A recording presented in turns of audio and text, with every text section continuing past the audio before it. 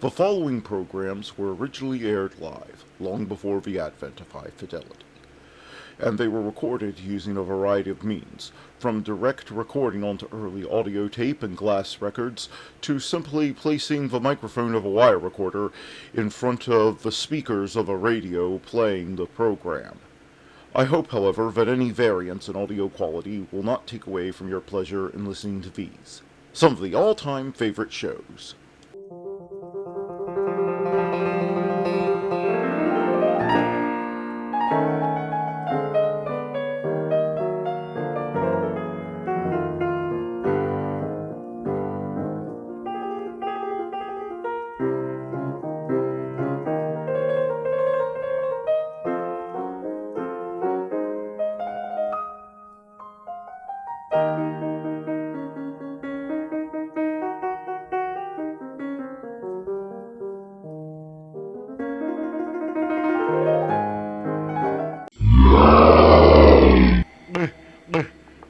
He's still chasing us.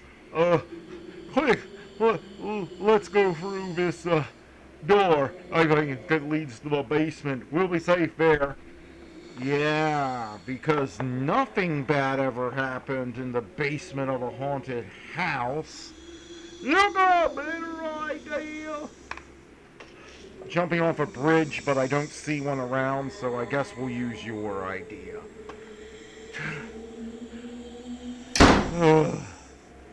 Now we can't see anything. It's pitch dark. Well, might as well do this day in history. It's April 21st.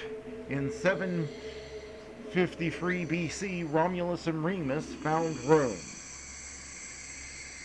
In 1526, First Battle of Pinapat, Central Asia, Conqueror Barber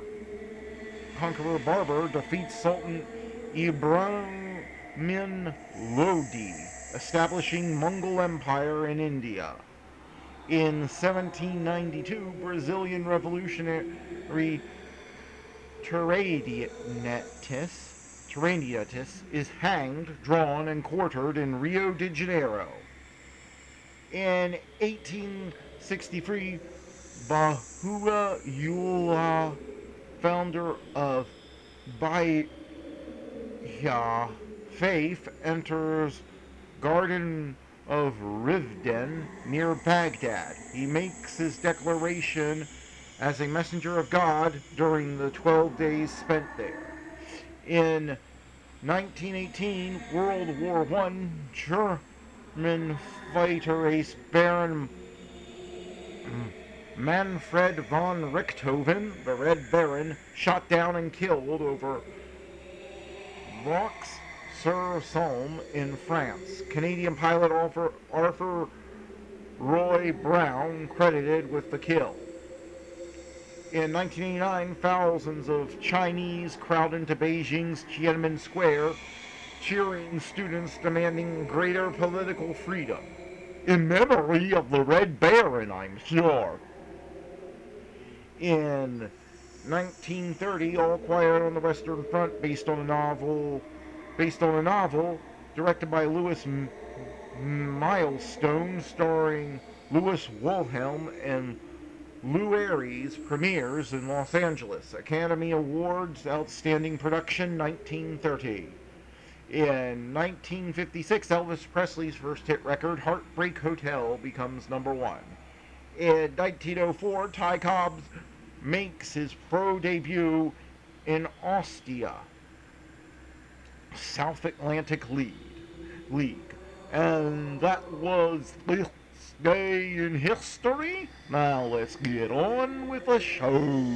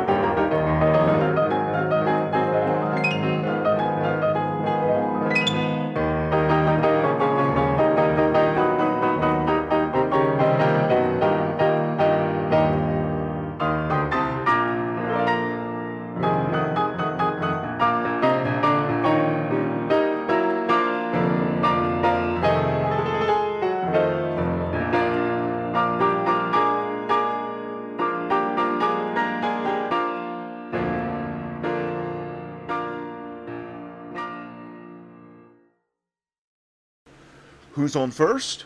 Why, it's Bud Abbott and Lou Costello. Coming up next.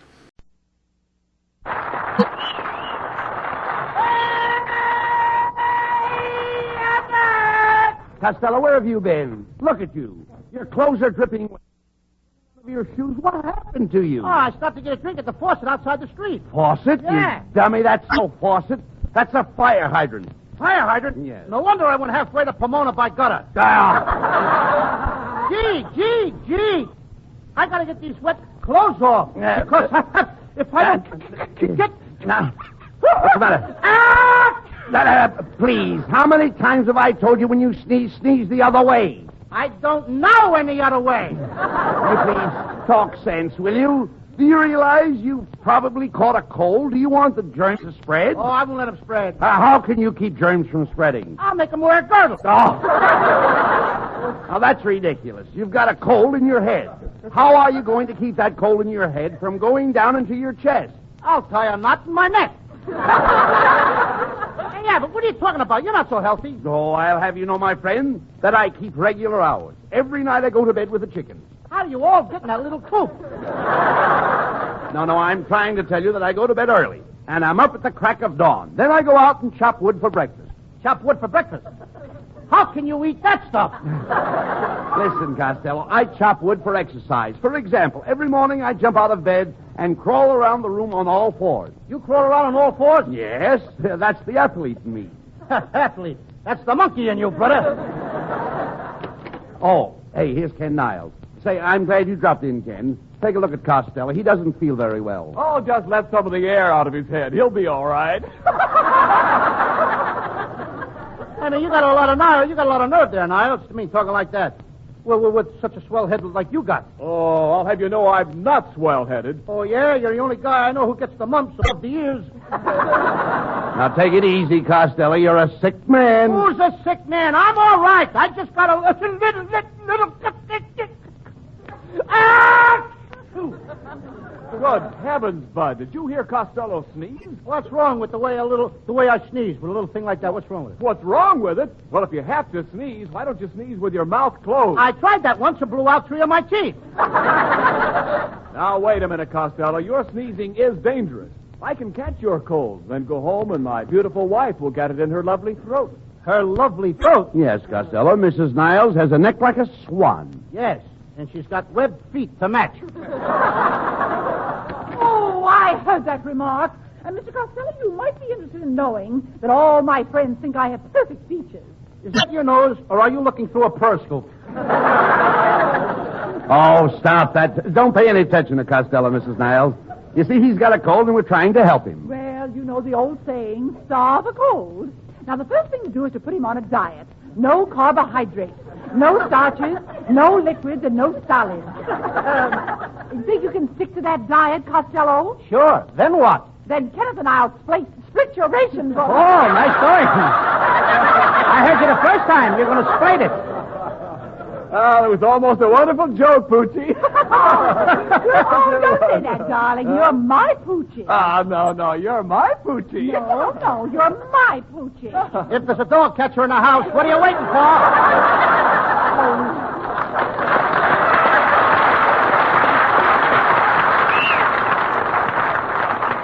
Come, Kenneth. And as for you, Costello, I hope your cold is nothing trivial. Well, I don't blame them for going out. The only way to avoid the flu is to flee. What's that? I mean, you've got to flee flu. Gotta flee flu. What kind of talk is that?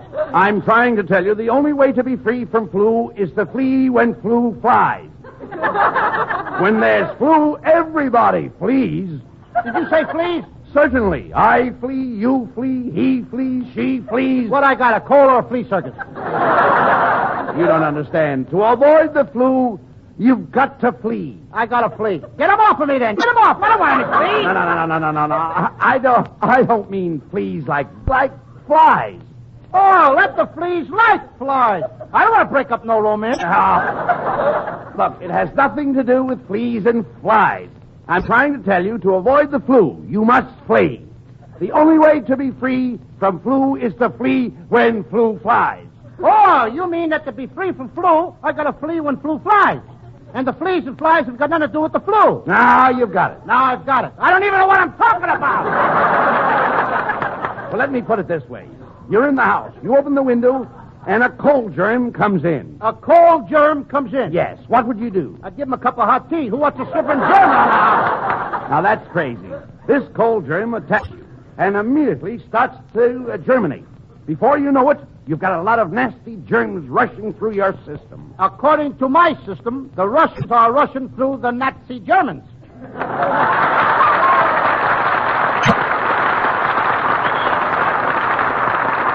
Well, that's true, Costello, but I'm talking about flu germs. Do you realize that germs travel with the speed of light? Now, one little sneeze. What? Huh? Ah! There you are. There you are. The germs are off. They've already traveled from California to Maine. They are now crossing the Atlantic. I didn't even say goodbye to him. Costello, right now, at this very minute, someone in Europe is catching your cold. Hello?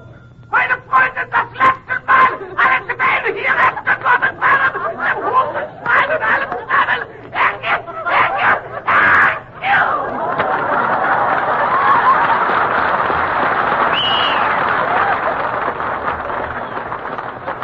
Well, I sure fixed it out. What do you mean? He's just sneezing now. The coffin will come later.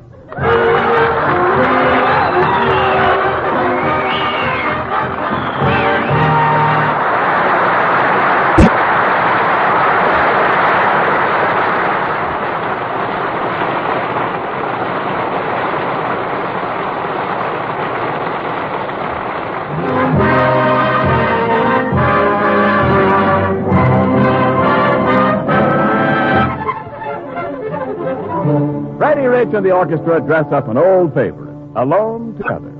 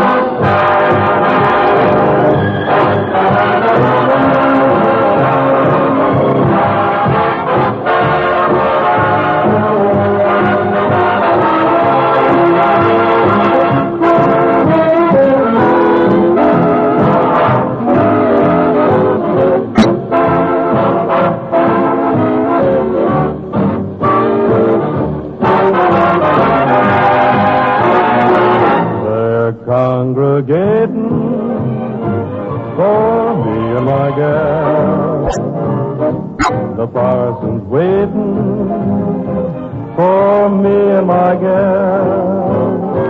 And sometime I'm gonna build a little home for two, for three or four, or maybe more, in love land for me and my gal.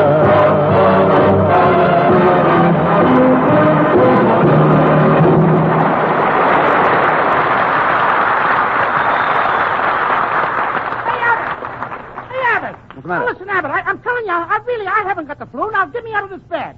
Now, come on, get me out. Now, stop that screaming, Costello. You want me? Just pull that cord by the bed. Oh, I did. And what happened? My pajamas fell down. Now, Abbott, if I have to stay in bed, why don't you give me some attention? What are you talking about? Didn't I put some cracked ice on your head? Yeah, but you didn't have to wait till you got the ice on my head before you cracked it. Now, Abbott, for the last time, I'm telling you, what am I doing in bed? Well, it's part of the health building course I got from Professor Hercules. Starting tomorrow morning, you're going to get out of bed at 5 o'clock. Then at 5:10... Back in bed. No. At 5:10, you jump into a nice cold shower. And I whistle. You don't whistle. I gotta whistle. Why? Well, there's no lock on the bathroom door.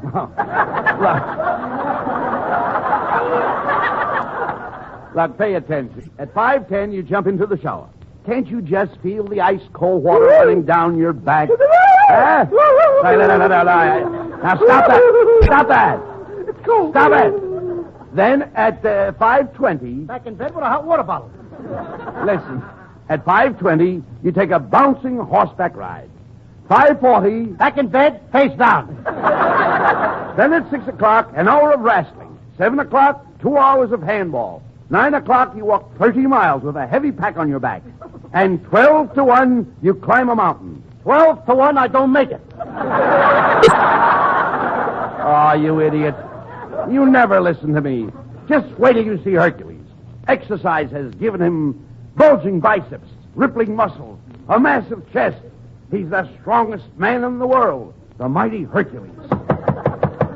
Come in. I am the mighty Hercules. Honest I am. Honest. See, Costello? Take a look at Hercules. Get a load of that muscle. What muscle? The last time I saw a muscle like that was on a sparrow's ankle. You know, I could chalk his head and use him for a pool cue. Hey, Costello. Well, he reminds me of a radio program I heard. One man's famine. Mr. Costello, as I analyze your case, my treatment for you should not be postponed. Let me show you what my course can do for you. Hand me the telephone book and I will tear it. Are you ready? And now the second page.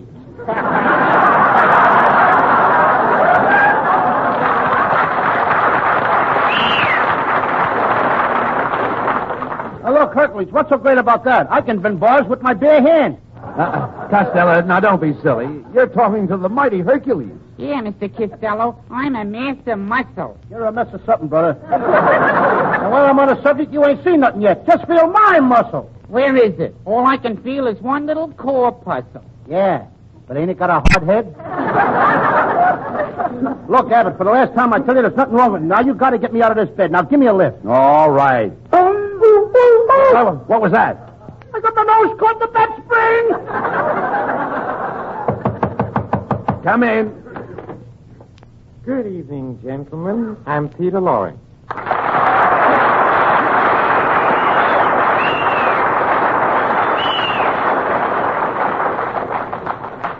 Oh, Mr. Costello, I've come here to offer you the services of my sanitarium. I understand your health is run down. Now, wait a minute, Laurie. Who told you all this? Oh, nobody. You see, I get messages through my brain. My mind is like an open door. What do you hear from the knob?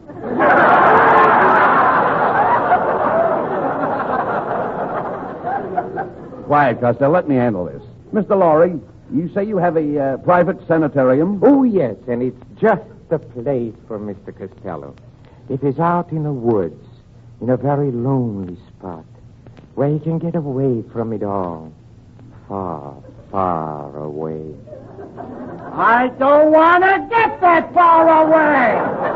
Get me close to the town now. Get a lot of people around me, too. Ring those bells. Blow those horns. Blow those horns. Please, please. Noise. I'd rather have it. When you're around, I gotta have noise. But please, Mr. Costello, you're scaring me. I'm scaring you. Costello, there's no sense in shouting. That's right, Mr. Costello. Let us speak low. I don't want to speak low. I always talk loud. Hooray! Happy New Year! Settle down, everybody. Here's some John Charles Thomas. On the road to Manhattan.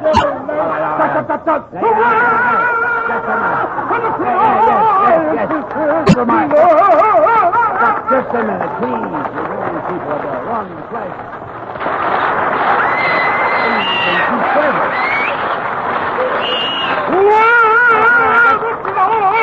That's enough.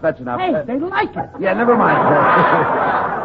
Look, pay no attention to What's him. this Frank Sinatra? Will you?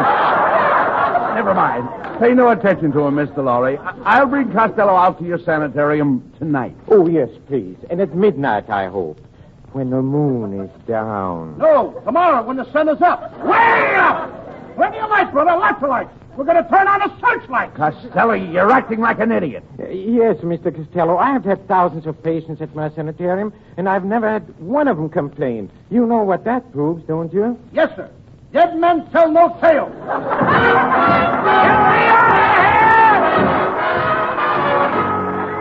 Connie Haynes sings the new hit tune, I Couldn't Sleep Awake Last Night. I couldn't sleep awake last night because we had that silly fight. I thought my heart would break the whole night through. I knew that you'd be sorry, and I'm sorry too. I didn't have my favorite dream, the one in which I hold you tight. I had to call you up this morning to see if everything was still all right. Yes, I had to call you up this morning, 'cause I couldn't sleep a wink last night. I didn't have my favorite dream, the one in which to hold you tight. I had to call you up this morning to see if everything was still all right. Yes, I had to call you up this morning, 'cause I couldn't sleep away last night.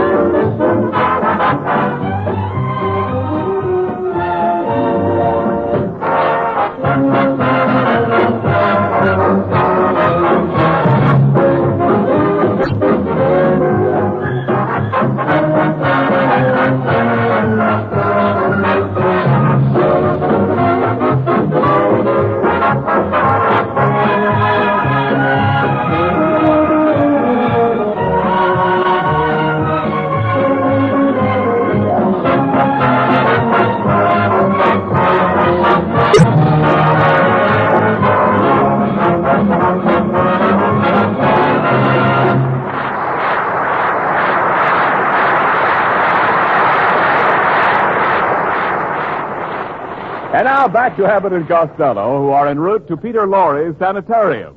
The time is midnight.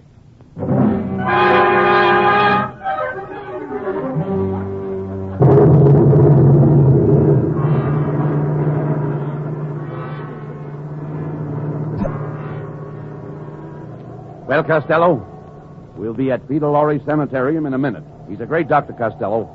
He'll see that you get some rest and peace. That's what bothers me. I don't want to rest in peace. Quiet. Listen, a friend of mine was just about to die, and Dr. Lorre pulled him over the hump. Which way?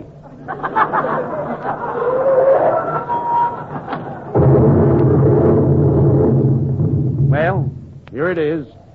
Peter Lorre Sanitarium, 1313 Gravesend Road. What an address! Look at the sign on the gate. Deliver all bodies in the rear. All right, now stop complaining. Look how quiet and peaceful it is out here. That's the first robin I've heard this spring. Oh, shut up. Quite a part, wasn't it? You know, Lou, this is the kind of a place I've always wanted to visit. Look at that green stuff clean to the gate. That green stuff. Me! Now, don't be such a coward. Go ahead up to the door and knock. Oh, so you think I'm a coward, huh? Okay, yeah, but I'll prove you that I'm a hero. I'll be brave. I'll show you what I'm made of. I'll knock on the door. I'll go in there. But before I do, there's just one thing I want you to do for me. What's that? Talk me out of it. Now, none of that. Go ahead. Knock on the door. Don't be afraid. Why, Peter Lorre may not even be at home. He's home, all right. How do you know? I see a straitjacket hanging on the line. Costello, once and for all, will you please knock on the door? Okay. All right.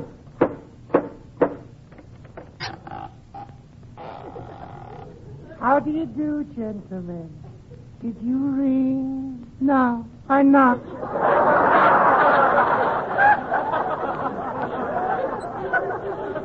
I thought I heard you whistle. Let me have your hat, please. Don't you want the coat, too? No, just the hat. Just the hat. Who are you? I'm a skull. I'm just going out for a walk. Come on, Abbott. That's all. Let's get out of here! Shh, quiet. Here comes Peter Lorre.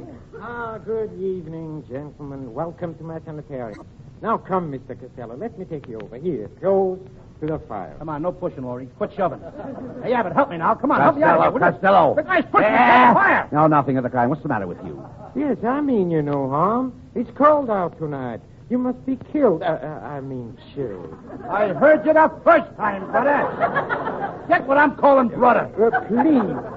Please do not excite yourself, Mr. Costello. All I want you to do is to take a pill. I'm not taking no pill. I'm taking a powder. Now! Come on, Abbott. Wait a minute, Costello. If you want to cure your cold, you've got to listen to Dr. Lorre. Abbott, I'm not sick. All I did was let out a little a sneeze. You see, you must not minimize your illness. Here, take this little blue pill. I ain't taking no pill. You heard the man. Take the blue pill. Oh, you always went out. Okay. Oh, very good. Now take this red pill. What's the red pill for? Oh, that's in case the blue pill was poison. Get away with those pills, Mr. Lorre, will you? Just a minute. Be calm. Take it easy. Relax. I don't want to relax. I want to jump. Come on, everybody. Get up. Let's dance. Come on. I'll leave me with this guy. You see, alone? Doctor? You see, Doctor? Sounds like I'm alone.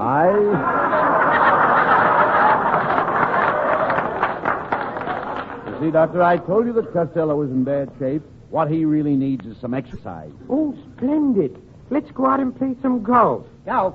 At midnight? Oh, yes. Oh, last night I played a fine game with my friend Frankenstein. Now, there's a gruesome twosome. Oh, it was a very interesting game. Frankenstein made a hole in one, so I buried him in it. You know, I play a very hot game. Hot game? You probably play in the lower Hades. The lower Hades. Oh, Doctor. Excuse me, please. That's one of my patients. Oh, doctor, I just killed my keeper. Yeah? I just killed my keeper. Well, but why did you kill him? He killed me first. Hey, Abbott, now that guy wasn't kidding. Now, there's a body behind the couch. Is he dead? I can't tell. His head is missing. Hey, Costello, look. The body is getting up. Abbott, he's coming towards me. Listen, mister. You're dead, ain't you? Yes, I am dead. Then why aren't you laying down? If you must know, the floor is too cold. That's the last straw. I'm getting out of here. Now, stop worrying. There's nothing wrong with this place. What was that? 1 o'clock. Let's go. Mr. Costello, I think you're running a temperature. I must call my assistant. Who's your assistant, Dracula? Oh, no. I'm mad at him. I caught him stealing from my blood bank. Dr. Laurie, the operating table's all ready. What? What operating table? You ain't operating on me. I'm not hungry. You're not hungry? You heard me. I don't want any cold cuts. Oh, I must insist, Mr. Costello. My diagnosis shows that the sneeze caused your cold, which caused poison to run through your system. This has affected your appendix, and your appendix must come out. Put him on the operating table, boys. The first guy that touches me gets a fat lip. Now, that's no way to talk. You must follow your doctor's advice if you ever expect to get well. Okay, then. Laurie, I'll let you take out my appendix on one condition. Good. What's the condition? You gotta take it out from the back. From the back? From the back? That's right. But why? Because I got a battleship tattooed on my stomach. And he is liable to sink it. Ah, get out.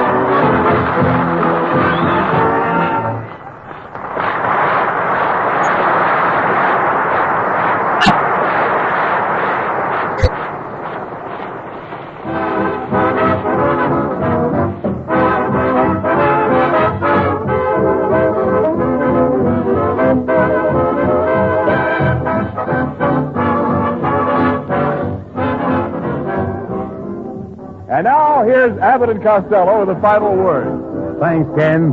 Well, Peter Laurie, it certainly was nice to have you with us tonight. Yes, I certainly That's not your line, please. Excuse me. Oh, thank you, Bud. Thank you. Thank you, Mr. Costello. I hope you didn't mind coming to my sanitarium. You should come again sometime. I will, on Visitor's Day. Oh, another thing, Mr. Costello. You should take care of your cold. You see, flu flies, and in order to be free from flu, you must flee when flu flies. Say it again, Laurie. All right, I will. I mean without the script. Oh, get out of here. Good night, folks. Good night, everybody. Good night, Mom.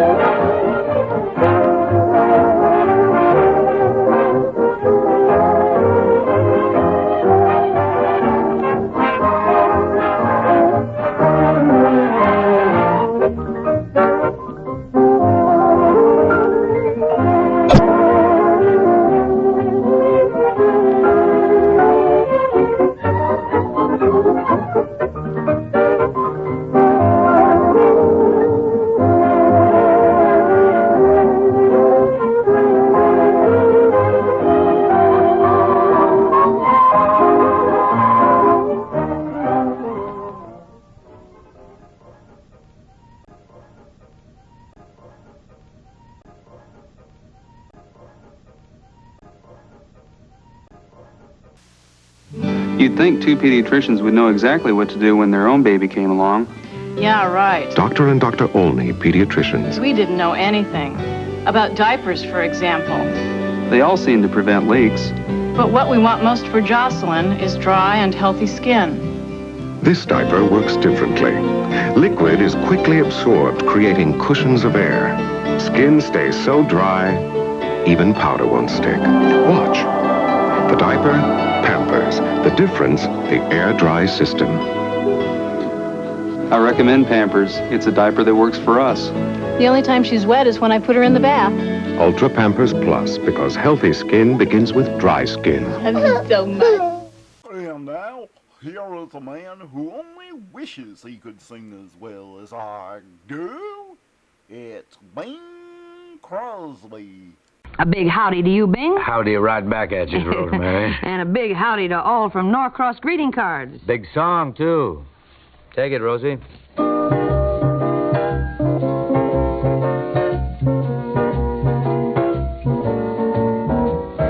Anyone with the right approach could have won you without a coach.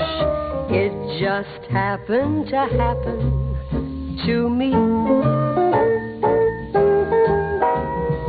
Each young girl with a grain of sense could have tumbled down your defense.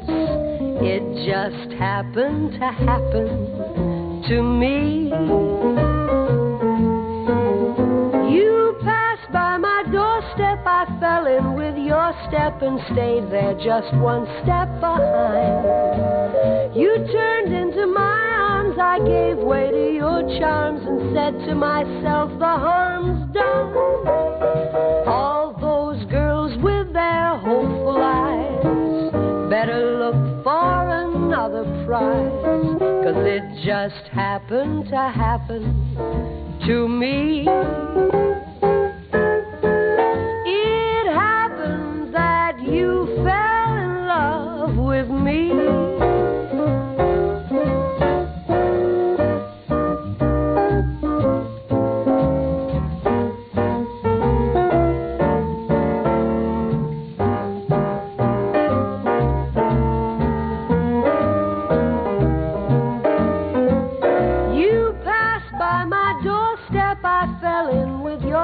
And stayed there just one step behind. You turned into my arms, I gave way to your charms and said to myself, the harm's done. All those girls with their hopeful eyes better look for another prize, 'cause it just happened to happen to me.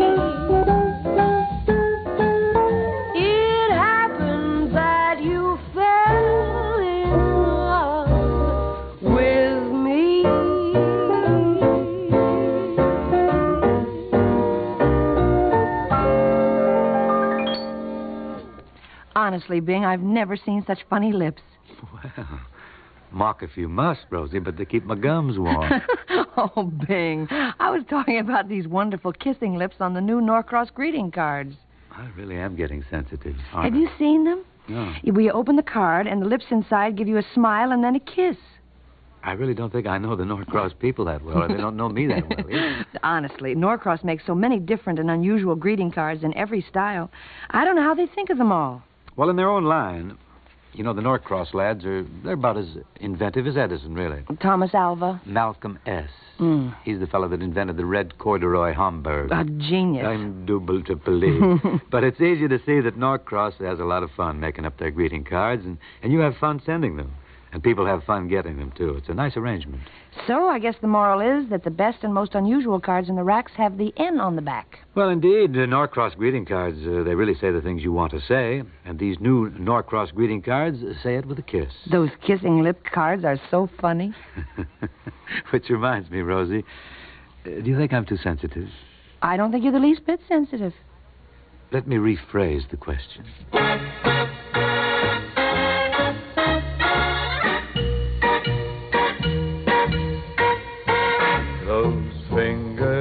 In my hair, that sly come hither stare that strips my conscience bare. It's witchcraft,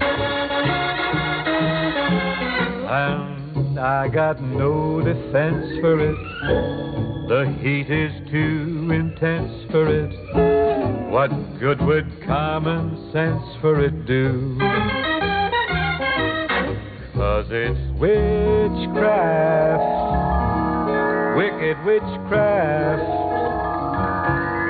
And although I know it's strictly taboo. When you arouse the need in me, my heart says yes, indeed me. Proceed with what you're leading me to. It's such an ancient pitch, but one I wouldn't switch, 'cause there's no nicer witch than you.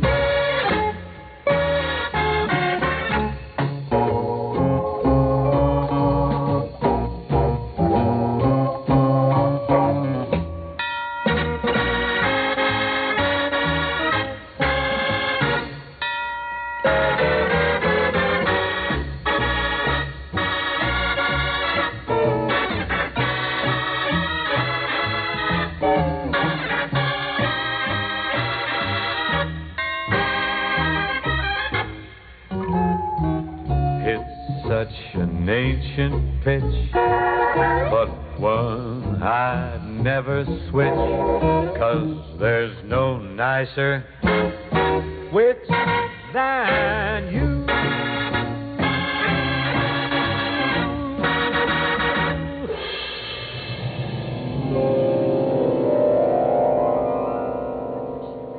Mr. Buddy Cole commands our attention now. What's the word, Buddy? Well, Rosie, I thought we'd do one of the songs from our Sleepy Time Gal album. Lover Come Back to Me, to be exact. That features you on the piano, doesn't it? On it, under it, and all over it. I see. Some monkey shines, huh? Crazy.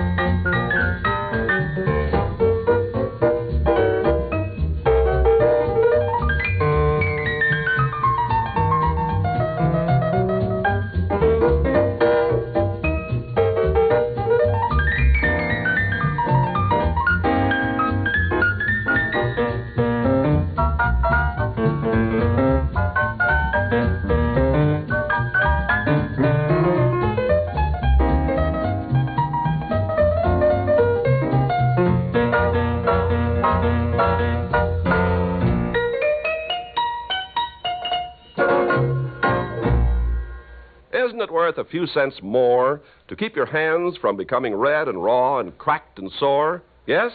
Well, then use Gentle Fells, the only dishwashing detergent that contains lanolin D to protect your hands and leave them soft and lovely. It cushions your hands while it cleans your dishes. Glasses and dishes dry sparkling clean, never spotty or streaked. For a spotless reputation, Gentle Fells, F-E-L-S, Fells. Well, my dear listeners, I take pleasure in informing you right now that it's 2 for 1 time. 2 for 1? What's that, Bing? Two singers for one song. Oh, that's you and me, huh? Well, I don't see Nelson Eddy or Janet McDonald or Louis Prima or Keeley Smith or Mary Healy or Peter Lynn Hayes standing in the wing. I guess we better get to work then, huh? And our selection, ladies and gentlemen, is People Will Say We're in Love from Oklahoma.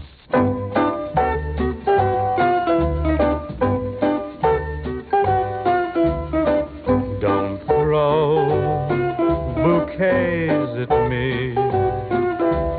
Don't please my folks too much. Don't laugh at my jokes too much. People will say we're in love.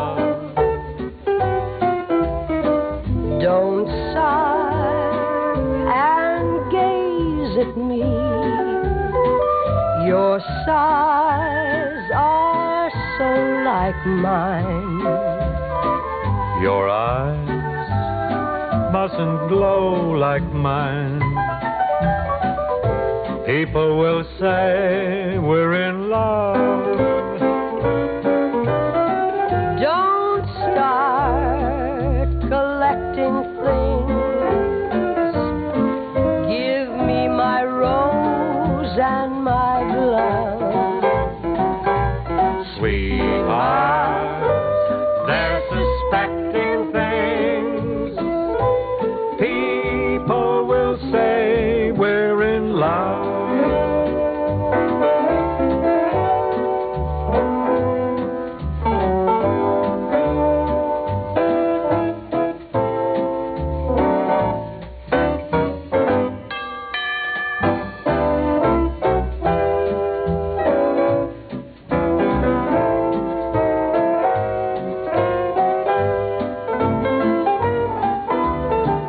Don't start collecting things. Give me my rose and my glove. Sweetheart, they're suspecting things. People will say we're in love, so in love. All the people will say we're in love.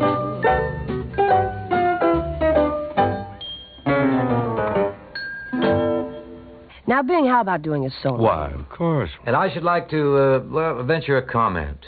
Comment? Yes.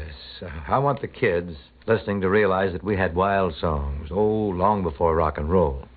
Crazy Rhythm, for instance, was considered real frantic, back in 1928. It was a very violent vintage, this song. Well, what I'm wondering is, Bing, how wild is it now? Well, everything slows down, Kenneth. Eventually. I'll give it a go-through.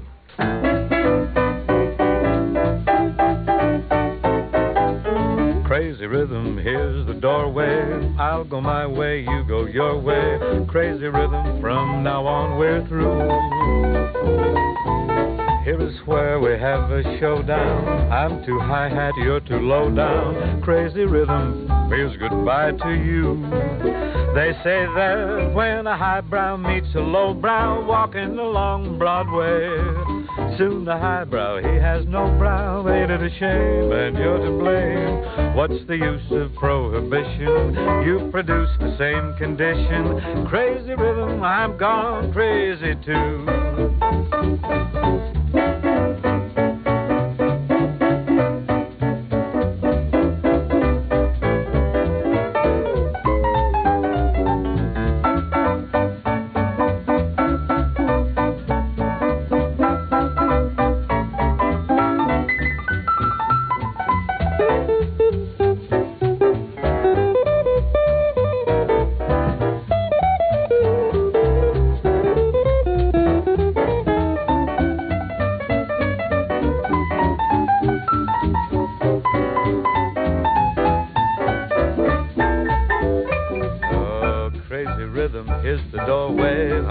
My way, you go your way. Crazy Rhythm, from now on we're through. Oh yes, here's where we have a showdown. I'm too high-hat, you're too low down. Crazy Rhythm, goodbye to you. They say that when a highbrow meets a lowbrow walking along Broadway, soon the highbrow, he has no brow. Ain't it a shame? You're to blame. What's the use of jazz progression? I'll just take an old jam session. Crazy Rhythm, I've gone crazy too. Girls, next time you need light bulbs, drop in at your favorite GE bulb counter and you'll see something new and different. You'll find General Electric has shrunk the 100-watt bulb. Now it's the same size as the 60s and 75s. So it fits in lamps and sockets where 100-watters would never go before. The nice thing about them, they give even more light than the big hundreds you used to use. So look for the right size and the right brand, the one with the GE monogram, your guide to the newest, most exciting lighting ideas for your home. I guess it's about time for me to sing something. Anytime, whatever is the time for you to sing around here, Rosie. It's always a joy to hear you perform. I've got a song I really think I ought to dedicate to General Electric bulbs. They'll be terribly happy. It's very considerate of you, Rosie. What's the song? I'm beginning to see the light. Oh, well, if you haven't seen GE bulbs, you'd better begin to see them, folks. These are the ones. This arrangement was written late one night by Buddy Cole under a General Electric bulb. Was the bulb on or off? On, by all means. Well, that brings up the point. You're on, Rosemary.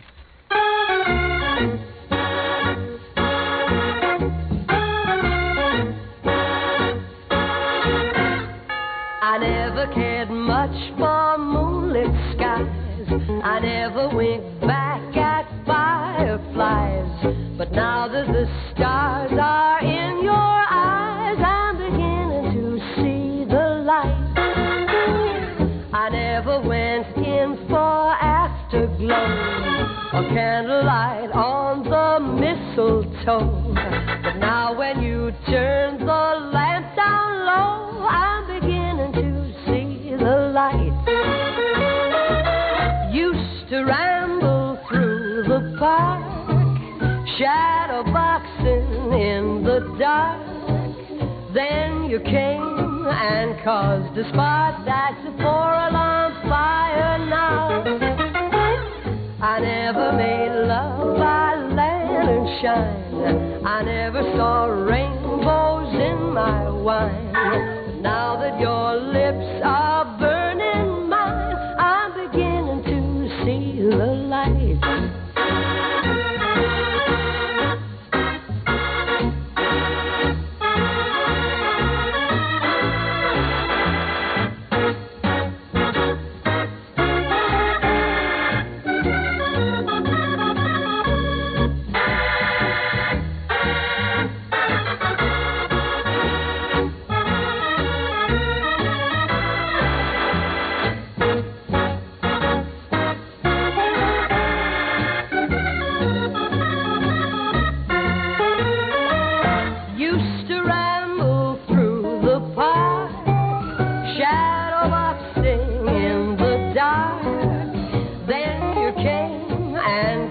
The spark that's a four-alarm fire now. I never made love by lantern shine. I never saw rainbows in my wine. But now that your lips are burning mine, I'm beginning to see the light. I'm beginning to see the light. I'm beginning to see the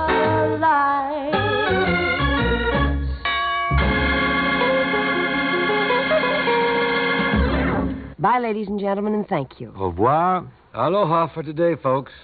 Rosie and I now relinquish these facilities. Until tomorrow, that is. Same time, same station. Shall we get together? Thanks for dialing us in. See you tomorrow.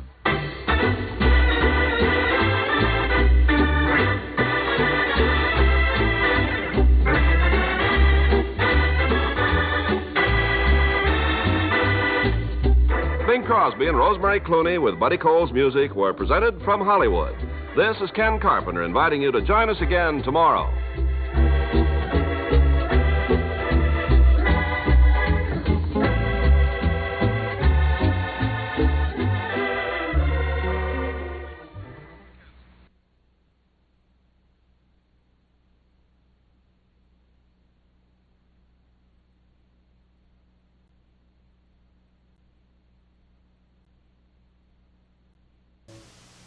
Most dog foods are made as if this dog's body never changes. Go get it, Bo. Well, it does. So he might get too much of one thing and not enough of another. That's why there's Cycle. It's specially designed to work with your dog's constantly changing body, giving him what he needs when he needs it throughout his life cycle, to keep him full of life. Good boy, Bo. For a lifetime. Now let's join a true legend of American comedy who also entertained troops for nearly 60 years, Bob Hope.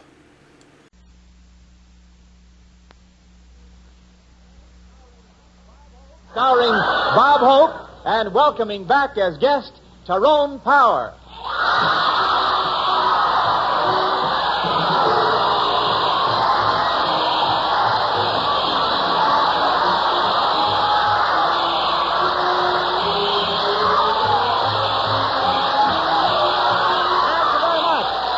you. Thank you. How do you do, ladies and gentlemen? This is Bob broadcasting from Pomona College in Claremont, where Robert Taylor once went hope.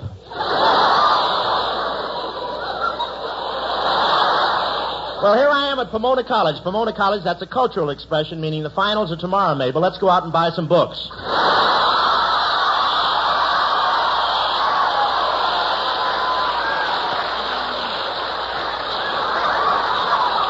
Yes, sir, they have the usual 4 grades of students here at Pomona. Freshmen, sophomores, juniors, and aren't you glad you're you?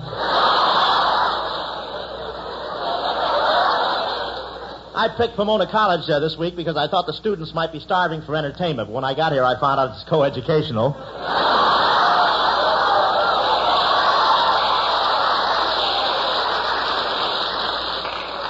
Co-ed, that's a girl who's heard of bachelor's degrees and wants to get both of them.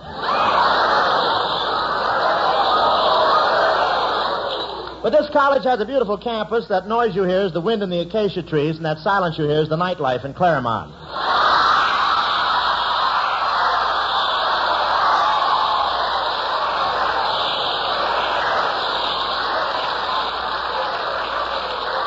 Yes, sir. Claremont, that's a wake that was subdivided. Of course, I don't mean to say that they take the sidewalks in at 9 o'clock in Claremont. No, sir.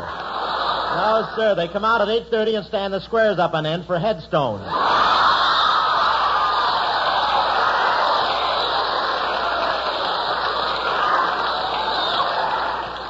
This is citrus country, and it gives a lot of these freshmen a chance to work their way through school. They just light their pipes and hire out of smudge pots. And there's a girls' school near here called Scripps College. It's just a telescope. Really? It's just a telescope's throw from Clark Hall.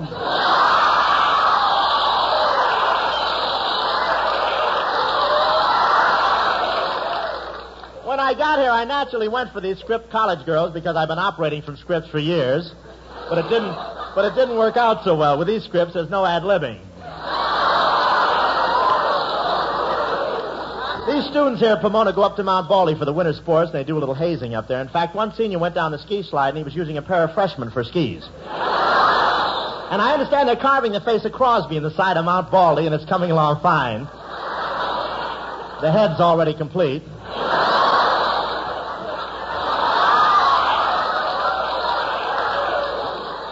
I was up there. I went off the ski slide, and as I sailed up in the air, I started flapping my arms up and down. Finally, after I flapped my arms up and down for about 5 minutes, an eagle tapped me on the shoulder and said, "What's the matter, Bub? Bad circulation?"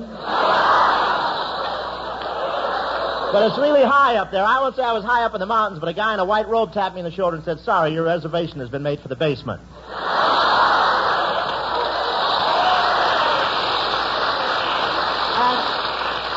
And yesterday I was on my dog sled when I passed the ice house and I yelled, "Mush, mush," and 6 couples stuck their heads out of the window and said, "We know, but we love it."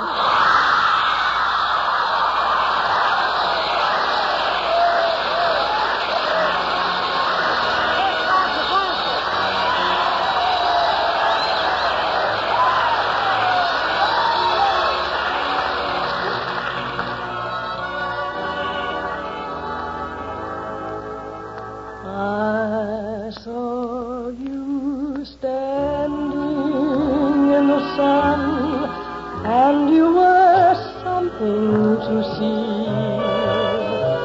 I know what I like, and I liked what I saw, and I said to myself, that's for me. A lovely morning, I remarked, and you were quick to agree. You wanted to walk, and I nodded my head as I breathlessly said, that's for me. I left you standing under stars, the day's adventures are through. There's nothing for me but the dream in my heart, and the dream in my heart, that's for me. Oh, my darling, that's for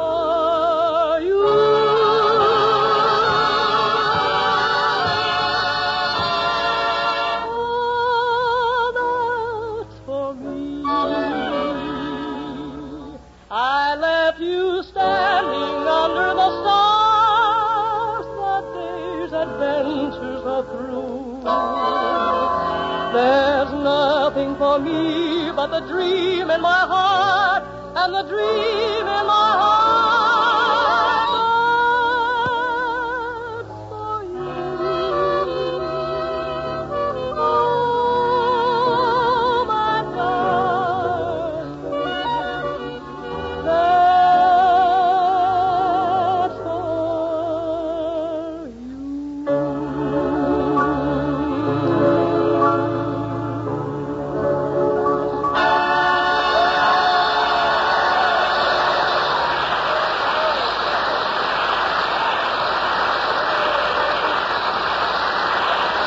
Thank you very much, Francis. Here comes Skinny Ennis, right here.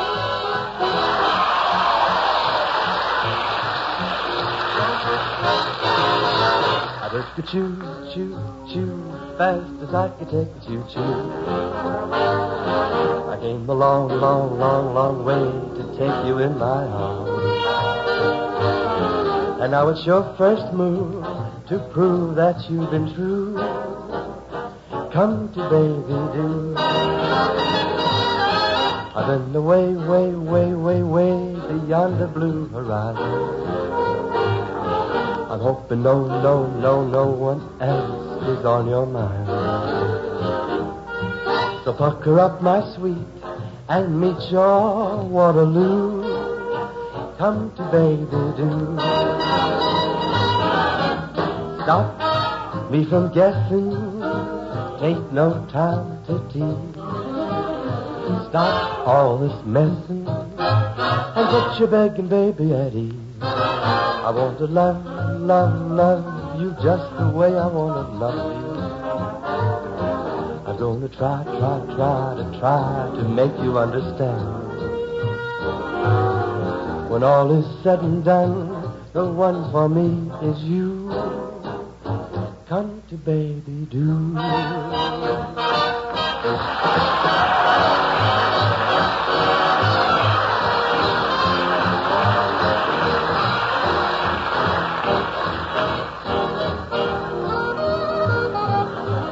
When all is said and done, the one for me is you. Come to baby do. Come to baby do.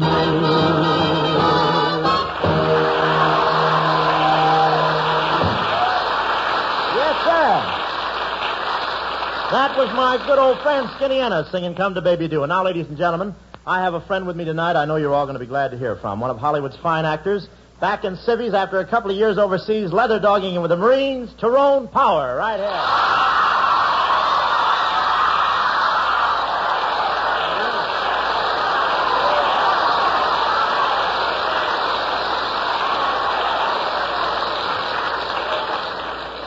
The ushers will now pass out the adrenaline, please.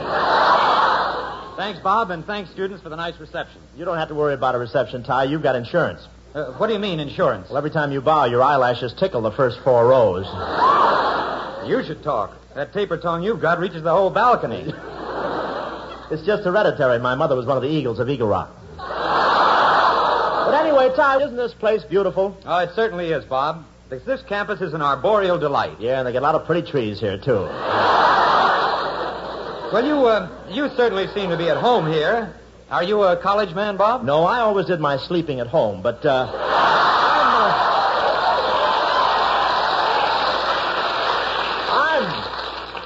I'm really in my element here. These co-eds think I'm plenty smooth. They call me the Claremont Casanova. Oh, really? I've heard them refer to you as the Azusa Bruiser. Watch your step. When I get mad, I see red and the fight starts. Now, is the fight going to start right now? No, Red's out of town tonight.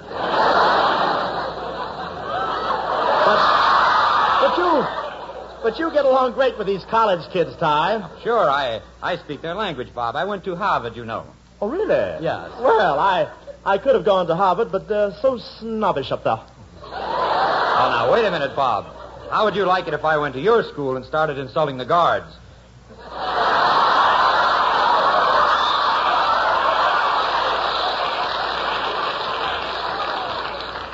Well, I graduated magna cum bread and water, but anyway, Ty, tell me, how did you Did you like that? You can have it. Tell me, Ty, how did you enjoy your vacation in the Marines? Well, I sure enjoyed flying a plane around on the Navy's gas. Yeah, well, this is a good way to let your fans know you're back coming on our show like this. A lot of people listen to us. Yes, it's a real boost, all right. Seems like fate, doesn't it? Fate? Yes, always getting somewhere on someone else's gas.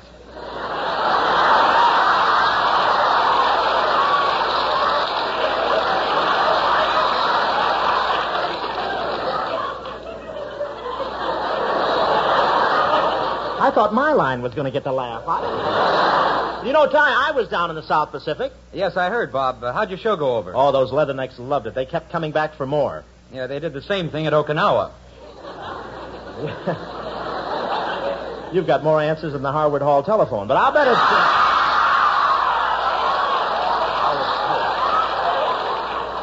How do you know it's Harwood Court? Don't correct me.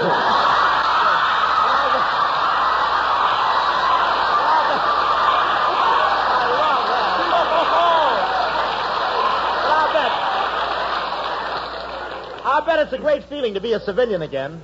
I don't know, Bob. I'm having a terrible time now getting new clothes. It makes me sorry I gave away my old suits when I left. Oh, but Ty, you've grown. They wouldn't fit you anymore. Well, maybe so, but they'd fit me as well as they fit you.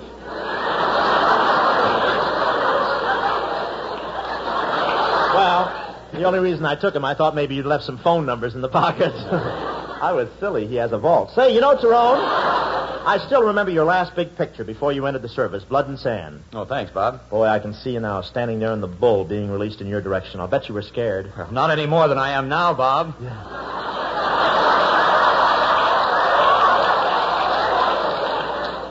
Don't forget to turn left at Azusa when you're hiking home tonight. When you hitch...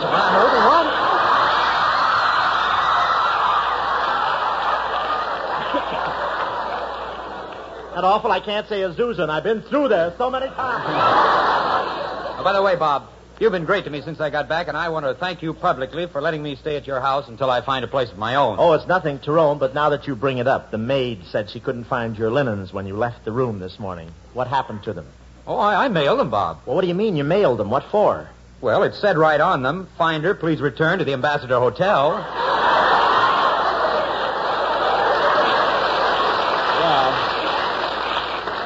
It was an even exchange. They kept my trunk. Well, the boarding house is great, Bob, but how have you been doing otherwise? Oh, I've been making one picture after another. Tell me, are you still selling them on the same corner? No, it was a better spot for Violet, so I turned it over to Mother. No kidding, Bob. Have you still got them fooled over at Paramount? What do you mean, fooled? Why, the Academy's considering giving me the Oscar this year for the best actor. Do I say anything else, or is that joke over? Just keep reading, if you don't mind. What are you kidding? You can't say that stuff to me. I'll find it. I'll just keep that. Where do you get that stuff? Why shouldn't I get an Oscar? Hope, the only way you'll ever get an Oscar is to have a son and give him that name.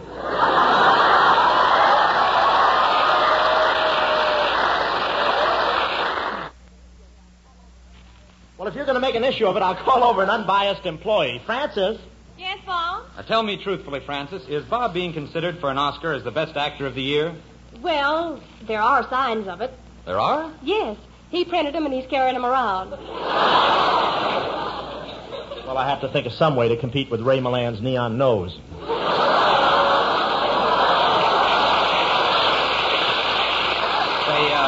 Francis. Yes? How about going out with me tonight?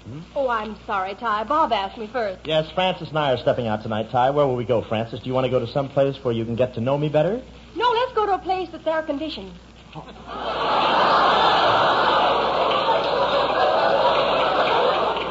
I don't like those air-conditioned places. I get too tired running after the head off my beer. Bob, did you ever hear the expression, two's company, three's a crowd? Sure. Go on. Beat it, Francis. Don't be silly. Can't you see Francis and I want to be alone? Well, I don't get it, Francis. What's Tyrone have that I don't have? Well, you see, Bob, Tyrone is so full of fire. Well, what about me? Well, you're full of fire, too, Bob. Well, what's the difference, then? What's wrong with me? Not enough smudge, too much pop.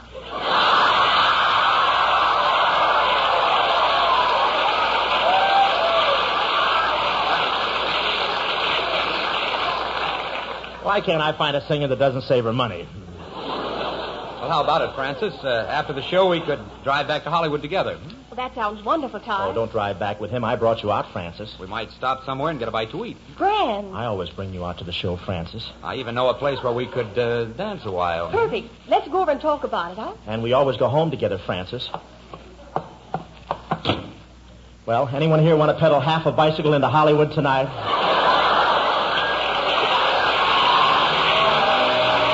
Here's Francis Langston.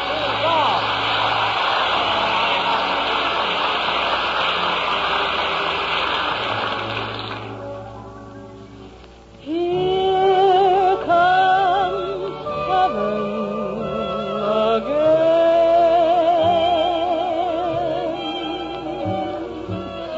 Get that angel face.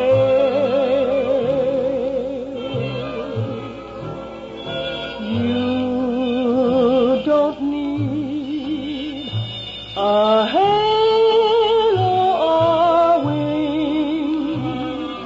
You can do such fabulous things with eyes that lonely to dream, lips that say when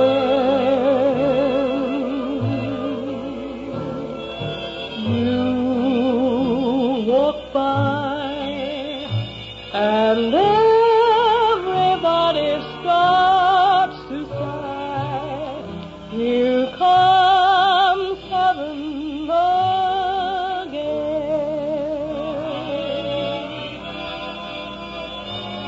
Those eyes that lonely to dream, lips that say when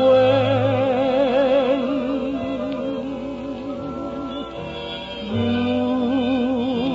walk by and everybody starts to sigh.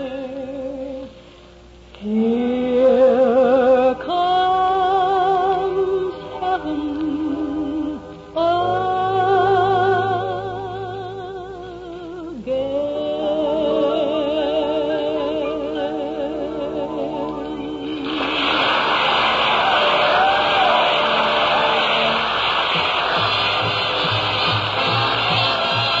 Here comes Skinny Ennis.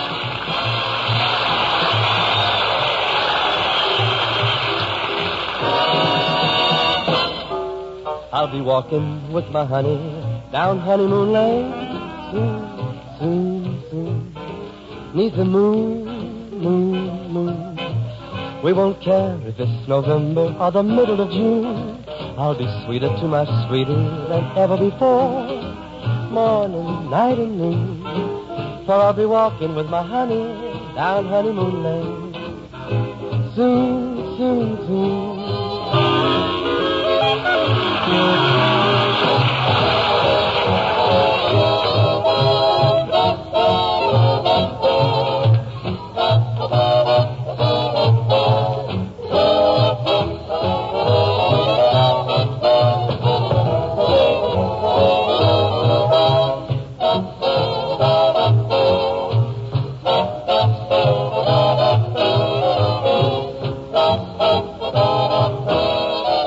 I'll be walking with my honey down Honeymoon Lane soon, soon, soon. Neath the moon, moon, moon. We won't care if it's November or the middle of June. I'll be sweeter to my sweetie than ever before, morning, night, and noon. For I'll be walking with my honey down Honeymoon Lane soon, soon, soon.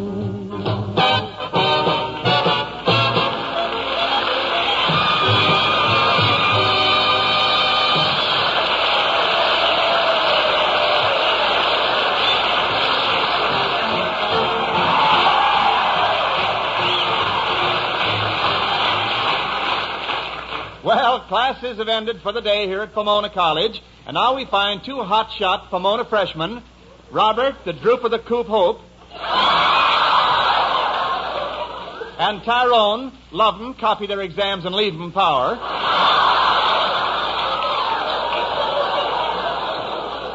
At Pomona's most refined and exclusive nightclub, Chez Sycamore, dancing with a couple of co-eds.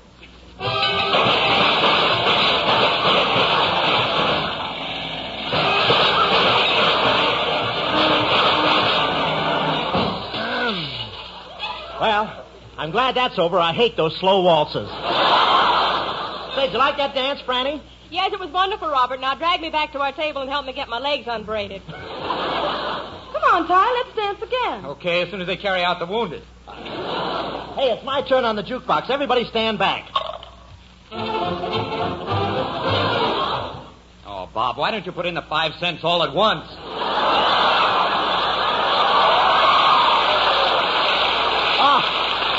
Oh, forget it.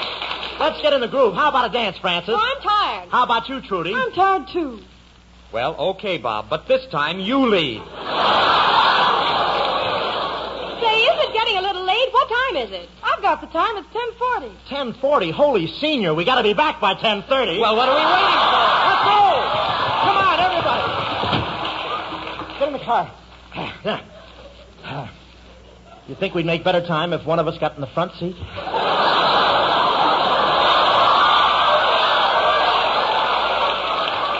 Well, here we go. Oh, I forgot I had a chain to the fire plug. Here we go. Boy, what a hopped-up job. Yeah, my girl ain't bad either.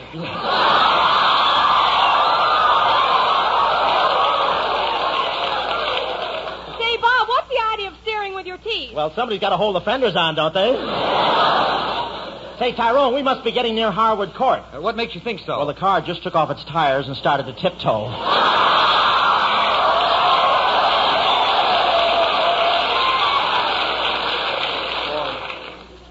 Well, here we are. Uh-oh, here comes that senior, Skinny Ennis. Okay, you two fresh. Down on your knees. Down on your knees. Yes, sir, Mr. Ennis. Well, are you down on your knees? Yes, sir, we're down on our knees. Okay, now pick me up.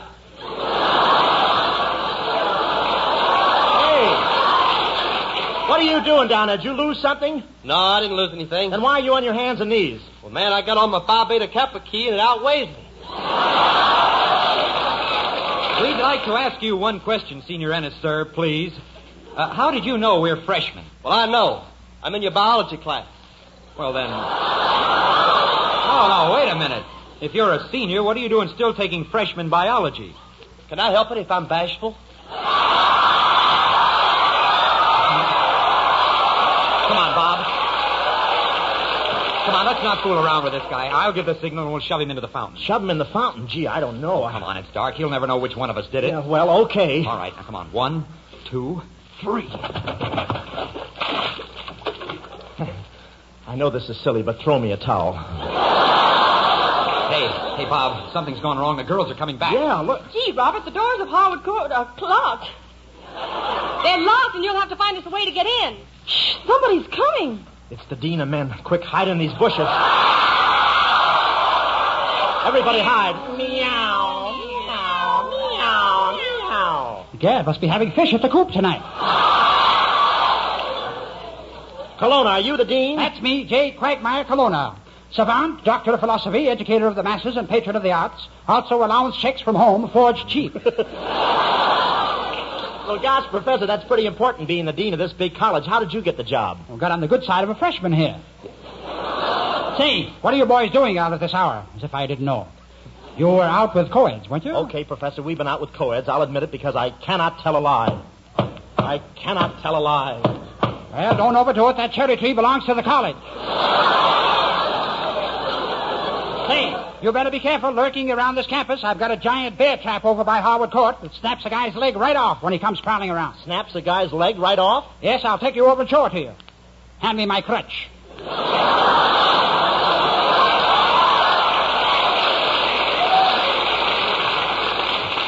Professor, it's getting late. We'd like to get back to the dormitory and study. All right, boys, I'll talk to you in the morning. He's gone. Come on, Ty. Let's get the girls into the dormitory, huh? Gee, what do we do? If we're caught out here, we'll get in serious trouble. They might even take away our pillows in the Western Civ class. We just threw that in to make Occidental jealous. Say, how about you girls climbing through the window? Why, Ty, no one ever does that around here. Here you are, ladders for Harwood Court, 50 cents, ladders for Harwood Court. Gee, they're painting the building early this year, aren't they? How do you like that? And I'm flunking out. Just a minute, Bob. I'm bringing the ladder. That's fine, Ty. Bring the ladder over here. Say, who's that carrying the other end? Helpful son of a gun, ain't I? Now, listen, didn't I tell you guys to get back to Clark Hall? Here, let me talk to him, Bob. Listen, Dean. Dean, I'm power. Atomic or horse? Dean, if we slip you $50, will you forget the whole thing? How can you suggest such a thing? That's bribery. How dare you approach the dean with an underhanded proposition like that? In cash? I'll take it, Don. I'm looking you both. I'm going to lock you both up in the office now until the police come. Oh, no, you're not, Colonna. We're fighting our way out of here. No, you're not. On guard. Take that. Take that, you dog. You yellow livered coward. Going through the window. Watch him. He's pulling a knife. This is the end. Now you pay. Oh, no, you don't. No, you... No fair pulling hair. No fair. I got him. Die, you dog. Again. What? Hold it.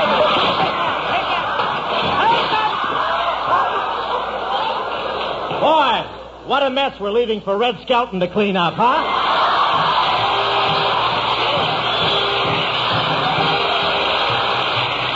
All thanks for the memory of a nation where they teach the meaning of free speech.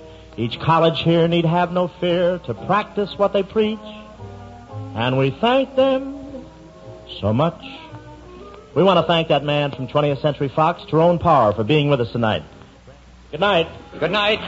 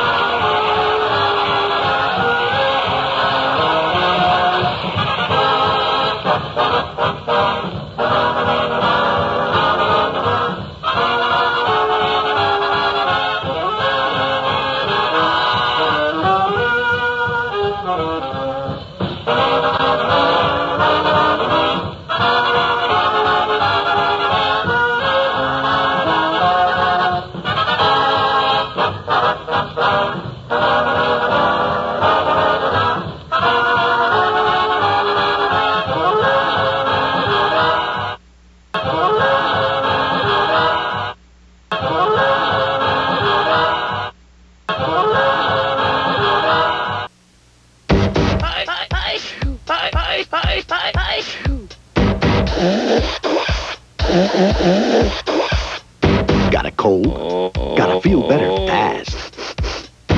Then you've got to get Alka-Seltzer Plus cold medicine. People who use it will tell you. It works. It's fast. It works fast. Alka-Seltzer Plus, the fizz works fast. True crime stories of the 1940s and 1950s are up next with Jack Webb's Dragnet. The story you are about to hear is true. Only the names have been changed to protect the innocent.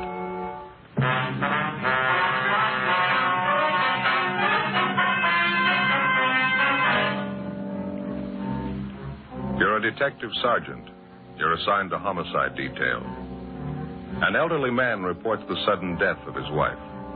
He claims he awoke in the morning to find her dead on the floor of their bedroom. The cause of death is not apparent. Your job? Investigate.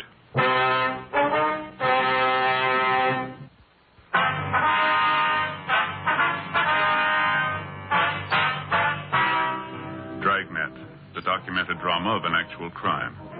For the next 30 minutes, in cooperation with the Los Angeles Police Department, you will travel step by step on the side of the law through an actual case transcribed from official police files. From beginning to end, from crime to punishment, Dragnet is the story of your police force in action. was Friday, November 12th. It was cold in Los Angeles. We were working the day watch out of homicide detail. My partner's Ben Romero. The boss is Thad Brown, chief of detectives. My name's Friday. It was 9:38 a.m. when I got back to the first floor of the Blackwell Hotel. Room 7. Oh, hi, Joe. Come on. Yeah. How's the old fella doing? Did he tell you anything? Hasn't talked at all. He's pretty broken up. The woman's dead. That's about it. Well, how about the bruise on her forehead? You think that could have been it? No, it was just a slight bruise. I don't think that could have killed her. They moved the body out of the room yet? Yeah, they just did. Taking it downtown for the autopsy. Well, I guess we can take the old man back to his own room now, huh? Yeah, I think so. He's back here in the kitchen there. Fixed him a cup of coffee. Still feeling pretty bad. Mr. Turner, would you like to go back to your room now? Everything's been fixed up. Mr. Turner? What happened? You can tell me. What happened to Gertrude? I'm afraid we don't know, Mr. Turner. Not yet. I told you about it, didn't I? Woke up this morning about 8 o'clock. Put my arm over on the pillow and she wasn't there. And I got up and I saw her laying on the floor. My wife, Gertrude. I felt her arm. She was cold. Ice cold. Somebody ought to know what happened. Well, we'll let you know just as soon as we get the coroner's report, sir. Would you like to go back to your own room now? What's the coroner have to do with it? Well, he's going to have to perform an autopsy. We'll have the report for you tomorrow morning. I don't want him to do that to Gertrude. I don't want him to. I'm sorry, sir. I'm afraid it's necessary. Deaths of this kind, there was no doctor in attendance, nobody to sign the death certificate. There's nothing I can do, nothing to help her. I'm sorry, Mr. Turner. Can we help you back to your room, sir? Is she still there? No, sir. They've taken her body downtown. Can I give you a hand there? Thank you. All right. I'll get the door.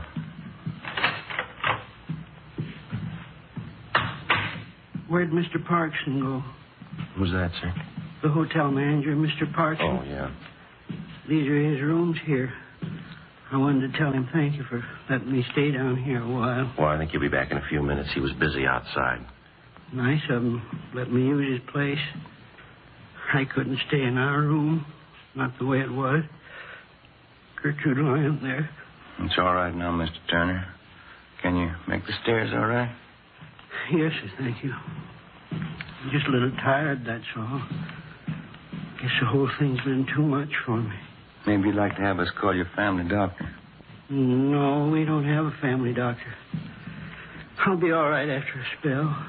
It's just hard to understand, that's all. I have to think about it a while. Sit down and think about it. Yes, sir. Here we are. I'll get the door. Go ahead, Ben. Yeah.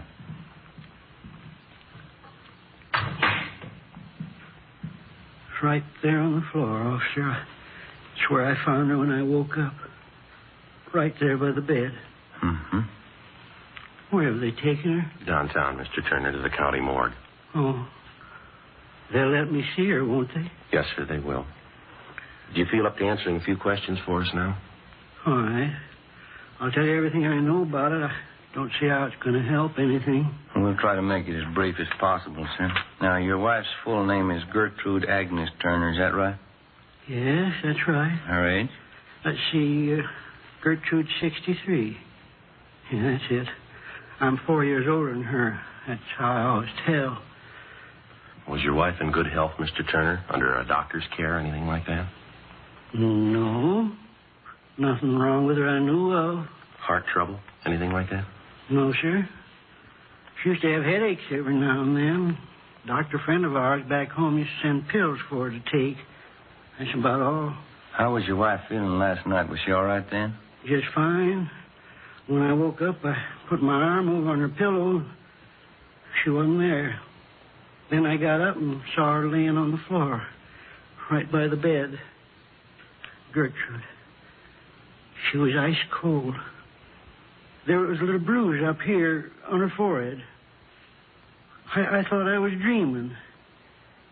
She was dead. We weren't even married a year. You want to go on, sir? You think you feel all right? It's all right, officer. I got a little bit of brandy in that cupboard over there. Think I could use some if you two officers don't mind? That's perfectly all right, sir. Yeah, I'll get it, Mr. Turner. We had it all figured out Tuesday, November 16th. That's her name's day. How's that? November 16th. It's my wife's name's day. You see, Gertrude's a German girl. A lot of German people don't celebrate their birthday. They celebrate their name's day instead. Next Tuesday's St. Gertrude's Day. Oh, I see. There you are, Mr. Turner. Thank you. Either one of you officers care for some brandy? You're certainly welcome to it. No, thank you very much.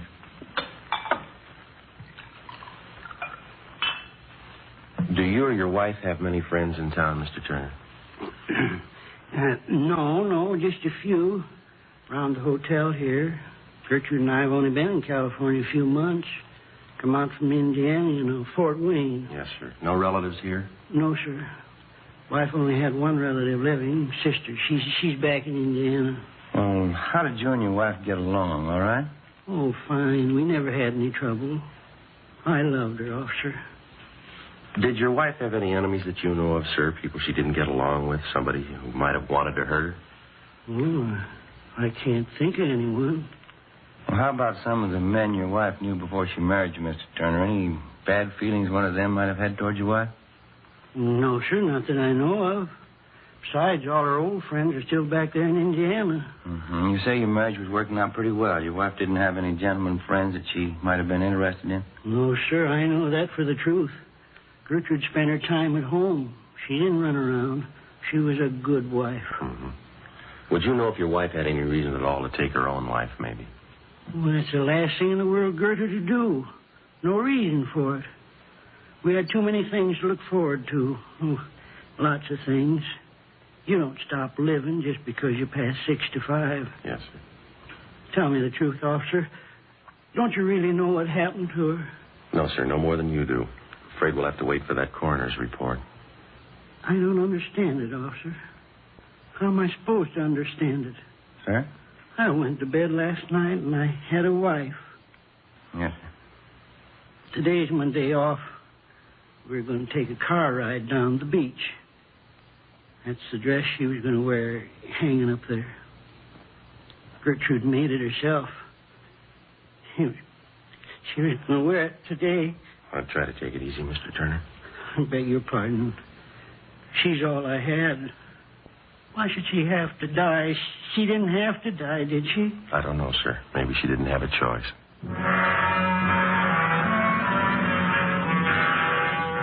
The body of the dead woman, Mrs. Gertrude Agnes Turner, was removed to the county morgue for autopsy. Ben and I filled out the 311 form, the dead body report, and filed it, pending the outcome of the autopsy. A couple of Mr. Turner's friends who lived upstairs from him at the Blackwell Hotel agreed to look after the old man until he got over the shock of his wife's sudden death. 7:45 the next morning, I checked in for work as usual. Morning, Joe. Morning. What do you know? Not much. Pretty slow. How about the Turner woman? No word on the autopsy, huh? No, coroner hasn't called yet. Have you got any smokes? I left the house in a hurry this morning and forgot everything. Yeah. Right here. Oh, thanks. Here. Thanks. Lousy morning. Another row with the wife. Oh? What's the matter? Oh, another one of those church bazaars she got herself mixed up in. She's calling on me for help again. Oh, yeah? What you want you to do now? Remember the last time, don't you? That spring bazaar? Had me working on decorations down to the church 7 nights a week. 18 women running around telling you what to do. Yeah. It's like a madhouse, Joe. This time it's even worse. How do you mean? This time the ladies figure they ought to have a little more production. They want me to dress up in some kind of a funny costume. Auction off pies and cakes. You know, stovepipe hat, false mustache will work. No? You turned them down, huh? You won't do it, will you? Well, not exactly. Wife kicked up such a row, I guess I'll end up doing it. Got an idea, though. Uh-huh. Wouldn't be so bad if I had somebody to work with me. You wouldn't like to help me out, would you, Joe? Well, I'll tell you, I'm going to be a little busy, Ben, but if I get a chance, I'll drop out to see you, though. I get it. Yeah. Homicide Friday. Oh, yeah. How's that? Mm-hmm. All right. Yeah. Okay, we'll be right over. Was Doc Cephalo over at the morgue about Miss Turner? Got the autopsy report for us? Yeah, they won't sign the death certificate. What's the trouble? A couple of things. Looks too suspicious for him, they said. How'd they list the cause of death? She suffocated. 8:15 a.m. We went across the street and talked with Dr. Cephalou. All he could tell us was that Gertrude Turner had suffered severe convulsions and that she had died of suffocation. There was a small bruise in her forehead and numerous other small bruises around the base of the throat. Not enough to say that the woman had been murdered, and yet too much to dismiss the case as an accidental death. Together with Lorman and Barrett from Homicide, Ben and I looked up some of the friends of Mr. and Mrs. Turner. We found 2 points which didn't check out with the story that Mr. Turner had told us. According to the friends, Turner had had some violent arguments with his wife. On at least one occasion, he'd struck her. And secondly, the dead woman did have a gentleman friend in the neighborhood, but his conduct with her had been above question. It was strictly friendship. We decided to take it from there. We went back to the Blackwell Hotel and found Mr. Turner in his room. He was wrapping up some of his wife's personal effects and packing them in corrugated boxes. We told him about the coroner's report.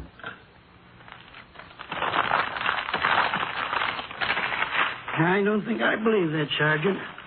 People just don't suffocate. There's got to be a reason for it. Yes, sir. That's what we're looking for.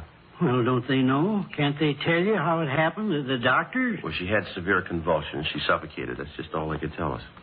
Well, the bruise on her head, Gertrude's forehead. What did they say about that? Well, that wasn't the cause of death, Mr. Turner. She could have gotten a bump when she fell out of bed. It might have been that. It might not.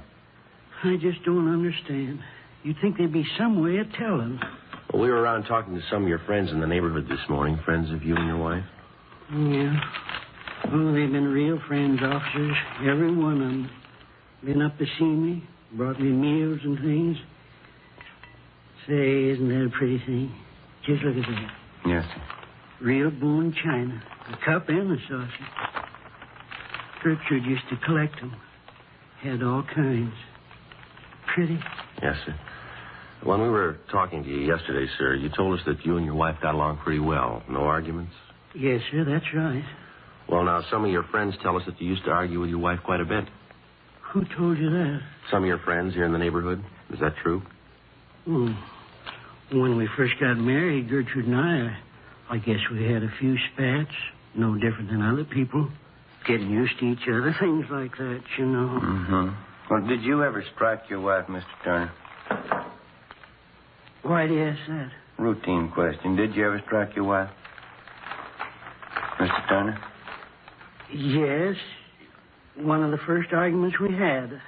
I don't even remember what it was about. That's how important it was. Mm-hmm. I lost my temper, I guess. I kind of slapped her. Oh, I felt like a no-good bum.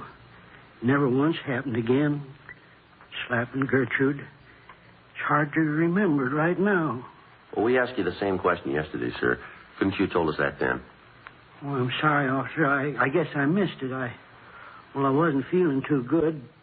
I think you know what I mean. But you remember us asking if your wife had any gentleman friends? Yes, I remember that. Well, now, is it true? Well, there's one fella named Clyde Warren. Runs a drugstore down the street. I guess Gertrude knew him better than anybody, but he was my friend, too. Well, did you ever complain to this Clyde Warren that he was spending too much time around your wife, that he ought to see less of her? I think I did maybe once or twice. It was kind of in a fooling way. Certainly didn't mean it. Clyde Warren's one of my best friends. Well, did you ever complain to your wife that she was seeing too much Warren? No, sir. Never even mentioned it. Why ask me all these things? Well, your wife's dead, Mr. Turner, and we still haven't found out why. But you ask me questions like I had something to do with it. You were the last one to see her alive, sir. You were alone with her in this room the night she died. You think I killed Gertrude? Is that it? You think I killed my own wife? No, sir, we didn't say anyone killed her. You think I killed my own wife? You think I killed her? Well, did you kill her, Mr. Turner? You know I didn't kill Gertrude. You know I didn't do that. I'm sorry, sir. There's not much else we can do now. What do you mean? The coroner found a series of bruises on the body, right around here, the base of the neck. We know she died of suffocation. The two things seem to fit pretty well. I don't know what you mean. I didn't see any bruises, not on her neck. I don't know what you mean. We'll have to take you downtown, sir.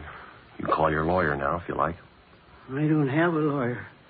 Why are you taking me downtown? No alternative. We're going to have to book you. How's that? Suspicion of murder. 10:25 a.m. Before we booked him at the main jail, Mr. Turner asked us if we'd get off a telegram to his sister-in-law, Mrs. Helen Raymond, in Fort Wayne, Indiana, informing her of what had happened. We told him we would, and we did. We booked him in on suspicion of 187 PC, and then we checked back in at the office. We put in a call to the insurance company that held a policy on Mrs. Turner. Yes, sir. Gertrude Agnes Turner. Mm-hmm. What was that? All right. Right. Thank you, sir. Goodbye. What'd they have to say? Mrs. Turner had 3 different policies on her life, total of $5,000. Mr. Turner's a beneficiary on all 3. Well, that'll do for a motive. And something else here. Yeah. Newest policy is for $1,000, industrial policy. When was it taken out? 3 weeks ago.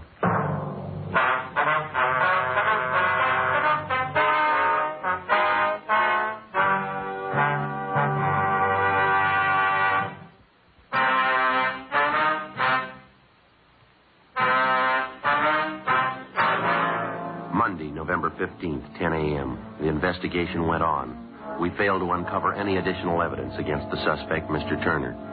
We had 3 main points against the man. The recently issued insurance policy on his wife for $1,000, the fact that he had fought with his wife and struck her on several occasions, and the series of bruises which had been discovered at the base of the dead woman's neck.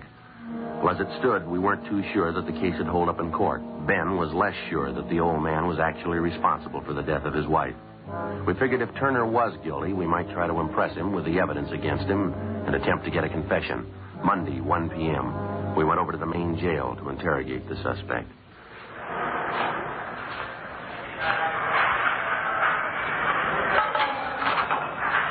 You want to step aside there? They want to lock that door. Oh, yes, sir. This way, Mr. Turner. I'll get the light switch. Right in here, Mr. Turner. Mr. Turner, you'd like to sit down? All right. Thank you. Why'd you come to see me? Have you found out something? We've been checking a little bit further into the case, Mr. Turner. We got a few more questions for you, if you don't mind. Did you send the message to my sister-in-law, Mrs. Raymond, the one I asked you to send? Yes, sir. We took care of it. You got the address right, didn't you? Fort Wayne, Indiana? That's right, sir. Sent a telegram, told her all about it. That was 2 days ago. She should have gotten it by now. I haven't heard a word from her. Are you sure she got the telegram all right? Pretty sure. We'll check on it when we get back to the office. A few things we got here that you might like to know about, sir. Maybe you can help clear them up for us. What's that, officer? We understand that your wife, Gertrude, had some insurance on herself. $5,000 worth? Yes, that's right. Something you want to know about it? Well, she named you as the beneficiary in each of her policies. Is that correct? Yes, sir. Gertrude was a great believer in insurance. Don't hold with it too much myself. She used to tell me all the time. Yes, sir? In case she died first, she wanted me to have a little something for old age. Something to retire on and get a little ranch out in the valley. I understand she took out a policy just lately, $1,000, about 3 weeks ago. I know about it. I didn't want her to do it. Clean waste of money, I told her. Payments are pretty steep. Well, sir, is there anybody who can back that up? That you told your wife you didn't want her to take out that policy? No, I don't think so. We didn't talk about our business with other people. Yeah. Friday, Romero. Yeah? What is it? Phone call says it's important. Either one of you. You want to get it, Ben? You okay? You can take it out the desk here. All right, thanks. I think I know what you mean. The insurance. You think that's why I killed Gertrude. Isn't that right? Well, sir, put yourself in our place, Mr. Turner. What would you think? You know in your heart I didn't kill my wife. You know that in your heart. Well, they don't pay us for what we believe, Turner. They pay us to get the facts, to run down evidence.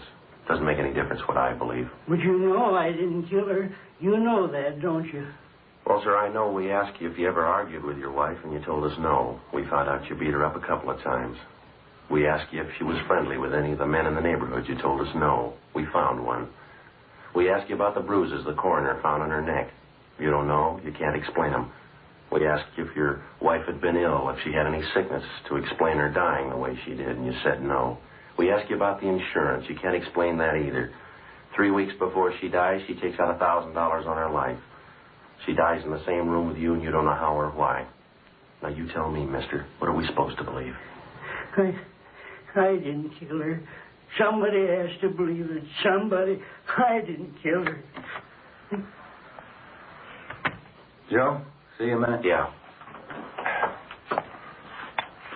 Yeah. That phone call, it was long distance. Turner's sister-in-law, Mrs. Raymond. What she want? Calling from Fort Wayne. She's flying out here tonight.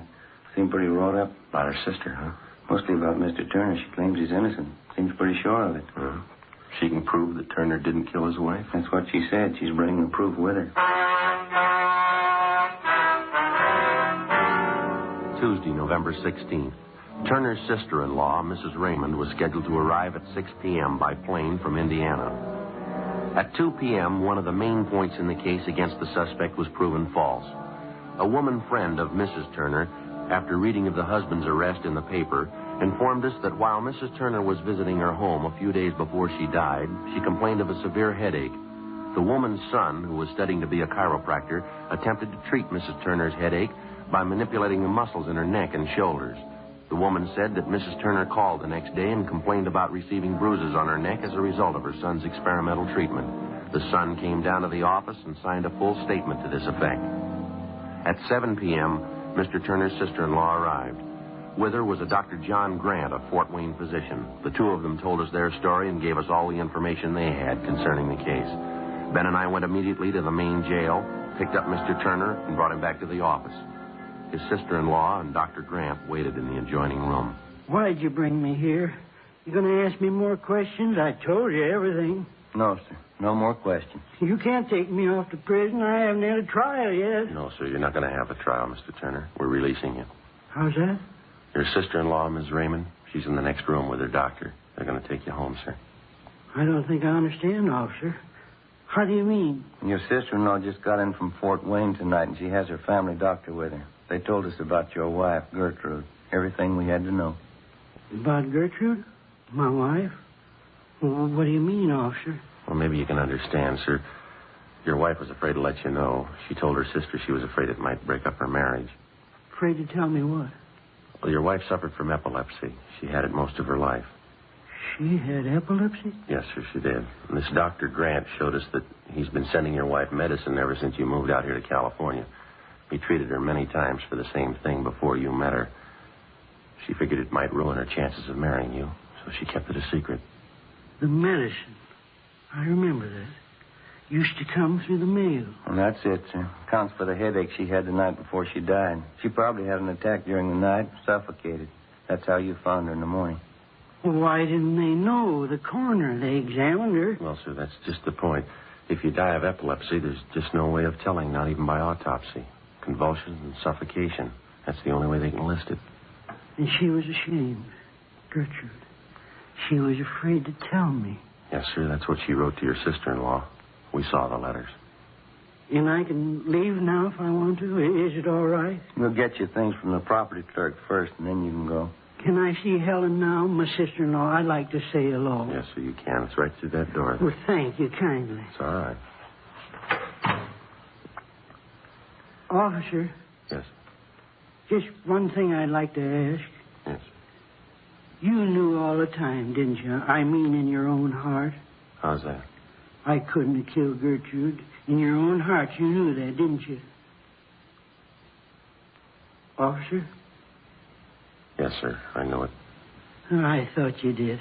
I'll be right back.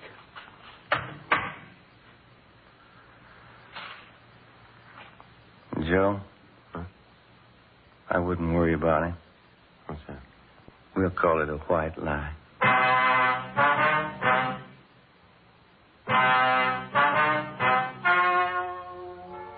The story you have just heard was true. Only the names were changed to protect the innocent. On November 16th, a meeting was held in the office of Blaine Steed, captain of homicide. In a moment, the results of that meeting.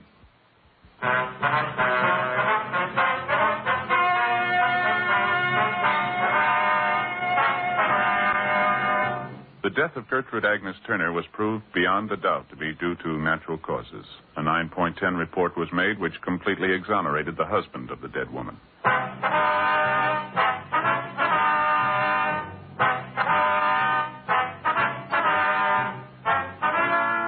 just heard Dragnet, a series of authentic cases from official files.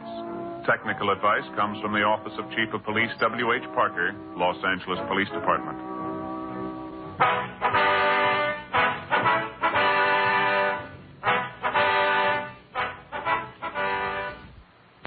I like rich, creamy tasting things, but I also like to stay away from cholesterol and saturated fat. I found a smart new way to do both. New Coffee Mate Liquid Non-Dairy Creamer. All the rich, creamy taste of half and half, but 75% less saturated fat and no cholesterol in coffee, over fruit, or cereal. Coffee Mate Liquid is a smart new way to have the taste you like without the fat and cholesterol you don't. Rich, creamy, and smart. New Coffee Mate Liquid from Carnation in your grocer's dairy case. Now it's time to pay a visit to Duffy's Tavern. It's Friday night, so we take you now to Duffy's Tavern, starring Archie himself, Ed Gardner.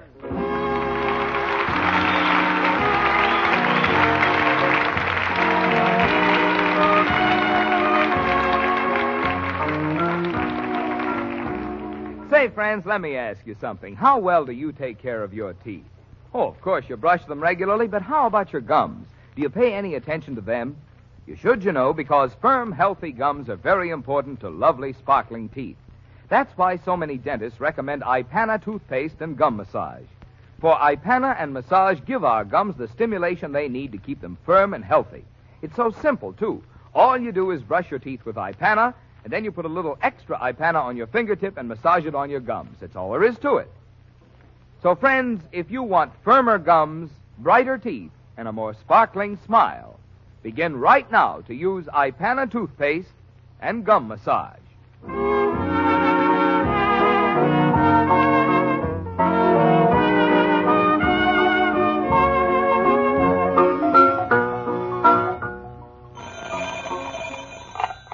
Hello, Duffy's Tavern, where do you eat meat to eat? Archie the manager speaking. Duffy ain't here. Oh, hello, Duffy. Yeah, pretty big crowd here tonight. Grogan, O'Flaherty, Murphy, McCaffrey, Gilhooly, Callahan, O'Houlihan. Just a second, Duffy. Somebody just came in. Oh, hello, Goldberg. Yeah, Kelly's here and Moriarty. By the way, you ought to see Moriarty. He's wearing a wig. Yeah, a toupee. Parted in the middle. Well, it fits him pretty good, but I think he's wearing it wrong. Well, the part runs from ear to ear. Yeah, I tried to tell him a secret and found myself whispering in his nose. Well, he looks pretty good. He's had on his new tropical suit. The one he stole in Florida. Yeah. Mrs. Moriarty? Yeah, she's with him. Looks great, too. Nice new dress, you know. Well, it's a little big on her, but, you know, when Moriarty grabs them things, he ain't got no time to look at sizes. Well, I'll call you back, Duffy. I'm very busy now. I'm up to my ears in work. Okay. Eddie, hand me that newspaper, will you? I want to check up and see how I'm doing on the stock market. Okay, JP. Here you are. Oh, let's see. Up a quarter. Up a quarter. You mean you made $50 already? Guess I must have. Looks like this new system of mine is really working. What's the system? Well, you see, I analyze the margins against the trends, and if they fluctuate enough, I check them against the Dow Jones averages. What's that? Well, that's the Dow that Jones figures the stocks will average, you see. For instance, if you see here, industrials, high 206, low 205. Now, on the other hand, utils... Utils? Yeah, it's a term we use in the market. It means utensils. Holy cat. Utensils went down 3 points.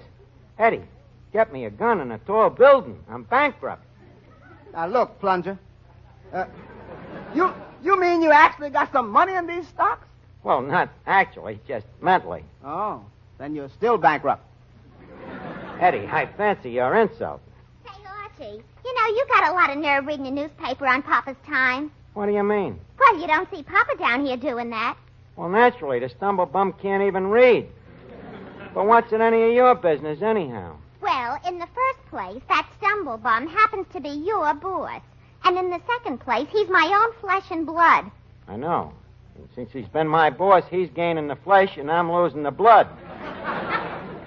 And while we're on the subject, it wouldn't hurt your brains none to read the papers once in a while, neither. Look who's talking. I'll have you know that I read the newspaper every day from top to bottom. Well, maybe if you tried reading it from side to side, you'd learn something. Your idea, the biggest news story of the year was when Dick Tracy fell into the cement mixer. And what's wrong with the comic strip? Nothing, Miss Duffy. Read them all you want. But with a lot of important things going on, you should read the front pages once in a while, too. Especially these days when they're talking about you. Talking about me in the paper? Where? Right here in this article by Secretary Wallace. Every person in the United States will be asked to share with the starving peoples... People? Must be a misprint. Every person in the United States will be asked to share with the starving people of the world by contributing either food, canned in tin, or money to buy food. But that don't mention me. Oh, yes, it does. Every person in the United States will be asked to share. That's you, Miss Duffy. You and me and everybody else. Oh, I see what you mean. Good. You know, I don't mean that you have to give up reading Dick Tracy or how many freckles Van Johnson's got, but I do mean that you should take an interest in other things, too, you know. There are too many people already who ain't got the slightest idea what's going on in the world. Howard. Oh, hiya, Finnegan. How are you? Oh, I'm starved, Arch. I ain't had a thing to eat all day. Why not? Well, I never eat on an empty stomach. Well, didn't you even have breakfast? No, I wasn't hungry. Well, how come? Well, I think it's this daylight saving time, Arch. What do you mean? I forgot to set my stomach ahead. Now, wait a minute, Finnegan. If it's daylight saving time, you don't set your stomach ahead. You set your stomach back. Archie, I'm afraid I must take issue with you. In what respect? Well, in daylight saving time, you push the clock ahead, not behind. Finnegan, I can see that you never shot the sun with a sextet. Now, if you'll listen, I'll explain to you how the thing works. Yeah? You see, time goes westwards with the clouds. So, if you happen to be taking a train from New York to Chicago, let's say, you'd go to sleep at 2 o'clock in the morning, and at 1 o'clock, they shove the clock ahead and take an hour away from you. Well, what do they do with it, Arch? They return it to you when you go back to New York in the fall. Anyway, as I was saying, when it's 2 o'clock in New York, it's, in Chicago, it's either 1 o'clock or 3 o'clock, see? Depending on which way you're going. Oh, yeah. Now, if, for instance, you're going west as far as Denver, then you lose a lot of time. Why is that? Well, on account of the solar system. You see, the sun has trouble getting over the mountains there. Well, after all, Arch, no system is perfect. Granted. Yeah. Now, where was we? What? Where was we? Denver. Oh, yes. Yeah. Well, leave us get on the train again now, Finnegan, and... Do you mind if I go in the smoker? What for? I want to find out what time it is. Finnegan, maybe we better change the subject. Now, what do you want to eat? Oh, wait. Oh, yeah, well, let's see. I think I'll have a bowl of noodle soup. Nice thick steak with French fried potatoes, some hot biscuits, some pie a la mode. Finnegan, I think that hole in your head must have gone to your stomach. Look, ain't you heard what's going on in the world, that millions of people are starving? Never heard a word about it, Art. That's right. I keep forgetting you've been out of the world. Look, remember when you and me used to go to PS4? Yeah, Art. I always wondered why. Well, the reason was so that we could learn something. We sure fooled them, didn't we? How about, what are you driving at, Art? Well, you remember we studied geography? You know that stuff about them other countries? But, Arch, what's all this got to do with hot biscuits? I'm sneaking up to it, Finnegan. Remember on a map there used to be a place called India? India? Oh, that was the pink one, wasn't it? Yeah. Yeah. Do you know how many people are starving over there now, Finnegan? How many? 75 million. No, wait a minute. How do you know? Was you there? No, but I happen to read about them things once in a while. And I'd like to tell you a story that I read, Finnegan. A story by a guy named Mule that I read in the Reader's Digest. This guy went over to India as a reporter. And some of the things that he's seen over there, well, if I tell you, maybe it'll take your appetite away a little.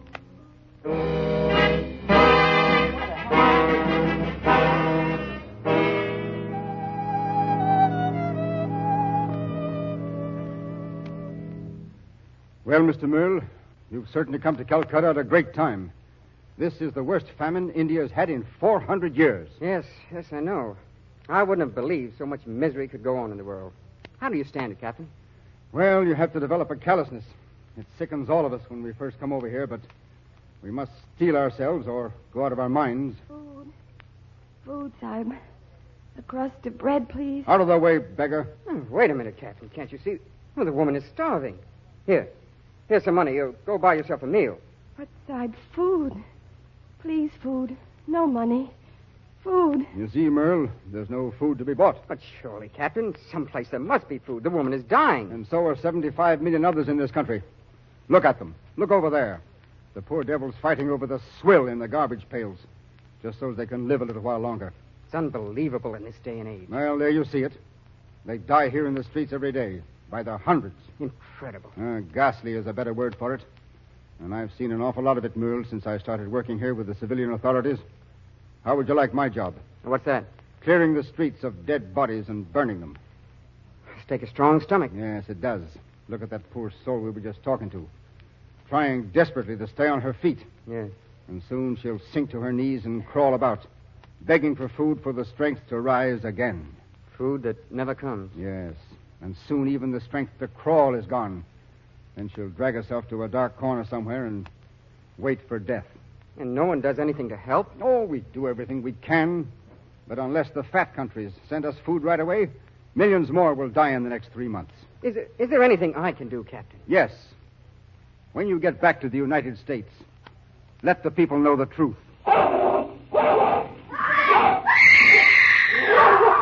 What's that? A woman fighting with a dog. Fighting for her husband's dead body. Stand back. You see, when famine strikes in India, Mr. Merle, it's the dogs that grow fat. Yeah, you'd better come to my office and have a drink.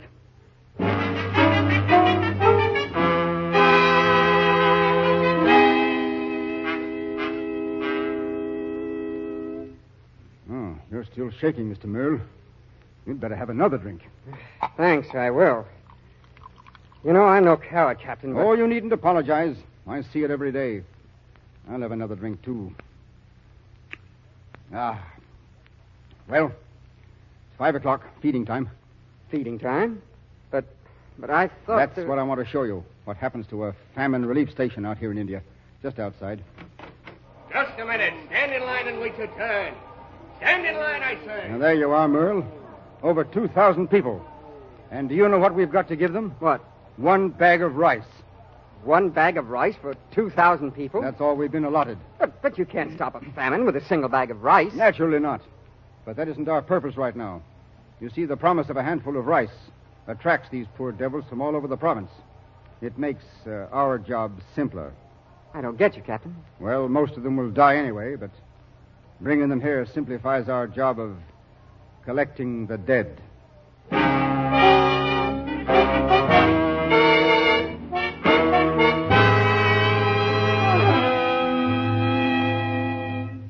Gee, Arch, that's a horrible story. Finnegan, this ain't no story. This is a fact. This is what's going on over there right now. If you can eat after that, you got a cast iron stomach. But, Arch, I'm only one guy. I know you're only one guy, but Finnegan, multiply you by millions. No, that's too horrible a thought. What I mean is, if everybody did his bit, we could help them. And that story I told you, that's just one country, Finnegan. The same thing is happening all over Europe and Asia. 500 million people facing death by starvation in the next 3 months, unless guys like us, Americans, are willing to help them. Say, Archie. Oh, hello, Colucci. Archie, I wanted you to do me a favor. Oh, sure, Colucci. What is it? Well, This letter just come from my boy, Tony, and, well, I can't read the English myself, so you read it to me, Archie, eh? Oh, sure. Kid still overseas in the Army, Colucci? Oh, sure. He's stationed in the old country. Good old sunny Italy, huh? Well, she used to be. You read the letter, please. Okay, Colucci. Hey, he's a sergeant now, huh? Oh, you betcha. Smart boy, my Tony. Pretty soon he's going to be a corporal. Oh, good. Oh, we ever see what he has to say here? Dear Papa, I'm awful lonesome here tonight. What I wouldn't give to be back with you and Mama listening to the radio after one of Mama's swell spaghetti dinners. See. Boy, will America look good to me when I get back, especially after what I've seen over here.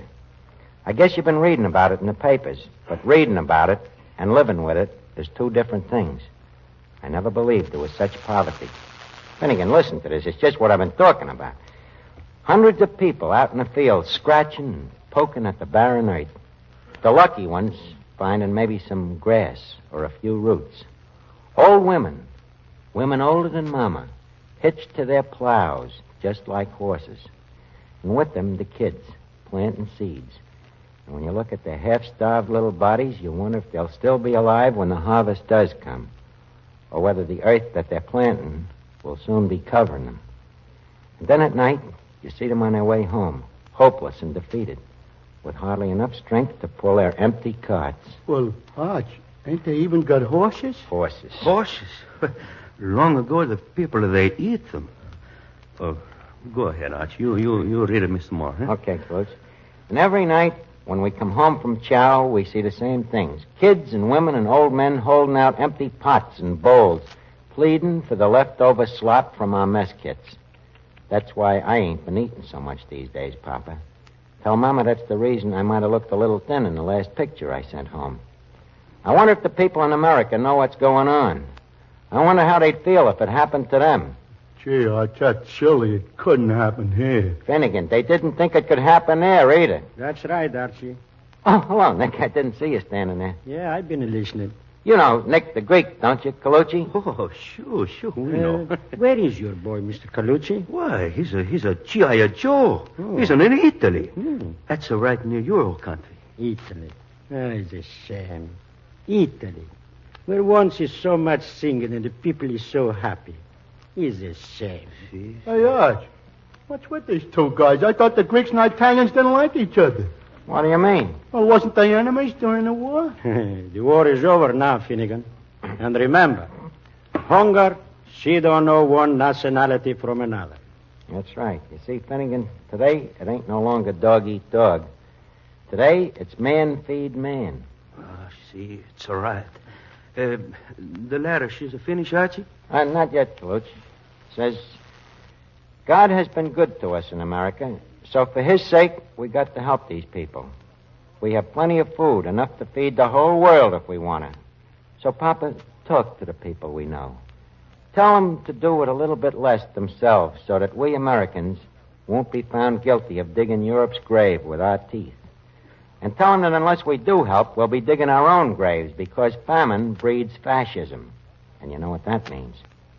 Well, Papa, it's nearly time for lights out now, so write me soon and give Mama a big kiss. Your bambino, Tony. Gracias, Archie, gracias. Well, Finnegan, does that get it through your thick skull what's going on? Yeah, Arch, but what does he mean, famine breeds fascism? Well, that means, well, suppose you was hungry, see? And some guy with a loud voice comes along and he says, follow me, bud, and I'll get you all of the food you want. What would you do? Well, I'd follow him, Arch. Sure.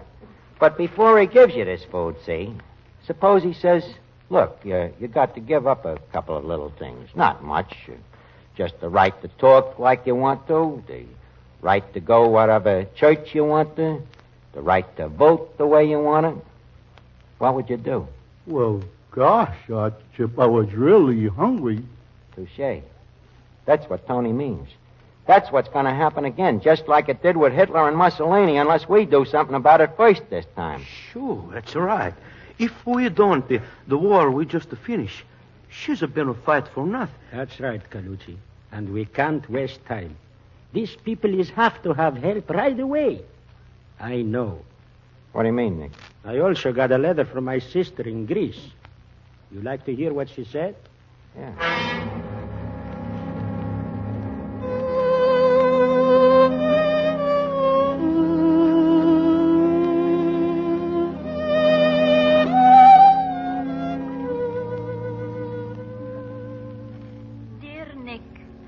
For the unhappiness these words bring to you, I ask forgiveness.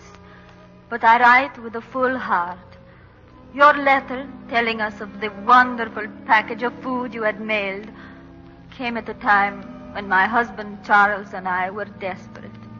You see, our little Alexander, your nephew whom you have never seen, was very ill. The doctor had done what little he could. I'm sorry, Mrs. Varipapas, but the child is dying of malnutrition. But, Doctor, you can't let him die. Our only child. Oh, what can I do? Food is the only thing that will save him. Tell me the truth, Doctor. How long can he go on this way? I'm afraid I must be frank with you. A few days, maybe a week at the most. Oh, then there is still hope, Doctor. There is a package of food on the way from my brother in America. Well, let's pray that the package will arrive in time. It will arrive. It must.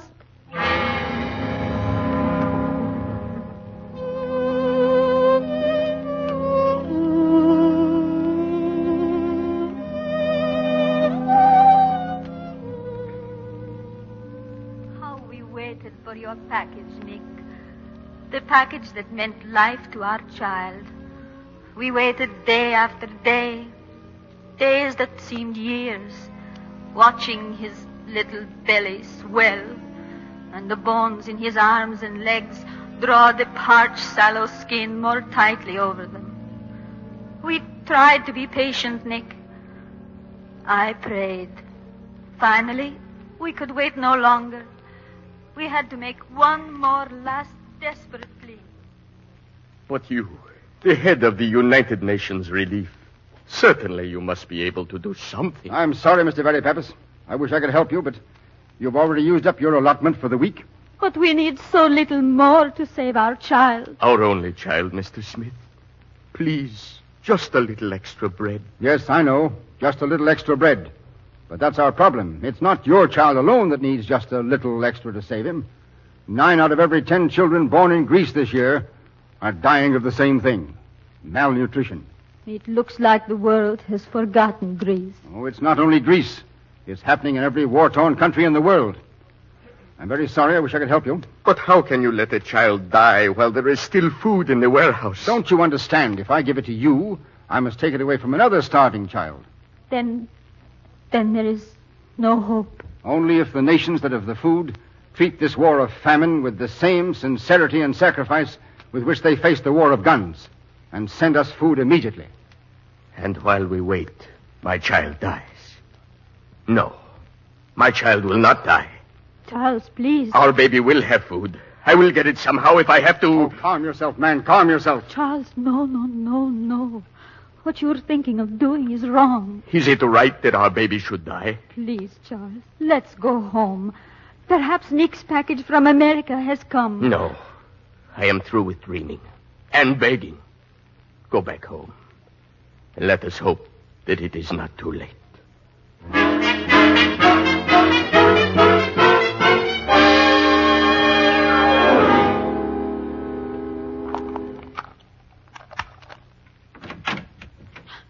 Doctor, why are you here? Your neighbor called me. Mrs. Varipapas, your child is dead. Oh, no. No, my baby. My poor baby.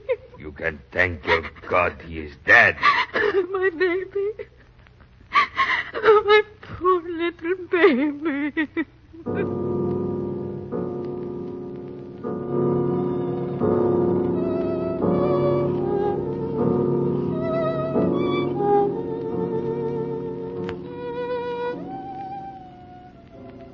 I don't know how long I sat there after the doctor left, Nick. trying to understand that my child was dead, trying to believe that it was good that he was dead, as the doctor had told me. This is not an easy thing for a mother to do. It must have been a long time, though, for the house was dark, and I heard someone at the door. Come in. You, Mrs. Verapapis? Yes. I have bad news for you. My husband? He was shot trying to steal food from the government warehouse. He is dead? Yes. You may identify his body and pick up his effects at your convenience. I'm sorry. Thank you.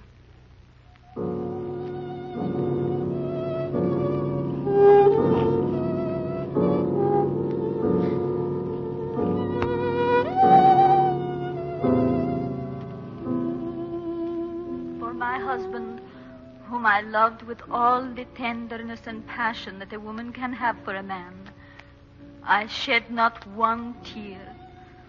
I'm not ashamed that I was thankful. No longer would he know hunger, worry, and shame at his helplessness.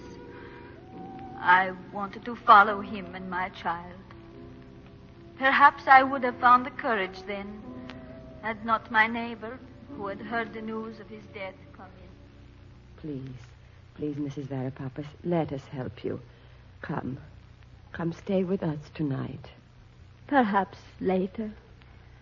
Right now, I'd like to be alone here. I understand. Call me if you want me. You're very kind. Oh, I almost forgot. I met the postman downstairs. Yes? He gave me this package for you. It is from America. Hey,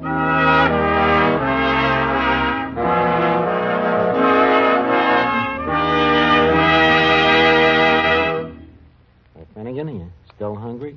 No, I kind of lost my appetite.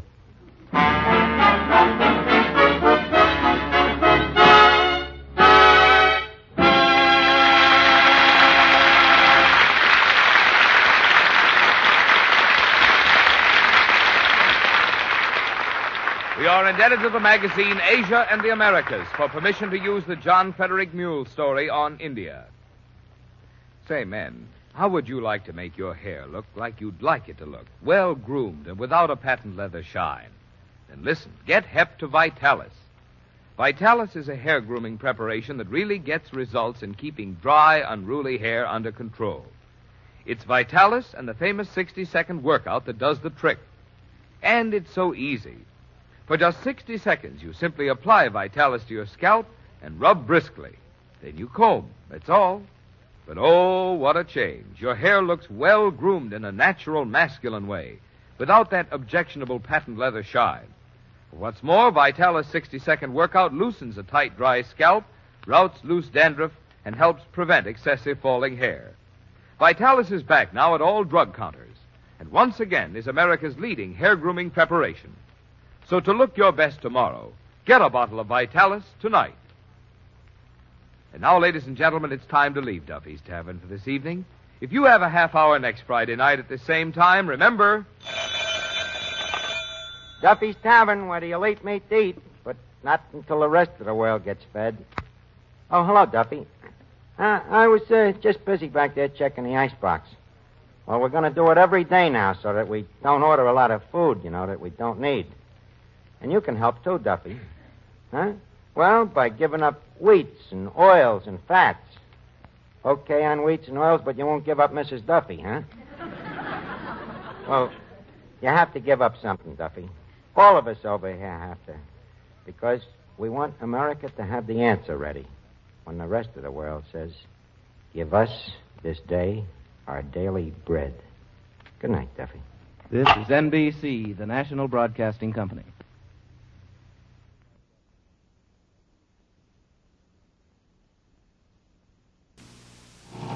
Today, leading health authorities urge us to eat foods rich in beta-carotene.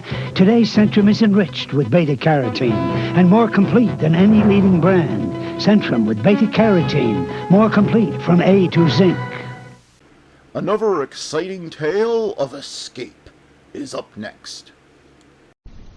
You, finding life rather dull, dreaming again of exotic places, wishing you were somewhere else, we offer you escape.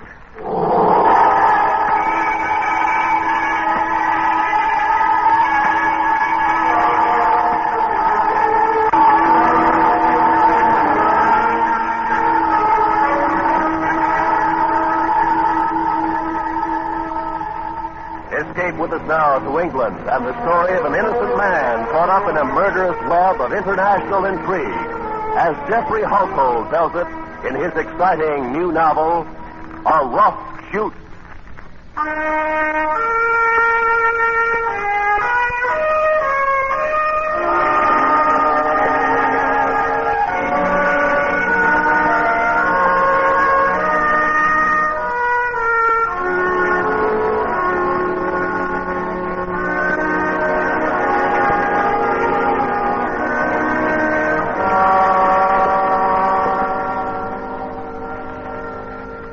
It happened on an autumn evening, so silent and peaceful that no one could have a thought of human violence. And now I was walking home from Mr. Blossom's farm in Dorset, on which I had rented the hunting right, the rough shooting for the season. As I approached our house, where my wife and children were waiting supper, I took a last anxious look back over my shoulder, across the meadow dotted with clumps of thorn, gorse, and bramble, stretching away until it vanished in a mist of gray and green. And then I hurried on into the house, glad for its cozy warmth and feeling of security. What kept you so long, Roger? I'm sorry, Cecily. Where are the boys? They've had their supper. I've sent them to bed. You must be starved. I'm afraid I'm not hungry. What I need is a pot of whiskey. Roger, what's the matter? I don't quite know how to tell you, my dear. Tell me what? What is it? Well, out there on the chute. Just a little while ago. Roger, what happened? Cecily, I can hardly believe it myself now. Tell me what happened. All right. I killed a man.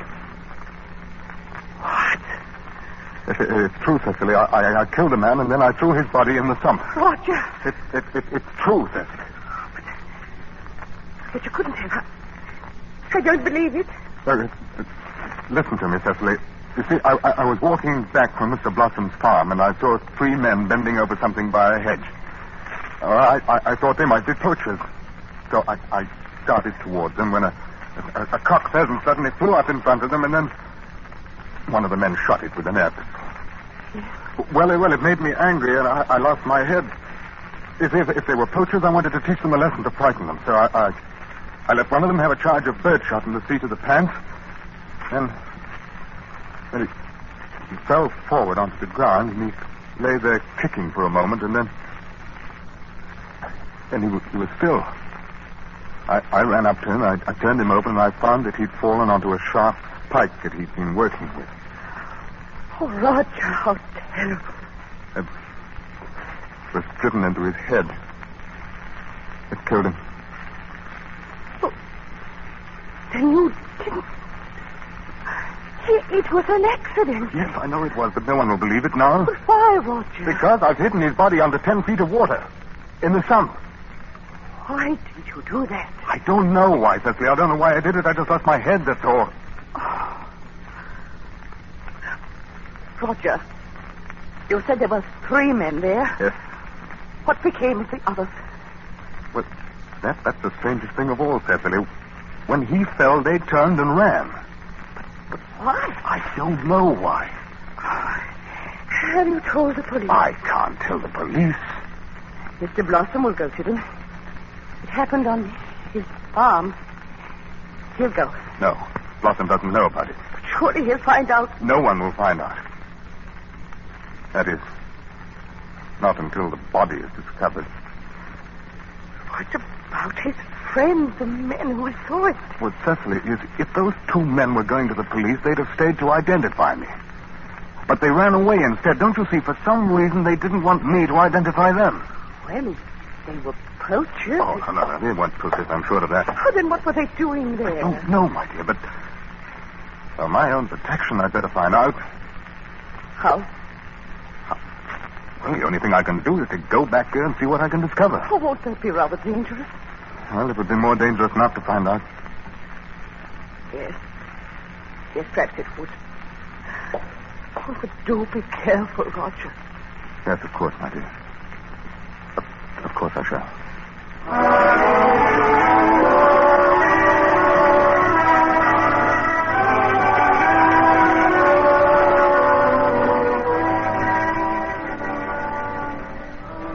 I went to a garage in town. I rented a bicycle, and I pedaled out to the back acres of Mr. Blossom's farm.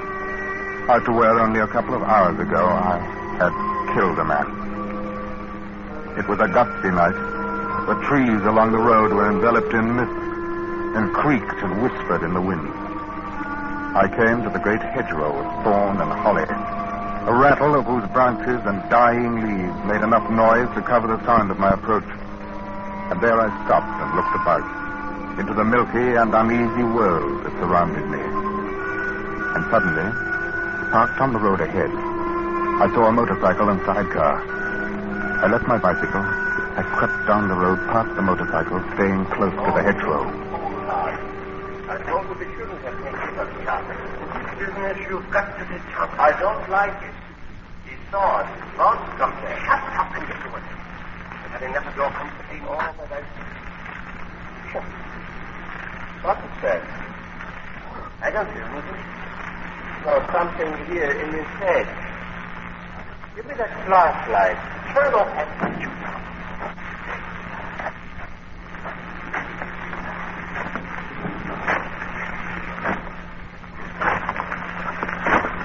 Here he is. Oh, I do. Come on, sir.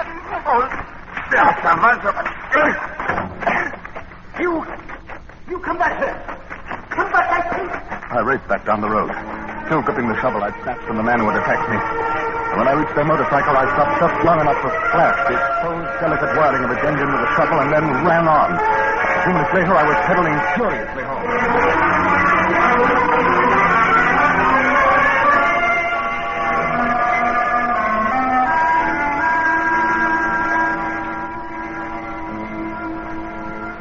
Next morning, after seeing Cecily and the boys off to church in the village, I decided to go straight to Mr. Blossom's farm, avoiding for the present an investigation of the scene of the hedgerow. I thought it best to see if I could discover anything from Blossom before exposing myself further. As I approached the farmhouse, I noticed a big shiny limousine parked out by the barn and Mr. Blossom in the yard talking to his landlord, Robert Hayne Hassingham. I would have preferred avoiding Hassingham on that particular morning, but they had already seen me, and so I walked on and into the yard. I've seen everyone about these premises who's new around here, and I've just come. Of course, Mr. Blossom. I was just wondering. Government, very strict about poachers. Good morning, Colonel Payne. Good morning, Hassingham. Mr. Brown. Good morning, sir. Well, I've just been protecting your hunting rights. What do you mean, protecting them? Some poachers about. How do you know that? One of the man who saw them, he came to me. Well, now, he shouldn't be bothering you with that. I don't understand why a man who saw someone poaching on my hunting preserve wouldn't come to me. Perhaps he tried. Perhaps he couldn't find you. Who was he? Well, I haven't any idea. I never saw him before in my life, Colonel Payne. Mr. Payne, if you don't mind. Or just Payne. I'm not fussy, but not Colonel. I'm only a military man in case of war. Your military heritage is something you can't ever cast aside, Payne.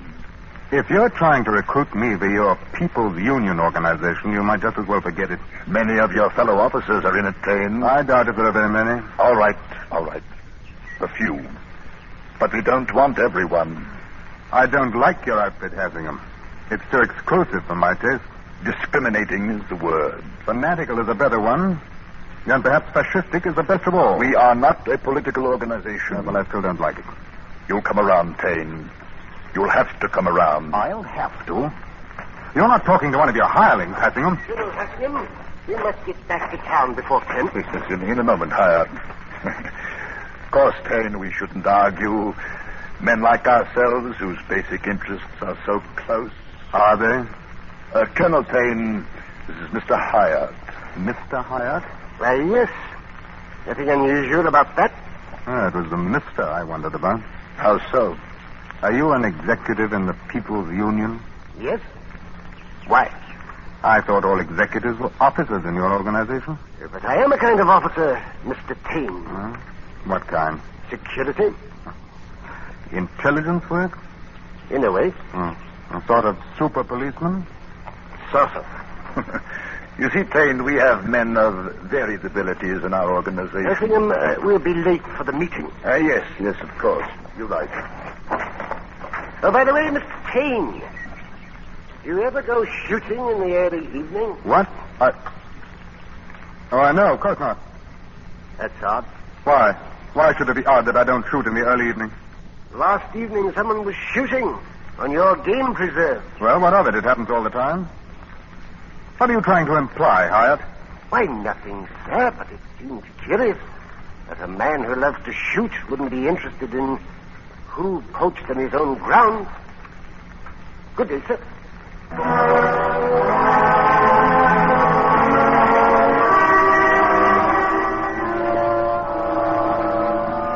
As I walked back across Blossom's farm, across the great expanses of close rabbit turf dotted with dense thickets of bramble, it seemed more and more clear that Hassingham's and Hyatt's questioning of me about the previous night's shooting meant only one thing.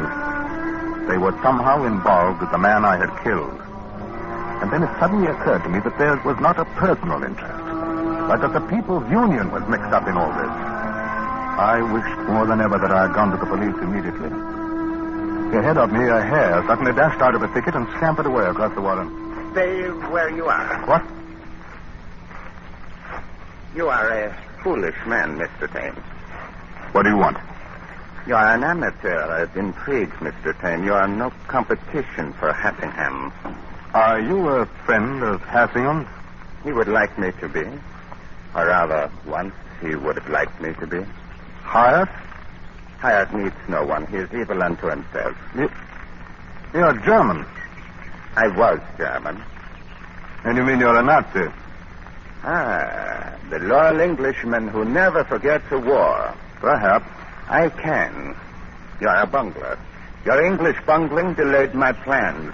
How stupid to shoot at Von Cleek. Von Cleek? Yes. You bungled into killing a man you don't even know. That is terrible luck, my friend. I'm not your friend. Nor are you my enemy. Do you know why? Because I don't care about you. I don't care whether you live or die. After we have served each other's purposes. Who are you? Mordell. General Mordell. A general without an army. The most useless of all useless things. Mordell? I will refresh your memory. I was part of the Nazi general staff.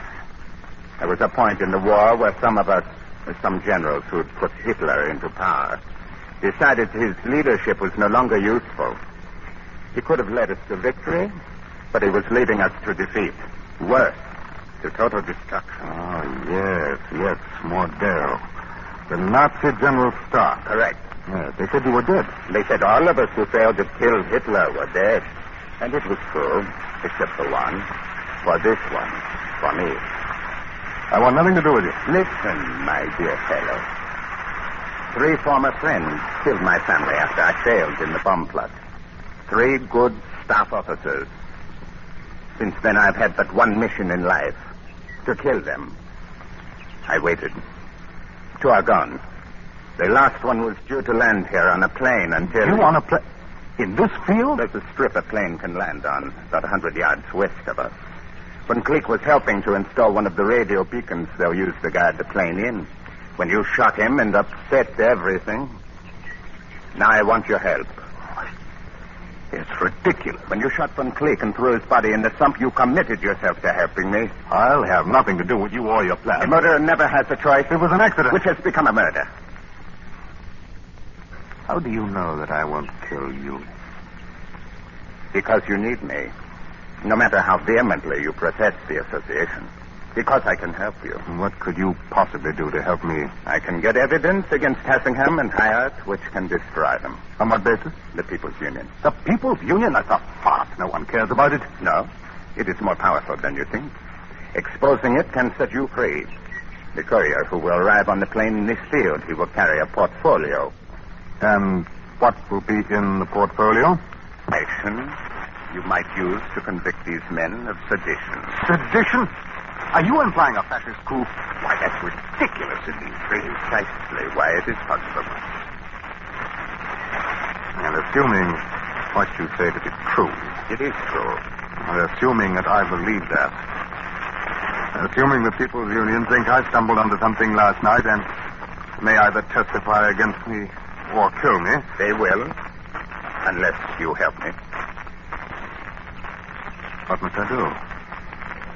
Kill the courier? No, I will do that. You will merely be my accomplice.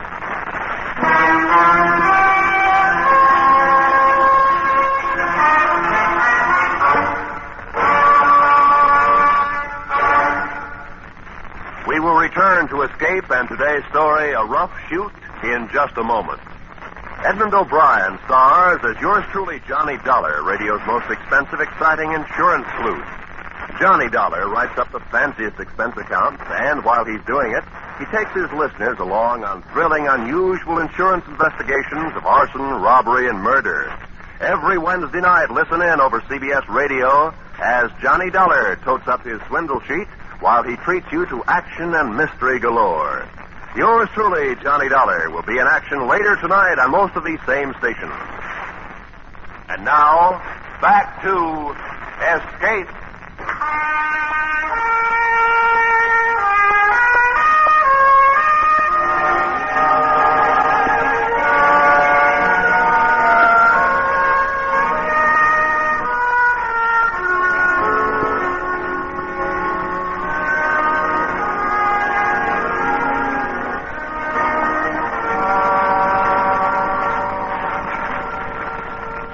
Nothing to eat for me, Duffy.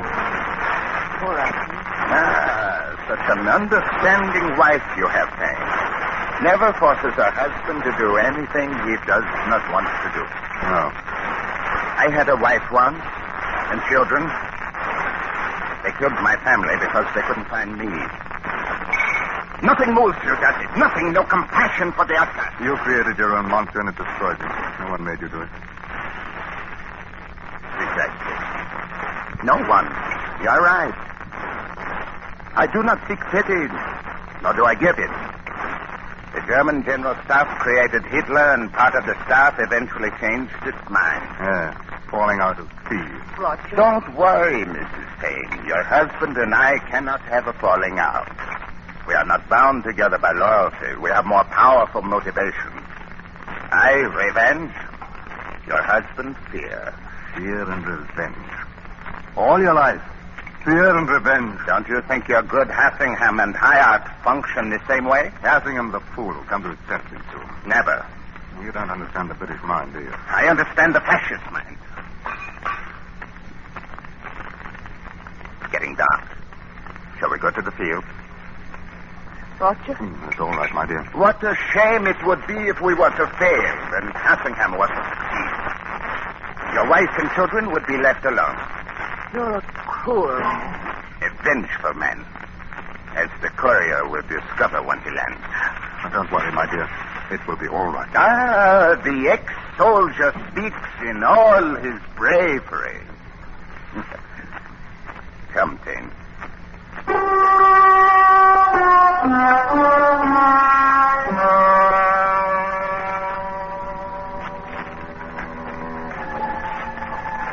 As we had, for the last 3 nights, we approached the landing strip from the woods.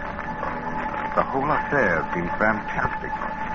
For 3 nights, Mordell and I had hidden at the north end of the landing strip and waited for the plane to arrive. In spite of myself, I was growing impatient. Wait. What is it? The men.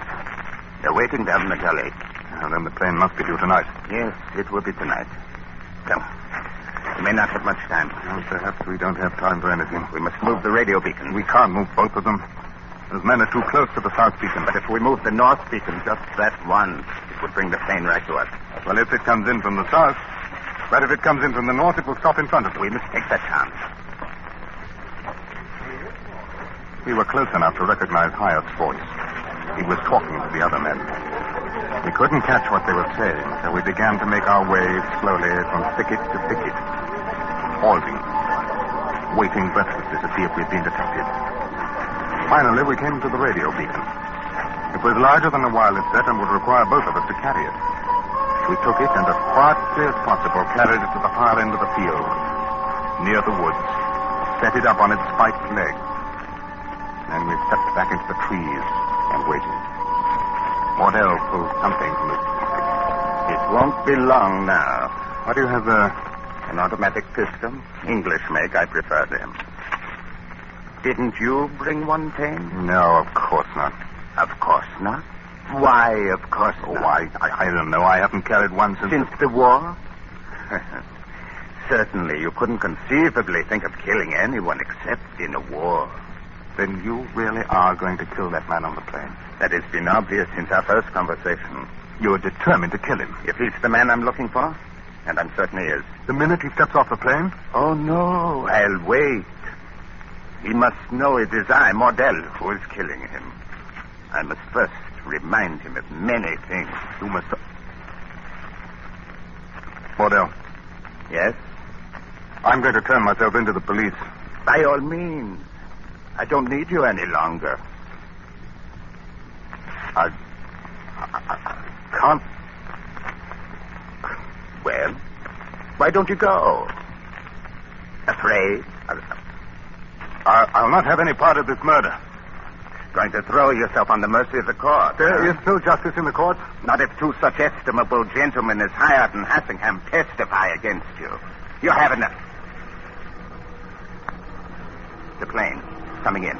And it's coming in from the tower. Now. Lower. He's coming to our beacon. He must.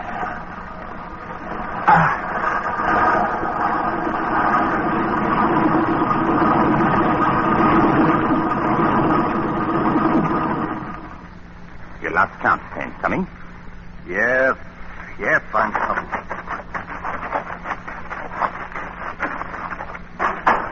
You there, in the plane. Hurry, don't stand there. Follow us. Who is it? And Greek, is it you? We can talk in the woods. Jump from the plane. Here we are. It's the police. Hurry. Tell the pilot to go now. Can I see your face? Quickly.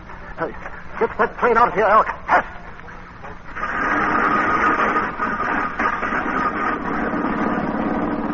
All right, follow us. Into the woods. Yes, come.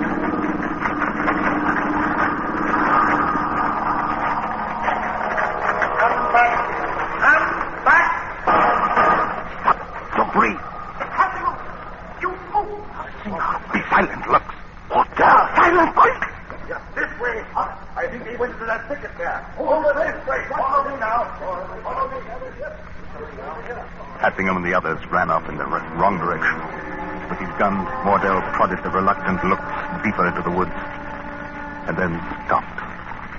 It has been 6 years, Lux.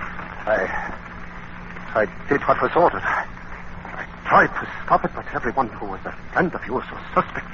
Everyone. It had to be done. My good friend, Lux. My old comrade in arms, Lux. The murder of my family, Lux. I didn't really do it once, though, did I? I was only there, Mordell. That's a lie. It's true. Don't understand. You had failed. And if we'd followed your example, if we turned on the Fuhrer also, there wouldn't have been anyone left to prepare. For what? For defeat? For destruction? What preparation was needed? No, to prepare for it. Afterwards. Here, look, in this briefcase, a list of names, men all over the world, still ready to help. Strong men, important men. Here, Mordell, look, Mordell, in the briefcase. Get back, then. Throw it to me, Luke. Let me see it. Stay. I helped you. I have helped my part of the bargain. It was no bargain at all. You had no choice. Now, Luke, what was this about preparing for afterwards? Yes, prepare. We have to understand. Hitler himself meant nothing any longer. But we needed time to make plans to protect our stand. A lot your preparations. That's why you're wrong, Mortel, wrong. We did well. You left the past to defeat. We are not defeated. Little by little we come back. Little by little we take over important work. Big work. An illusion. Like the illusion we all had once. The illusion of the defeated. Are Colonel Huttingham and the art illusions? This is the same idiot song you sing. No, Mortel. Don't you see? There is no past for us. No murdered wife. No murdered children, Lux. No past, all forgotten. It had to be done. I had to go along with the others. You outdid the others. You can't. The past, it's over. We all did our duty. Good friend. Can't do it. Don't try to interfere. Well, this is England. It's not Nazi Germany. Silence! Look, Mordell, you'll never get out of England alive. The police will... The argument is over. No. For my wife. No. For my daughter, Luke. For my son, Luke.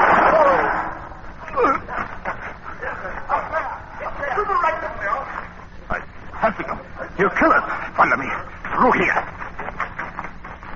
Down the hollow. Hit it, Luke. Lead it. Come on. I am not meant to run. Give me the briefcase, then. No. I will go. There. Don't take time to fire back. I can hardly move. What else? I'm hit. Englishman. Then for me. The briefcase. Give it to me. No. Let go of the briefcase. They're in here somewhere. I know I hit one of them. Well, be careful. Here he is. What move? It's Mordell. I don't know. Let's find the briefcase. Go back to where we found Lux. All right. Oh, I don't know. Come on. Over here. Over there. I crept quietly to the edge of the woods and then ran as I have never run before.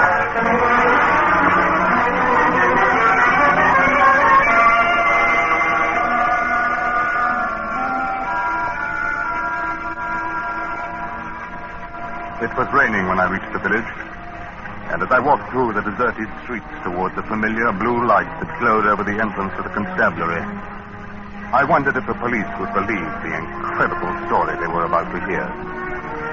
And then, I remembered the briefcase under my arm, with its documents and its proof.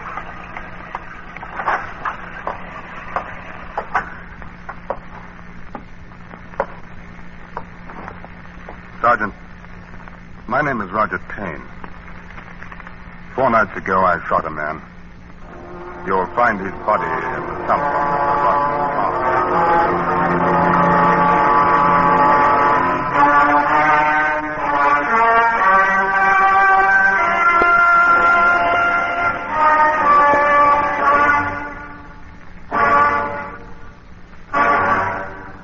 Under the direction of Norman MacDonald, Escape has brought you A Rough Shoot by Jeffrey Household, specially adapted for radio by Arthur Ross and starring Ben Wright. Featured in the cast were John Boehner, Stan Waxman, Mary Lansing, Howard McNear, Larry Dobkin, and Lou Krugman. The special music for Escape is composed and conducted by Leith Stevens.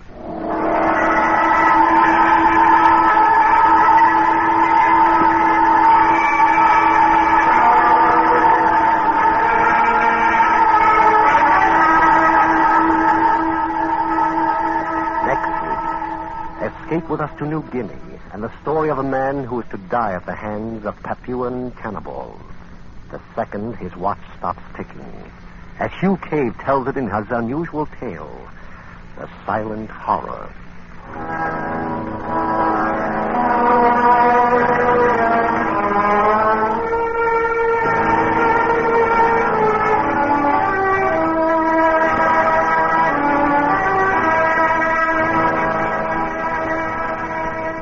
The meanest crooks who deliberately trap teenagers into a life of crime. Those are targets for tomorrow night when Agent Shepard and the FBI in Peace and War tackle first offense specialists in a manhunt packed with action as well as human interest.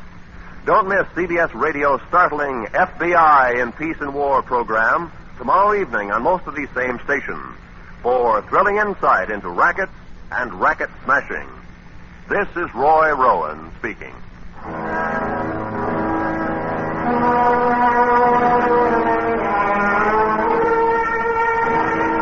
This is the CBS Radio Network.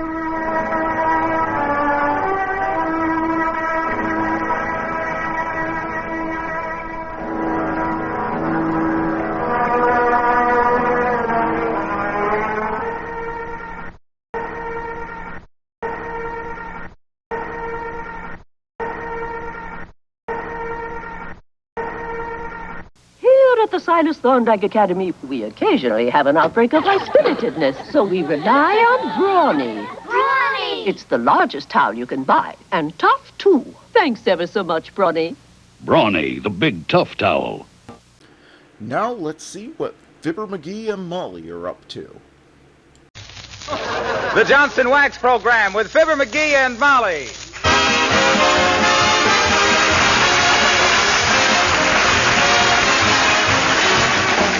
The makers of Johnson's Wax and Johnson's Self-Polishing Glow Coat present Fibber, Magee, and Molly, written by Don Quinn, with music by the King's Men and Billy Mills Orchestra. The show opens with Sweet Dreaming.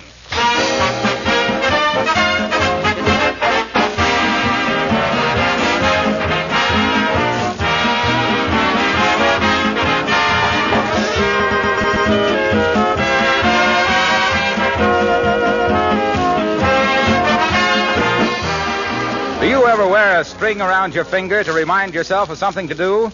Well, I've had a string around one of mine all day, so I wouldn't forget that this is my last chance to make a suggestion to brand new June brides in this month of June. When you set up that exciting new home, whether it's a small apartment or a big house, you're going to have linoleum on your kitchen or kitchenette floor. You'll pick out a lovely pattern, and the freshness of the colors will make the kitchen such a cheerful place to work in. Now, wouldn't you like to keep the linoleum looking fresh and new? You can easily by protecting it right now with Johnson's Self-Polishing Glow Coat and periodically giving it another Glow Coat application. There's practically no work to it, no rubbing or buffing. You simply apply and let dry. In 20 minutes, the linoleum will be sparkling with beauty that is safe against scratches, wear, and dirt. Glow Coat makes linoleum last much longer. You can use Glow Coat, of course, on your other floors, too. So get that good old Glow Coat labor-saving habit. Order Johnson's Self-Polishing Glow Coat right away.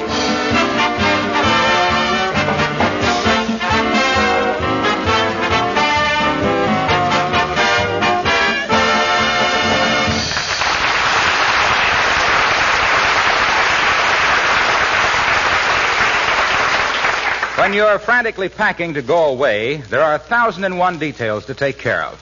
And the division of labor is the same at 79 Wistful Vista as in any other home. The wife does 1,000 things and the husband does one. You know who we mean. Fibber, Magee, and Molly.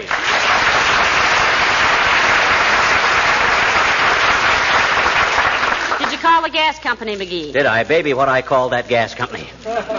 They says they couldn't come out to shut off the gas till a week from Wednesday, and I says, oh, no, I says, and they says, no, and I says, Never listen, mind the snappy dialogue here. How about the telephone? I'm not going to take any chances with them. I'll cut the wires just before we leave the house. Now, let me see. I got to put the car in the dead storage. See the closet. Oh, dear. Come in.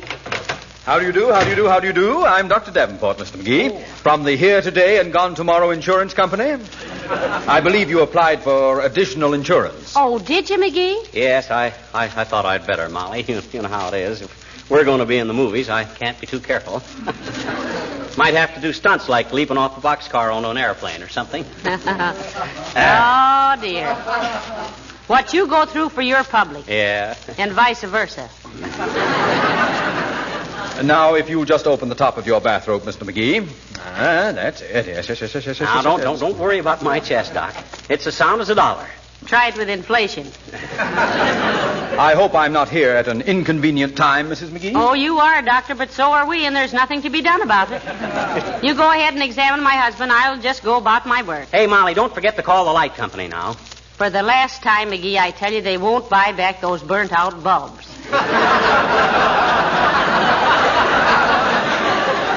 They got it. I've been saving them for 2 years. Please, Mr. Magee, hold still.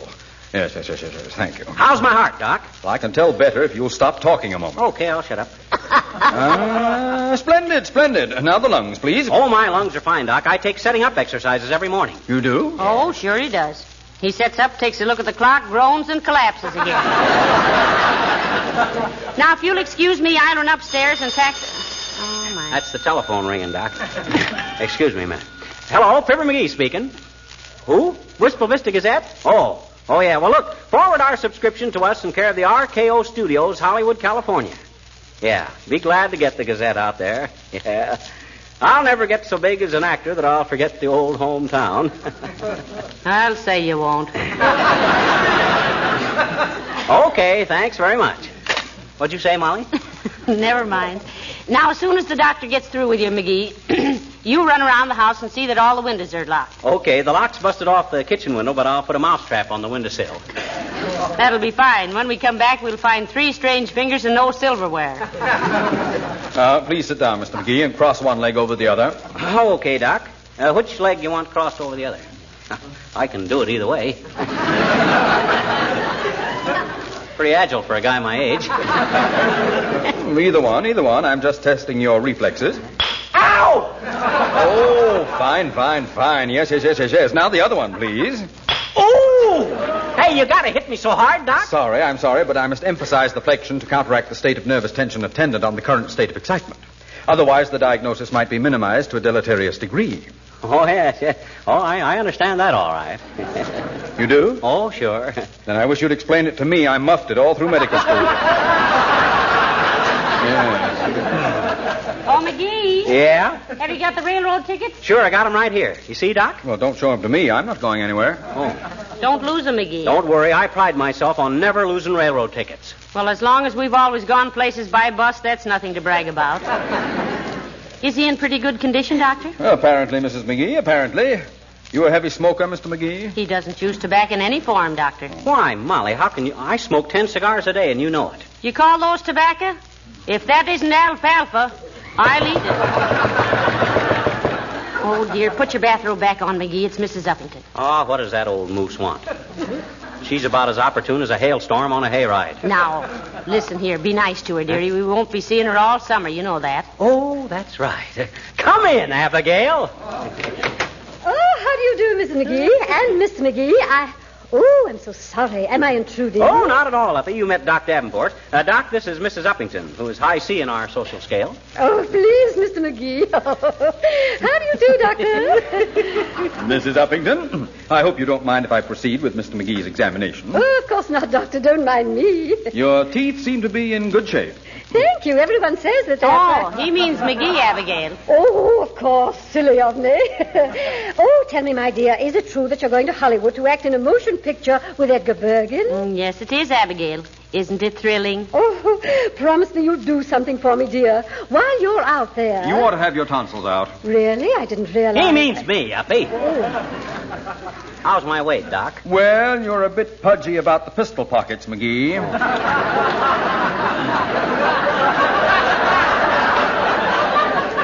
What games do you play? Well, let's see. What can we do for you in Hollywood, Abigail? Well, my dear, I've always been a bit of a... Rummy. A bit of a rummy, and now, please... I wasn't talking to you, Uppy. Doc asked me what games I play.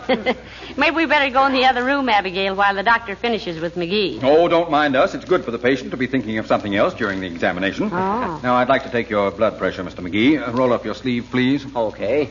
You'll pardon my nude biceps, Uppy. Oh, certainly. Let's have no false modesty, Mr. Magee.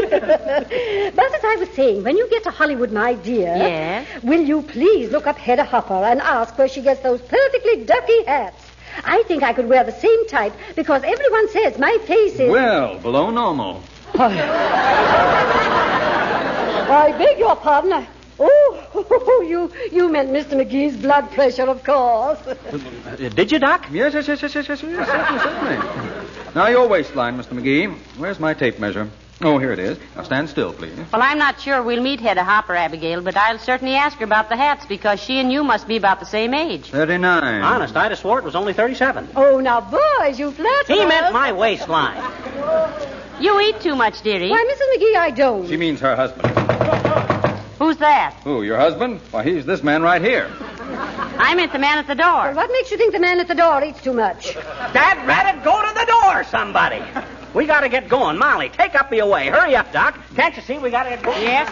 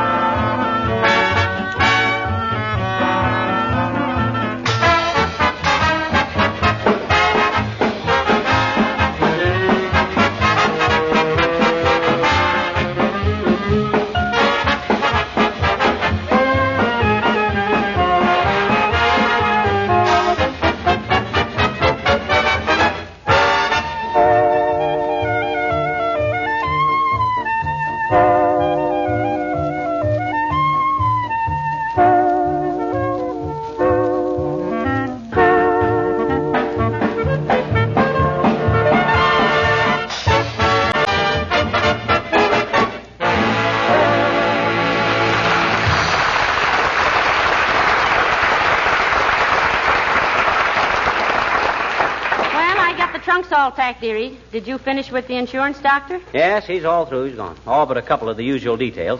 Hey, did you call the dairy to tell him we won't want any more milk? No, I've been too busy. You call him. Okay, give me the phone. Thanks. Hello, operator. Give me the whistle, Mr. Derrick.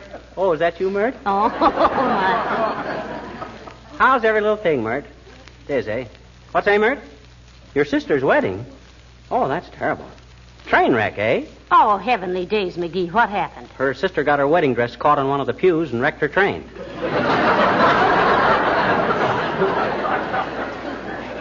What's that, Mert? Yeah, we're going to Hollywood.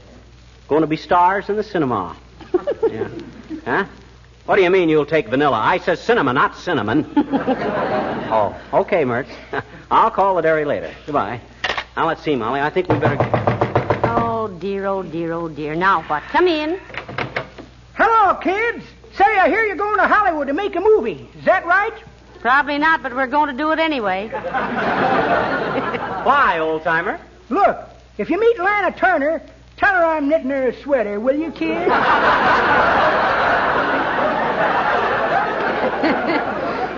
Well, I think she has a sweater, Mr. Oldtimer. Yeah. She's got 100 sweaters. And that ain't Hayes. That's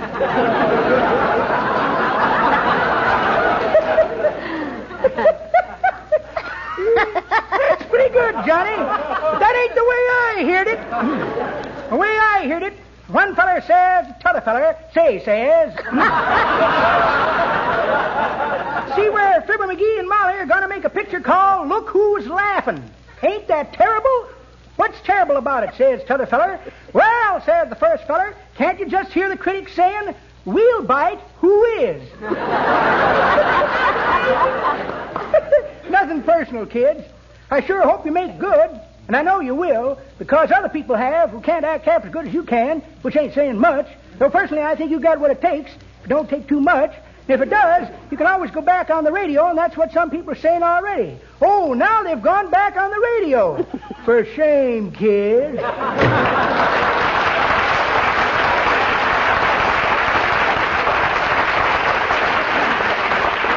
What on earth was he talking about? I don't know. That old fuddy-duddy wouldn't know which end was up at a fraternity initiation. Well, now, let's see. You better get out of that bathrobe and into some clothes, dearie. Oh, I don't want to get dressed till the last minute. Too much to do. Say, did you tell Uncle Dennis we were going away? Sure, I told him. But you know, he hates Hollywood. Why? Well, on account of Sonia Henney, mostly. Why, Sonia's a cute kid. I What's know. he got against her? Well, he thinks it's a crime to make all that ice and then skate on it. Well... Hey, folks, When are you leaving for the coast? Oh, hi, Harlow. We're leaving in about an hour. Why? Well, when are you coming back to Wistful Vista? The last Tuesday in September, Mr. Wilcox.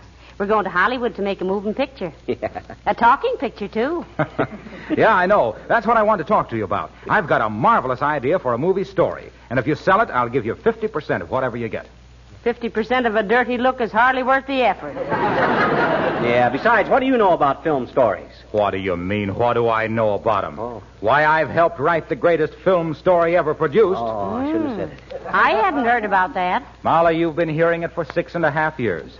All about how Johnson's Wax puts a film of protection against dust and dirt and dampness on your floors and furniture and woodwork. Ladies and gentlemen, after this little lecture is over, we will pass a hat among yous after we pull it down over Wilcox's ears. Don't mind him, Mr. Wilcox. What's the rest of the scenario? Well, it's a very simple story, but it's got everything. Glamour, love interest, conflict, and comedy value. Oh. The glamour of a beautiful, well-kept home. The love of a housewife for something that saves her so much time and effort.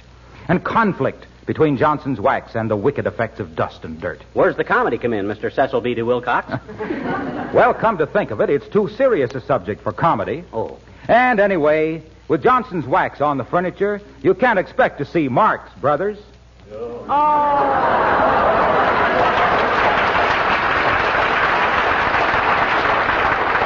You'll feel better after you rest 13 minutes.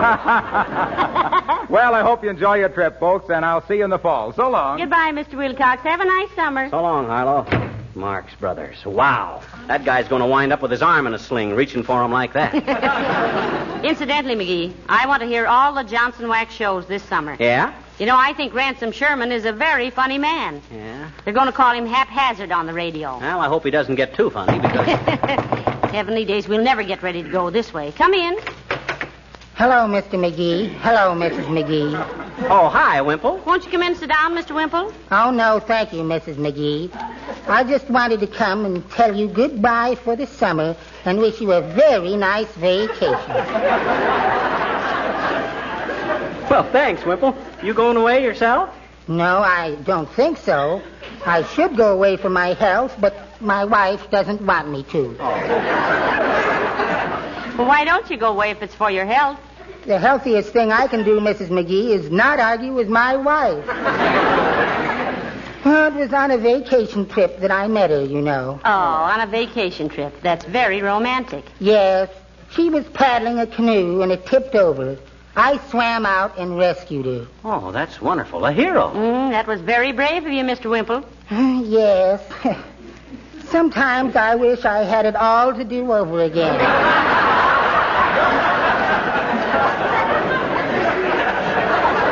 Well, goodbye for now. Oh, don't be in a hurry, Wimple. Stick around and breathe the air of freedom for a while. Oh, I simply can't, Mr. McGee. I'm working tonight. Carrying water for the elephants, you know. Oh, is there a circus in town? What? Is there a circus playing here? Oh, no. The elephants. Uh-huh. That's the name of my wife's softball team.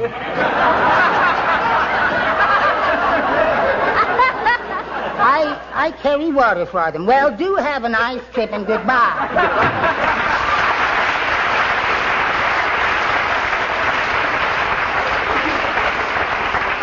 Mr. Wimple, he has a fairly cheerful outlook for such a henpecked little fella. Well, that's easily explained. He's been under his wife's thumb so long he's looking at the world through rose-colored nail polish. Hey, we better get busy, Molly. Our train leaves in 25 minutes. Well, I'm all ready, McGee. I just want to shut off the refrigerator. Say, what is this anyway? We may not enjoy packing up, but the front door's getting an awful bang out of it. Why can't... Come in. Hi, mister. Oh, hello there, little girl. I haven't got time to talk to you now. Why? Well, we're packing up. That's why we're going away for a vacation. Gee, what you want to go away for? I had mine right here. Oh, have you had your vacation? Sure. Right here on my arm, see? It hurt like 60, too. That's a vaccination. I was talking about vacation. Oh. Well, where are you going on your vaccination? Where are you? Hollywood, sis. We're going to be in a movie. Gee, honest? Uh-huh. Hey, will you send me a photograph of my favorite actor when you get out there, mister? Will you? Why, certainly, sis. We'll be palling around with all them big stars. You'll be seeing pictures of me posing in front of my swimming pool, riding around in a big limousine, sailing around on a yacht with the big shots. So name your star, sis. I'll get his photo for you. Anybody, mister? Anybody. Name the biggest star you can think of, and I'll bet within 3 weeks me and him will be wearing each other's clothes. Eating all our meals together, going to nightclubs together. Going for long walks, posing for publicity shots together. Why, me and him will probably be known as the Damon and Pythias of Hollywood. Oh, gee, that'll be wonderful, mister. Yeah. Send me a picture of him wearing your clothes, will you? I don't know what's so hysterically funny about that, sis. Who is your favorite star? Gene Autry's horse. So long,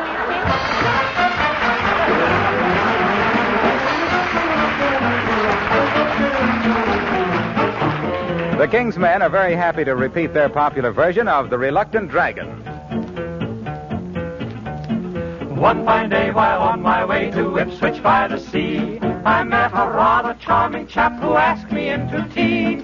It seems he was a dragon, you know, the kind with wings, teeth and tails and claws and scales and all those dragon-like details. I admit I jumped a bit when he began to sing. I'm the reluctant dragon, what ho, quite so, the very reluctant dragon. Oh, very, very, don't you know?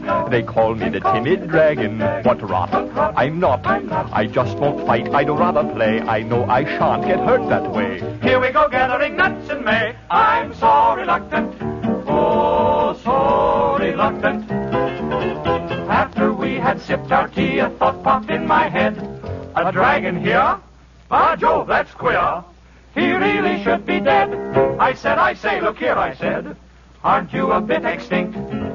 He looked at me and gave a cry and wiped a teardrop from his eye. Heaved his bosom with a sigh. Then he coyly winked.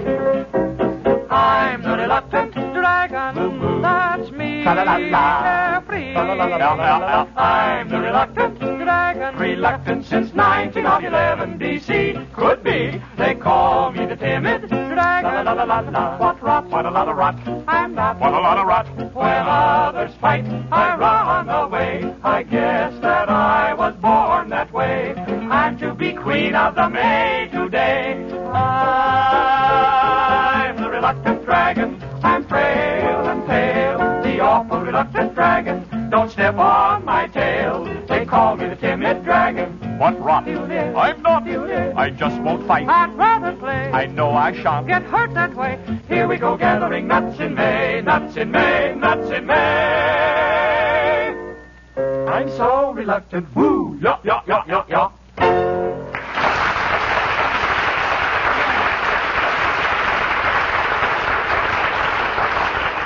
And furthermore, Gildersleeve, that's the silliest idea I ever heard of. Well, by George, McGee, if you weren't What so is thick... Mr. Gildersleeve's idea, McGee? He says what we ought to do is have somebody live in this house while we're gone. Ain't that dumb? Well, I don't know if I thought we could sublet it to the right people. Well, I didn't exactly mean sublet, Mrs. McGee. I had more in mind the care of your house. Oh. Imagine coming back in the fall to a nice, clean house. Windows washed. Furniture all Johnson's waxed and polished. Shelves cleaned. Wouldn't that be worth more than any petty little sum you might get for rent? Well, it almost is to me, Mr. Gildersleeve. I wonder who we could get, though. Well, it just happens that my wife's brother and his family are going to be here all summer, and I thought that... Oh, no, you don't. Trying to chisel some free lodging for your relatives, eh, Gildersleeve? Well, you can just keep the visiting fireman on your own hook and ladder. Now, McGee, I don't think Mr. Gildersleeve meant that's it. all right, Mrs. McGee. I'm not angry. I won't see my little chum until last week in September, and I refuse to quarrel with him. My goodness, I'll miss you, little pal. Yeah. Shucks, the Spanish serenader's coming out in him. What are you after anyway, Gildersleeve? The use of our lawnmower for the summer? What did you say? I said, what are you after? The use of our lawnmower for the summer or something? In the first place, it isn't your lawnmower. It's mine. And in the second place... place... What do you mean it's your lawnmower? Just because I let you borrow it once or twice? That's all right, McGee. I was glad to get it back, if only for a day or so. He's right, McGee. It is his lawnmower. Oh, yeah? It's my lawnmower, and I can prove it. I know exactly where the bill of sale is. Where? Right here in the hall closet.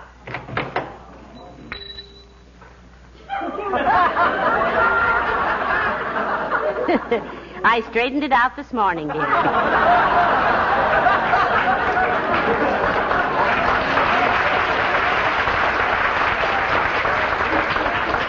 Well, where's that bill of sale? Okay, so it's your lawnmower. Take your old clover clipper, Gildersleeve. I'm a movie actor now anyway. I ain't mowing my own lawn anymore. You're not, eh? You probably will be too busy at that. Yes. Mowing other people's lawns. You don't seem to have much faith in McGee's future in Hollywood, Mr. Gildersleeve. Mrs. McGee, if all his fans were gathered in one spot, Yes? they wouldn't make enough breeze to ruffle baby Sandy's hair ribbon. You wait, Gildersleeve. You'll be reading in the papers about me. Hometown boy makes good. Read the rest of it, McGee. Huh? Hometown boy makes good time hitchhiking home from coast. Now you look here, you All big right, boys, that's enough. Do you realize we only have a few minutes to catch our train, dearie? Oh, boy, that's right. Go on home, Gildersleeve. Can't you see you're holding us up? That's all right. If I have to pay more than a dime to see you in the movies, you'll be holding me up. Have a nice trip, Mrs. McGee. Oh, thank you, Mr. Gildersleeve, and goodbye. Goodbye, little chum. So long, Truckee.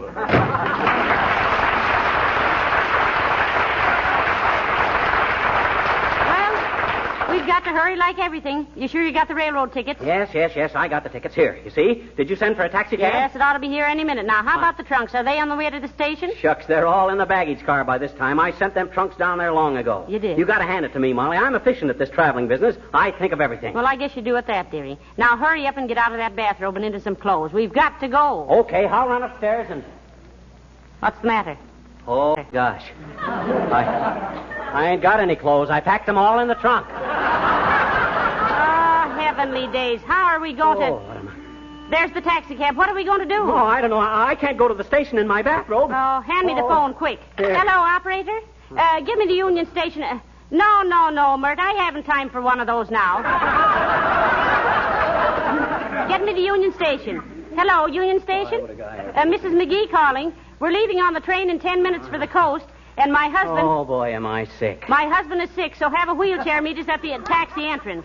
Thank you. Get your hat, dearie. I'll get a blanket. Yeah, give me some face powder. I want to look pale. Okay. Okay. Come on, McGee. Oh. Hollywood, here we come. The hard way.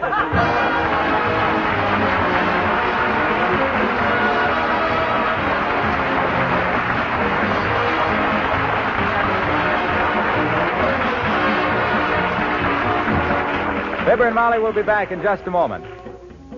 Say, next time you go shopping, stop a moment just before you're ready to pay your bill and ask yourself, have I forgotten anything? Isn't there something that comes in a red and yellow package that I was going to buy? Oh, yes, Johnson's self-polishing Glow Coat. You know, it would really be too bad not to have Glow Coat in the house. Imagine going back to the tiresome, back-breaking job of floor scrubbing. Makes you tired to think of it, doesn't it? Seriously, it would be bad. Bad for you and bad for your linoleum, because continual scrubbing ruins linoleum. Glow Coat, on the other hand, protects linoleum. Protects it against scratches, wear, and dirt. Protects it with a hard, beautiful polish that keeps the colors fresh and bright. Johnson's Glow Coat is called self-polishing because it needs no rubbing or buffing. Just apply and let dry. If you aren't already a Glow Coat user, try it just once, won't you?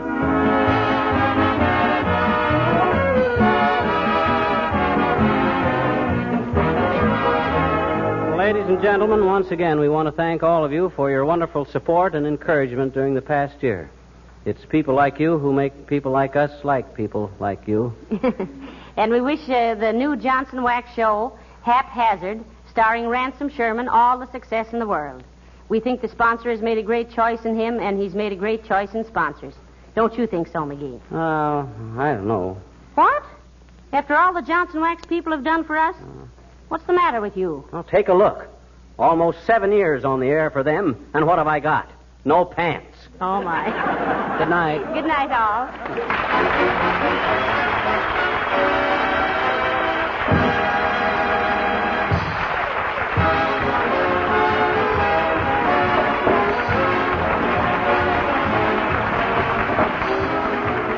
This is Harlow Wilcox, speaking for the makers of Johnson's Wax Finishes for the home and for industry, inviting you to be with us again next Tuesday night for the premiere of the new Johnson Summer Show, Haphazard, starring Ransom Sherman. And we remind you that America's first line of defense is you and your support. So invest to the best of your ability in defense savings bonds. Good night. Yes, it certainly pays to keep that car of yours looking its best. It's good business, and you get more pleasure out of a car that's wax polished. That's why car owners have welcomed Johnson's Car New, the easy-to-use auto polish that both cleans and wax polishes in one application. 2 jobs at the same time. Give your car a Car New beauty treatment. The cost is low, the result's amazing. Ask for Johnson's Carnu, spelled C-A-R-N-U. This is the National Broadcasting Company.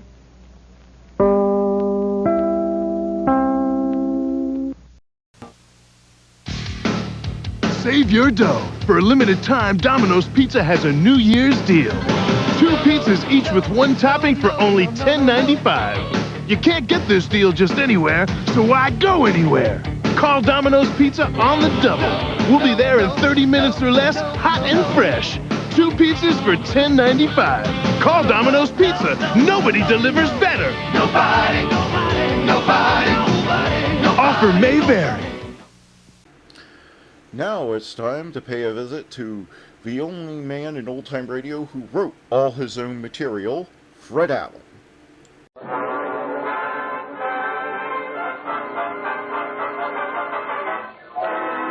DeMarco sisters, DeMarco sisters. It isn't 4 chicks and a chuck, Mr. Allen. It isn't, huh?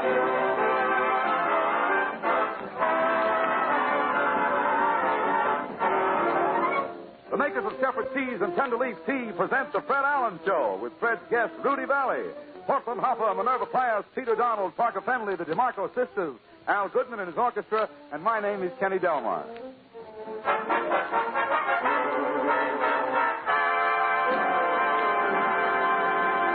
Ladies and gentlemen, this is National Foot Health Week. Saluting National Foot Week, we bring you a man who is well-heeled, and here he is, Fred Allen. Thank you.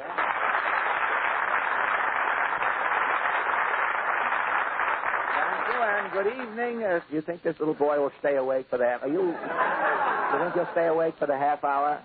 Look at the size of him. Must have been born in here this afternoon.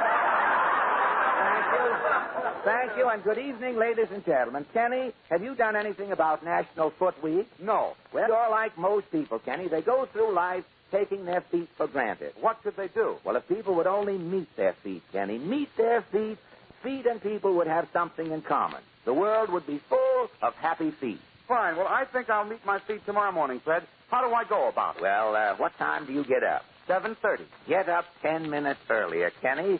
Spend those 10 minutes with your feet. You have 10 toes.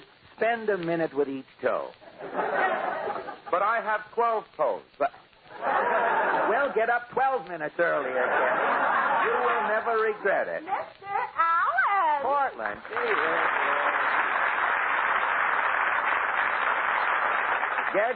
Get your ketchup out, Portland. The clam bake has just started. Teddy and I were talking about Meet Your Feet Week. Have you met your feet?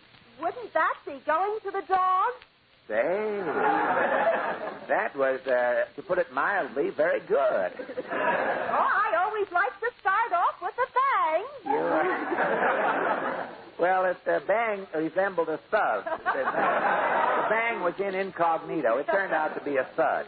Tell me, Portland, what is new? I saw Jack Benny at the Roxy. His show is wonderful. Wonderful. Was Benny in it? Is that possible? What happened? Well, first Jack comes out and tells 2 jokes about having less hair than a bicycle seat. Well, that's pretty good. I hope it goes the same over there.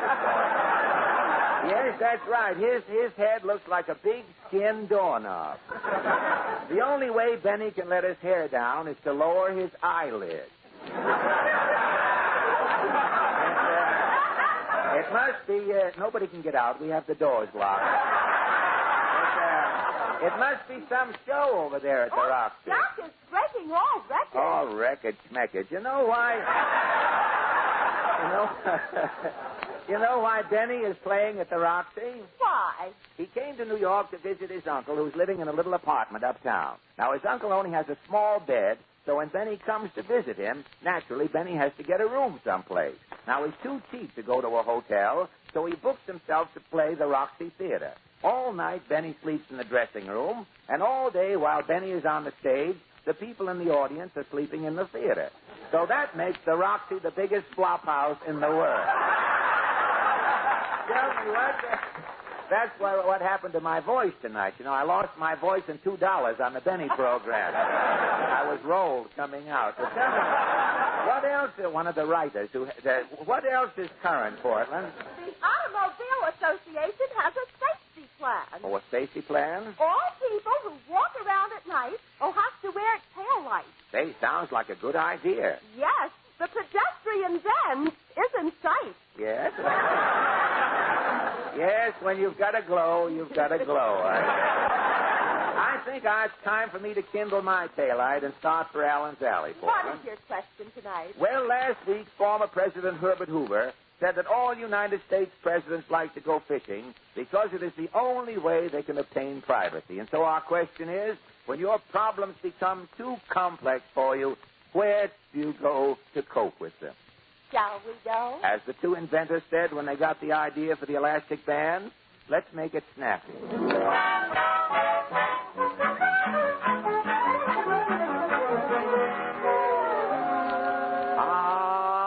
What a night in Allen's Alley, Portland. I'll get shot for an owl if I don't get out of the alley.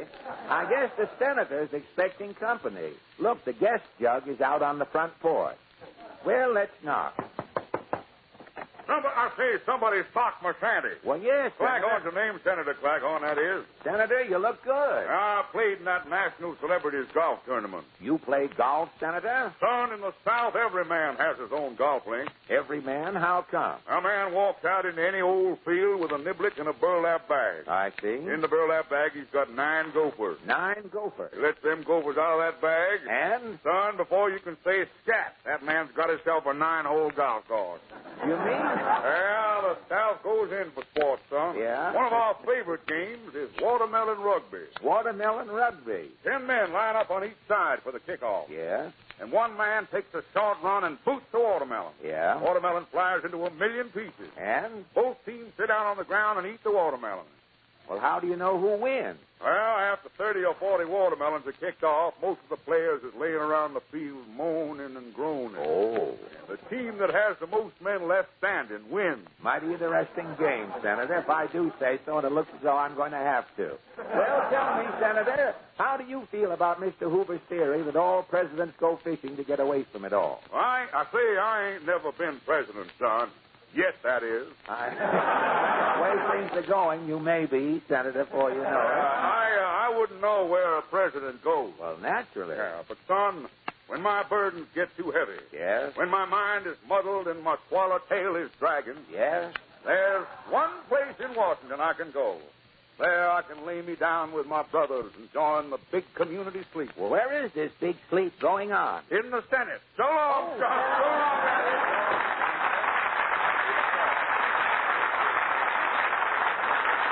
Well, the only bill the senator ever passed was a man named William. Well, let's arouse Mr. Moody. Howdy, Bub. Say, you look all excited, Mr. Moody. I am. I just had a set to with a peddler. A peddler? Yep. He was trying to sell me some goatee wax. Want nothing but lavender lard. Uh-huh. I says, get off my land. He went as white as a curd. As white as a curd, eh? The peddler didn't answer? He says, Moody, I'll reach up under your coat and pull your spine out and whack you with it. God. I says, yes, I'll jump down your throat and tromp your insides out. Jeepers. He says, I'll show you where the bears set in the buckwheat. You came back? You'll have your hands full and your pants to hold up, I says. Well,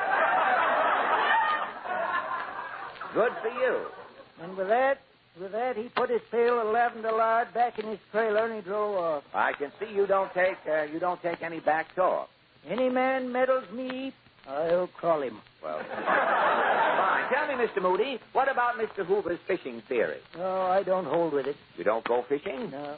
When I got a problem, when my damper's down and I'm in a blue funk, yeah, I go out to the well. Uh-huh. I step into the bucket. And then? I let myself slow like down to the bottom of the well. Uh-huh. Sitting there all alone in the bucket, I kind of mull my problems over. Well, how does that relieve your depression? Bub, when a man is squatting in a bucket at the bottom of a well, yes, things is looking up. So long.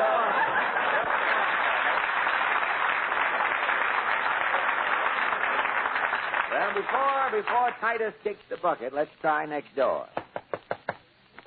How do thee? Well, Mrs. Newsbaum, how do you feel about Mr. Hoover's views on fishing? It is working two ways. 2 ways? How do you mean? When I'm a young girl, I'm winning a beauty contest. Oh, really? At Rockaway Beach for 1925, I am Miss Undertow. Miss Undertow. This is no small honor, I see. Suitors are showering me with presents. Costume jewelry and cold cuts. Did you have any favorites? 2 playboys, Ricky Rappaport and Neville Pincus Jr.'s proposal. You were the toast of the town. It is perfect madness. Really? One night I am on the loose with Ricky at Moskowitz and Lupowitz. Yes? The next night with Neville up 2nd Avenue, I am speeding on an Indian motorcycle. You were living. Who's for choosing, Ricky or Neville? It is a dilemma. I am going crazy. Well, what happened? My father, Daddy. Daddy? Daddy is saying, Pansy, thinking it over, going fishing. And you did? My father, Daddy, is giving me a bad wine. Uh-huh. Well, I am leaving for Lake Cresta Bissell. That old Indian resort? You came back from Lake Cresta Bissell with your decision? I'm coming back with 1 worm. 1 worm? Mine husband, Pierre.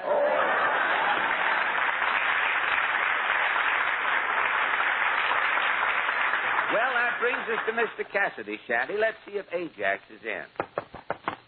What's all it is? Who's on the town? Oh, well, how do you do? Oh, how do you do yourself? Well, Mr. Cassidy, how are you tonight? Oh, terrible. Me clavicle is fractured. It's skin trouble.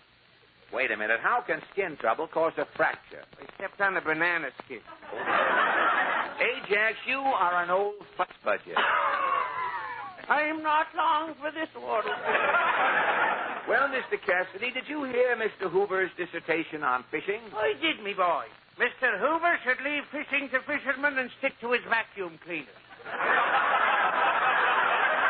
Tell me, what do you do when you have your troubles, Ajax? Well, now, when calamity reduces me to a state of abject despair, I have me own procedure. Well, just what is it you do? Well, I don't take me fowling piece and seek solace in the wilderness trying to assassinate an antelope or upend a buffalo. I see. I don't take me fishing kit and look for comfort by trying to make some trout a widow. Well, just what do you do? When I'm wallowing deep in the slough of despond and the cares of the world are pressing down on my shoulders like a pair of tight suspenders. Yes?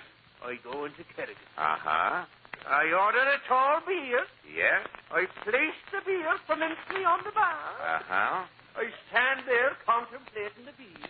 And just being alone, contemplating a glass of beer helps you? Hey, boy, at a time like this... Yes? 2 heads are better than 1. Goodbye, dear.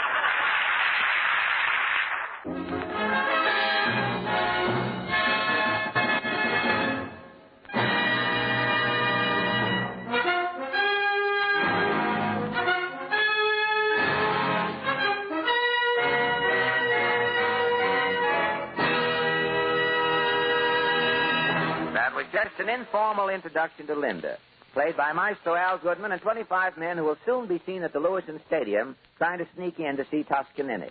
And now, ladies, yes, Portland, something? Package just came. Oh, package. Is it from the Chaucerhead Bookshop? I ordered that new book, you know, that bestseller, Aurora Dawn by Herman Wolfe. Used to work with us, the little fellow, you remember? Never got paid, used to write in the corners. Be writing all the time. Turned out to be a book, Aurora Dawn. Now, this package is from a music store, Hepcat Heaven. Hepcat Heaven. Oh, yes, those are the new records I bought, Portland. As soon as I get my whip and spurs, I'll be all set. Whip and spurs? I'm going to be a disc jockey. You know, that's the new thing. Ted Husing, Paul Whiteman, Tommy Dorsey are all disc jockeys. Even Porsche is facing Decca. Didn't you buy any of Al Goodman's records? Well, the man was starting to take me down to the bargain basement when I looked up and saw an old friend of mine in the music store, and things got all involved. what happened? Well, it's a long story, but this is exactly what happened. Yesterday, I started out for the record shop.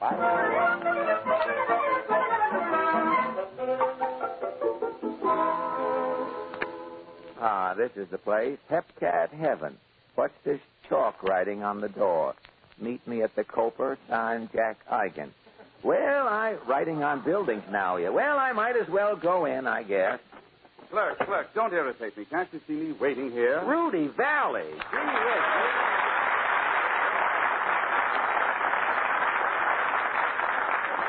Gosh, Rudy, I haven't... I'll be with you in just a minute, Sonny. You know, my time is your time. Oh. Excuse me, clerk. I'll take these records. The Whiffenpoof song, sung so delightfully by Rudy Valley. I'm Just a Vagabond Lover, sung by the Vagabond Lover himself, Rudy Valley. Stein song, That's a Masterpiece by Rudy Valley and his Connecticut Yankees. And since I have a little extra space in my Boston bag, I think I can just squeeze in the latest Rudy Valley album. Well, look, Rudy. Oh, I'm sorry. I forgot you were here. If you want my autograph, it'll be 10 cents. Well, now, look, Rudy, you remember me. Oh, yes, of course. You're Bunny Bolivar, Yale class of 27. You were anchorman on the debating team. You had the biggest rebuttal of the year. Now, wait a minute. Look, Rudy, I'm Fred Allen. I'm on the radio. Oh, yes. You're the chap who talked through his nose. Yes. I've always been very grateful to you. Grateful to me, Rudy? Why? If you'd ever taken up singing, I'd have been ruined. Rudy, who else could have reached the heights you scaled? A great band leader, a famous vagabond lover, a terrific singer? No, it's nothing, Fred. Just talent. Those great phonograph records of yours. I have the first record I ever made. And those movies you starred in. I have the first picture I ever made. And all that money. I have the first dollar I ever made. Still the same modest old Rudy. As you used to put it yourself, the king of show business. Oh, no, Fred, that's all in the past. I've retired. Retired? Rudy, you, the old ball of fire, retired? Right. How do you spend your time? Well, the life I'm now living might well be used as a model for utopia. Really? What is your routine? Every morning at 10 o'clock, I arise from my simulated gold Murphy bed. Yes? And pinch myself to see if I'm awake. You have to pinch yourself to see if you're awake? Yes, you see, with my eyes, it's hard to tell when they're open. Oh, Well, once you know you are awake... I get dressed, consume a heaping bowl of Wheaties, yes, pick up my mahogany shovel and my mop. Well, where do you go with your mahogany shovel? To the bank.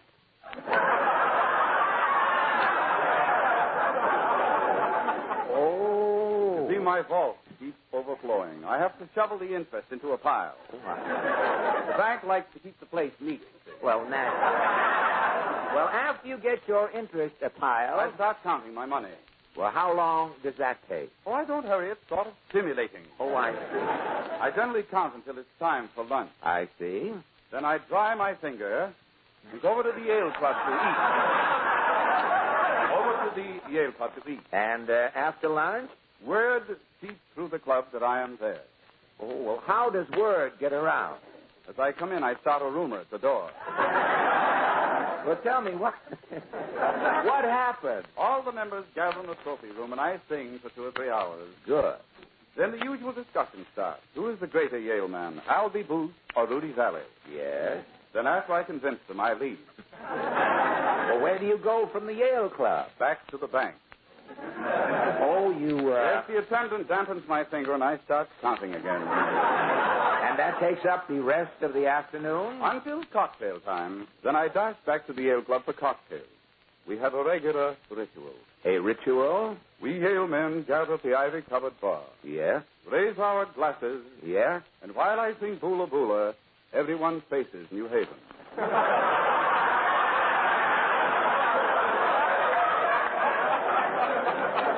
Gad, what sentiment. Then while the bartender's wiping off the bar, we all give 3 cheers and a tiger. You actually cheer the bartender? Why? The bar rag is a Harvard pennant. Well, what happens after cocktail? I eat a quick but nourishing dinner, yes, rush out of the White Tower. By 8 o'clock, I'm back at the bank counting. But, Rudy, banks close at 3 o'clock in the afternoon. You see, I have my own key. I can let myself in at night. Oh, well, look, Rudy, what sort of a life is this? In the bank all day with a wet finger? You'll end up with moss on your cuticle. Rudy, you have got to come back to show business. No, Fred, I've made up my mind. Rudy, you intend to spend the rest of your life just counting your money? Yes, and I should live so long. But, Rudy, you must come back. You owe it to your public. But I'll make more money. Where can I put it? Oh, the income tax department will take it off your hands. You can force them to. But, Fred, I haven't sung for months. A little cold, my voice. Well, how could your voice change? At your age, let's try a song, Rudy. All right, if you insist. I do.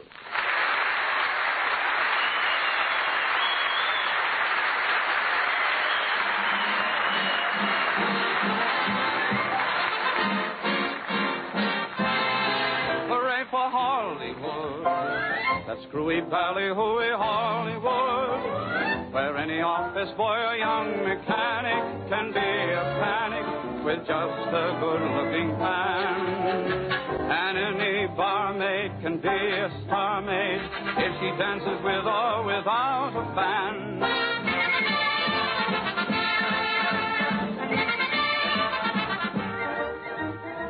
Come out, wherever you are. Yes, you too can be a movie star.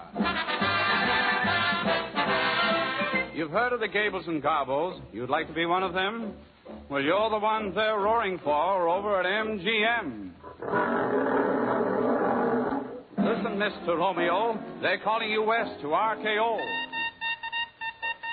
Hooray for Hollywood, that phony super coney Hollywood. They come from chili coffees and paducas with their bazookas to get their names up in lights. And armed with photos from local rotos, with their hair in ribbons and their legs in tights. Hooray for Hollywood, where you're terrific if you're even good.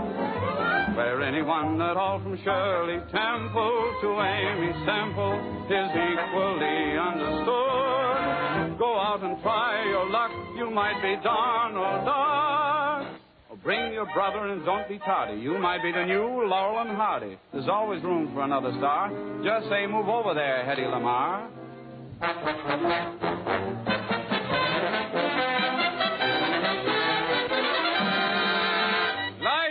Camera, action!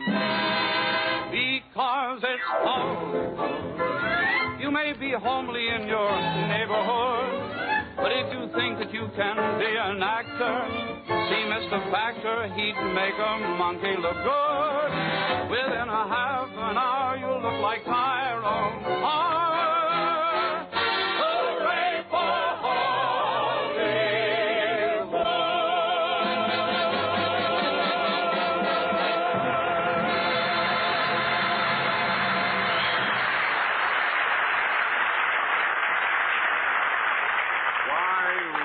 your voice is better than ever. Yeah, thanks, Fred, and I say the same to you. I wish I had even that much voice left. Rudy, I'll get you a job in no time. There's just one thing, you know, a singer today has to have some gimmick. Gimmick? I don't recall ever hearing that word at Yale. Well, a gimmick is an angle, Rudy. You know, Sinatra's thin, Crosby has a baseball team. Now, if you'll say, I have got it, your megaphone. That was your singing trademark for many years. Have you still got your megaphone? Yes, Fred, by a happy chance it's outside in my car. Well, get it, Rudy. I'm taking you over to my agent who used to book me in vaudeville. Let's go. Well, Portland, Rudy picked up his megaphone in the rhinestone case, and as we entered the theatrical building, I said to Rudy, here's my agent's office, Rudy, this door here. Let's see. Sam Prindle, theatrical bookings. Yep. Balance furnished for smokers, picket lines, and Macy parades. Eastern representative for Buster Crabbe. You see, Rudy, this guy is no crumb. Well, let's go in. Hello, Sam. Well, Freddie Allen. Say, the last time I seen you, you was MC at the flea circus. That's right. How is everything, Sam? Oh, terrible. My star act, Herman the Human Fly, is in the hospital. Herman the Human Fly? What happened? Well, I got him booked into low stakes, see? Yeah. Well, you know how he opens the act. He walks up the side of the stage to the mezzanine. Yeah? Some wise guy in the mezzanine lets go with a flit gun. Herman the Fly drops 40 feet into the orchestra pit. Well, Sam, your worries are over. Here is your new star, Rudy Valley. I hold, Samuel. Freddie, you're a lifesaver. Okay, Rudy boy, how about an audition? Hop up on the ceiling. Hop up on the ceiling. Oh, you didn't bring your suction shoes, huh? Well, then just run around the walls for a minute. Give me an idea. Wait a minute, Sam. Rudy isn't a human fly. This is Rudy Valley, the singer. Oh, you're a singer, huh, Rudy? Yes, I'm a singer. Where was your last fight? Now, wait a minute. Rudy isn't the pugnacious type. You mean he won't fight? Only if you pay me off with a rubber check. By the way, can you cash a check for $13,000? You see, Sam, this guy's in the chips. You must have heard of Rudy Valley. Fred, I ain't been down to Sammy's Bowery Follies in months. Sam, just listen to Rudy. That's all I ask. Okay. I wouldn't do it for Billy Rose. I wouldn't do it for Nick Kenny, but I'll do it for you. Good. Go ahead, Rudy. Give him the old theme song. Very well. My time is your time. Your time is my time. Okay, kid. Well, Sam? What's his Gimmick? I wish to warn you, sir. It's risky to spell in front of me. I'm a college man. All right, then. What's your gimmick? I sing through a megaphone. Rudy's megaphone will be bigger than Dick Hames' teeth. Make with the megaphone, Rudy. My time is your time. Hold it. That megaphone, that's it. You mean? Red, that megaphone does it. Rudy Valley and his megaphone. New York is really going to hear from Rudy. Come on, Rudy boy, you're going places. Very well, Samuel. Let's go.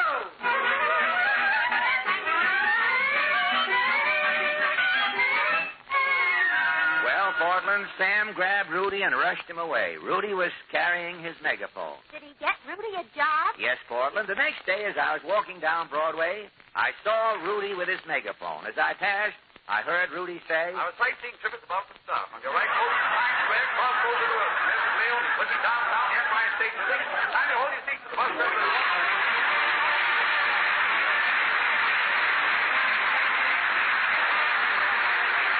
Before we remind you to remember Shepherd cheese and tender leaf tea on your shopping days, I want to thank Rudy for dropping in tonight. Next week, our guest will be Babe Livingston's brother-in-law, Jack Benny. Thank you, and good night. Good night. Thank you. Good night. Rudy Valley appears tonight through the courtesy of RKO Radio Pictures and will soon be seen in The Bachelor and the Barbershop. This is NBC, the National Broadcasting Company. It's terrible, terrible cold. My eyes hurt. My nose hurts. Today we'd like you to try Tylenol Cold. I didn't know that Tylenol made a cold medication. Tylenol Cold has 4 powerful medicines to help relieve runny nose, congestion, hacking cough, and aching pain. I feel great.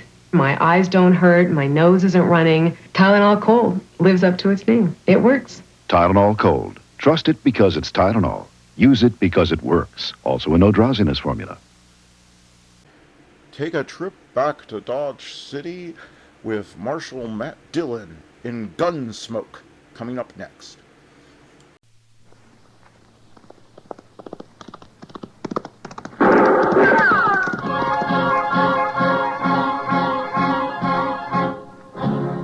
Around Dodge City and in the territory on West, there's just one way to handle the killers and the spoilers, and that's with a U.S. Marshal and the smell of Gunsmoke.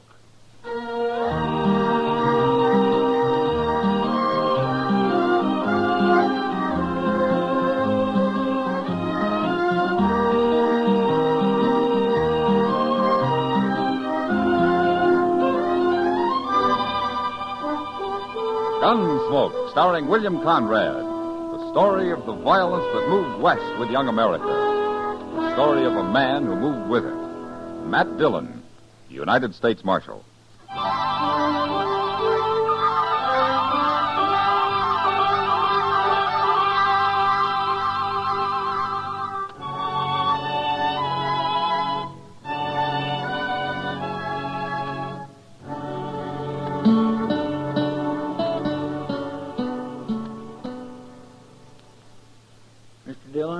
Yeah, what is it, Chester? You know Tiller Evans? Oh, the mule skinner? Yes, sir. What about him? He's standing out there in the street. Looks like he's about to head down Santa Fe Trail with a big load of supplies. Well? Well, I'm just wondering what a nice, sweet girl like Mavis McLeod can be doing with a man like that. You, jealous, Chester? Oh, no, sir. But Tiller's such a mean, ugly old bull. Oh, why, look at him. Look at that. What? Why, he just hit her, Mr. Dillon. What? Slapped her right in the face. He did. I told you he was mean. Well, that's a fine way to tell a girl goodbye. Yeah. Look, he hit her again. Yeah. Oh, I hate a man that picks on women, Mr. Dillon. Oh, poor little thing, she's crying. I sure am glad we're doing something about this. I hear anything about you when I get back, Mavis, I'll really whip you. You understand? No. Don't, Tiller, don't. That's enough, Tiller. What are you butting in for, Marshal? Let go of her. This ain't no business of yours. I said let go of her. Okay. I ain't hurting her none. Am I, Mavis? Am I? No. You see? You got no right to mix in people's private business, Marshal. This your wagon and mules, Tiller? Of course it is. Then get going. Right now. I'm going. But if I wasn't in a hurry, I'd have this out with you right here. I'll see you when I get back next week, Marshal. Well, Mavis, you remember what I told you now. Well, do you? Yes. What's going on here, anyway? Mavis, has this beast been after you again? Don't you call me names, Kitty. I'll fix you same as her. I can't tell you from one of your mules, Tiller. Now, look ahead. Leave him alone, Kitty. You get up on that wagon box, Tiller. Now. You wait till I get back.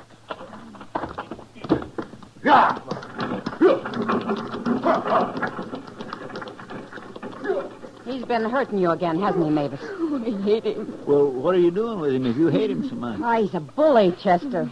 She's afraid of him. At least he'll be away for a few days now. I hope he never comes back. Will you come with me, honey? Thanks, Kitty. I'll make you some coffee. Come on, Chester.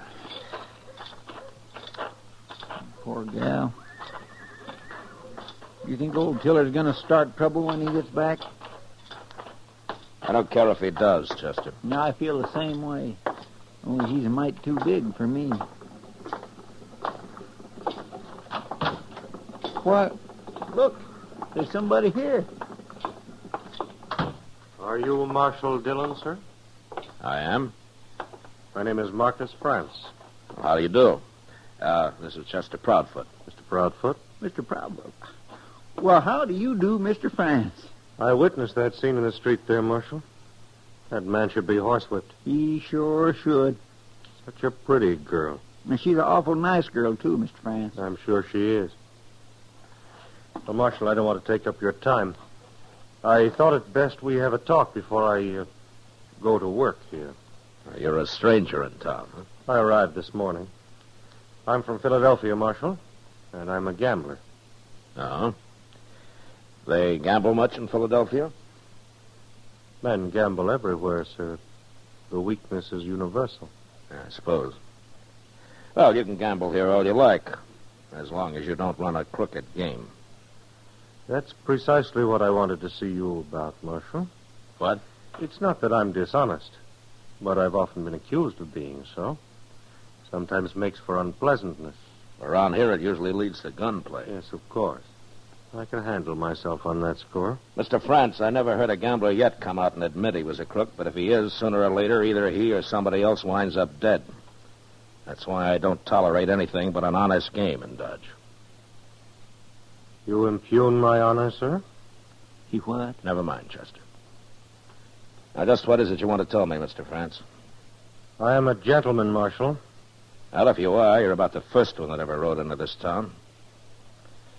But for the time being, I'll believe you. Thank you, sir. And don't be so touchy about your honor. It'll just get you into trouble. I'm afraid I haven't explained myself, Marshal. There are reasons why I've often been accused of dishonesty. Oh, like what?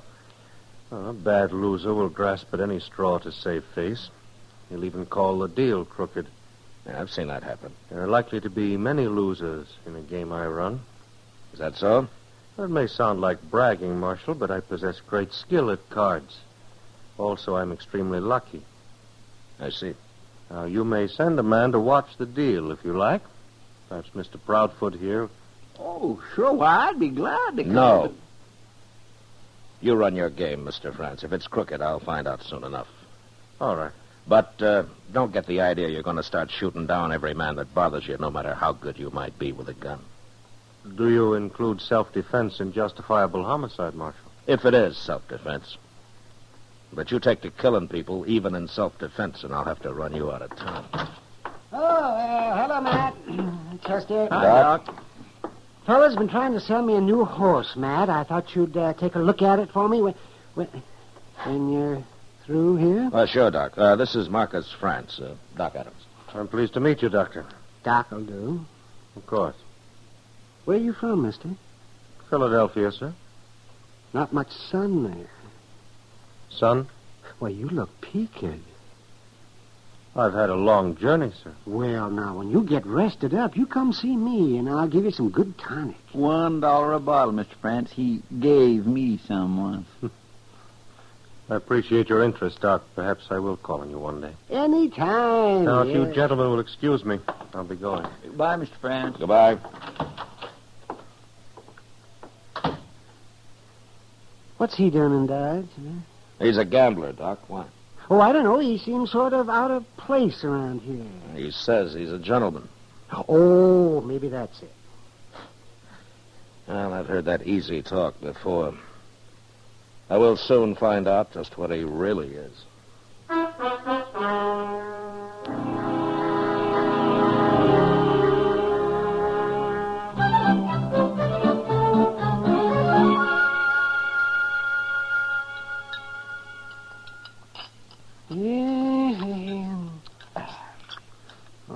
You'd think a restaurant like this could serve something besides beans with their meat, wouldn't you now, Matt? Honest. Oh, you got potatoes, Doc. I'm sick of them, too. Potatoes. Why don't you get married, Doc, and then you could eat fine. Oh, the last woman that wanted to marry me was a hog and hominy cook. I don't think she ever heard of any other kind of food. Why, didn't you ever take her out? Oh, take her. Oh, man. That was in Arkansas. She didn't even wear shoes. You old liar. No, I swear. Her pappy had a saying that every woman's entitled to a baby and a bonnet. But shoes were never mentioned in that house.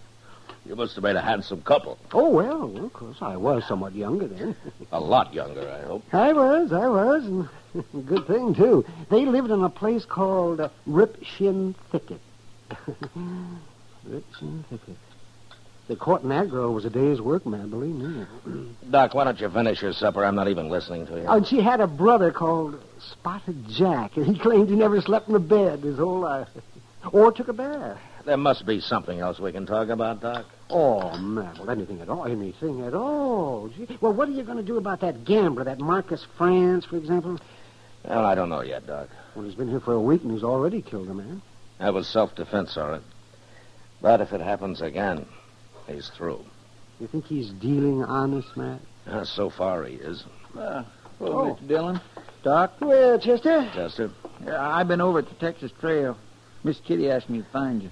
Huh? Trouble? I don't know. But she said it was really important. Okay. Doc, you didn't tell me that Arkansas girl's name. Oh, well, it's a funny thing, Matt. She never told me.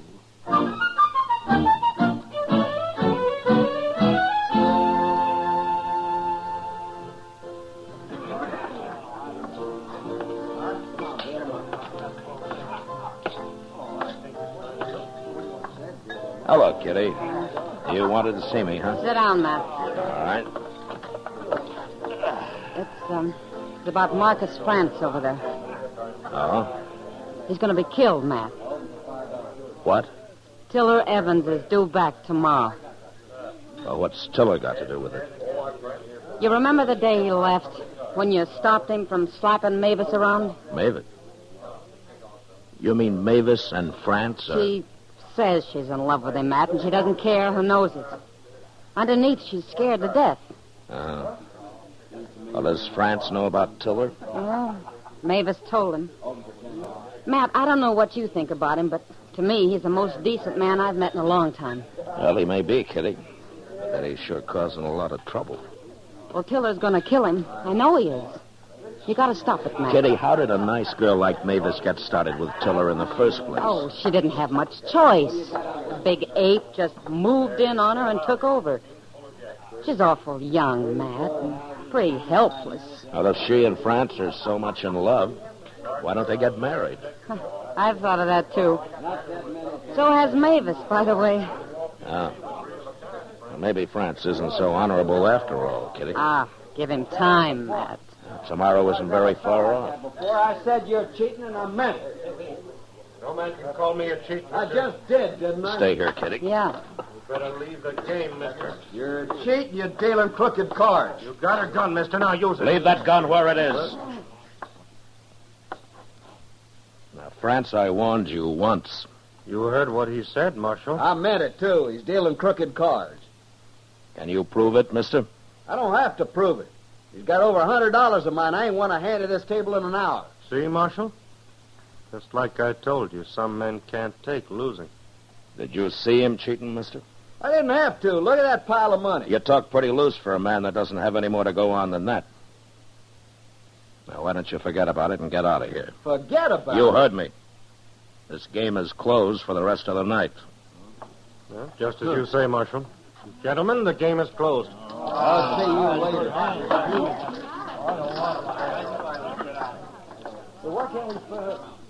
Oh, France. You know, egging men into a draw and then calling it self-defense is going to make your stay in Dodge mighty brief. I'll have to chance that, Marshal. How many men have you killed because of that tender pride of yours, huh? Well, it doesn't matter. But there's something I would like to know. What are you going to do about Tiller Evans? Oh, you've heard. Yeah. First time in my life, Marshal. I love a woman. Then why don't you get her out of here while there's still time? Run away from a fight? Tiller's a pretty tough man. You mean he might kill me? And where would that leave Mavis? Sorry, Marshal. I've got to stay. You know, France, I can't figure you at all. There's something wrong with you, and I don't know what it is. You'll find out, Marshal. Soon enough.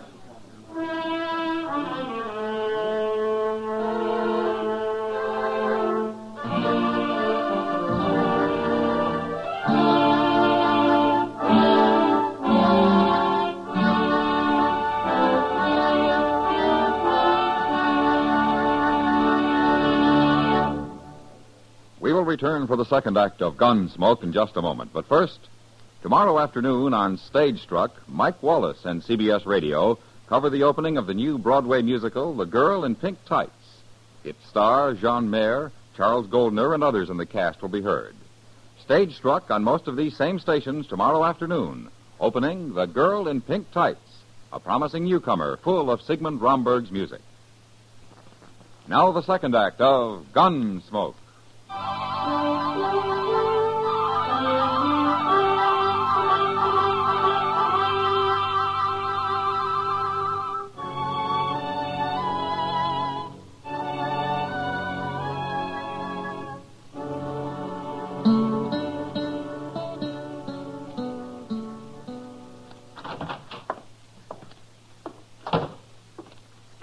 Well, won't be long now, Mr. Dillon.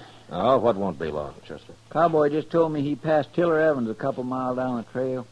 He'll be driving into town directly. Oh. Chester, what do you think of Marcus France? Him? Well, sir, for a fact, I'm dubitated. What? Well, he seems like such a nice fella, but he just won't do what he plain oughta. Like? Get married with Mavis McLeod like she wants him to. That'd stop old Tiller. Maybe. Now, the very least he could do is run off with her. Mr. Dillon, I just hate to think what'll become of that little girl if Tiller gets her. Well, one way or another, Chester, there's about to be a killing. And I gotta try to stop it. How you gonna do it? Well, there's a stage north in half an hour. Yeah, but Mr. France won't go. Chester, you know where Mavis lives, don't you? Yes, sir. All right, go get her. I'll put her on the stage. I'll meet you there. Okay, Mr. Dillon. Now, you're gonna have to hurry.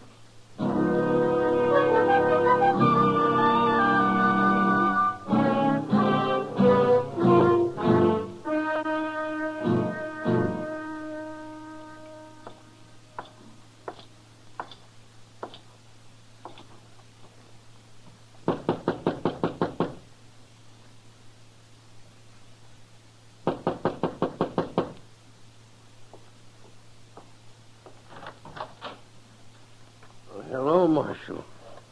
Please come in. Thank you. I am honored, sir. Would you care for a glass of whiskey? No.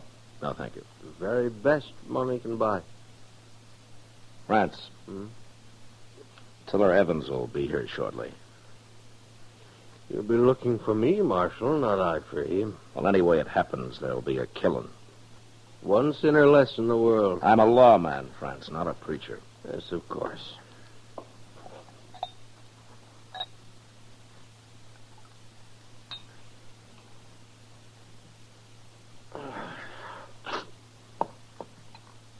Now, Marshal, I have no quarrel with this man, Tiller. Why don't you talk to him? Well, he's not the kind of a man you can talk to. Well, then put him in jail for disturbing the peace or something. It'll be too late by the time the peace is disturbed. France, there's a stage leaving Dodge in a few minutes. Is there, Marshal? Mavis is going to be on it. What? Now, if you're the gentleman you say you are, you'll be on it with her. You're making a mistake, Marshal. Well, I've made mistakes before. No use arguing with you, is there? Well, if you told me what's holding you back, there might be. Shall we say I never run from a fight? I don't question that. But this time it's different. I don't believe that's your reason. You say goodbye to Mavis for me, Marshal? No. I've just decided you're going with her. I'm sorry. I'm not. Careful, Marshal. I'm always careful. No, you...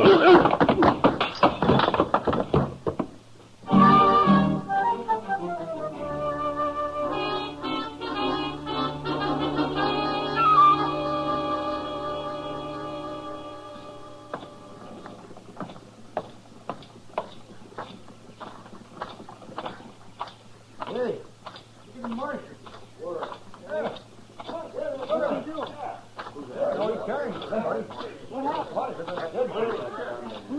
Well, forevermore. You shoot him, Mr. Dillon? Where's Mavis, Chester? She's inside the coach. I'm keeping an eye on her. All right, open the door, Chester. France is going with her. Yes, sir. Marcus. Marcus, what happened? He isn't hurt, Mavis. But he'll be out for a while yet. Why are you doing this, Marshal? Well, I'm a gambler, too, Mavis. And I'm taking a chance that man here of yours is what he says he is. He's a fine man. Well, goodbye, Mavis. And good luck. All right, driver. Yeah. Get this stage out of here. Sure, Marshal. Hold on there! What? Get going, driver. Go on. Come back here! Stop that stage! It's too late, Tiller. You done this, Marshal. Now, take it easy. That tin horn run off with my gal, and you helped him. She wanted to go. Nobody steals nothing from Tiller Evans. I'll find him and I'll kill him. Both of them. No, you won't. Oh, I gotta kill you first, eh? Why don't you go get drunk and forget about it, Tiller? You helped him. Don't do it. I'll do it.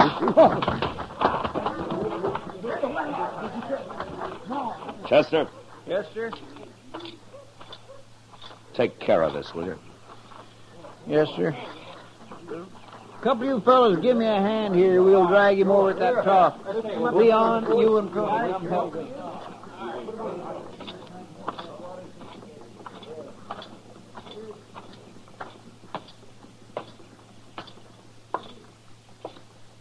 Matt, Yeah. is Tiller bad hurt? No, you'll be all right, Doc. Outside of being a little lonely. Mavis is going to be a little lonely, too. What? Marcus France did come to my office, Matt. What are you talking about, Doc? His lungs. That's why he came west. I wouldn't give him over a couple of months at the most. Mavis just isn't very lucky, is she, Doc? No, she isn't. But thanks to you, at least they'll have what time there is. He wouldn't have left with her any other way. Yeah. I guess Marcus really is a gentleman.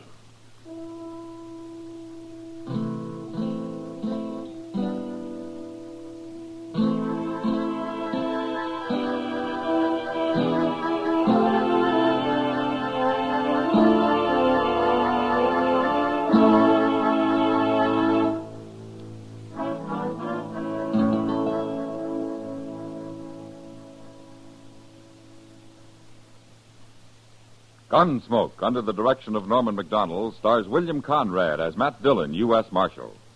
Tonight's story was specially written for Gunsmoke by John Meston, with music composed and conducted by Rex Corey. Featured in the cast were Lawrence Dobkin, Eleanor Cannon, John Daner, and Harry Bartell. Parley Bear is Chester, Howard McNear is Doc, and Georgia Ellis is Kitty. Gunsmoke has been selected by the Armed Forces Radio Service to be heard by our troops overseas. Join us again next week as Matt Dillon, U.S. Marshal, fights to bring law and order out of the wild violence of the West in Gunsmoke.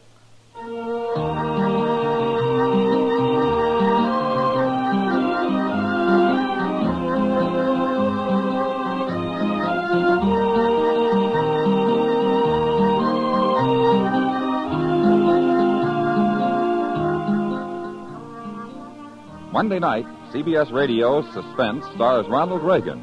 The drama is an unusual one titled Circumstantial Terror. In it, a man is on trial for a killing he didn't commit, and the guilty man is on the jury. Tension mounts and mounts until the suspense is almost beyond belief. Don't miss Suspense Monday night over most of these same stations. George Walsh speaking. Stay tuned now for Gangbusters, which follows in a few minutes over most of these same stations.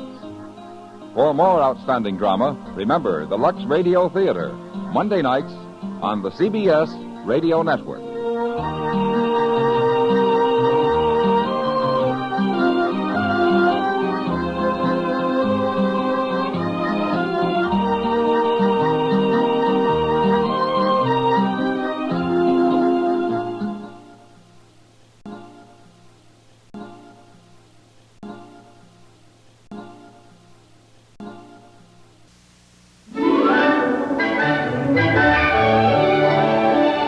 When you bring home Bambi and Twix cookie bars, look who follows.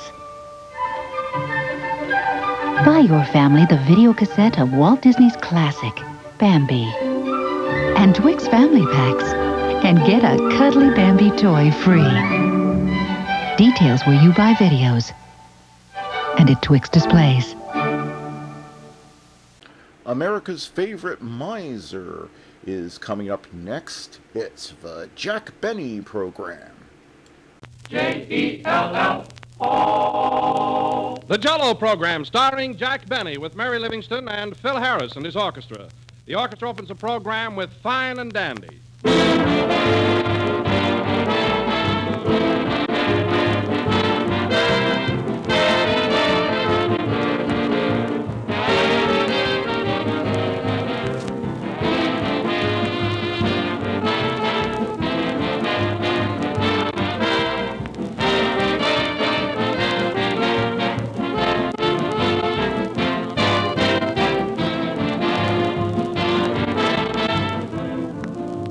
the month of weddings, and here's a special hint for June brides.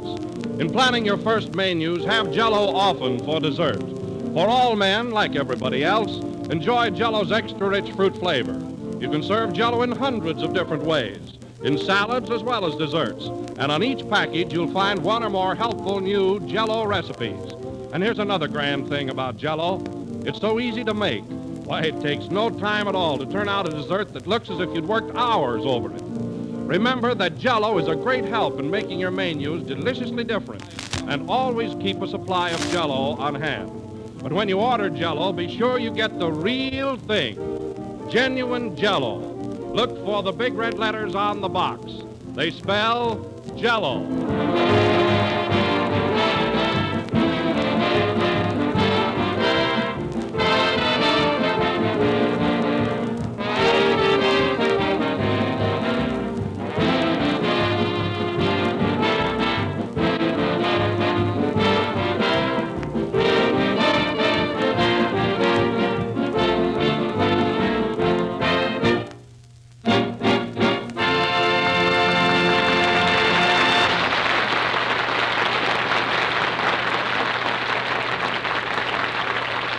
That was Fine and Dandy, played by the orchestra. And now, ladies and gentlemen, we bring you a man who looks twice as good as ever before, but oh, how he looked before, Jack Benny.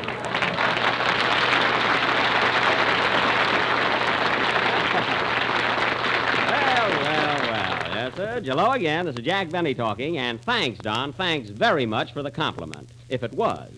Well, Jack, I couldn't help observing how rapidly you've improved since your illness. Really, it's amazing. Oh, there's nothing unusual about it, Don. We Bennys are a sturdy family. You know, very unlollipoppy. Ah, yes, Jack, you certainly are the picture of health. I feel good, too, and you know what's been doing it, don't you? Plenty of fresh air and exercise. Well, that's news to me. Do you really go in for exercise? Oh, passionately.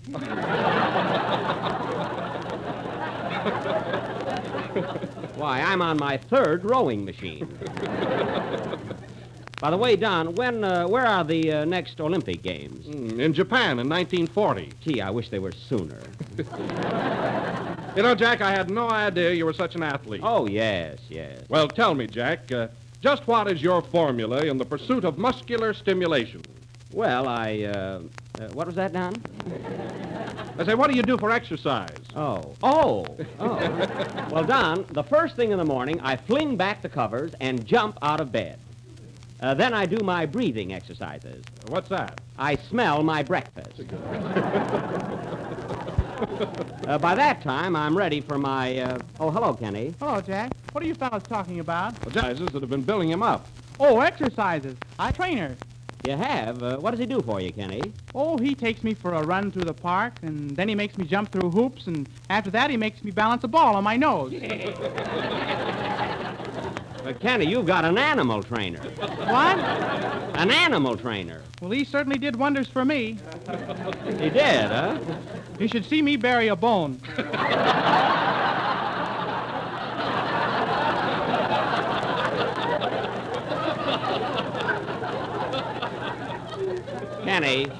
Kenny, you're positively silly. Oh, yeah? Well, I've got a smart brother, and he's starving to death. Oh. Well, I surrender. Oh, say, Don, what's the matter with Phil? He's standing over there by himself. Why doesn't he join us? Well, you know, Jack, he's probably embarrassed about that wristwatch incident last week. Oh, well, he should be, giving me a watch for Christmas present and not keeping up the payments. Oh, you should worry. Yeah, say, what's a watch to me? I can always call up Central and find out what time it is. Sure. Of course, I'll look funny walking around with a telephone on my wrist. Build a booth around it and nobody will see it. That's right. And I can hang a phone book on my ear. Imagine me walking around with my stomach full of nickels. Well, if I were you, Jack, I wouldn't be angry at Phil. He didn't mean it. Oh, I'm not mad at him, Don. I love Phil. But it's the principle of the thing. After all, you know, I've done a lot for that rat. Well, take it from me, Jack. He feels pretty bad about it. Bad enough to buy me a new watch? No. Oh, hello, Phil. Hello. I didn't see you in back of that fist. How are you? I'm all right, and I want to tell you, Jack, I'm sorry about that watch. Oh, forget about it, Phil. You know the old saying, easy come, you can't keep it. You know. Yes, sir. Hello, Jack. Hello, Don. Hello, Phil. Hello, Kenny. Hello, Mary. Hello, Mary. Hello, Mary. Hello, Joe. Joe? Who's Joe? My uncle, he's listening in. Oh.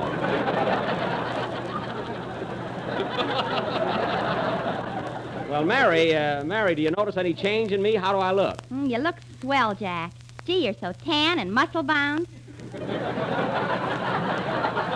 Muscle-bound? Why, Don told me I look better than I ever did. Oh, Don's full of baloney. Is that so? Jack's full of nickels. Listen, Mary, Don noticed a great improvement in me, and it's because I've been taking a lot of exercise. That's what's doing it. That's nothing. I exercise, too, every morning. You do? Well, tell me, Mary. Get this, Don. Tell me, Mary, what is your formula in the pursuit of muscular stimulation? Do you want a specific retort, or shall I generalize? Toy with that, big boy. Isn't she clever tonight? I'd give my annuity for a snappy answer. There's a phone. I'll take it. Hello? Yes? It's for you, Mary. For me? Mm-hmm. Hello? Yes? Who is it, Mary? Quiet, nosy. Yes, this is Miss Livingston. Oh, hello, Mr. Shower. Yes? Well, I'll try. Hold the line, please. Jack, it's Mr. Shower, my producer at Paramount. What does he want? He wants me to come over to the studio right away and shoot an important scene. Can I go? Well, yes, if it's important, Mary. Thanks. Hello, Mr. Shower? It's okay, Toots. I'll be right over. So long. Toots? That's his first name. His first name is Melville. Well, his secretary calls him Toots. Oh. You better run along, Mary. After all, it's your first picture. You know? Oh, Mary, before you go, I'd like to ask you a favor. Sure, what is it, Don? If there's a spot in your picture where you can mention, well, of course, I don't want you to be obvious about it, but if you can just squeeze in a word about those 6 delicious flavors, I'd appreciate it. I'll do the best I can. Yeah, but be subtle about it, Mary, you know. Anything else, Don? Well, let me see. What's the name of your picture, Mary? It's called This Way, Please. Gee, I'd appreciate it if you could get them to change it to This Way, Jell-O. Yes, Mary, it only means changing one word, you know. But don't be obvious about it. I'll see what I can do. Hey, This Way Jell-O doesn't make sense. Hey! But run along, Mary, and good luck on your picture. So long, Mary. Goodbye. Say, Jack, What? I just thought of something very funny. What is it? Well, come on now, tell me. What is it? Oh, no, I'm saving it for my picture. Oh. Goodbye. Gee, I can hardly wait to see it. Play, Phil.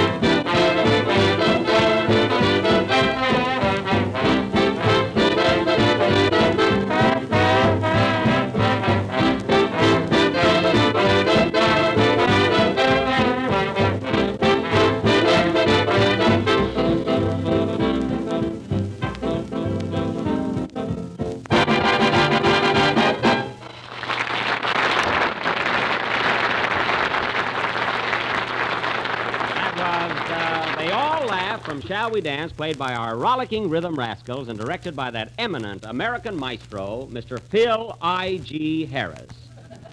Thanks, Jack, but what's the IG for? Indian giver. Wow! I certainly sprung the trap that time. You should have been in it. Hey, I thought you went to Paramount. I came back for that joke. Goodbye. Say, Phil, do you think that gag was worth coming back for? No. And say, Jack, I don't want to harp on this, but I've been feeling kind of low all week. You're not really angry about that watch, are you? No, Phil, of course not, and don't worry about it. Let me tell you something, Phil. There's something greater than the material things in life. Something beyond and above earthly possessions. And, Phil, I value your friendship more than all the watches in the world. Jack, you're kidding. I sure am.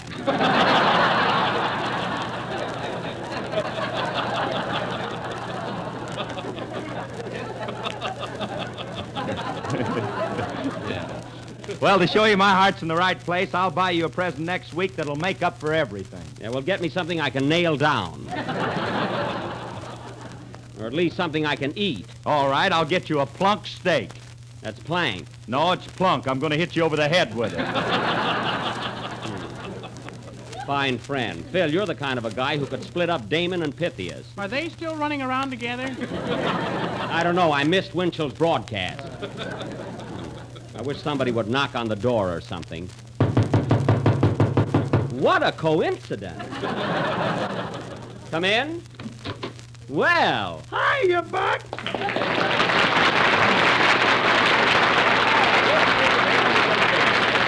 Andy, I'm glad to see you. Same here. Say, you're quite a stranger. Haven't been around in almost a month. What happened? Well, I started down here several times, Buck. Then I thought, oh, there's no use putting on my shoes just for that. Why? Is that so much trouble? Well, I don't mind putting them on. It's the buttoning that gets me. Oh. Say, I hear you were pretty sick. Yes, Andy, and I was kind of disappointed that you didn't send me anything. Well, I was going to send you flowers, but Ma said, better wait and see which way it goes.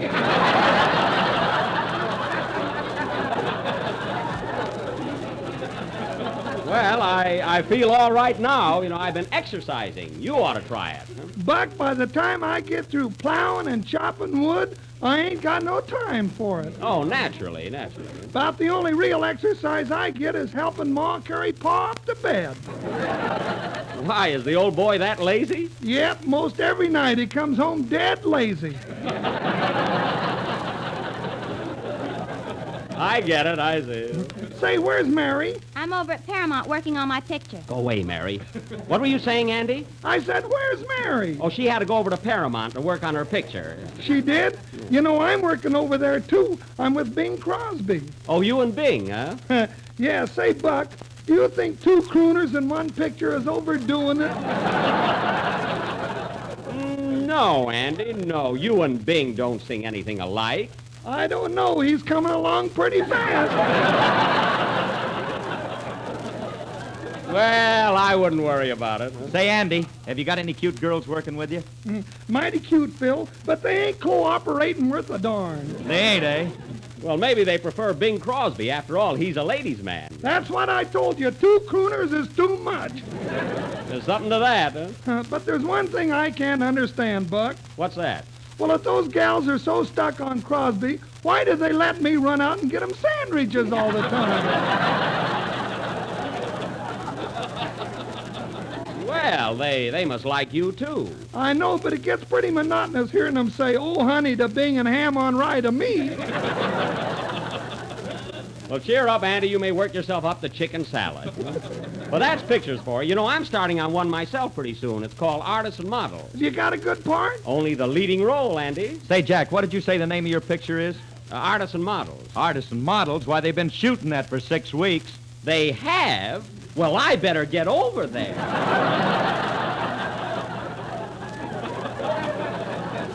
Immediately. Yeah, if you want to get in it. Say, maybe I better call them up and see about it. What's the number of Paramount, Andy? Have they got a telephone? Why, certainly. Shucks, and I've been sending carrier pigeons. Give me that phone. Operator, get me the Paramount Studio, Hollywood. I bet they're trying to put something over on me. You know, Andy, I had a hunch that... Hello? I want to speak to Mr. Gensler, please. Yeah. You know, Andy, I had a hunch... Hello, Mr. Gensler? This is Jack Benny. Yeah. Say, what about my picture, Artists and Models? Oh, all right, then what about Artists and Models?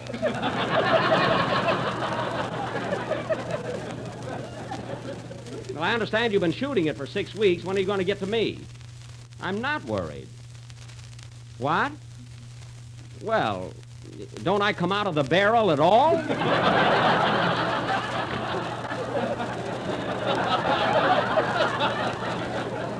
Oh, at the finish. I see. Oh, well, all right, Mr. Gensler. Goodbye. What'd he say, Buck? Well, he said he's saving me for the climax of the picture. The important part is right at the end, you know. That's why they have the finale there. That's a great idea, Jack. They need a fella like you. Yeah, that's what he said. No matter how good the picture is, you've got the personality, ability, and magnetism to give it that terrific final punch. You can put it over with a bang. Phil, you're kidding. I sure am.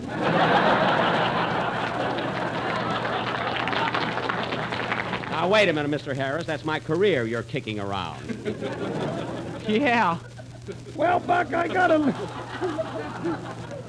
leave you now, Buck. I'm due back at the studio myself. Say, Andy, I think I'll go along with you. I'm kind of anxious to see how Mary's doing. Mind if I go along, Jack? Not at all, Don. You want to join us, Phil? I'd like to, but who'll lead the orchestra? Oh, come on. After 37 weeks, they're not going to start looking at you now. Okay. Can I come along too, Jack? No, Kenny. You stay here and do your song. You can join us later. Come on, fellas. So long, Kenny. Oh, gosh, they all left. Oh, well. What are you going to sing tonight, Kenny? I'm going to sing I Know Now from the Singing Marine. Attaboy, sing, Kenny.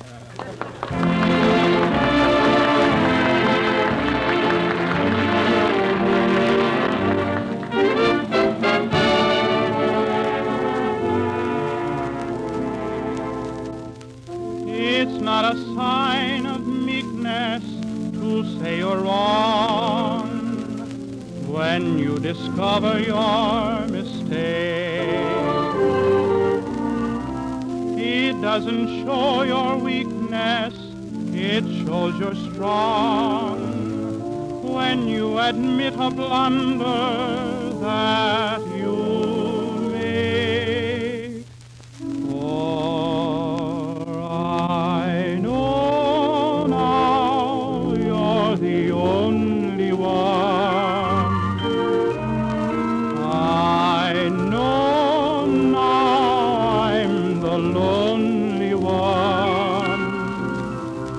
I had to learn how a heart can yearn, how tears can burn with no one to turn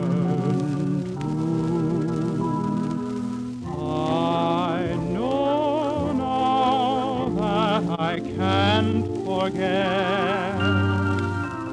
I can't, for I don't know how. I guess I never knew how I needed you. But, sweetheart, I know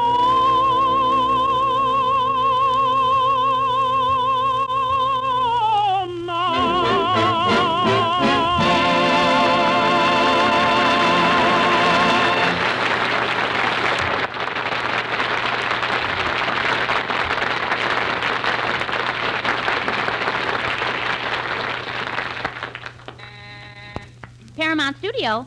Casting office. One moment, please. Paramount Studio. Fred McMurray? I'm sorry, lady. Mr. McMurray can't see you. Well, don't get mad. He can't see me either. Well, fellas, here we are. Yeah, I wish I didn't have to work today. Are you sure we can get in the studio all right, Jack? Of course we can. I'm not under a contract here for nothing. Don't tell me you get paid. Now, what do you think? That'll keep you quiet. Paramount Studio. Just a moment, please. You're wanted on the set, Mr. Devine. Thanks. Get me a ham sandwich first. Okay, see you later, Buck. So long, Andy. Well, here's the information desk. I'll find out where Mary is. Oh, young man. Yes, sir? I'm Jack Benny. Could you tell me where This Way, Please is shooting? I could, but what have you ever done for me?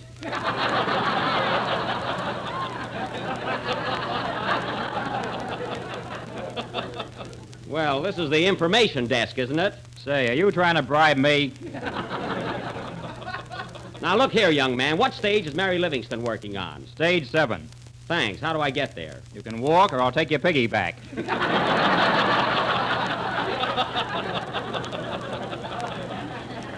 Oh, come on, fellas. We'll find it ourselves. Say, who needs him? Wasn't he a fresh guy? Hey, Jack! Jack! Jack, here comes Kenny. Well, you certainly made it fast. How'd your song go over, Kenny? You know me, Stuffed Baker. Well, take a hold of Don's hand. We're on our way over to Mary's. Hey, this is quite a studio, isn't it, Don? It sure is. I'll bet you know all the big movie stars here, don't you, Jack? Most of them, Kenny. After all, I work here. You know, fellas, I'm certainly anxious to see how... Hey, Jack. Here comes Marlene Dietrich. Where? Oh, yes. Hello, Marlene.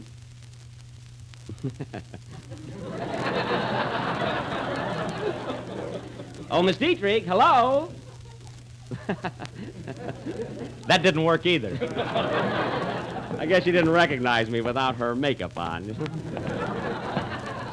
She's pretty, isn't she? Huh? She's my dream girl. Well, wake up and live. Dream girl. Jack, isn't that Gary Cooper standing over there? Where? Oh, yes. Hiya, Gary. Hello, Sam. Sam. That was my name in my last picture, you know. Well, here's stage 6. We're almost there. Say, Jack, there's a man that looks just like Abraham Lincoln. Well, he ought to with his statue. Oh. Well, here we are, fellas. Stage 7. Follow me in.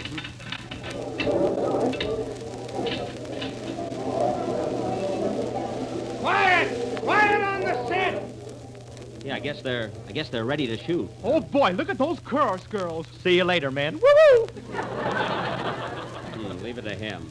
Oh, pardon me, sir. Miss Livingston is working on this set, isn't she? Yeah, but I wouldn't bother her right now. She's in a very bad mood today. Very temperamental. Yeah, what's the trouble? Well, you know how these actresses are. There she is, Jack. Oh, yes. Huh? Miss Livingston. Miss Livingston. Yes, Mr. Florey. That's Mary's director. Try that scene again, and this time give me a little more emotion, please. Oh, all right, but I'm not a machine, you know. Just take it easy. Now, quiet, everybody. Quiet! Quiet! Quiet! Who, me? Kenny. All right, Miss Livingston, make this a good one. Camera up! We're turning. Action! Oh, what is this hollow existence? What is life but a shell? I may have million jests, but what good have they did me? Done me. Oh, darn it. Cut! What's the matter with you, Miss Livingston? What's the matter with me? Me? The man stands there and asks me such a stupendous question. Stupendous. Pictures. Cinema. It's all too revolting. Gee, I never saw Mary act like that before. Try it once more, Miss Livingston. No, I can't. I really can't. Mary!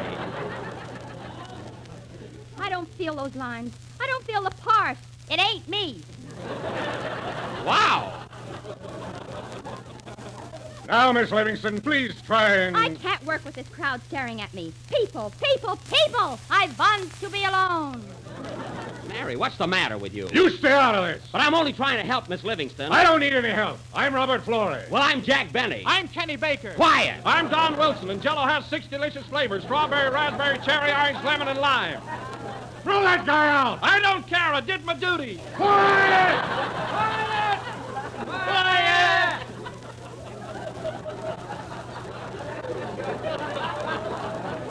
What are you doing tonight, babe? Nothing filthy. Quiet! Now, Miss Livingston, please control yourself, and let's try that scene again. All right, but this is the last time. Now, Mary, get in there and show them what you can do. Put everything into it. Oh, shut up. Come on now, this time we're going to get it. Ready? Camera up! We're turning. Action! Go ahead, Miss Livingston. Oh, what is this hollow existence? Oh, what is this hollow existence? What is life but a shell? I may have million jests, But what good has it done me? Money, money, money! That can't buy happiness. Hey, Buck! Shh, quiet, Andy. I crave affection. I'm hungry for love. I'm starving, I tell you, starving. Here I go again for sandwiches. Take mine salami. Oh, what is this hollow existence? Cut! Sardine on toast. Poached egg on pie. Quiet! Quiet!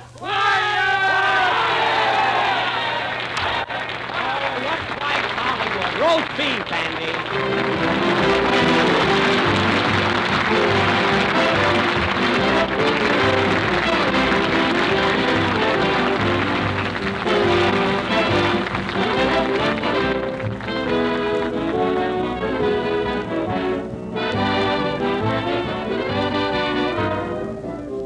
Ice cream is a great American specialty, and here's how to make the finest ice cream you ever tasted.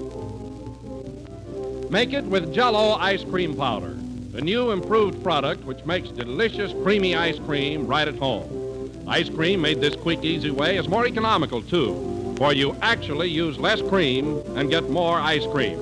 You make it right in the freezing trays of your refrigerator, or you can use an ordinary hand freezer and get the same delicious results. All you do is combine Jell-O ice cream powder, some milk, some cream and sugar, and you'll soon have 1.5 quarts of smooth, mellow ice cream. 1.5 quarts, mind you, or twice as much as you get when you use most other such products. Jell-O ice cream powder comes in 5 flavors: chocolate, vanilla, strawberry, lemon, and maple. And there is unflavored, too, so that you can make any other flavor you prefer. Serve ice cream made with Jell-O ice cream powder for dessert soon.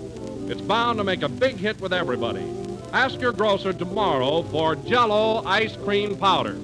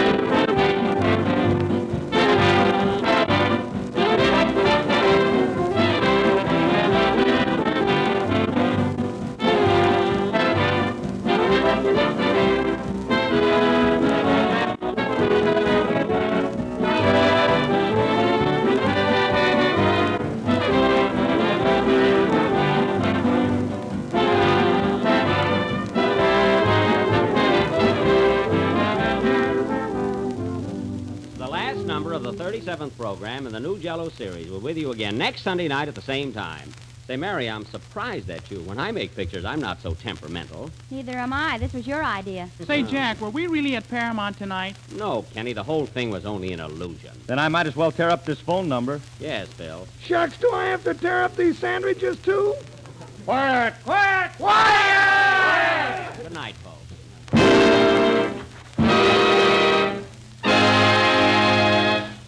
J-E-L-L.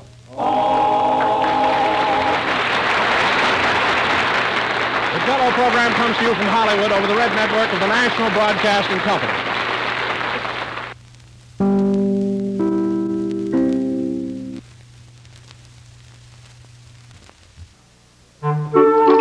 Why is grapefruit juice like the Florida sun? Well, grapefruit juice isn't a red-hot fireball in the sky, but it will brighten up your day and put a sparkle in your eye. And while it's true that Florida grapefruit juice won't give you a tan on the outside, its cool, refreshing taste will make you glow on the inside. So, for the perfect refreshment anytime, let the sun go down and be sure to stock up on the delicious taste of 100% pure Florida grapefruit juice. Lux Radio Theater brings you another classic story coming up next.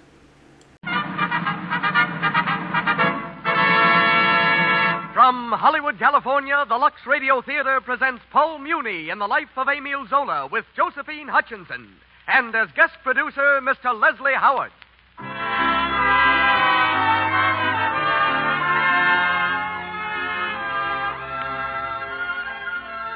Lux presents Hollywood. To the thousands of loyal listeners who wouldn't miss a Monday night with us, To the thousands of women who insist on Lux Flakes, we extend our grateful thanks. It is your loyalty to our product that makes these programs possible, and it is your purchases of Lux Flakes that have made Lux the world's largest selling packaged soap for fine fabrics. Women everywhere depend on Gentle Lux for their own and the children's things because they know Lux lives up to its famous promise. It's safe for everything safe in water alone. Our play tonight, filmed by Warner Brothers and winner of the Academy Award, is the drama of one who challenged the world with his writings and fought fearlessly with the spoken word in the cause of justice, Emile Zola. Mr. Paul Muni, who created the role on the screen, will repeat his performance, and with him you'll hear Josephine Hutchinson.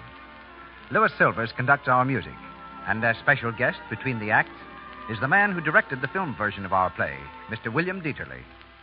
Our regular producer, Cecil B. DeMille, will be back with us again next Monday night. Filling his place is the star and co-director of Pygmalion, who is in Hollywood for the filming of his current picture, Gone with the Wind, and who has been here during the past week preparing tonight's production. Ladies and gentlemen, our guest producer, Mr. Leslie Howard.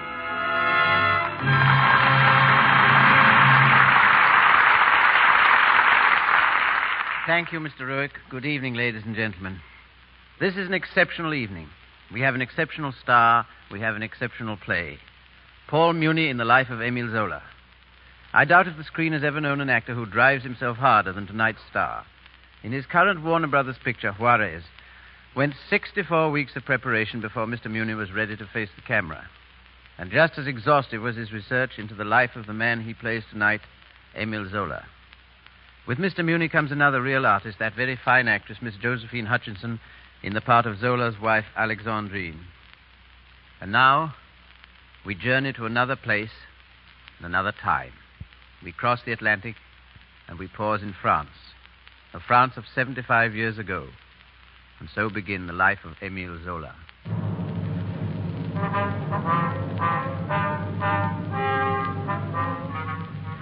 Paris, in 1862. Louis Napoleon is Emperor of France, and his reign is one of suppression. New thoughts, liberal ideas are vigorously opposed. The great city lies beaten under the lash of authority. It's deep winter. A biting wind screams across the roofs of the Latin Quarter, rattling the frost-covered windows of squalid garret rooms. Behind one of these windows is the young Emile Zola. A shock of unruly hair crowns his gaunt, hunger-pinched face, and his eyes burn feverishly as he stuffs rags into the window panes. From the other side of the bare, drafty room, his friend, Cézanne the painter, speaks quietly. It's no use, Emile. The place is like a sieve. It would take all the rags of Paris to stuff half its holes. Paris, vast, motionless. A gigantic mother brooding over her millions of children, good and bad. It's magnificent, Cézanne. You must paint it. Like someday I will write it. No, Zola. It's hopeless. Useless. Wasting our youth like this. Butting our heads against a stone wall. Look at us. Not a sou between us. No wood for a fire, not even a crust of bread. But we're young and ripe. We're still stammering, groping for our way. But when we find it, Cézanne, I shall write what I see. Slices of life. Real, ruthless. Oh, stop chasing rainbows, Emile. People don't want to see the stark face of truth. They much prefer perfumed lies like these. The books of hypocrites and liars. They ought to be burned like something unclean. Burned? That's splendid. Why didn't you think of that before? We'll have a fire. Hand them over. Wait. We could sell them, Emile. What? And expose others to their stinking hypocrisies? No, my friend. Burn them. And let their lying pages warm the bones of men of truth. Emile, the smoker. I can't breathe.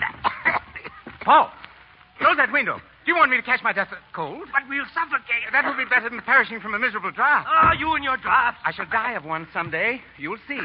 Open windows are dangerous. Oh. It's a concierge. For the rent. He'll toss us into the street. Don't let him in. Tell him I'm in bed. Some horrible disease. It's catching. Anything.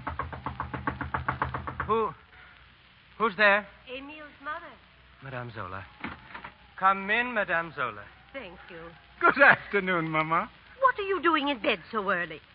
Emile, you're ill. Nonsense, Mama. We thought you were the man for the rent, that's all. Oh, Emile, it tears my heart out to see you living like this. But now it is going to end. Alexandrine, come and make this rascal of mine listen. Alexandrine? Good afternoon, Emile. Alexandrine, what brings you here? We have good news for you. Good news? Tell him. We have a job for you, Emile. A job? With Larue, the book publisher. We arranged everything this morning. You will be a clerk. And now we can get married. Oh, Emile. A job! Marvelous. I'll have time to finish my book. Maybe even get Larue to publish it. Suzanne, take Maman's coat and hock. Yes, What? yes, here. Get meat and bread. A bottle of wine. We'll celebrate. That's We'll right. celebrate. Suzanne, we have a job. Suzanne, we have a job. We have a job. And now...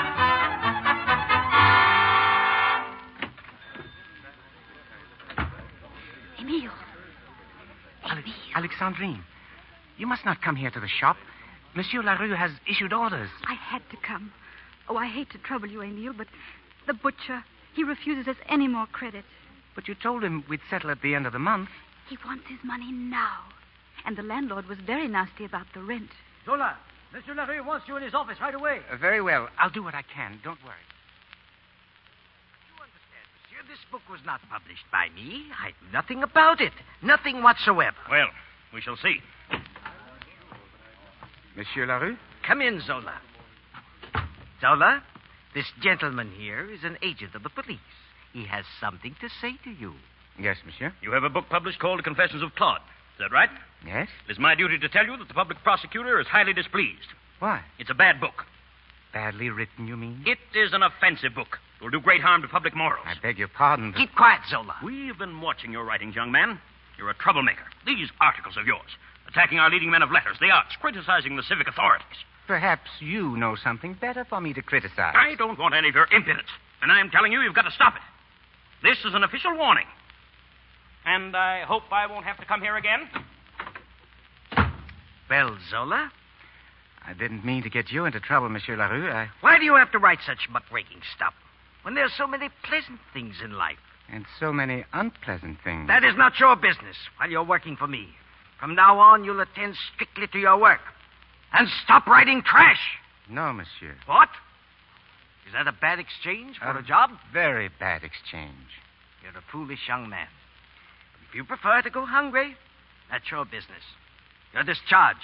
I'm very grateful to you, Monsieur Larue. Grateful? Yes, for allowing me to devote all my time to my writing. Then go ahead with your scribbling. Maybe a lean stomach will teach you better.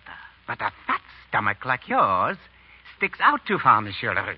It prevents you from looking down and seeing what's going on around you. While you continue to grow fatter and richer, publishing your nauseating confectionery, I shall become a mole, digging here, rooting there, where life is hard, raw, and ugly.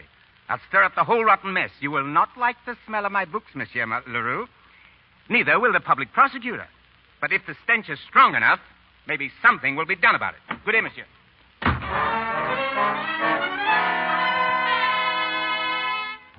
I'm sorry, but I can't print this in my paper, But monsieur. they're true. All these things are true. The horrible conditions in the factories and the mines, the way the men live. I said I'm sorry. I have no use for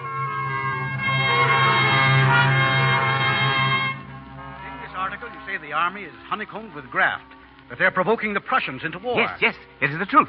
But I cannot print it. But why? Why? Because, monsieur, it is the truth. Oh, very well. I'll buy some of these things. 10 francs for the lot. Why I'm doing it, I don't know. Thank you, Monsieur Charpentier. You won't regret it. You'll see how they'll sell. You'll see. And this book, too. Perhaps you like that. A book? What kind of a book? A story of a girl, a poor girl from Artois who came to Paris and lived in the slums. Sounds like trash. I'm not interested. You would be, monsieur, if you'd only read it. I call it Nana. Nana. Nana. Finest book I've ever read. Give me a copy of Nana, please. Nana. It's really a sensation. Everyone's reading it. Nana, please. Nana. Nana by Emile Zola, please. Sorry, but we're sold out. We'll have more tomorrow. Who is the man who wrote that book? Emile Zola, madame. I never heard of him. You will, madame. Believe me, you will. La Fortune des Rougrons by Emile Zola. La Curie by Emile Zola. Le Ventre de Paris by Emile Zola. La Conquête de Poisson. L'Assommoir. Germinal by Emile Zola. You hear, my friend, in every store, on every street corner in Paris, they talk of nothing but your books. Yes, the years have been kind to us, Emile. And I'm lucky to be your publisher. Nonsense. But you're famous, Emile. Who else knows the people of France as you do? How they love to cry over a pretty heroine. No, Charpentier, that is not why they buy my books. It's because they tell the truth. That is why. Truth. Listen, soldiers. They're marching this way. The crowd cheering. For what? You there, soldier. Where are you going? Haven't you heard? We're bound for Berlin. War has been declared. War. War with Germany.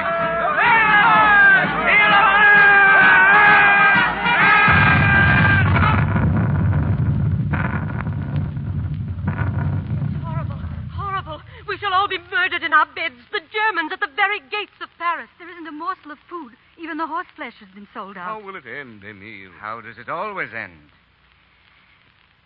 In misery, in suffering, in the blood of the people. But those are the fortunes of war. Those are indeed the fortunes of war. The whole rotten structure had to collapse before we could learn the truth. But France shall know why. I shall name her betrayers. She shall see who led her men to the slaughter, who's responsible for her downfall.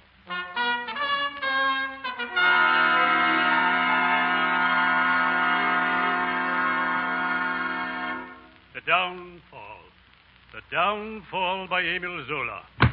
I tell you, Monsieur Zola, as the chief censor of France, I will not tolerate this book. Sorry, Monsieur le Censor. Listen to what you have written here. I believe I can remember. Listen. The army was governed by dry rot and slow paralysis.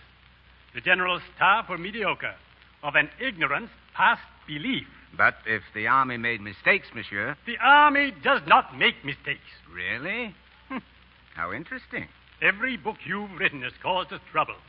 You attacked the Second Empire. You attacked the Third Republic. And now this downfall attacking our army.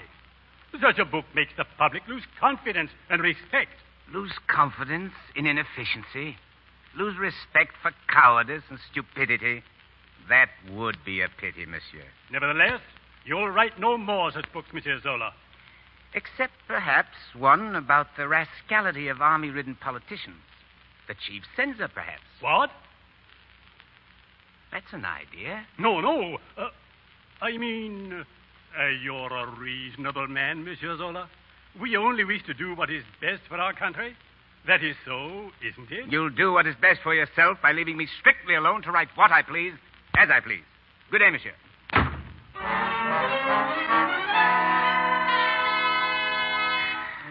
Are you working, Emile?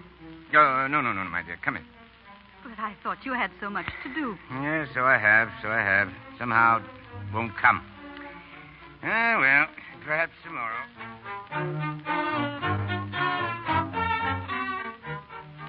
All packed, my dear? We're leaving soon. Emile, what about your new book? Charpentier is waiting for it. I know.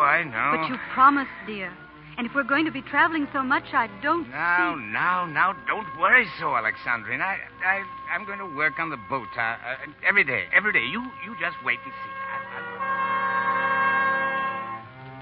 All this time I've been saying to myself, today Emile will send me his book. Now you're here, Emile, and still you have nothing for me. But you must give me time, Charpentier. Time? You've had 3 years. Has it been that long? Well, we're not as spry as we used to be, eh, Charpentier?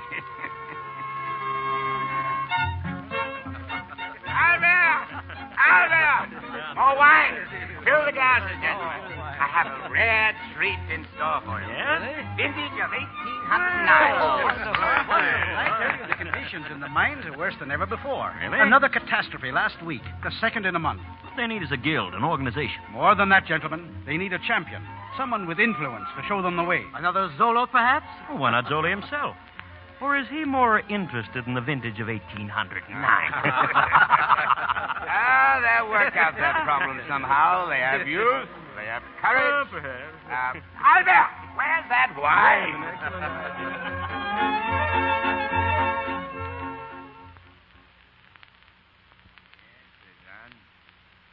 At times I have felt that you have been deliberately avoiding me. Avoiding you? That's nonsense, Emile. When old friends do not see each other for almost 10 years, that's past the stage of nonsense. However, it's good to be together again. Just like old times.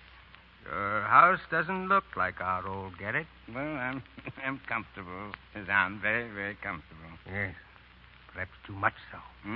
What is that? Paul, shall we go into the other room? I want to show you the pearls that Emile bought for me when we were in Italy. Ah, yes. Come along, Suzanne. Albert. Yes, monsieur. Make certain that the windows are tightly shut.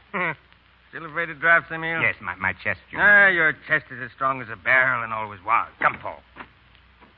Yeah. I want to show you something. A priceless bit of wood carving. I'm sorry, Emile. I must go. What? So soon? Yes. It's goodbye, Emile. Goodbye? I'm going south. Back to the country. Come, Paul. We're old friends. Out with it. What's troubling you, huh? Do you really want me to tell you? Why, of course. Well, we've drifted apart, Emile. Or perhaps I should say, you've outgrown me. Ah, nonsense. No, you know it isn't nonsense. This home, these carpets, servants. You're wealthy now. World famous. A member of the Legion of Honor. You've come a long way from the day when we started together in an attic and you shouted, "Burn the books of the hypocrites. Let their lying pages warm the bones of a man of truth." Sometimes I'm tempted to give in and paint only for money. But no. An artist should remain poor, Emile. Otherwise, his talent, like his stomach, grows fat and stuffy. Like mine, eh? I'm sorry, Emile, but I had to say it. You're my oldest and dearest friend. I couldn't go without telling you this. Goodbye, Emile. Paul, will you write? No. But I'll remember.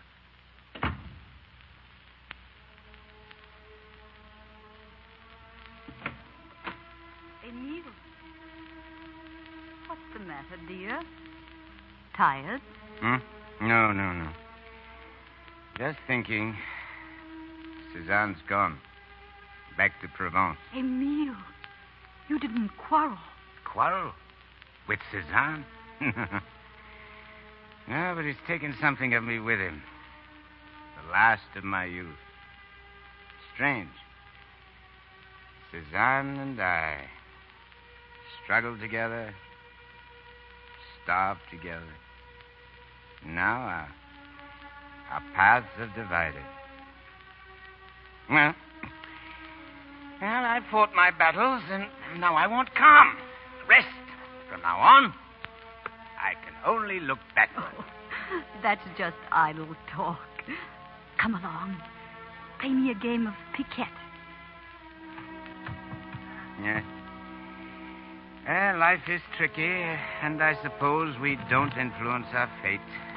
While we play piquet, a starving mother and child jump into the river Seine. A servant forgets to extinguish a stove, and someone suffocates.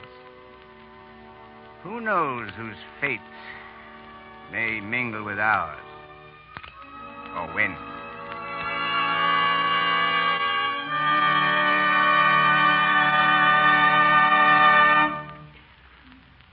You have just heard the first act of The Life of Emile Zola, starring Paul Muni with Josephine Hutchinson. During our brief intermission, we present that lovable family, the Brownings. The family has finished dinner, and the girls are just getting up from the table.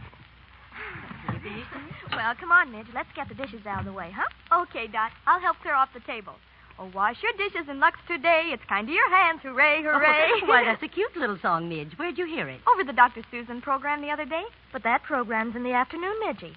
You haven't been cutting classes, have you? Of course not, silly. It was while we were washing dishes in our home economics class. We had the radio turned on. Very apropos, I should say. I hope you were using Lux Flakes. Oh, but definitely. Teacher says it's thrifty on account of a little goes so far, you know. Well, she's right. And it makes dishwashing loads easier. And the way it helps your hands stay nice looking. Any girl likes that. I'll say. You know, 2 of the girls said their mothers don't buy Lux. And they're going to picket them. We want Lux. Harsh soaps are unfair to hands. Oh, Mother, isn't that cute? Yes, it is. And I'm sure their mothers will be glad to know about Lux. It's such a help. And it's real thrifty, too. Those girls are right.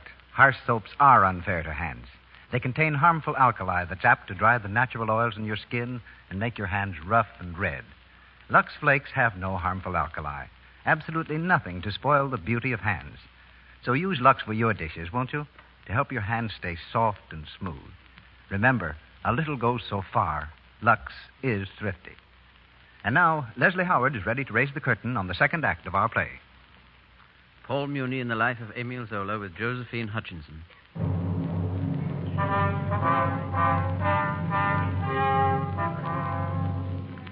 And so, while Emile Zola grew paunchy and contented, the stage of France was being set for the greatest crusade of his career. In the office of the Army Intelligence Service, the Minister of War has called a meeting of his staff. Important military information has been disclosed to the German embassy, and in the minds of the French General Staff is one word. Treason! Treason, I say! This paper is a bordereau, a list of our secret army documents. It was found by one of our agents in an office at the German embassy. Well, that's amazing. Listen, gentlemen, this excerpt. I am sending you notes on the French 120 gun, the new plan on covering troops, changes in artillery formations, new shooting manual for field artillery, very difficult to procure. The man who wrote this is our traitor. Haven't any of you any idea who he is? He must be on the general staff, sir. One of us? Ridiculous. Here's a roster of all our officer students, Colonel Sandpair. Let me have it. Traitor is here, gentlemen, on this list. Ayaris, de Beauville, Darcy. Ridiculous. De Rancy, Gambigi, Dreyfus, Esterhazy. Esterhazy. Well, have you found something? I was wondering about Esterhazy. Ferdinand Count Walchin Esterhazy. He's of Hungarian descent. But his father was a general in the French army. But wait. What about that fellow just above him? Dreyfus. Dreyfus? Here we are. Alfred Dreyfus. Look here, gentlemen. Captain in the 14th Regiment of Artillery. He was born at Mulhouse, Alsace. Of religion, Jew. Attached Section 2 of the General Staff. Artillery officer. Attached to General Staff. Speaks German. Interested in all branches. Well-to-do.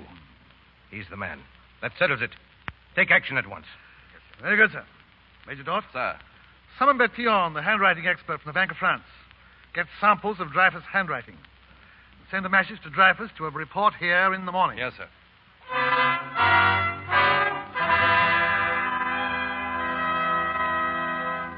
Major Picard to see the Chief of Staff. Come in, Picard. Well? Captain Dreyfus is waiting in Major Dort's room now, sir. Is he nervous? No, sir. Well, then he's more of a rascal than we think. One moment, sir, please. Is it possible, sir, that we're making a mistake? The French army, Major Picard, does not make mistakes. But we know so little about Dreyfus. Exactly. We have no proof. We'll attend to that. You mean we'll manufacture our own? That's enough, Major Picard. Yes.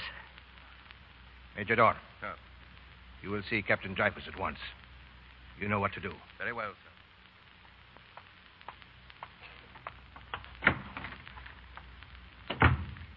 Good morning. Captain Dreyfus? Yes, Major Dort. I was instructed to report to the Chief of Staff. Who is busy just now. Please sit down. Thank you, sir. He might be some time yet. While we're waiting, you can help me out, if you will. Yes, sir. I've an important memorandum to write for the Chief of Staff, and unfortunately, I managed to cut my hand rather badly this morning. Oh, well, let me write it for you, sir. Thanks. I'll dictate. You ready? Yes, sir. Monsieur, it is important that I regain immediate possession of the documents. Got that, Dreyfus? Documents? Which I gave you before going on maneuvers. What was the last word? Maneuvers. Yes. Consisting of a note on the hydraulic brake of the 120 gun. Brake of the 120 gun. Yes? That's all. What? Let me have that paper. I beg your pardon, Major. Sit where you are. You may come in, gentlemen. Yes, sir. Place this man under arrest. Arrest? On what charge? Treason. Treason? How can you be so stupid? I've spent my life in the Army, sacrificed a prosperous commercial career for it. It's outrageous. I've been instructed to offer you the usual alternative. Here is a service revolver. We'll leave the room. You know what to do with it. Kill myself. And so provide you with a perfect case. I'm not so obliging, nor so stupid. Very well, then. Take him away. Dreyfus found guilty. Traitor protests innocence. Morning bulletin. Army Judas faces degradation. Dreyfus guilty. There it is. I told you so. A traitor to France. They ought to hang him. Down with Dreyfus. Down with Dreyfus. Hang the traitor. Hang Dreyfus. Down with the... Hang him. That's the traitor. Hang him. Hang him. Hang him. Hang him.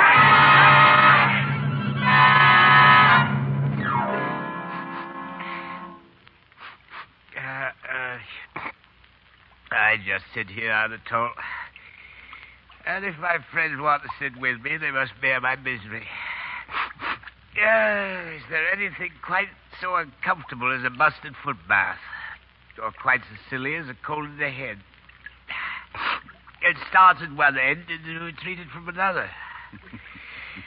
Well, you were saying, Anatole? I was speaking of Dreyfus, Emile. Dreyfus. Will they ever stop speaking of it? Ah, what a fuss over nothing. How do you feel, Emile? Oh, I didn't know you had a guest. Oh, come in, dear. You know Anatole France. Of course. Good morning, Madame Zola. Anatole has been suffering for Dreyfus again. You might have suffered too, Emile, if you'd seen him yesterday, as I did. Publicly stripped of his rank. Sentenced for life to a dripping cell in Devil's Island. Saying to the end, I'm innocent. Long live France. Over and over, he said it. While they struck him, spat on him, reviled him. All else he needed was a crown of thorns. Oh, 30 pieces of silver. After all, the man is a traitor. Perhaps, Emile, but still he's human, not a dog. And that crowd, their faces, like rabid beasts. Yes. Well, human and animal skins are very much the same thickness. We can't expect too much. Oh, my head. How it rewards me, this ungrateful monstrosity that I've combed and fed for 50 years. The more hot water, Emile. You're killing me. Stop your nonsense, Emile. It isn't hurting you at all. Big baby. Oh, that Alexandrine. A fine woman, but no heart, no feelings. Wives are all alike.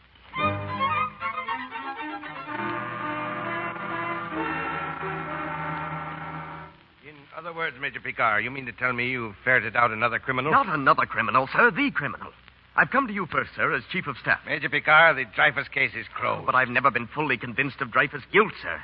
I've tried for 3 years to find out the truth. Well?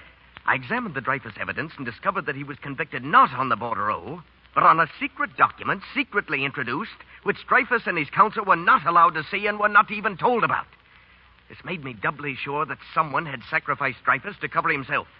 So I determined to ferret out the real traitor, and I've got him. Who is it? Major Count Volson Esterhazy. Look, but one of my agents got hold of a special delivery message from the German military attaché addressed to Esterhazy. I compared the letter of Esterhazy's with the writing on the bordereau, and, well, look for yourself. Both writings are Esterhazy's. I tell you, sir... And I tell you, sir, that you've exceeded your duty. Exceeded my... Your duty toward the Army. But, General, this is my duty. There must not be another treason trial in the Army. Understand? It must not be. But what about Dreyfus rotting on Devil's Island? You can't close the tomb over a living man. Can't we? If you say nothing, no one will ever know. And you will say nothing. Understand? That's an official order. You may go. Yes, sir. Very good, sir.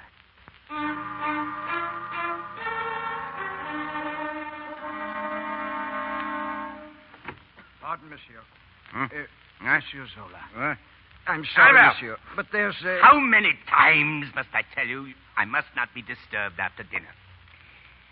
I was just dozing. But there's a lady to see you, monsieur. A lady? Madame Lucille Dreyfus. Dreyfus? Tell her I'm not at home. She's just outside the door, sir. What? You blockhead. Why didn't you come and tell me? But, monsieur, I thought you... Tell her to come in. Yes, monsieur. Madame Dreyfus. Come in, Madame Dreyfus. Monsieur Zola, please forgive me for intruding like this, but I had to see you. Talk to you about my husband. But, Madame, what can I do for your husband? He is innocent, Monsieur Zola.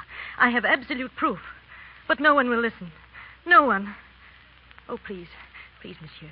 You're the only man in all France who can make them listen. All your life, you've stood for truth and justice. Madame, I'm hardly the one to help you. I'm just an ordinary citizen. I have my work, my books to write. What is this new proof you say you have? A certain Colonel Picard has that.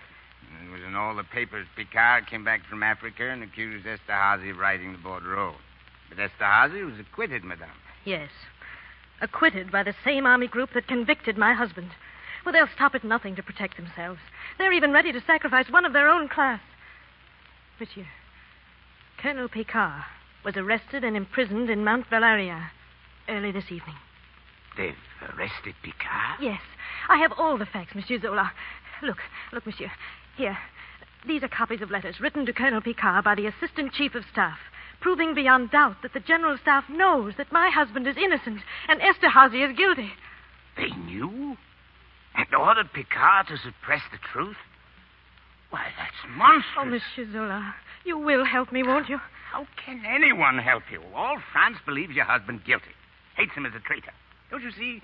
They would hurl down and destroy any man who would dare champion it. But surely there must be some way to right this terrible wrong. There's nothing that can be done.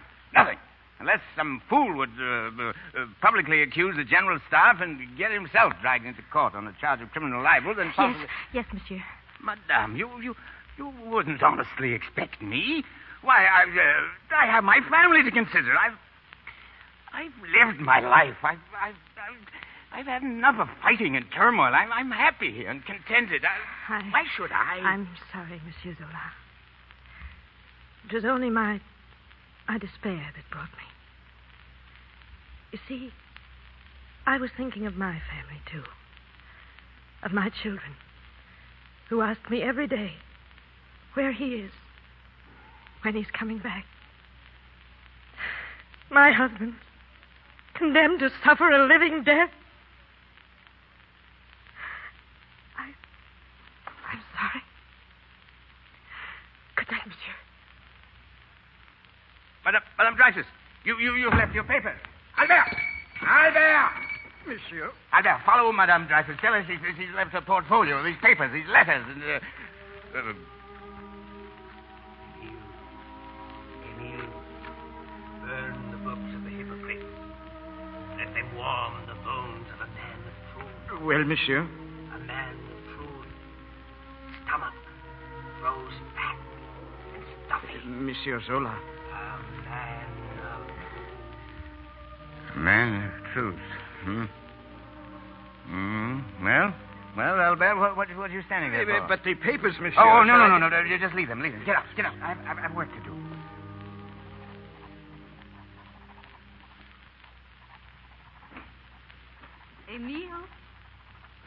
Emile, dear. One moment, dear. There. Working so late, dear. I haven't seen you work like this for years. Cézanne was right, Alexandrine. I was growing fat and stuffy. But that's over now. But what is it? Alexandrine, I've just written a letter to the President of France. Listen. Mr. President of the Republic, a court-martial has recently, by order, dared to acquit one Esterhazy. A supreme slap at all truth, all justice. The Minister of War, the Chief of the General Staff, and the Assistant Chief never doubted that the famous bordereau was written by Esterhazy. For over a year, they have known that Dreyfus is innocent. Yet, they have kept this knowledge to themselves. And those men sleep, and they have wives and children they love. One talks of the honor of the army. The army is the people of France themselves. And the Dreyfus affair is a matter pertaining to that army. I affirm with intense conviction, the truth is on the march, and nothing will stop her. I accuse the Minister of War of having concealed decisive proofs of the innocence of Dreyfus. I accuse the Chief of Staff of being an accomplice to the same crime. I accuse the handwriting experts of having made lying and fraudulent reports. And finally, I accuse the War Office of having vilely led a campaign to misdirect public opinion and cover up its own sins. In making these accusations, I'm aware that I render myself open to prosecution for libel. But that does not matter. Let there be a trial in the full light of day. I am waiting.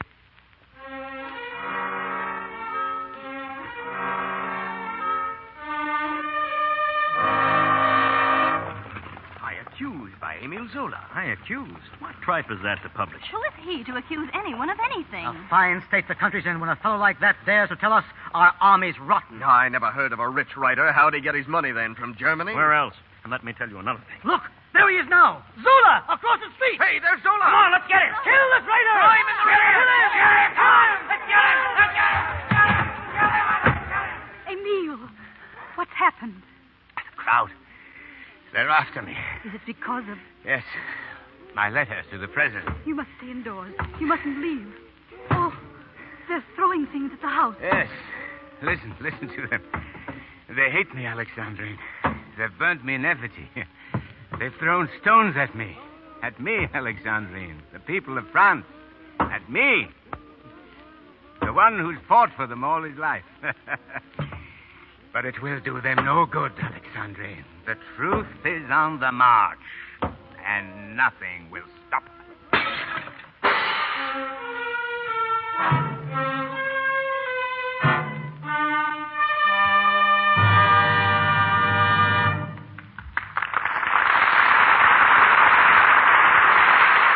We pause for station identification. This is the Columbia Broadcasting System.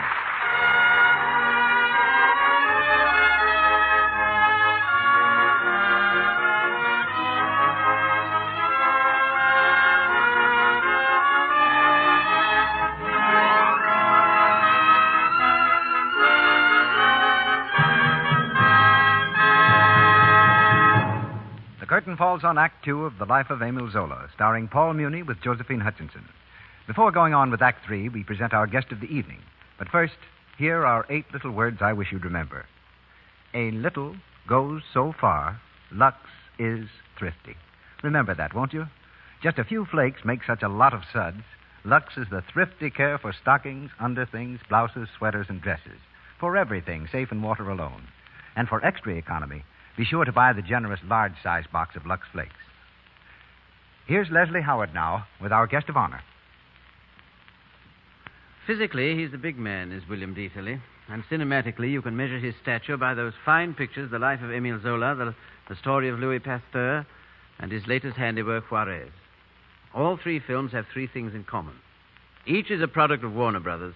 Each starred Paul Muni, and each was directed by the ex-actor William Dieterle. One doesn't have to think very hard, Mr. Dieterle, to recognize that you have a decided taste for historical biographies. Well, Mr. Howard, if nothing else, they proved one intensely satisfying point. That the intelligence of picture audiences is considerably higher than many producers seem ready to admit.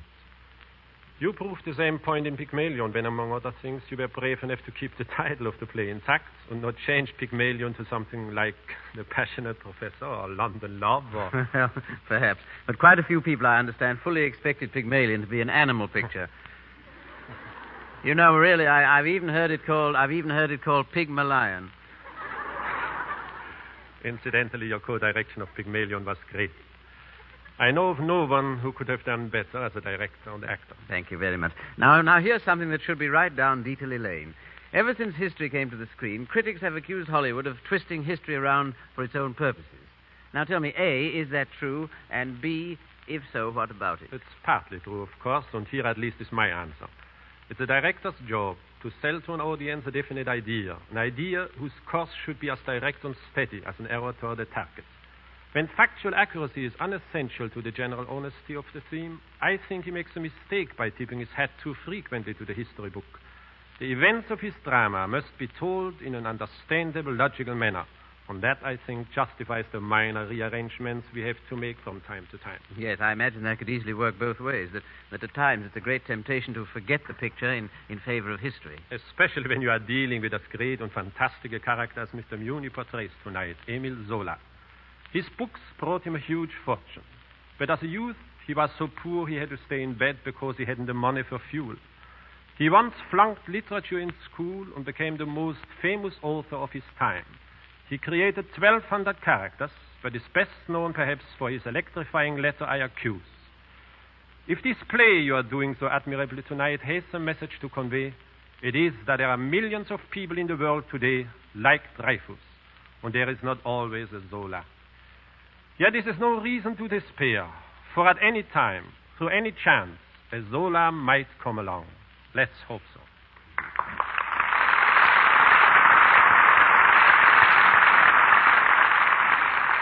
Thank you, William Dieterle, for making pictures that are more than entertainment. And now we come to Act 3 of The Life of Émile Zola, starring Paul Muni with Josephine Hutchinson.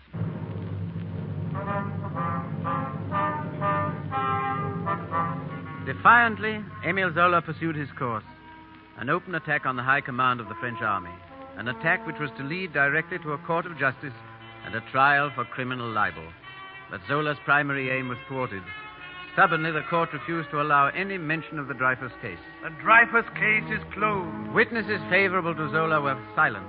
The witness will step down. His opponents favored. Continue, General. The crowd encouraged to jeer at the man of truth. Until the whole trial assumed a nightmare aspect, reeling madly toward one objective. Convict Émile Zola! Now Zola himself is on the stand. Calmly, he faces the jury.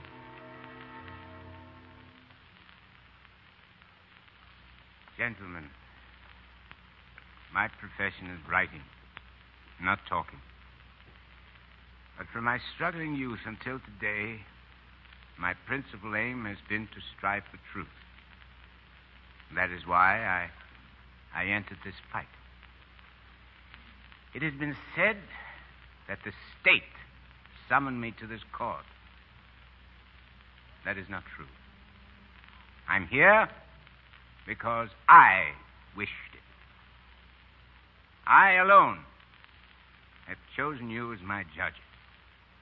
I alone decided that this abominable affair should see the light, so that France might at last know all and voice her opinion.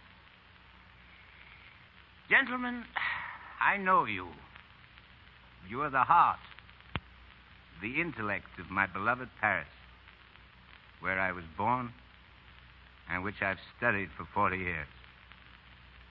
I see you with your families under the evening lamp. I accompany you into your factories, your shops. You're all workers and righteous men. You will not say like many, what does it matter if an innocent man is undergoing torture on Devil's Island? Is the suffering of one obscure person worth the disturbance of a great country? Gentlemen, I know that tremendous pressure has been put upon you. Save the army. Convict Zola and save France. I say to you, pick up that challenge. Save the army and save France. But do it by letting truth conquer. Not only is an innocent man crying out for vindication, but more, much more, a great nation is in desperate danger of forfeiting her honor. Do not take upon yourselves a fault, the burden of which you will forever bear in history. At this solemn moment,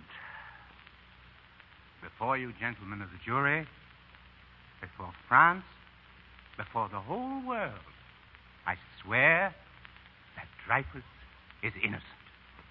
By my 40 years of work, by all that I have written, by all that I have won, by all that I have done to spread the spirit of France, I swear that Dreyfus is innocent. May all that melt away. May my name perish if Dreyfus be not innocent. He is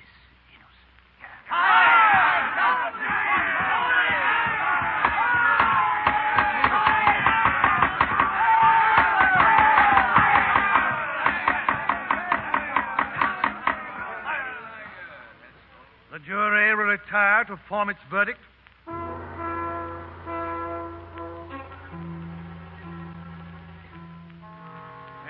Zola, having been found guilty of criminal libel, is hereby sentenced to 1 year's imprisonment and 3,000 francs fine. It's the only thing, Emil. You must leave France immediately. Leave France? Clemenceau, my friend, are you mad? You are still free, Emil. Go into hiding. England. Any place where they can't get at you. Run away like a common criminal? I would be denounced by my friends as well as my enemies. It's true. In prison, you would be a martyr, a symbol for the whole world to overwhelm with its sympathy. But helpless to do anything. In London, you're all powerful. You can still fight for Dreyfus. Write smashing articles, pamphlets. Keep pricking at the conscience of the world. Emile, there are times when it's more courageous to be cowardly. Alexandrine, pack me a few warm things. Must be cold in London.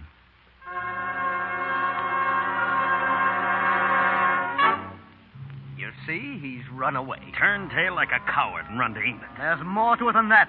Have you seen the posters all over Paris? Look here. The truth is still on the march. Read Zola's startling article. From England.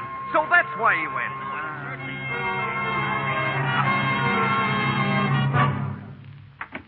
Good morning, Mr. Zola. Oh, it's you, eh? Good morning. Is your cold better, sir? Worse, much worse.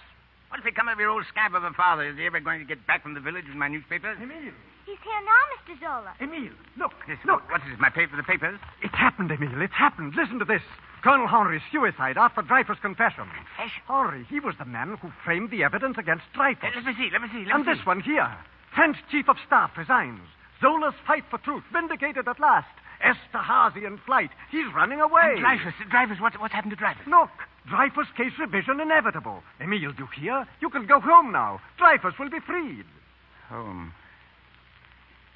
Paris. You see, Bridget? The truth is still on the march. And nothing will stop her.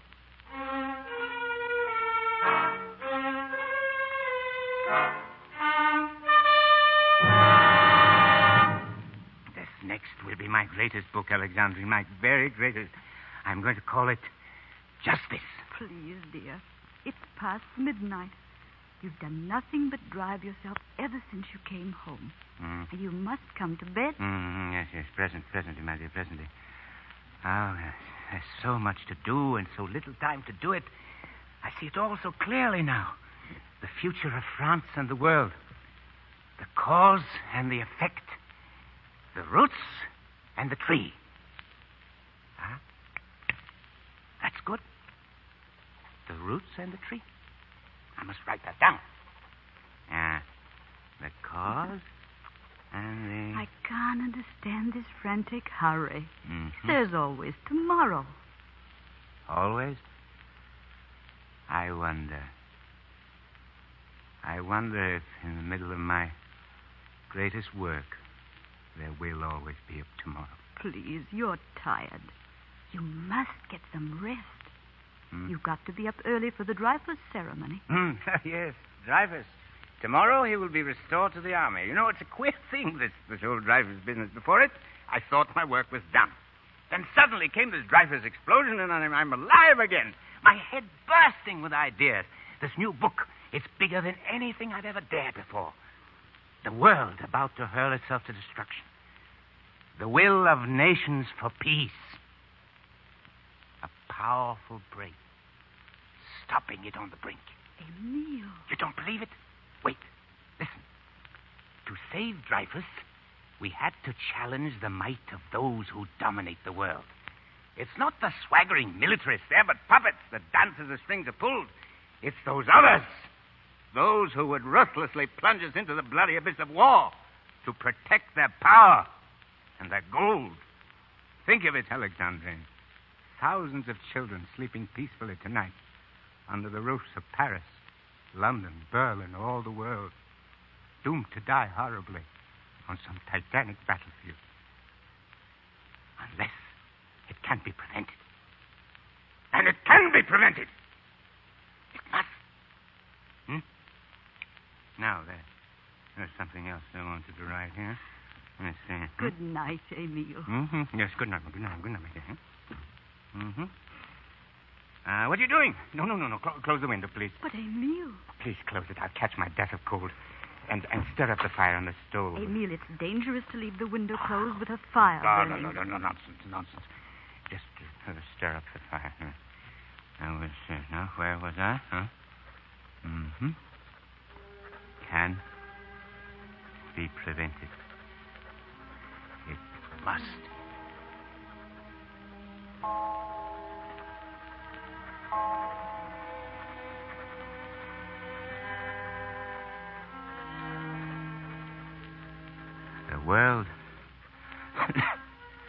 The world must be conquered, not by the force of arms, but by ideas.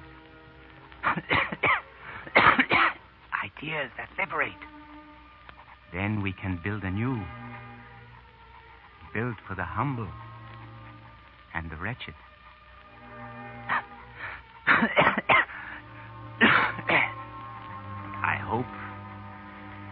I sincerely hope I shall live to see the rising of a new.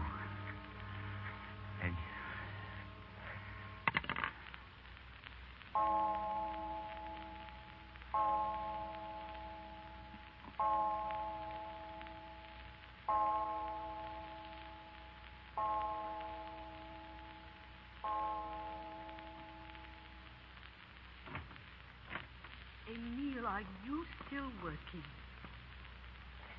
Emile, dear. Oh! Emile!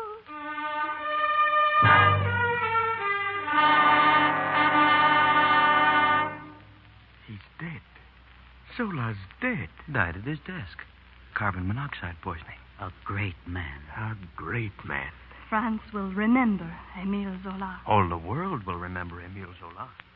What is it, Mama? What is everybody waiting for? Hush, darling. A great man has died, my dear. He's going to his rest in the Pantheon. He knew that there is all no the serenity great men of our country. save in justice. Anatole France. He's delivering No the repose, oration. save in truth. So let us not mourn him. Let us rather salute that bright spirit of his, which will live forever, and like a torch, enlighten a younger generation inspired to follow him. Take to your hearts the words of Zola. Enjoying today's freedom, do not forget those who fought the battles for you and bought your liberty with their genius and their blood. Do not forget them, nor applaud the lies of fanatical intolerance. Be human, for no man in all the breadth of our land more fervently loved humanity than Zola. Let us not pity him because he suffered and endured. Let us envy him. Let us envy him because of his great heart, which won him the proudest of destinies. He was a moment of the conscience of man.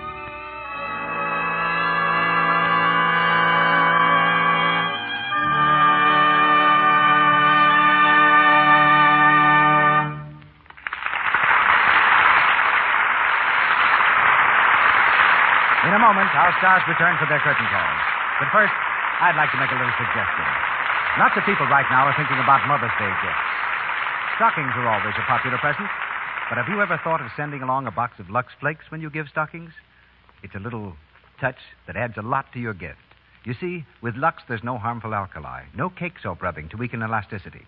Lux saves stocking elasticity and cuts down on runs and helps stockings wear longer and fit better. I guess your mother would like that, wouldn't she? So remember, stockings for Mother's Day and Lux Flakes for stockings, the perfect combination. And be sure to buy the generous large-size box of Lux Flakes. Our guest producer, Leslie Howard. Our stars step out of their characters now. Here, ladies and gentlemen, are Paul Muni and Josephine Hutchinson. Well, Mr. Howard, acting has brought me many, many pleasant hours, But I'm especially grateful to the Lux Radio Theater for this chance to work with you and Mr. Muni. It's been something I won't easily forget. But there is something that I have forgotten, and I think most of the world has forgotten, too, about Alfred Dreyfus. Is he living? What finally happened to him, Mr. Muni? Well, when Zola was buried at the Pantheon 6 years after his death, there was an attempt to assassinate Dreyfus. He was wounded while attending the services, but survived. During the World War, France made Dreyfus a lieutenant general in the army and gave him the Cross of the Legion of Honor. He died quietly just a few years ago. Mr. Muni, now that you've finished Juarez, I think everyone is just as interested as I am in learning what you're going to do next. Won't you tell us something about your plans? Well, I wish they were a little more definite right now. I don't know just what my next picture will be. There is a fair chance, however, that it'll be based on the life of a man who is very exalted in music, Beethoven. I sincerely hope that if we do it, the picture will in some measure be worthy of that great man. And now, my sincere thanks to you, Mr. Howard, to the sponsors, Miss Hutchinson, Mr. Dieterle, and our cast. Good night. Good night, everyone. Congratulations to you both. Now a word from Mr. Ruick. Paul Muni appeared through courtesy of Warner Brothers, and Leslie Howard through David O. Selznick. He'll soon start work as co-producer and star of Intermezzo. Louis Silvers is from 20th Century Fox Studios and directed music there for the new film, Rose of Washington Square. Be sure to listen to the new Lux daytime radio program, The Life and Love of Dr. Susan, every afternoon, Monday through Friday. Look in your newspapers for the time and station. The Life and Love of Dr. Susan comes to you in addition to the Lux Radio Theater. Here's Leslie Howard. With 4 billion francs that belong to the old Tsarist regime, but not a sou of their own, there come to Paris in comparative safety 2 young white Russians, formerly a prince and a grand duchess. Soon discovering that appetites as well as kings must be served, they are forced to get jobs as household servants, embarking on a series of dramatic and comic episodes which become that highly entertaining play, Tovarich. Tovarich did exceedingly well both on the stage and screen, and it comes to this stage starring 2 of the most deft and delightful artists in Hollywood, William Powell and Miriam Hopkins, and with them Melville Cooper and C. Henry Gordon. And our sponsors, the makers of Lux Flakes, join me in wishing you all, inviting you to listen to us again next Monday night when the Lux Radio Theater presents William Powell, Miriam Hopkins, Melville Cooper, and C. Henry Gordon in Tovarich, with the Grand Duchess Marie of Russia as the evening's special guest. Your special producer, your regular producer, Mr. Cecil B. DeMille, will be back once again each Monday night thereafter. Thank you for listening. Until we meet again, this is Leslie Howard saying good night and good luck. Robert Warwick played the part of Anatole France. This is the Columbia Broadcasting System.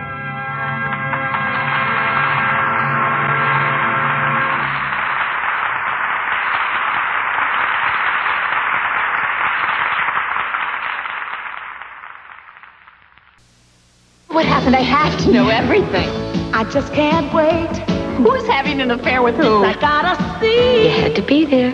JTV, you got an effect on me. Will she ever find out? I leave the room for a second. JTV, you got an effect on me. Well, even their secrets have secrets. I love this. JTV, ABC, you got an effect on me. It gets better. The Warrior of the Woodland, Ranger Bill, is coming up next.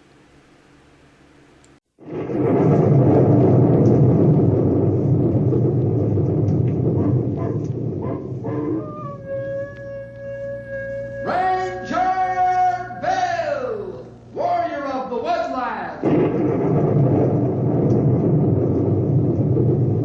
Ranger Bill, Warrior of the Woodland. Struggling against extreme odds, traveling dangerous trails, fighting the many enemies of nature. This is the job of the guardian of the forest, Ranger Bill. Pouring rain, freezing cold, blistering heat, snow, floods, bears, rattlesnakes, mountain lions. Yes, all this in exchange for the satisfaction and pride of a job well done.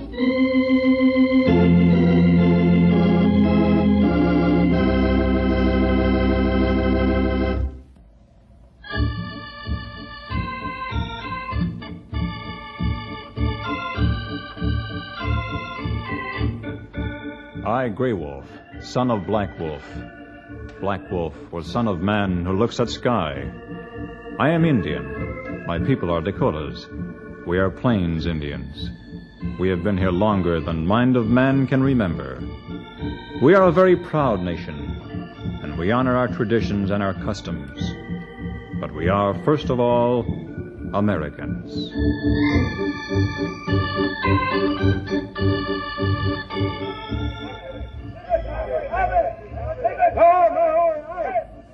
The dreaded war cry has been silent for many moons, and tomahawk has been buried. The war paint and scalping knife are only memories. And yet, one day, not too long ago, Ranger Bill's men heard war cry again. I, Grey Wolf, tell you now about the return of Sitting Bull.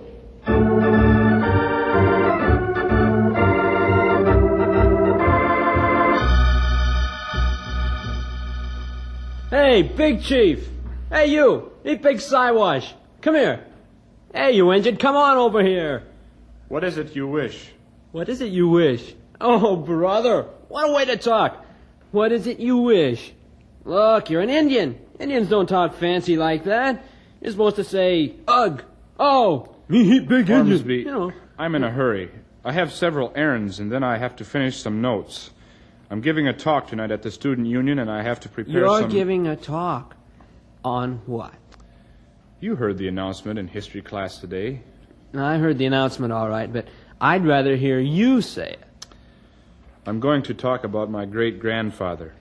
And just who was your great-grandfather? Sitting Bull. Sitting Bull. Oh, boy. I can hardly wait. Look out, the engines are coming. Ormsby, I think that this is gone... You think. Now let me think. And let me tell you something. Look, you're an Indian, so okay, so forget it. Give the rest of us some peace. This is Ormsby, now. no. We got airplanes, we got television, we got atomic fission. Who cares about Indians anymore? Ormsby, I'm sorry, but I just... Me no savvy pale-face talk. Me talk 'em Indian talk. You talk 'em same, huh? He's gone. And can he run like the wind? He sure looked mad. Plenty mad. Wonder what on earth it was he said.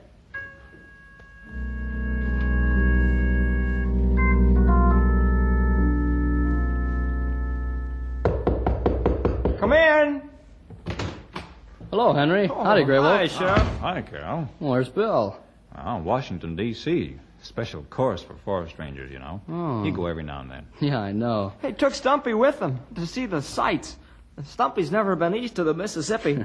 They'll be gone 3 whole weeks. Well, who's in charge here? Well, Grey Wolf has been honored. Oh, good.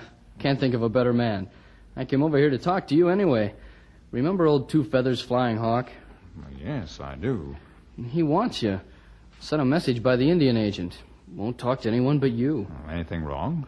I don't know, but he sent this. What? That's just a bunch of dried grass tied up with a piece of red yarn. Hey, an Indian sign. It mean look out for trouble. Big trouble.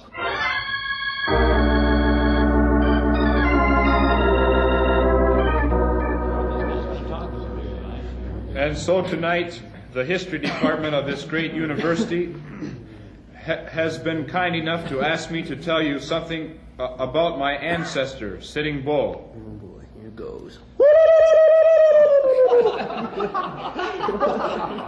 To an Indian, as to you, it is a fine thing to remember and to honor your forefathers. I do. Strange as it may seem, I was born in a teepee. Then why don't you go back? So have my whole family been born, for many generations. Sitting Bull himself was born there. Oh, go get a tomahawk. I believe that we can learn from each other. My great-grandfather, before he died, made peace with the soldiers, became friendly with the very men who had first... What about General Custer? I do not wish to offend. I did not think this would happen. But you must know, I must tell you, I am the great-grandson of Sitting Bull.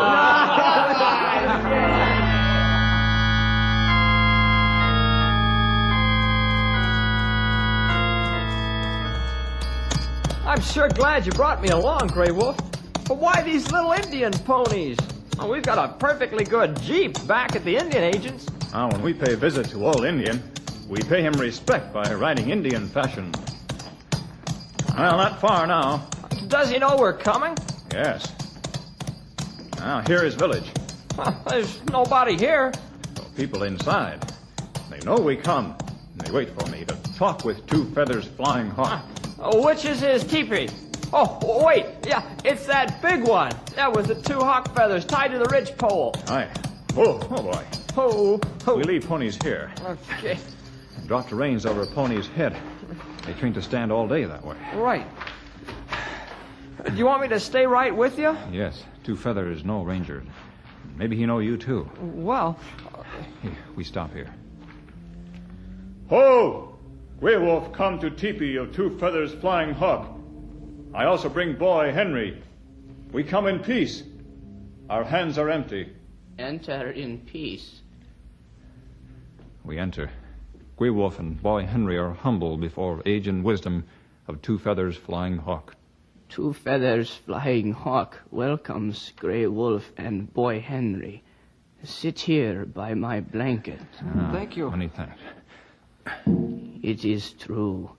I am old. More than 100 summers, so they say. Times change.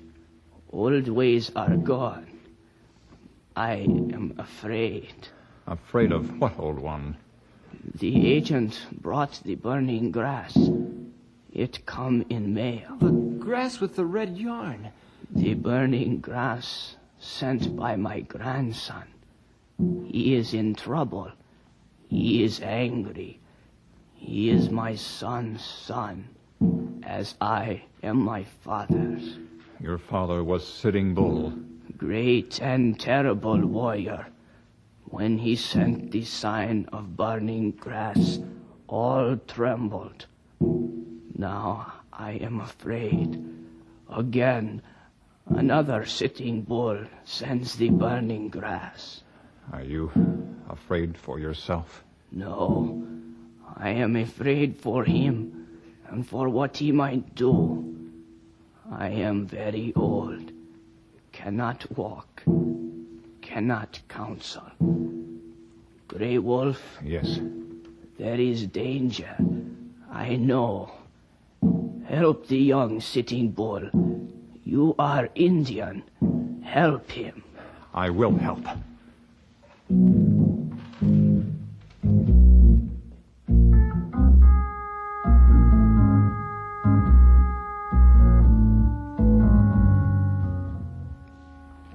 Well, he big chief. There's my letter of apology.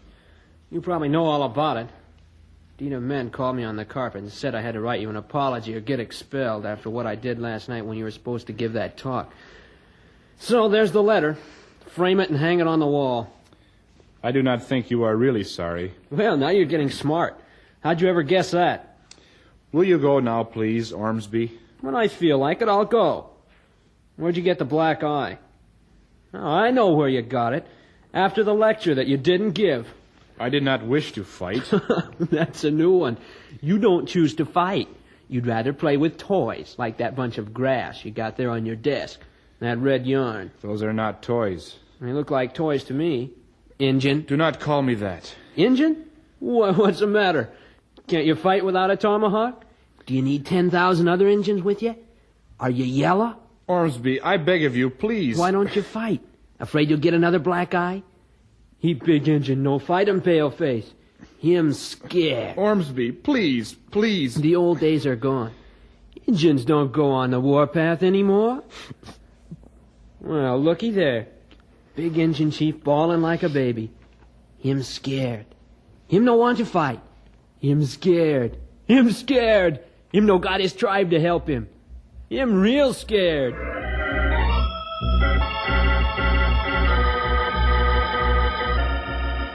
You're scared. Oh, get a tomahawk. Go on back to the reservation.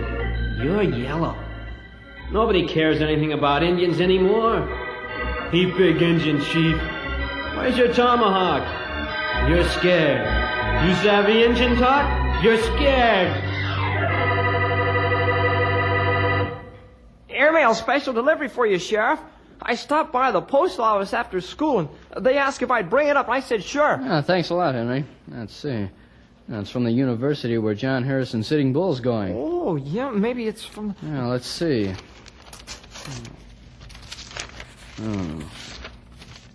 Bad news? I don't know for sure. It's from John's faculty advisor. Let's see here. I'm not certain whether I should write to you or not, but I feel that some English-speaking person of authority in your general area should be notified of what I can only regard as a very strange incident. As you know, we have been happy here to have as student John Harrison Sitting Bull. The young man has been showing great promise. 4 days ago, however, he presented himself in my office and tossed a small wisp of dried grass tied with a piece of red yarn on my desk. Burning grass. I spoke to him, and he muttered something in what I took to be an Indian dialect, turned and ran from the room. Since then, he has absolutely vanished from the campus. I understand some of the students, one in particular, have been deriding him because of his interest and pride in his Indian ancestry. Making fun of him? Is that it? Yeah. Let's see. In view of his great pride and now his humiliation, I can understand a deeply concerned... Henry? Yes, sir. Where's Grey Wolf? Over at Bill's office. Let's go.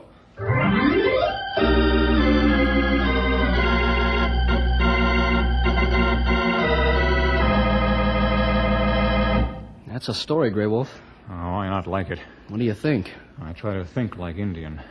One of old Indians. Like Two Feathers Flying Hawk? No, I try to think as they thought longer ago. Like the first Sitting Bull? All right. Cal, what do you know about Battle of Little Bighorn and Sitting Bull?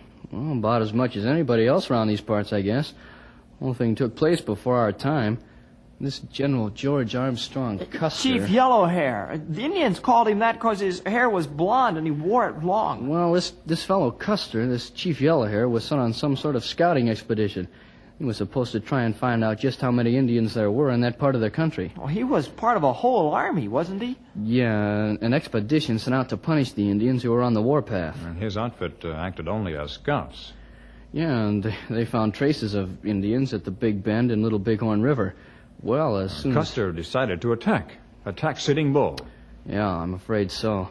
Some say he disobeyed orders. Others say he was just a glory hunter. Some say he was even foolhardy. But all that matters now is that he did start the fight. And then? And then 10,000 Indians came whooping and yelling over the brow of the hill. 10,000. The biggest Indian army in the history of the world. And Custer and all his men lost their lives. And what happened to Sitting Bull? He and all his men were subsequently caught, tried, and punished. Sitting Bull lived for many years and became one of the leading Indians in establishing a permanent peace and understanding with our government and with the settlers. He even traveled for a while with Buffalo Bill's Wild West show. Cal, you've told the story well and fairly. But what most people don't know is that to the Olagala Sioux, this affair is still something best forgotten. And there was much grief and sorrow on both sides, much bitterness and hate on both sides. But this was long ago, and the tomahawk has been buried, except for... Except maybe by John Harrison. John Harrison, Sitting Bull, has been a good young man, a credit to his tribe. He loves his country and his forefathers. But I wonder if maybe this making fun of him, maybe because he's an Indian... You mean this might have driven him off his rocker? Yes, a breakdown of some kind. Too much pressure. You mean he may have reverted to savagery? Maybe. Is he a Christian? No. Like too many of our young people, he likes to think he's an atheist. If he were a Christian, this might not have happened. But nothing has happened yet, Grey Wolf. No, but he sent out burning grass twice. That old warning. Of danger? Of real danger.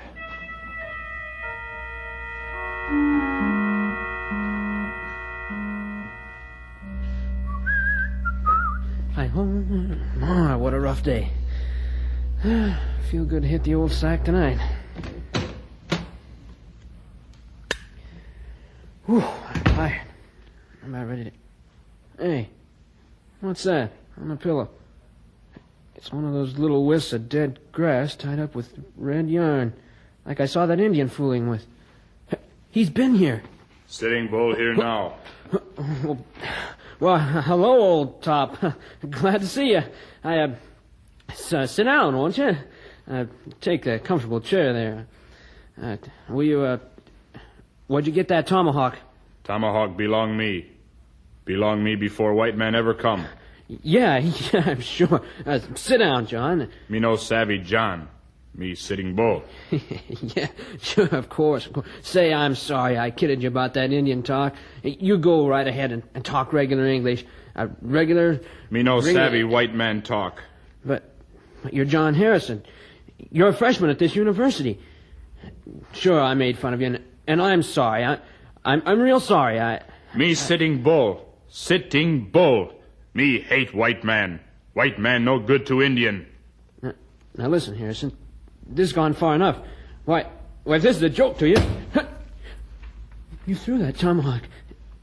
It's in the wood on the door. What are you trying to do, kill me? Sitting Bull no kill boys. Sitting Bull never miss with tomahawk. Throw tomahawk to scare boy. John, I mean Sitting Bull, Mr. Sitting Bull.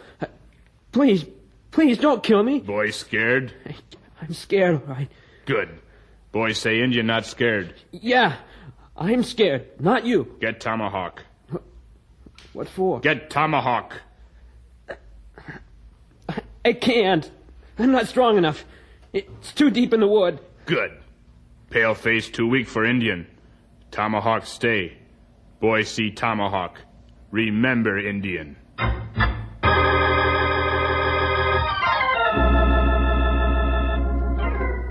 So then he threw this tomahawk at the man that had been tormenting him and vanished again. Well, what's the name of this young man? A fella named Ormsby.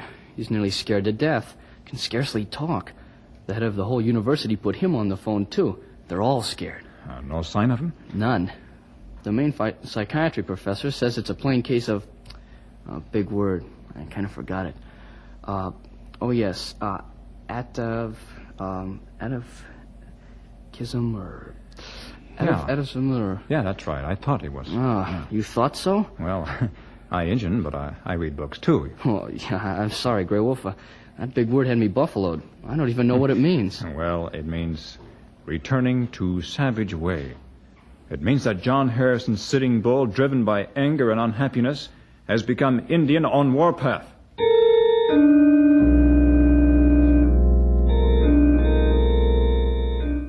Attention all deputies, be on the alert, be on the alert. Look for John Harrison Sitting Bull, Sioux Indian, 21 years old, black hair, about 5 feet 10, 170 pounds, probably dressed as an Indian on the warpath. Use caution, repeat, use caution. This man may be dangerous. Report any suspicious activities to Sheriff's Office immediately. This is Grey Wolf calling all Forest Ranger stations and fire towers. Watch out for John Harrison Sitting Bull, young Indian who may think he is first Sitting Bull. Be careful, he may be dangerous. Not a trace of him. I can't understand it. Why officers in 3 states are looking for him. Sitting Bull was hard to find, too. It took whole American army. But this isn't Sitting Bull. This is his great-grandson. But he thinks he's Sitting Bull. And he knows woodcraft, and he knows the country. It's like magic. Nobody sees him except when he suddenly appears somewhere and burns a barn or a wheat field. He hasn't hurt anyone. No, that's one thing in his favor. He seems to try to make the people admit that they're afraid. And then he burns a house or barn, making sure that everyone's outside. Then he just vanishes again. And the people are afraid? Terrified. What do you think we... might have a call coming in from school. Maybe that's it. Yes, this is Grey Wolf. Oh, yes, Professor. Professor, could you tell me what it was John Harrison said to you when you thought he spoke in Indian language? It sounded like what? Something about clock. Listen, Professor. Was it like this? Talak tayit. Laklat. Oh. It was? Are you sure? Thanks. Thank you for calling, Professor. Goodbye. Well? If he said that, and I'm afraid he did, tell those 2 men it doesn't look good. How come? You know, Glala Sioux, Talak tayit, Talato, is old proverb, an old saying from long ago. What does it mean? In English, we would say, Tomahawk has no friends.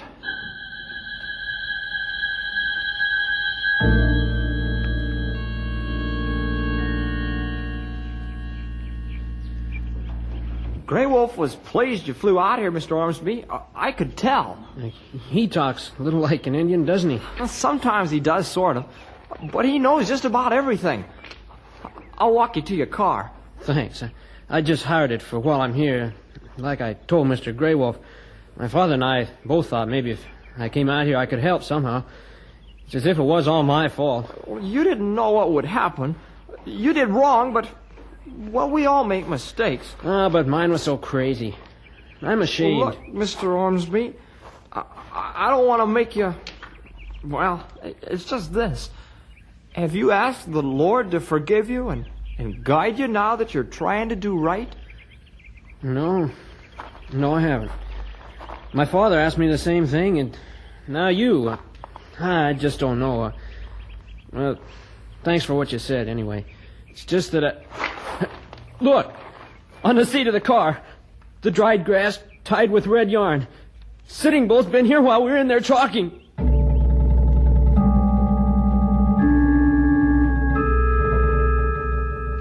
All special deputies, wearing as many men as you think you need. Find Sitting Bull.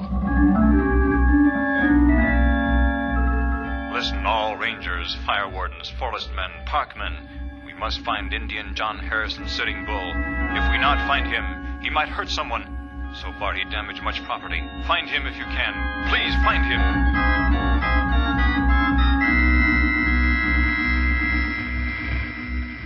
Stand away. No come near. Me Sitting Bull. Me have knife. Tomahawk. Me burn house. Me burn barn. Me burn field. White man afraid. Me no afraid. Me Sitting Bull. Me set fire to barn. Me burn. Me burn.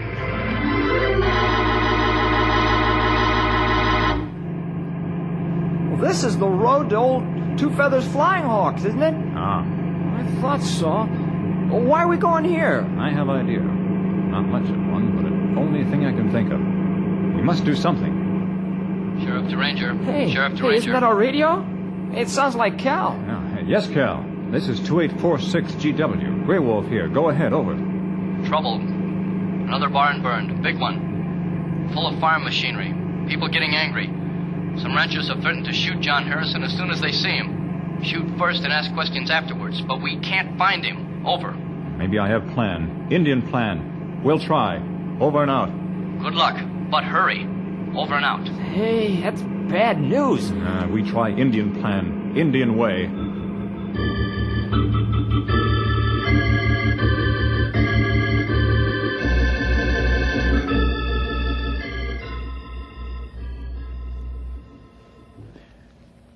Two Feathers Flying Hawk. I want your help. I am very old. I can no longer... Then you remember old games. The games the Seven Nations played when tribes met in spring. I remember. You remember the game of shining knives. Ah, I remember. The two strongest braves in all the tribes, each wearing just a breechcloth, and each carrying a curved knife. Each man grasped the other's wrist, and then they fought until one proved himself the stronger. With the sharp knives. I will challenge Sitting Bull. I will fight him at game of shining knives. He's an Indian. He must accept challenge. If I win, God grant I can bring him to senses. And if you lose? Get word to Sitting Bull. No one but you can do it. Give him my message.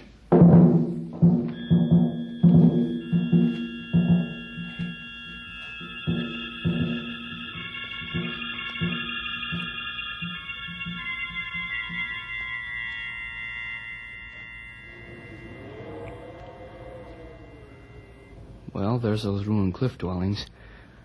You can just see them over the top of the rim rock. This is as far as we go. It's cold. Sun's almost up. Do you think old Two Feathers got the message to John? We know soon. Here comes sun. Sheriff, Grey Wolf, look, smoke signals from way up there near the top. Smoke signals say, Sitting Bull accept challenge to fight Grey Wolf at game of shining knives. I go. Here, Henry, take blanket. Sure. Goodbye, my good friends. He looks so alone, walking out there on the desert. He is alone.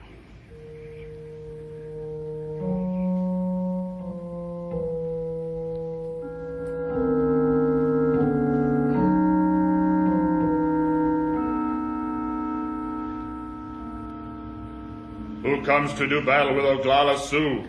Grey Wolf, son of Black Wolf, grandson of man who looks at sky. I am Sitting Bull, son of Iron Hand, grandson of Two Feathers Flying Hawk, great-grandson of Sitting Bull. You fight. I fight. Take hold, wrist, my knife hand.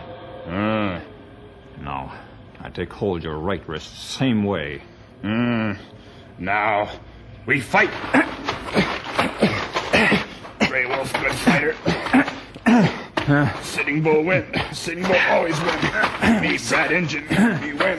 We'll sit. Grey Wolf, strong. Sitting Bull, stronger. Oh, my arm. Oh, my knife's gone. You helpless. You no can move. My knife ready. You know our law, Injun law. Me know. Listen, John Harrison. Injun law say I kill you now, but I'm not going to. Why you no kill me? Though you've been foolish, you can be good man again. Why you no kill me? Came here today to help you, and that's why you no kill me. Because I am Christian. Very well. You win. You do win. The ghost of Sitting Bull is gone. I'm John Harrison again. I've come to my senses. I'll go back and be a man. If I can learn to be as brave as you are and fight as well as you do for what's right, then I want to be like you. Grey Wolf, can you teach me to be a Christian?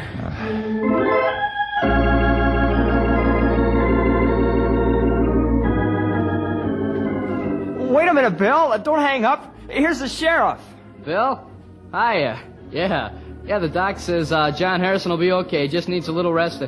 Yeah, check with the idiot agent. He says the commission will take care of all the damages. Oh, don't hang up. Here's Henry. Hey, Bill? John Harrison's Sitting Bull's been converted and is... Yes, Mr. Ormsby and John Harrison are now friends. Maybe next they'll go back and be college roommates. Oh, wait, don't hang up. Here's Grey Wolf. When you come back, Bill, I tired, won plenty of sleep. Come back pronto. See you next week for more adventure with Ranger Bill!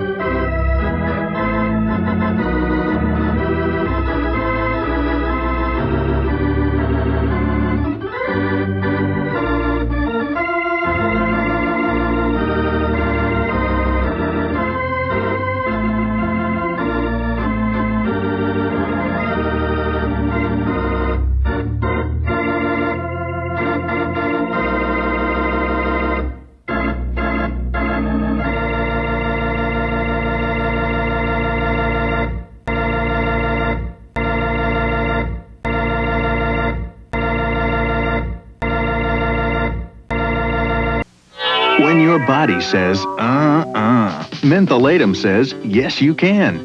Mentholatum Deep Heating works like a penetrating massage to help you get going. Mentholatum Deep Heating says, yes, you can. The first couple of radio comedy, Burns and Allen, are up next.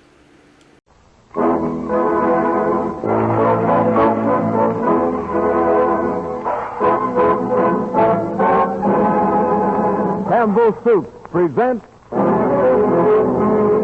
Burns and Gracie Allen with Tony Martin and Ken Niles and Henry King and his music. Be lovely.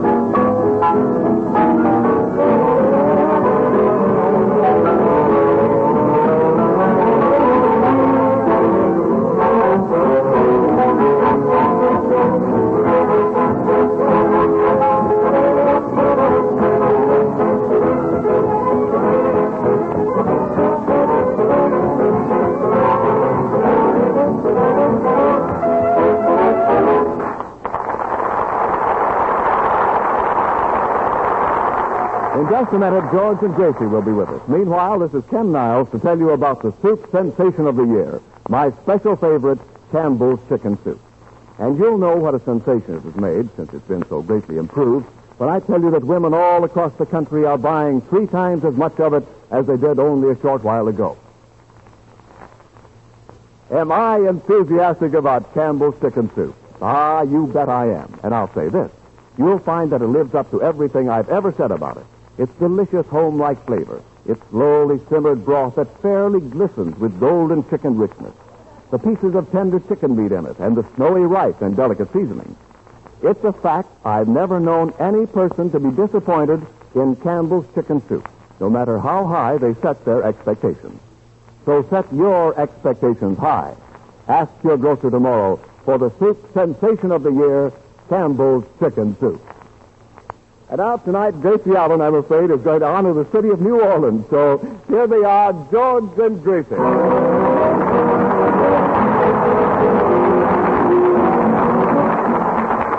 Thank you. Thank you very much. Well, Gracie, say how do. How do, George? Well, now say something to the boys. Oh, what do you want me to say to them? Well, why don't you say something you think the boys would like? Something the boys would like. Yeah. Boys, Gene Harlow. Oh, thanks, Gracie. Thank you. Now, I think you want to say hello to New Orleans. Why? Why?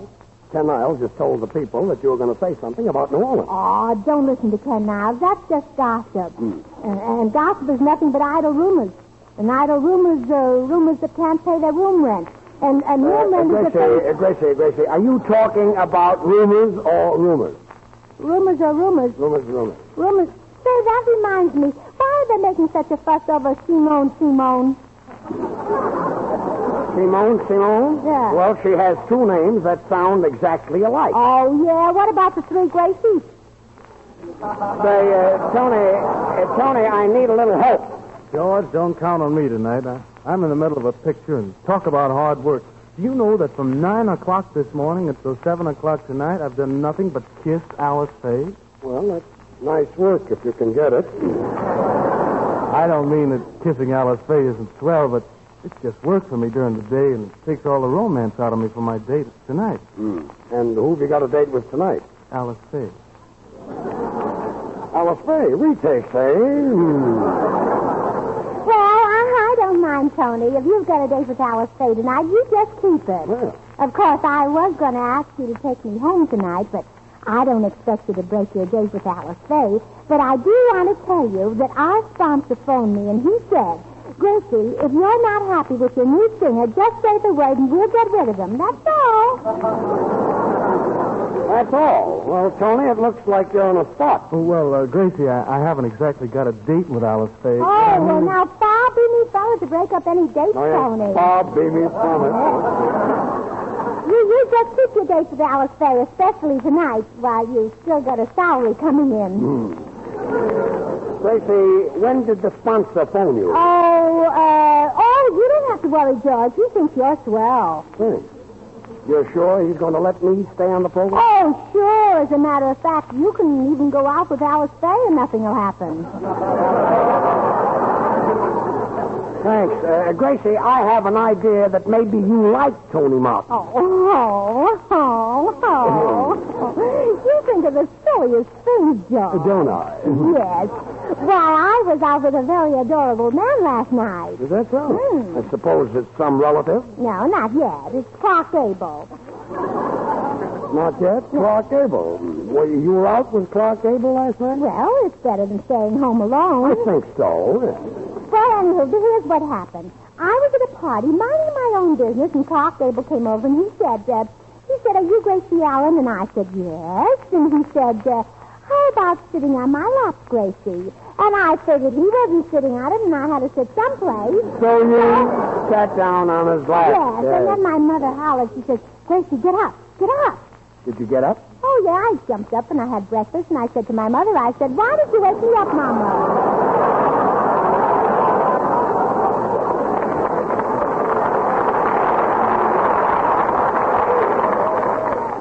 You spoiled a beautiful dream, I told her. You said that to your mother? Oh, you dreamt you were out with Clark Gable. Sure. Did you ever dream you went out with me? No, I never have nightmares. Well, that's a pretty thought. Gracie, as long as you're dreaming, how about dreaming I'm taking you to the Brown Derby restaurant tonight? Oh, thanks, Tony, but that place is too crowded. You can't dream you're going to the Brown Derby restaurant because it's too crowded? Oh, yeah, I had to stand up in bed 2 hours the other night waiting to get a table. Well, you ought to make your reservations before you go to bed. Either that or go to bed earlier so that you could get there sooner. Well, that's a good idea. You know, once I dreamt I was invited to the White House to visit President Roosevelt, but I didn't go. Why? Well, I wasn't dressed properly for it. I see. Well, you ought to go to some exclusive foyer in your dreams and get yourself a fur coat. Oh, I saw a beautiful mink coat last night that I liked. Was it a dream? Oh, I'll say it was a dream, and only $2,500, too. Well, when you go to sleep tonight, just dream that I bought it for you. Oh, thanks. Yeah. You know, Daddy Dempsey got a pearl necklace for me the other night. Is that so? Yes, and then the dream cops came and arrested him. I see. Took him away in a little dream wagon. Yes. Oh, and that was about 6 months ago, and Daddy is still dreaming. In bed, huh? No, in jail. In jail. That's your daddy. That's Gracie, don't you ever dream about me? Oh, sure, Henry. I dreamt about you last night. You did? Mm-hmm. I dreamt I was out dancing with you, but when I woke up, I discovered it was my little nephew pounding my feet with a hammer. Sing, Tony. Come on, Gracie.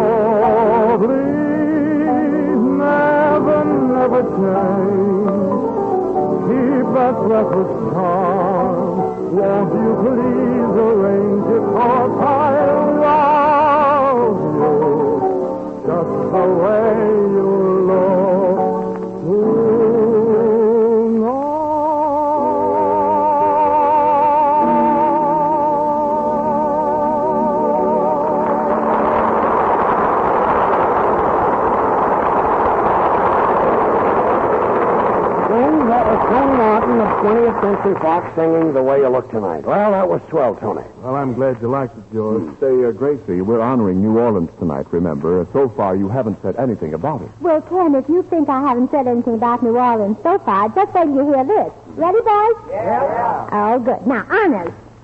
A toast to that great, gigantic, colossal, tremendous, lovely, quaint little New Orleans.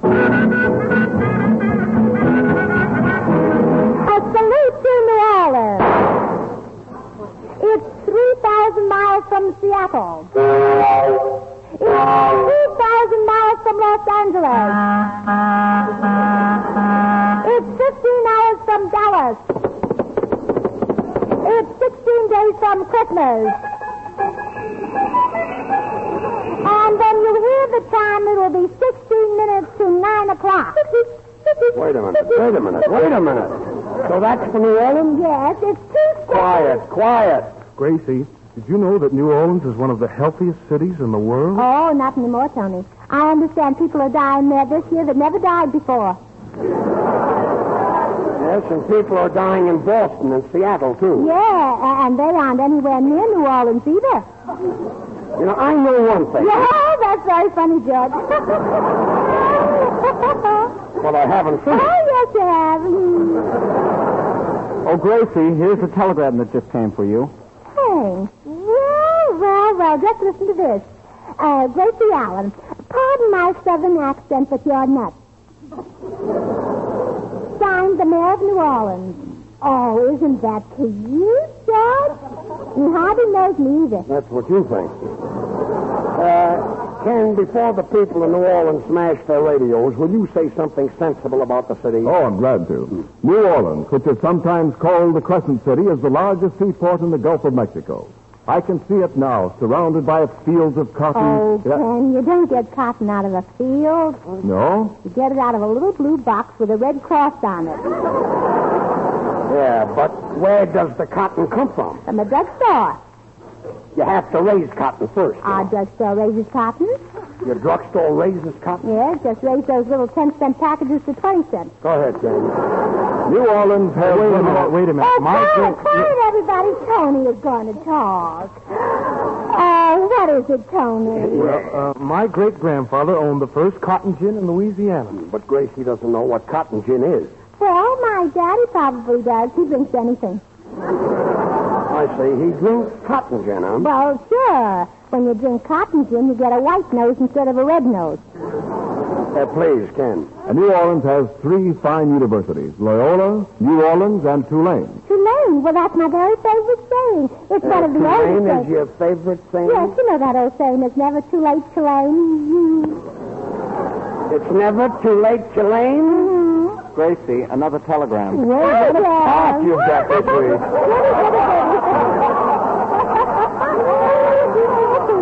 Let me read it, Henry.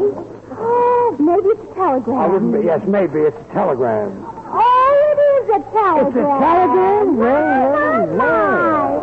It's from the grocers of New Orleans. Oh, listen to this. Gracie Allen, when Major goes out of New Orleans, we grocers sold 40,000 cans of coffee. Stop. Tonight, with you honoring New Orleans, we grocers sold 80,000 cans of coffee. Well, now that ought to show Major Bo who's who on the radio. Sound a bit like an owl. It isn't who's who on the radio. You mean who's through on the radio. George, we're selling Campbell's chicken soup. That's what you think. Oh, I think that's the nicest wire that's ever been sent to me. I wonder what it means. It means they want us to play a little game where you jump into the Mississippi River and pretend you're swimming, and after you drown, I pretend I'm sorry. Oh, now why doesn't Tony say things like that to me? Say that, Tony. Go ahead, Ken. Oh, thanks. New Orleans has some of the most historical buildings in America. Well, that's what I hear, too, Ken. Now, I'd like to see those beautiful drapes in the Saratoga Street Jail. Beautiful drapes in the Saratoga Street Jail? Well, that's what it said in the guidebook for tourists. It said the Saratoga Street Jail is noted for its hangings. I suppose your daddy would feel right at home in that jail. Oh, sure. He'd soon get onto the ropes. Well, that certainly is news to me.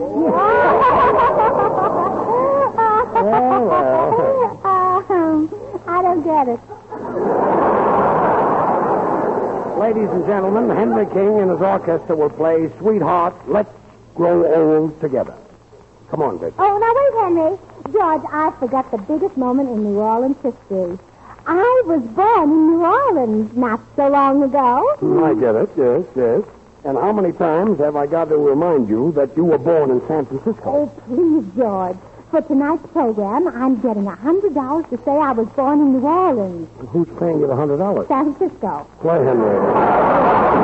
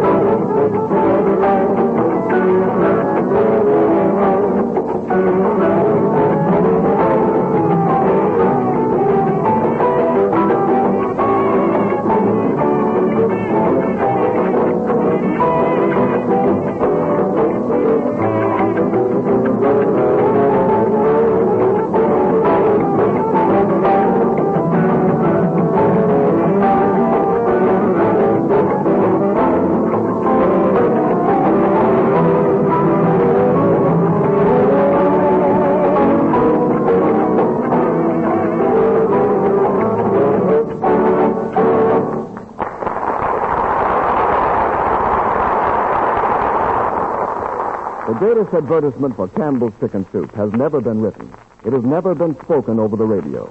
It's what women are telling one another about it. And it's this spontaneous, enthusiastic word-of-mouth advertising that accounts for the amazing growth and popularity of this wonderful soup everywhere. Think of it. 3 cans of Campbell's Chicken Soup are being bought today for every one bought a short time ago. That's right, 3 times as much. And here's why. Delicious home flavors.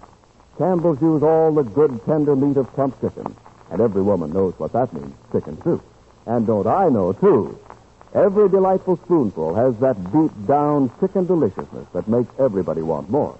And I ought to know because good old-fashioned chicken soup has always been my special favorite. And that's the kind you get every time you ask for Campbell's Chicken Soup. Why not do that tomorrow? Well, I'm a little bit worried. Gracie is standing right here with some more honors for New Orleans. Well, why worry, Ken? You know things aren't hardly ever as bad as they seem not to be. Things aren't hardly ever as bad as they seem not to be? Yes, Judge, and even if they weren't, it wouldn't be anything to worry about unless they were. Well, that's as clear as the Mississippi mud. Gracie, another telegram. Oh, there we are. Who is it from? Oh, Western Union or Postal. Who else could it be from? Read it. Oh, listen to this, boys. We, the citizens of New Orleans, have been listening to your program honoring our city, and we can hardly wait to hear the finish so we can listen to Freddie Allen. Oh, isn't that nice of them, George? They even like Freddie Allen, too. So does Portland Hopper. Well, I don't blame her. He's sweet enough to kiss. Who, Freddie Allen? No, Tony Martin. Look, Gracie, you don't ask a man for a hug and a kiss. No? Nice girls don't do that. Oh. Hug and a kiss. Even if you want a hug and a kiss, you've got to be simple. sort of hint at it so that the audience doesn't understand it. Oh, a hint. Yeah. Tony. Yes, Gracie. Tony, if you're tired, you can rest your lips against mine. Well, that's being subtle. Listen, Gracie, don't think I'm temperamental. I'd really like to kiss you, but I'm just not in the mood for kissing anybody. Stop it. Stop it. We're supposed to be honoring New Orleans. Oh, now, George, please, that isn't nice.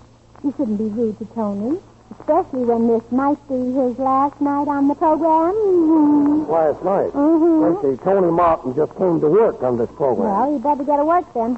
Well, I always thought that whoever I kissed would be my business. Well, then you better do what I asked you, Tony, if you expect to stay in business, if you know what I mean. Yeah, I'm sort of catching on. Gracie, why should Tony Martin kiss you? Well, that's right, George. Why should he kiss me? After all, who am I compared with Alice Faye? Yes. I don't amount to anything. I'm only an insignificant little girl who hires and fires the singers. That's all. Oh, that's all, Tony. That's all. Gracie, how about me? I'll kiss you. Oh, thanks, Henry, but you better kiss George. He hires the orchestra leaders. Look, Gracie, I don't like to hear you talk, but as long as you're going to talk, say something about New Orleans. I thought I'd remind you. Oh, all right. Remind me sometime. I'll remind you now. How about a guest of honor? Oh, thanks, George, but I just ate.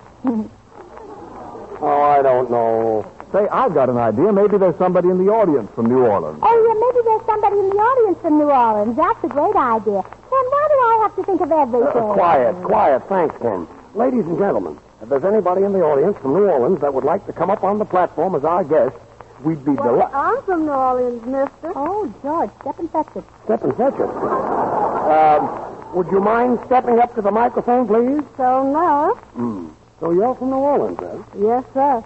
I was born and raised in New Orleans, and my mother and father were born there before me. Well, if they're your mother and father, they'd have to be born before you.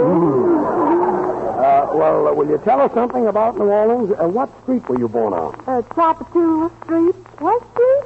Tropatula. Tropatula. Stop there, sir. Gracie, Chapatoulas is a very famous thoroughfare. Oh, it sounds very romantic.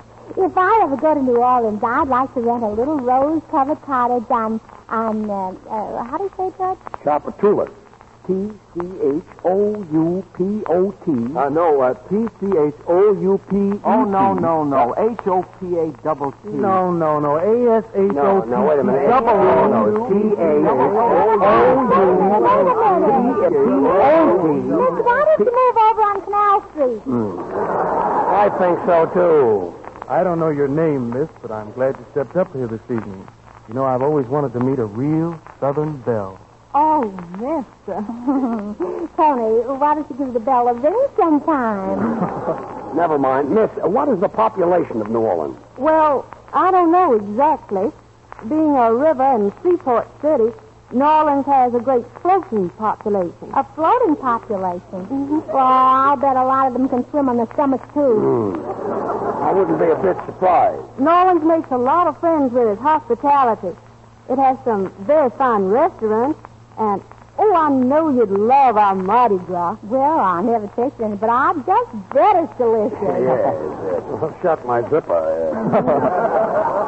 Well, George, here's another guest of honor that came up from the audience. Oh, well, this way, please. You talk right... Do I talk right in here, mister? Yeah, right there. Well, now, if I do, you just tell me. Yeah, that's the way.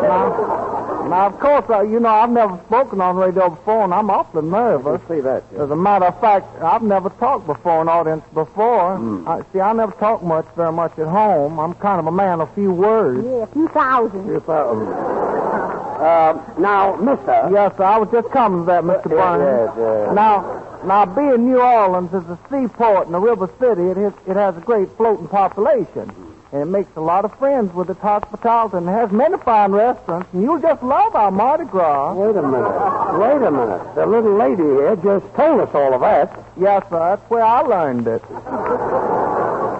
Well, our program is coming to an end, and I want to thank you people very much for coming up here tonight. Well, if you really want to thank us, Mr. Burns, here's the way I figured out you can do it. When I get back to New Orleans, I'd like to have something to show that I've really been to Hollywood.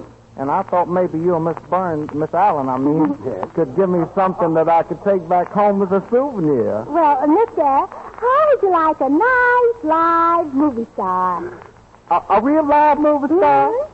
Well, if y'all ain't kidding me, the show would be make me very happy. Well, it sure would make me very happy, too. Gracie, what live movie star are you going to give this man that'll make you both so happy? Alice Faye. Oh, Alice Faye. Henry, the music.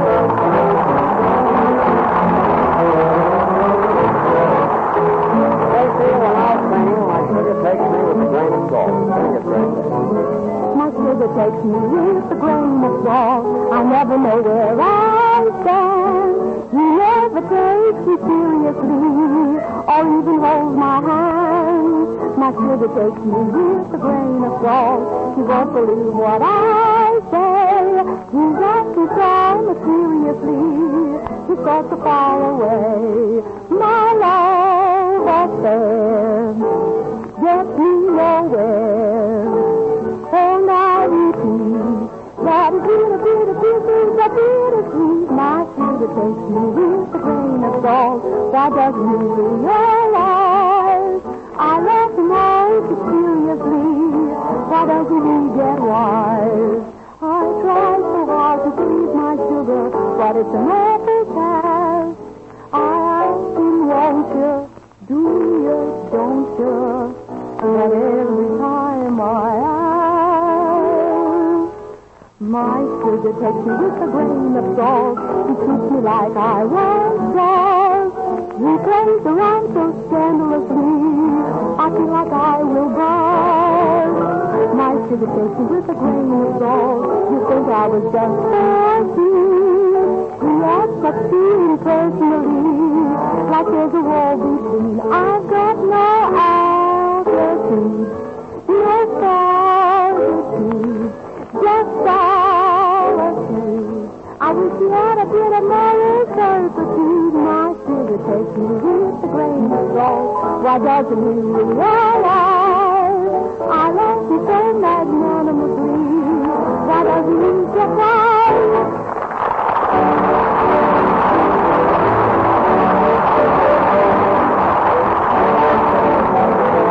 Every year, we hear a lot about Christmas fields, one of the finest causes for raising funds to help sick, needy people. But many of us don't think to do something about it until it's too late. This year, won't you do just this one thing? See that every Christmas letter and package you send carries a Christmas feast. The makers of those fine Campbell soups invite you to listen in and laugh with George Burns and Gracie Allen again next Wednesday. Meanwhile, remember that you can have the finest chicken soup you ever tasted simply by asking for Campbell's Chicken Soup. You'll find it to be the delicious, nourishing, old-fashioned kind. Well, Gracie, say goodnight to everybody. Oh, and wait, Judge. I forgot to read them my Proverbs. Proverbs? Mm-hmm. You mean proverbs? Well, I know, but this is a proverb in verse. It's my proverb. So it's a proverb. Yes. Well, let's hear it. All right, proverbs. Although it's very foolish, I've often heard it said, you can drive a horse to water, but a pencil must be lead. You made that up. I can see that. And so, girls, don't drive your husband to eat. Let nature take its course. Just give him Campbell's Chicken Soup, and he'll eat just like a horse. That's New Orleans. Good night, all. This is the Columbia Broadcasting System. Your station is KHJ, Don Lee, Los Angeles. Time signal courtesy Schaefer Pen and Pencil Company. Settle that perplexing Christmas gift problem with a genuine Schaefer dry-proof fountain pen desk set. A gift that will delight anyone. There are over 100 Schaefer desk set designs, a style and price to fit every budget. Only $5 up. The tone indicates 1 minute and 15 seconds past 9. 1 minute and 15 seconds past 9. 1 minute and 15 seconds past 9. 1 minute and 15 seconds past 9. Now the shower freshness of Summer's Eve Feminine Wash is at your fingertips. Introducing Summer's Eve Feminine Wash Intimate Cleansing Mist. Use it when you want to feel especially fresh. Anytime, any place. Summer's Eve Feminine Wash Intimate Cleansing Mist. Next, hunt the biggest of all game with the Green Hornet. The Green Hornet.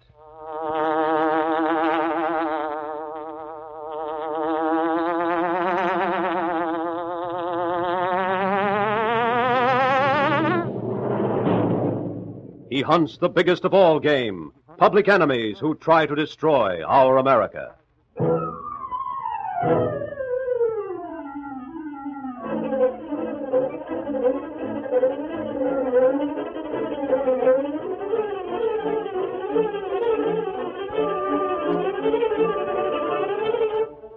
With his faithful valet Cato, Britt Reed, daring young publisher, matches wits with racketeers and saboteurs, risking his life that criminals and enemy spies will feel the weight of the law by the sting of the Green Hornet.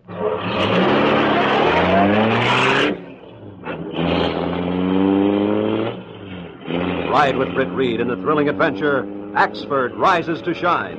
The Green Hornet strikes again.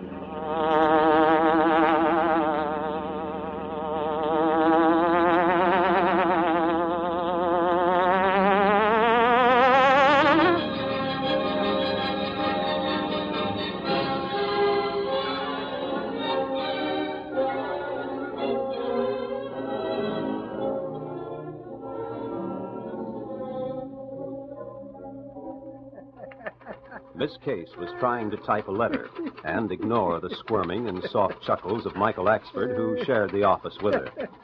Oh, by golly, this is good. Confound. Huh? What's the matter? Matter, you big thunderhead. Why can't you find something to do? Casey, hey, don't be throwing letters around. Letters? This should have been a letter, but it's a mess.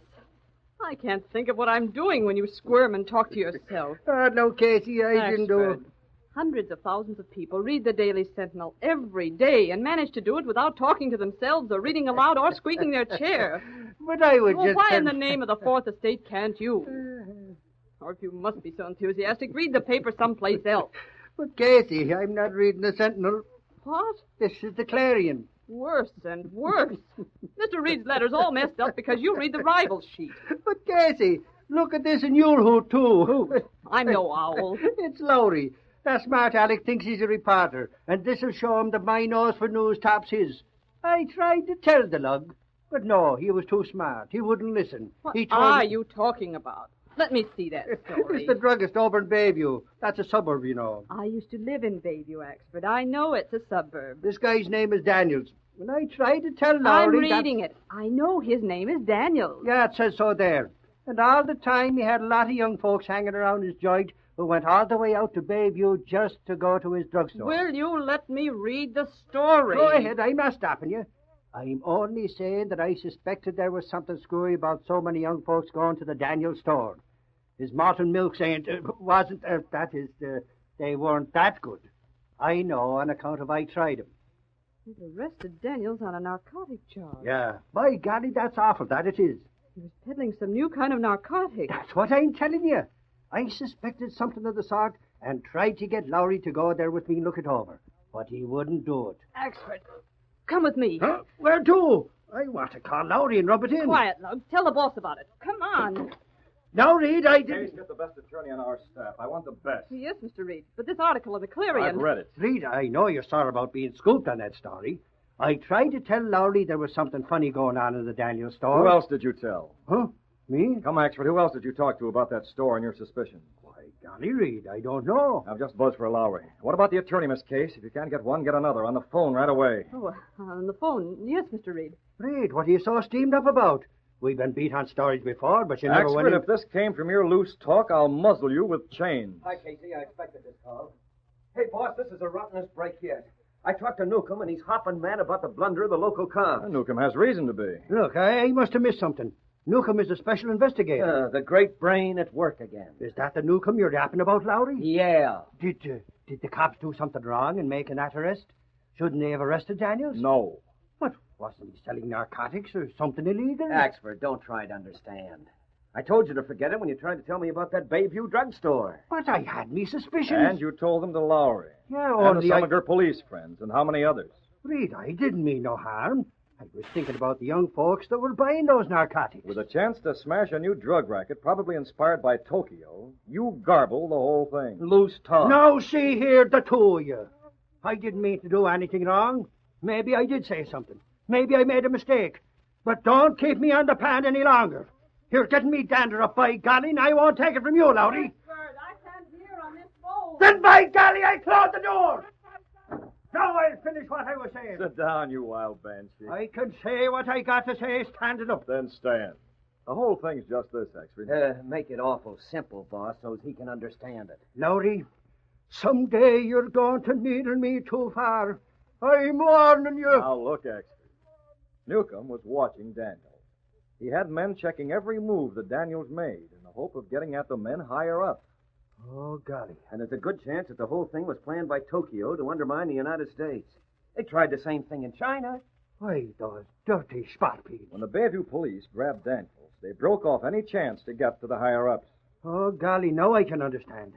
Now the louts that were supplying Daniels will crawl back into their shells. Now, that's the general idea. And now it'll be tougher than ever for Newcomb and his special investigators to get the big shots. That's the trouble. And the big shots will just drop Daniels and find someone else to take his place. Oh, Reed, I ought to be kicked in the slats if I'm to blame for this. Grab your ankles, Axford. I'll accommodate Well, we don't know that you're the one that's to blame, Axford, but this serves as a good example. Reed, the chances are the Bayview cops had the same idea I had. Excuse me. Hello? Oh, fine. Put him on the line. Lawyer? Yeah. Hello, Harry. There's a man named Daniels in the Bayview jail.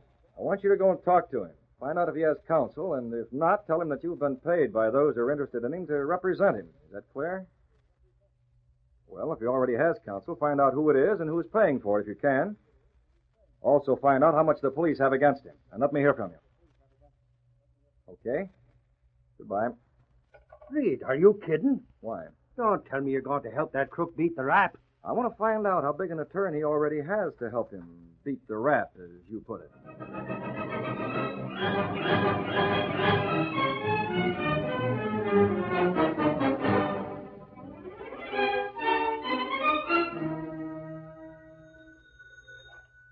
Yes? Oh, yes, Harry. Did you talk to Daniels? Yeah, well, what did he say? Oh, so he has no attorney. What? He refused to let you represent him? What? He doesn't want counsel. That's strange. Mighty strange.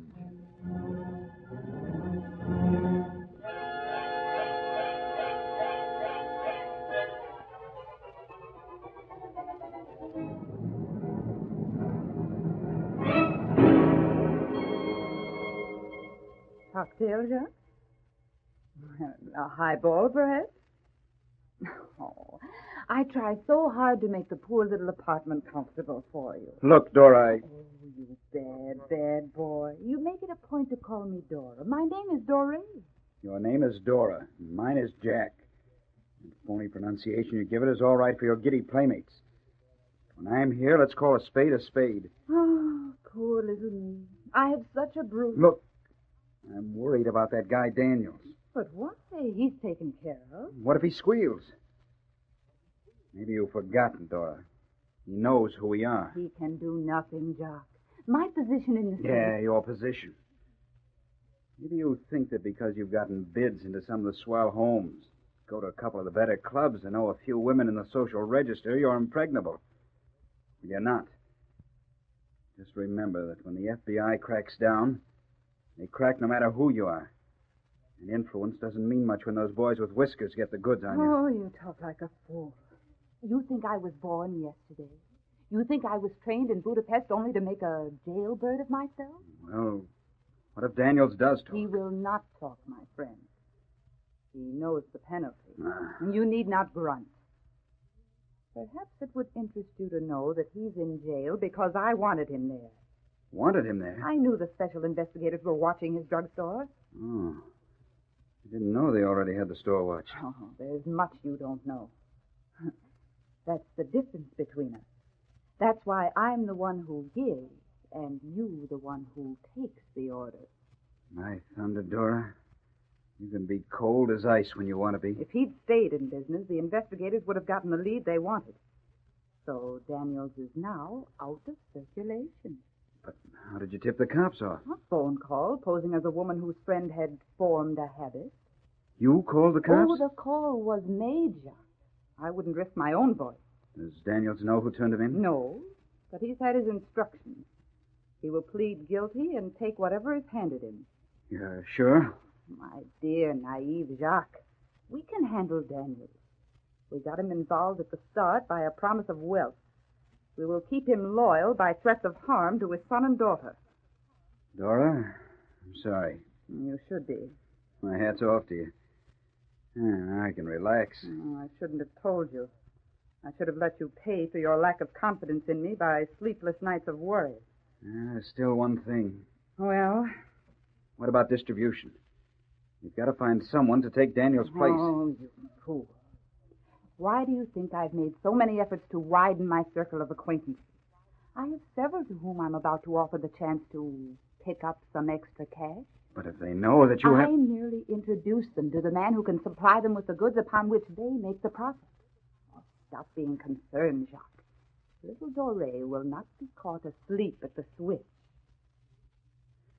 Now, let's open the window and enjoy the pleasant evening from the balcony.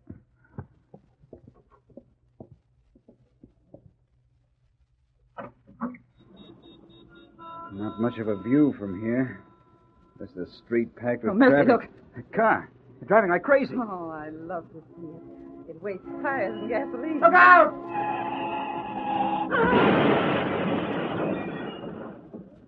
Ooh, what a glorious smash-up. 3 cars involved. Come on downstairs.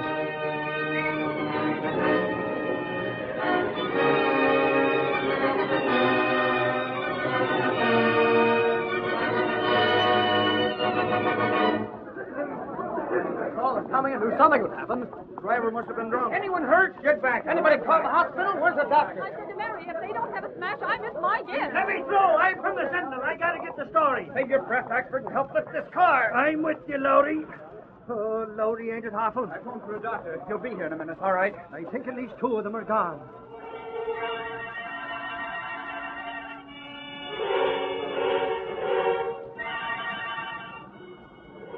He was a good man. He didn't know.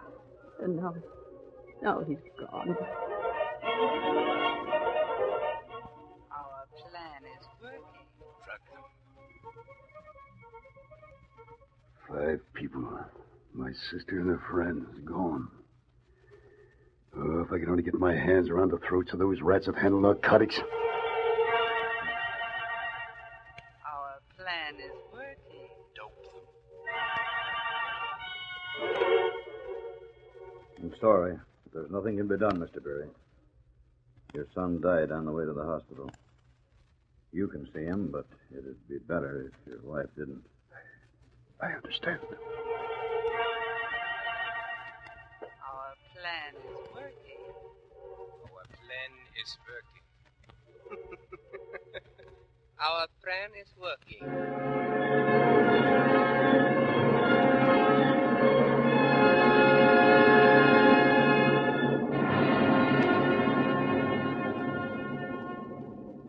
Never mind how late it is, Sergeant. You let me and Lowry in to see that guy Daniels and be quick about it. I'll let you in, Axford, but don't think it's because of your loudmouth threat. I'm mad, that's what I am. I've got me dander up. I've seen things tonight. I'm trying to sleep. Sleeping behind, Daniels. It's me, Axford again. Come on, Lowry. Now, look, Mike, take it easy. Axford, Save your breath. Daniels, a little while ago, 5 people were killed in a wreck on account of that stuff you sold them. Leave me alone. I know my rights. You and your rights. Now, you tell me where you got that stuff. Do you hear? Let me go. Axford, you can't do this. Leave him alone. Axford, don't be a fathead. Leave him alone. From where did you get your stuff? I don't know his name. I don't know his address. I don't know anything about him. You let me go or I'll bring charges against you and that guy in this whole confounded town, as well as your newspaper. What's the use? Soon behind! Lowry, Sergeant, I'm a man of action. What's to be done with a thing like this that you can't fight?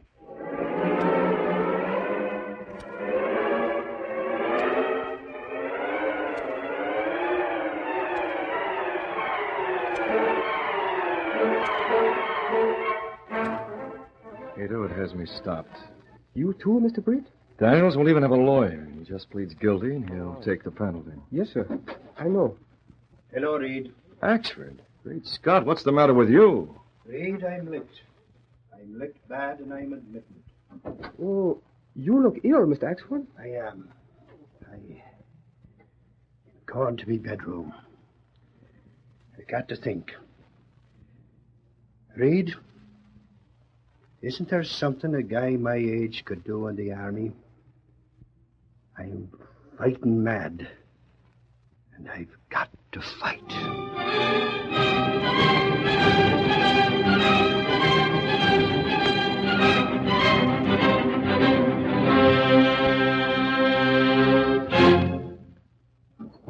How's Axford now, Cato? I offered to prepare sandwiches, and he refused. Refusing food. He is badly hit. Yes, sir. He is. Cato, these undercover people work in groups. They have to. Daniels has to get his drugs from someone. The man who sells it to him is just one of many distributors, probably scattered all over the country. Now, these distributors have to go someplace for their supplies, which means that someone has to make the stuff for them. Yes, Mr. Brett. Now, in a case like this, from what I've learned, this drug is something new. The ring is just starting operations in this city. If it can be put out of business here, it'll prevent untold trouble. It's like swatting a fly in the early spring. One fly killed in spring is equal to hundreds killed in midsummer. That's the idea. That's why it's so important to find some way to break Daniels. He'd sooner go to jail and squeal. Probably because he's afraid of what would happen to his family. But the others in the ring won't be so likely to have families. If we can just learn the names of a few of them, they'll talk their heads off to avoid a death penalty. Oh, then it all depends on making Daniels talk. Yes. That rat would just open up. Yes, Mr. Brett. There must be some way to make him talk. Is there anything he could say? I don't know. Too bad Mr. Axford cannot confer with him. Oh, Axford's bark's worse than his bite, Cato. Bark? Bite? Oh, Axford wouldn't really hurt anybody. Wait a minute. Yes? Cato, I wonder if it'd work. What is it, Mr. Brett? Is the Black Beauty gassed up? Oh, yes, sir. Then get the gun ready. I'll get the mask. See that the door to this room is locked in case Axford comes looking for me. Very good. There's a cottage on the lake at Bayview. Ken Green's cottage. It isn't being used this summer. Ken's in the Army. The very place. Door is locked. Come on, then. We're traveling to Bayview. Stepping through a secret panel in the rear of a closet in his bedroom, Britt Reed and Cato went along a narrow passage built within the walls of the apartment house itself. This passage led to an adjoining building which fronted on a dark side street. Though supposedly abandoned, this building served as the hiding place for the sleek, superpowered Black Beauty, streamlined car of the Green Hornet. Britt Reed pressed a button. The great car roared into life. A section of the wall in front raised automatically, then closed as the gleaming Black Beauty sped into the darkness.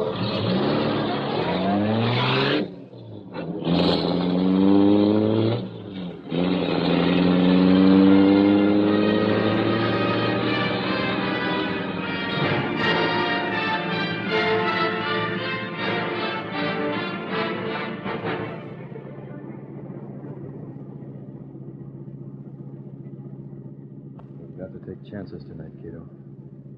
I hate to take this car out of the city. It is dangerous. It's hard enough to dodge the police there. If they catch us in the country and cut off the highways, we're sunk. Must the car be taken tonight? I don't want there to be any doubt about who took Daniels from jail. I see. Cato, look in the compartment and see if that box of seals is there. It was there when I looked last time. Make sure. We'll need them tonight. Yes, sir. Yes, here they are. The seals of the Green Hornet. How many of them? There are quite a few. At least 100. Good enough. Tonight we're going to leave the unmistakable mark of the Green Hornet.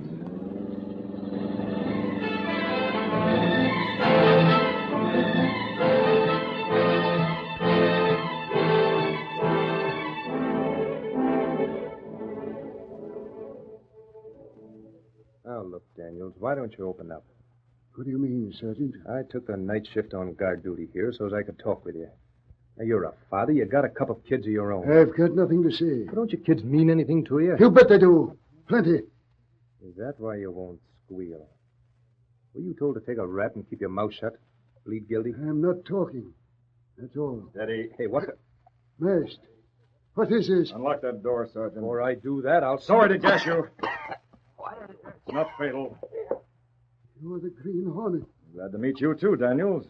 I'll have you out of there in no time. As soon as I get this guy's keys. Here we are. You leave me alone. I'm not going with you. Don't talk nonsense. No. Leave me alone. You're not one of them. You want to walk or be carried? Please, I've heard of you. Leave me alone. I never went against you. How do you know you didn't? I won't go. Now get along. My arm, Hurts, doesn't it? Just a sample of what's to come if you don't get going. You eternal idiot, I might be saving your life. Don't you realize that? Saving my life. There were 5 people dead. 5 families who'd sell their souls to get their fingers around your neck. And there are people that think you might be compelled or persuaded to squeal on them. They'd like to seal your lips, too. No, they wouldn't do that. They Car's couldn't. right there. Get in. Are you telling the truth? There's a lot of people would like to kill you. They all know where you are. That Bayville jail was a lead pipe cinch to get into. Get in there. Where are you taking me? You'll find out. Who's this? He's driving.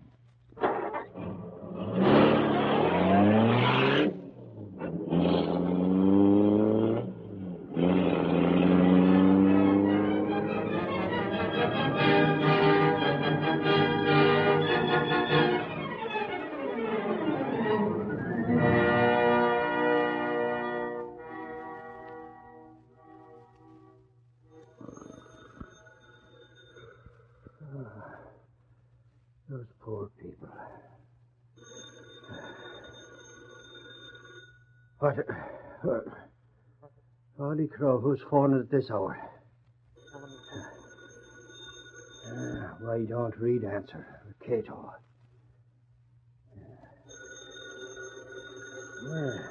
Must have the phones cut off. Hello? This is me. Oh, you read about me wanting to get the Hornet, eh? They called me at this hour to tell me. Now let me tell you this. You what? You've seen him? Where? When? Bayview, you say? Holy crow! Oh, golly, where'd they put those shoes? I've got to get going. I've got to go it alone this time. I can maybe get a real story.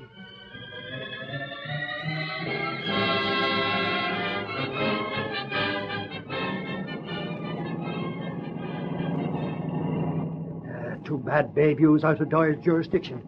Whoa, but he'll be burning up when he finds I got the Green Hornet without him.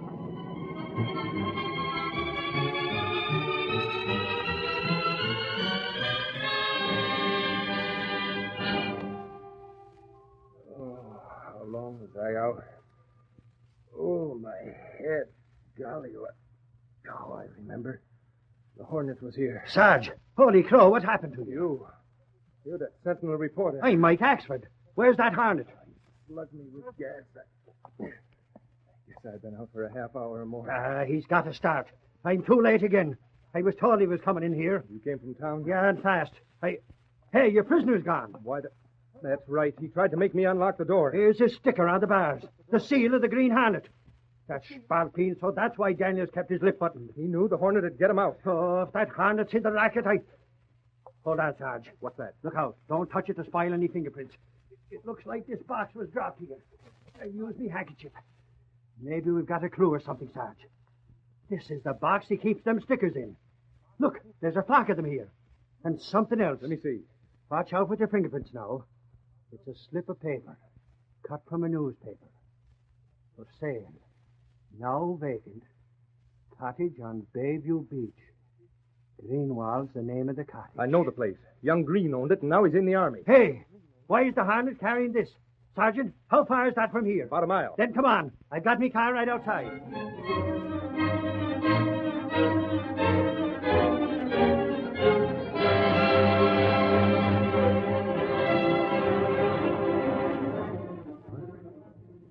What are you going to do now? Daniels, I hope you'll be safe here. Why did you bring me here? Why are you interested in me? You'll learn that in due time.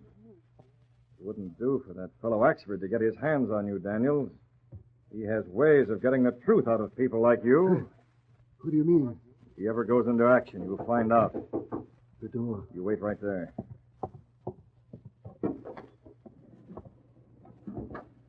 Yes, Guido. Car is coming. Headlights look like Mr. Axford. Good. You step this way. I want to keep an eye on Daniels through the window. Can you see Black Beauty from here? No, it's too dark. It's well concealed. Axford's headlights won't hit it as he comes here, will they? No. And get in then. I'll join you as soon as we're sure Axford gets his man. No, that's Axford, all right. Get ready to shove off.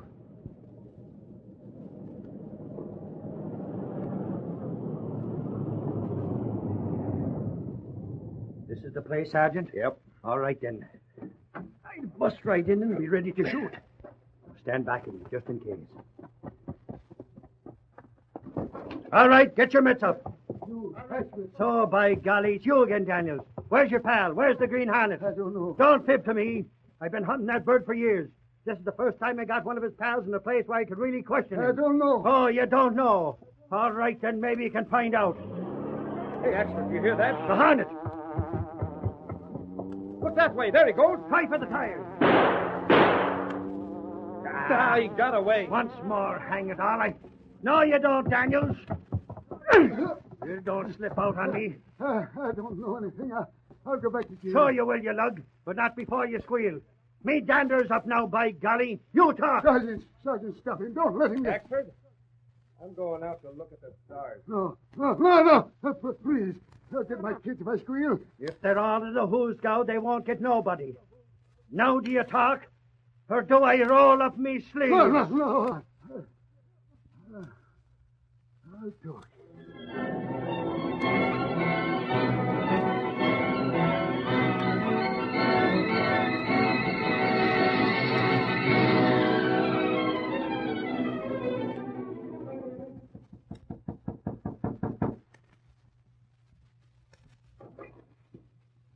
Yes.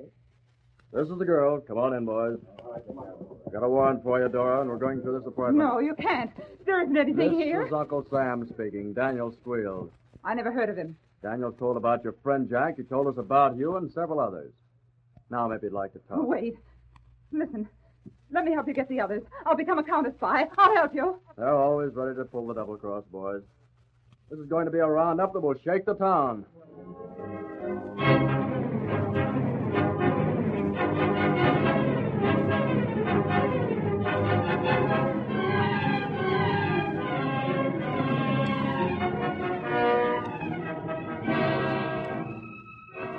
Reed, they sure collared a flock of those rats, but the Hornet is still free.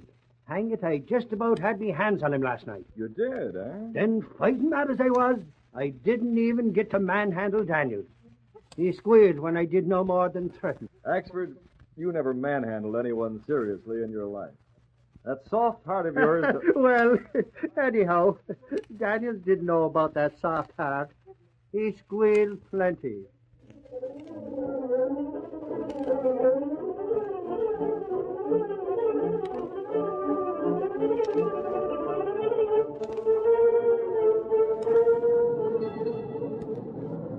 That's electric! Take large, rock racket, smash, read all about it! Green Hornet still at large! That's electric! Paper!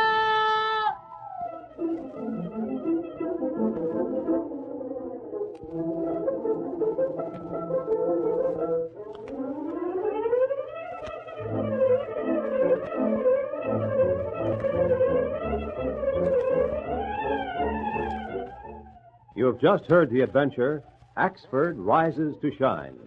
These exciting dramas are sent to you each week at this same time. They are copyrighted features of the Green Hornet Incorporated. All characters, names, places, and incidents used in this drama are purely fictitious. Bob Height speaking.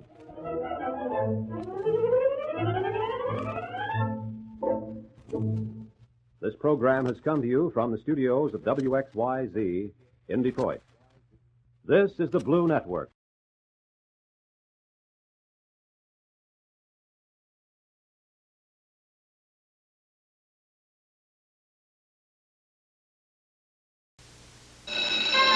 Who are the brightest kids in America? Moms rated Thicker Vivid higher than Clorox 2 for making colors and whites look cleaner. So, who are the brightest kids in America? Mine are. Don't just get 'em clean, get 'em vivid. Hi-ho, Silver! Away to those thrilling days of yesteryear with the Lone Ranger.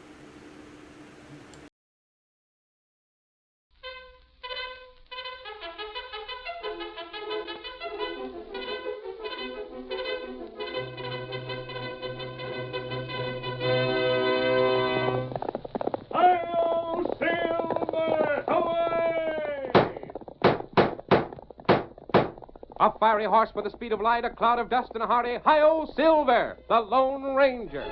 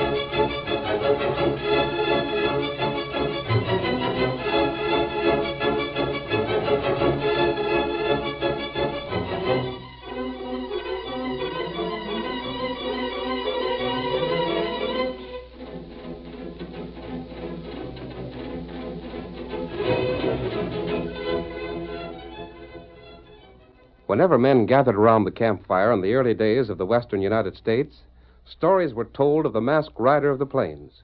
Astride his great horse Silver, he rode through the new territory in the cause of justice. No man was ever known to beat him to the draw, and no man could match his courage and resourcefulness. And now return with us to thrilling days when the West was young and adventure lay at the end of every trail. The Lone Ranger rides again. Come on, Silver! We're heading for Roaring Gap! Red Barber's been seen there! Hi-yo, Silver! Away!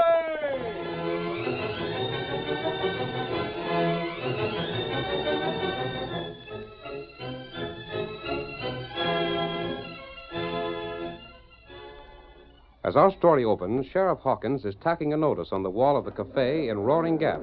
The men of the town crowd around him. What's it say? Is it a reward notice? Wanted, dead or alive, Red Barber. Red Barber, huh? $1,000 for him. $1,000? That's a big reward. It's worth every dime of it to get Red Barber. Who is he, Sheriff? What's he done? Ask me what he ain't done, and I can tell you quicker. Horse stealing, murder, stage robbing, rustling, swindling, kidnapping. There ain't a crime in the book he ain't been accused of. Land sakes. He's a two-gun man and pison fast with either hand. He ain't afeard of man or beast. And he can lick his weight in wildcats. Ain't he got no partners, Sheriff? Nary a one. He plays a lone wolf game, that hombre does. Where was he seen last, Sheriff? Clem Purdy claims he's seen him over to Calabash. And Luke Sewell thinks he's the one that busted open the safe in the express office over to Big Bend. Safe buster, too, huh? I told you there ain't nothing he won't turn his hand to. I can't figure what he does with all he steals. Maybe he don't do nothing with it. What do you mean? Well, maybe he's one of these fellows that steals for the love of stealing. And for being known as the worst hombre in the state. Worst in the state, my eye. He's the worst in the whole doggone world, including Indians. Ah, here comes that old tightwad, Eben Lawler. Sheriff! Sheriff! What's on your mind, Ebenezer? What's all this I hear about Red Barber being around these parts? Well, what'd you hear? Eppie Wadsworth come into my store tonight just as I was closing shop. And she tells me about you making mention of Red Barber. Well, we ain't sure he's around here. A reward notice about him just come in, that's all. Eppie, she got the idea it was Red Barber himself come on the stage. There was some mysterious acting stranger on it. Eppie Wadsworth never did get things straight. But this here stranger... I seen the stranger come into town myself. There was nothing mysterious about him, nothing at all. He talks like an Easterner, don't have much to say. And he ain't been seen around here afore. But that don't make him mysterious, and it don't make him Red Barber, not by a darn sight. I just hope Barber don't get the idea of robbing my store. If he'd heard about it, he might try and rob it. It'd serve you right if he did, you stingy old weasel. What do you mean, speaking to me like that? Ebenezer Lawyer, you're the stingiest coyote I ever knowed. I got a right to be, ain't I? I ain't kith nor kin in the world to take care of me after I'm old and feeble. And I gotta lay aside my money to keep me in my old age. Well, you're doing that same right enough. Half-starving your clerk, Billy Lamson, to do it. I pay Lamson for what he does. How much? That's my business and his. Sure it is. And it's my business what I think of you. Now get out of here and leave us be. All right. But if I'm robbed, Sheriff, I'll remember what you said. Get. Good for you, Sheriff. Give the blame coyote just what he deserves. He's had it coming to him right enough. He sure did. Now, boys, here's the reward notice. There's the description of Red Barber. Them of you can't read it and get someone else to read it for you. Fetch him in, dead or alive. And I'll see you get your share of the reward money. May I have a look at that picture? Oh, sure. Sure thing, stranger. Step right up. Thank you. Say, ain't you the fellow that arrived on the afternoon stage? Yes, I am. And you're the fellow Ebenezer was all het up about. Mysterious acting. Do you see anything mysterious about me? Shucks, no. Red Barber, huh? Yep. Aim to stay around town, stranger? Perhaps for a time. Well, you'll find this a downright congenial town, and one that's easy to get along in, till you bust the law. I don't mind no celebrations on Saturday. I don't mind if the boys sling guns in the air once in a while. But just don't you steal. Don't try to hurt no one. Don't cheat at cards, and don't be a four-flusher, and you'll get along all right. Thank you, Sheriff. That's good advice. Sheriff, you were speaking of Bill Lamson that works for Ebenezer Lawler. Yeah. Ain't Bill got an ailing wife? That's what he has. Poor gal's downright sick and needing doctoring bad. Should get taken to the coast where she can get some real doctor. Well, I was thinking maybe we ought to do something for Lamson. He's darn hard working and awful young. Ain't more'n 20 or thereabouts. So blame starved, you don't look more'n 18. Ain't no wonder the way that ornery coyote Ebenezer keeps him working from sunup till late at night for hardly enough to buy victuals. That's so. Mark my words, boys. Billy's going to rebel some one of these days. That's what he's going to do. How do you mean, Sheriff? No man can stand seeing his wife ailing so and not having the cash to do nothing about it. Well, I'd help him if I could. Look, Sheriff, maybe between us we could get the money scraped up. No, and then we it wouldn't do. Why not? I know that boy. Trouble with Lamson is he's too blame proud. He wouldn't take our help. That's right. I tried to make him borrow some cash for me. He wouldn't take a dime. Only thing we can do is to try and make old Ebenezer pay him more. Now, if we could only shame the old polecat into doing it, why... Fat chance of that. Hey, where's that stranger? I wanted to talk to him. He just went outside. Oh, drat it, and I didn't even get his name.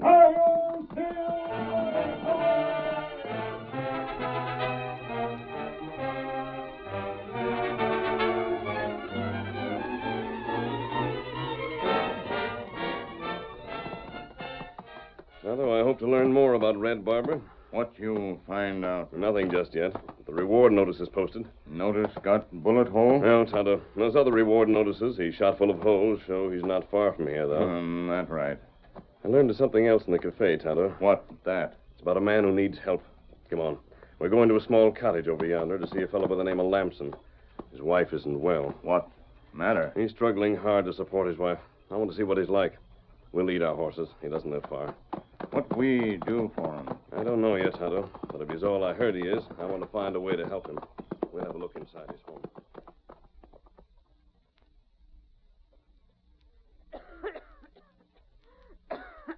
There now, honey. Try to stop coughing.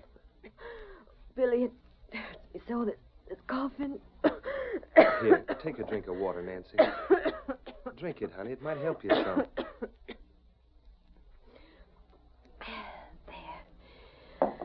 I guess I'm past that coughing spell now. How was you today while I was working? Well, I wasn't bad, Billy, honest. I didn't cough much. Oh, Billy, I wish there wasn't such a hindrance to you. Don't say that, Nancy. You ain't no trouble to me, honey. You're all I got in the world. You have to work so hard and do all the cooking and cleaning to boot and doctor me, and I just lie here. I can't help a bit. Well, if only I could get well. You'll get well soon, Nancy. You will. Don't try to tell me that, Billy. I know better. Please don't try to lie to me that way. I know the truth now. I heard what the doctor told you. Oh, Nancy. He told you that I wouldn't live 6 months less than I got away from here. And he said you ought to send me to the coast to a good doctor he gave you the name of. But, honey, that's what I'm going to do. Oh, Billy. I can't let you die. You know that. You're going to the coast, and what's more, you're going on the morning stage. Oh, Billy, please, dear, don't say things like that. I know you can't do it. It's not possible.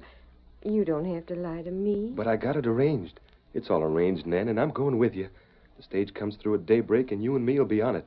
Oh, Billy, you're serious. Of course I am. But how can we do it? If it's cash you're worrying about. You know it is. You ain't been able to save a thing out in what Mr. Lawler pays you. Maybe not, but I got the cash. Billy. I have.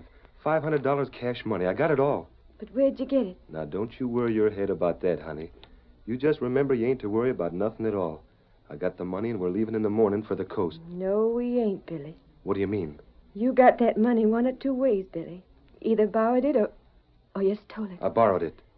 But you ain't to mind that, honey. Just remember you're going to get well. Billy, if you borrowed the money without no way of paying it back, it's the same as stealing. But, honey... It's mortgaging your life for mine, Billy, and I ain't going to let you do it. But, Nancy... I'd sooner lose my life than to have it saved by stolen money. Nancy, honey, you got to think of me, too. You're everything in the world to me. As long as I have you, I got something to keep me going. But if I was to lose you, I reckon I'd die my own self. Oh, Billy. Honey, here, drink this water. Oh, Lord, I wish there was something I could do for you.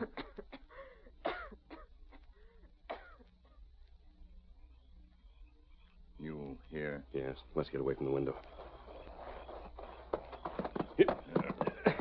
Tonto, we must find a way to help that young couple. Come on, Silver. There must be something that can be done to help them. That girl plenty sick. The doctor's right. She can't live long in this climate. Fellas say him got money. Yes, Tonto. I wonder... You think maybe him robbed store? I'm afraid so, Tonto. His love for his wife may have forced him to steal. What we do now? I want to think. There must be some way. We look for Red Barber now? No, Tonto. We'll abandon the hunt for him for a while and see if anything... Tonto! Look, yonder. A horseman. He was on the other side of the cottage. What him there for? Too dark to tell. He must have heard what we did. We'll follow him. He might turn Lamson over to the law. Come on, Tonto. Get him up. Kyle Silver! Away!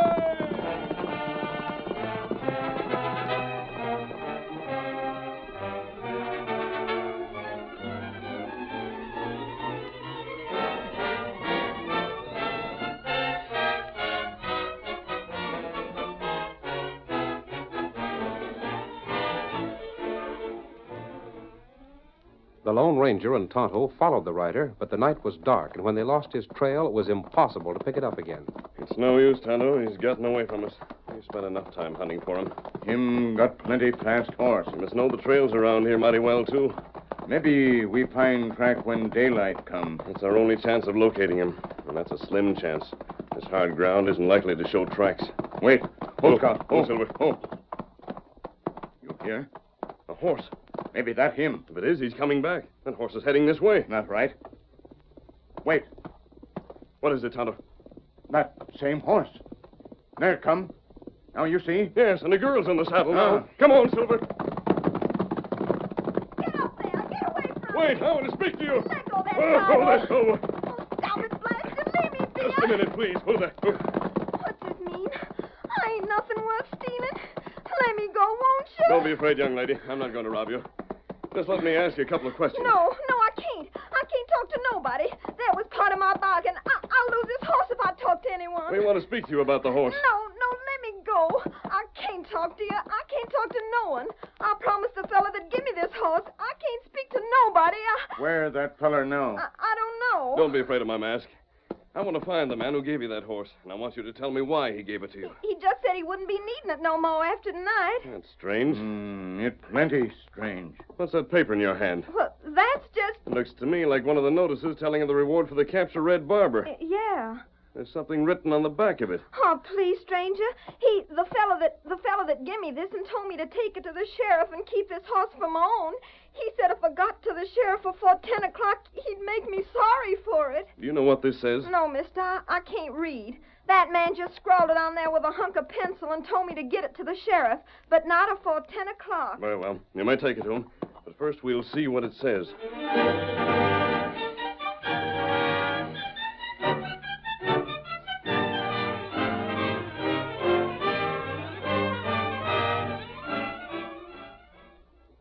Before the next act of our Lone Ranger drama, please permit us to pause for just a few moments.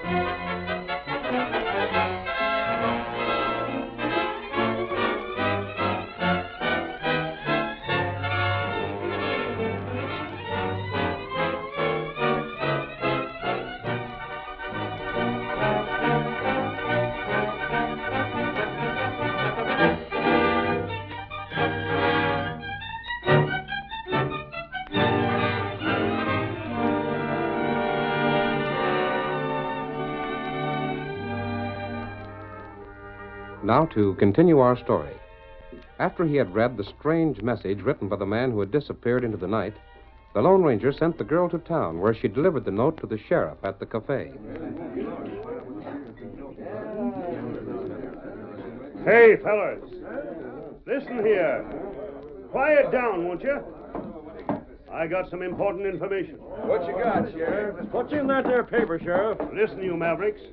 We got to get some riding and action aplenty before this here night's over. What's it all about? Let us in on it, Sheriff. My gun's unlimbered right now. When do we start? Sure, mine too.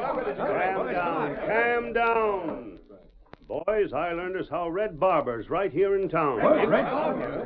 Right here in town. He's here, and I know where to capture that coyote. Count me in on it. I'm with you. Let's straddle horses and get going. Sure. Now, first off, where's that girl gone? Please, Mr. Sheriff, I didn't do nothing. Didn't say you did. What was said to you when you was given this here paper? I was told to fetch it to you, but not afore 10 o'clock. It ain't 10 yet. It ain't. It's only 9:30, girl. How come you showed up with it afore you was supposed to? I can't tell time, Sheriff. Boys, we can catch Red Barber as he robs Ebenezer Lawler's store.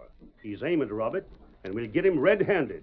Come on, let's get to moving. All right, boys. Let's go. My horse is outside. Who'll get the reward? We'll all get some of it. Can't take chances with Red Barber. Shoot him on sight. $1,000 reward. Remember, boys, get him dead or alive. We'll get our guys dead or alive. We'll get dead.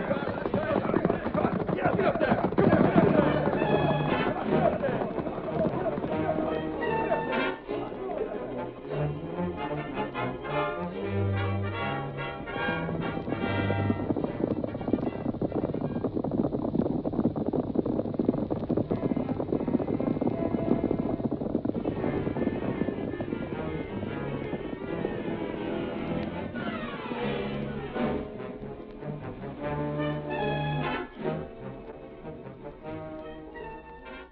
The Lone Ranger and Tonto had already arrived at Lawler's store. They opened the door softly and found Red Barber crouching before the safe. Take it easy, Barber. You're covered. Steady. You got gun on you. Who are you? How'd you know I was here? We met the girl you gave that note to. First time in my life I ever done anything worthwhile, and it's got to be spoiled. Why did you send that message to the sheriff? Tain't none of your business. You lawmen are... We're not lawmen. Just my luck. I suppose you come here to clean out this safe yourself, then. We came here to see you. You ain't lawman, then? No. Now, look. There ain't nothing in this safe at all. You can come and see for yourself. Where did you put the money? That's for you or the law to find out. Savvy? Wasn't the safe already robbed when you came here? Go on. You try to find out. I ain't got nothing to say. You wanted the sheriff to come here and catch you, didn't you? No. I don't hanker to swing by the neck. That's what you'll do if you're caught. Don't I know that? You wanted the sheriff to come here, find that safe was empty, and blame you for the robbery. All right, if you know so much, there ain't nothing for me to say. Why did you do it, Red? Can't a man do one decent thing before he gets strung up? Look here, mister. You got my hands down, I admit that. You'll get the reward for capturing me, $1,000. That's a lot of money. But will you do me one favor? What do you want me to do? I'm done for, I can savvy that. But I want to be the one that's blamed for robbing this safe. You heard what was said in Bill Lamson's home, didn't you? How'd you know? I heard it, too. You did? Yes. All right, then. Look here, stranger. You talk like a good hombre. You know how bad Bill Lamson needs that cash. You know what it'll mean to him. Yes, I do, Red. You know Ebenezer Lawler don't need it. He's got more money now than he can never spend. Perhaps he has. Then help me fix it so Bill Lamson can have the cash. It'll mean his wife can be saved. I'm willing to take the blame for it. I'm willing to hang for it if need be, though I didn't figure on that. Lawmen come. They're coming now? It isn't 10 o'clock yet. They're coming too soon. But it don't matter. You got me anyhow. Ain't a chance for me to get away. Tonto, bring up the horses. What are you going to do? You want to help Bill Lamson, Red? I sure enough do. We'll both help him. We'll see that he doesn't use stolen money to save his wife's life. But there ain't no way. There is a way. Sheriff, men, pretty close. What are you going to do? Come on. You can ride my horse with me. Where we go? You stay with us. Yep. Come on, Barbara. Get aboard my horse. I don't know who you are, stranger, but I'm trusting you. Hey-o! Get him up, take out.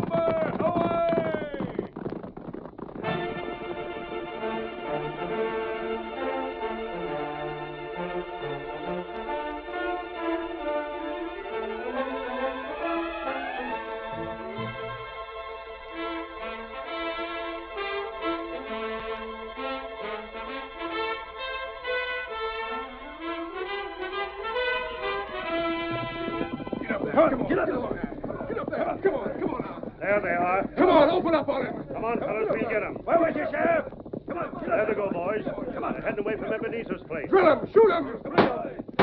Don't let them get away. One of them three is Red Barber. Never mind wasting your bullets. Just keep them in sight. They're traveling fast. Getting further away all the time. Keep after them. You can't hit them at this distance. Come on. Just keep them in sight as long as you can. That white horse is easy to see. Get up there. Come on.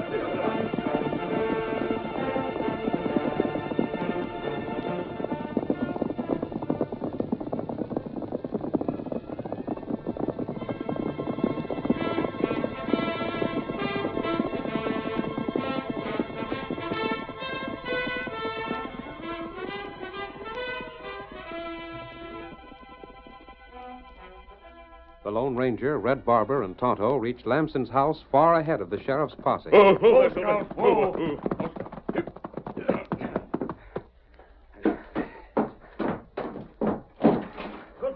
the money you stole, Bill Lamson? I don't know. Well, it's true, then they've catched you. Speak up, you. Where is it?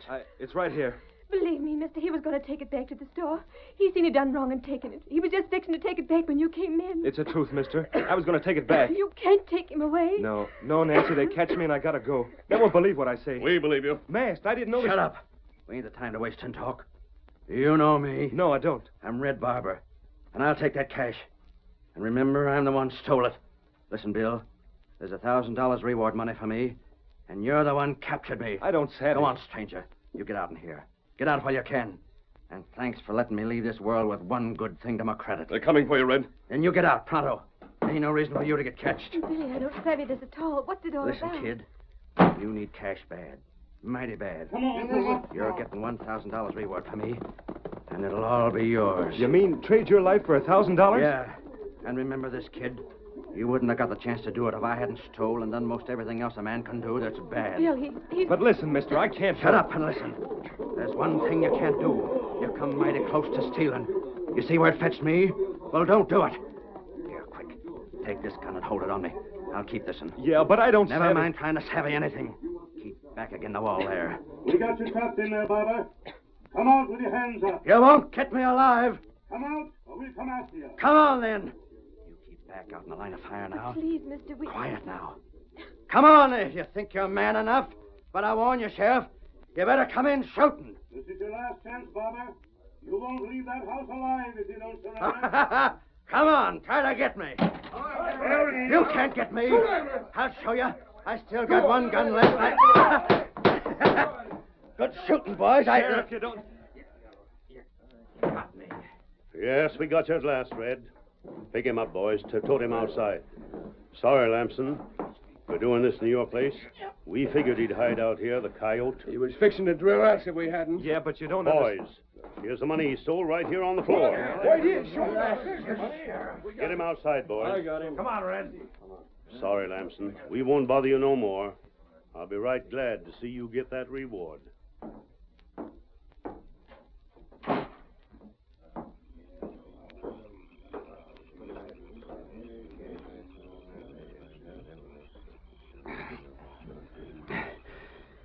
Put me down on the ground for a second. For what, you ornery killer? I won't swing, Sheriff. Not me. I'm cashing in my checks fast.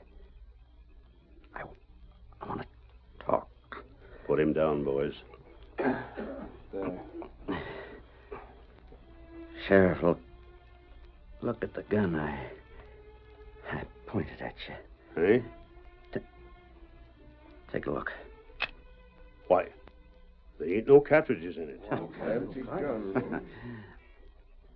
I didn't want to kill no more folks, but I wanted you to shoot me so as I couldn't swing. How come you give up shooting so sudden? Sheriff, is Lamson going to get the reward? Yes, Red. Reckon he is. Look, Sheriff, he needs it. Ain't no doubt about that. It's a slick chance for us to force cash on him in spite of his pride. It sure is. There's so many of us, it wouldn't be hardly nothing if it was divided between us. You're right. Tell me, Sheriff, that you'll see Lamson get the reward. All right. I will. I'll see that he gets it. Sheriff, he don't know me. I don't reckon he'd ever seen me. Don't never tell him that his Paul was a crook. I get it. Barber, you lived by the gun, but you're dying like a man. Now answer me one thing. Yeah? Who was the fellas with you at that store? Answer me, Red. Who was he? What's he look like? He was a short, fat feller.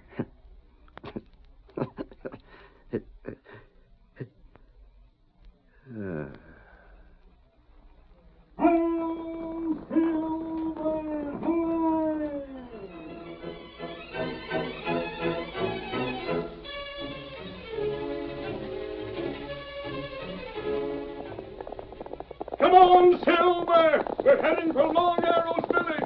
Town is waiting for us there. Hi-yo, Silver! Away!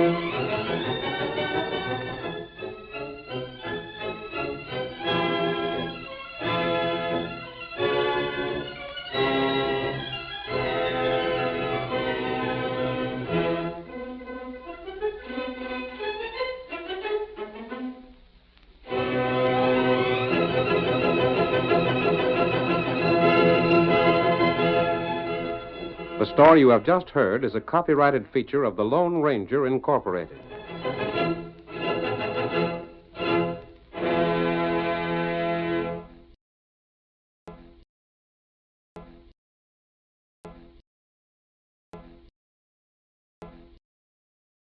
These are two identical slotted spoons and two very different spaghetti sauces, Prego and Ragu. When you see them side by side, the difference really comes through. Prego spaghetti sauce. Homemade taste. It's in there. Groucho Marx meets some of the most interesting people you could ever hope to hear on radio in You Bet Your Life, coming up next. Ladies and gentlemen, the secret word tonight is floor. F-L-O-O-R. Really? You bet your life.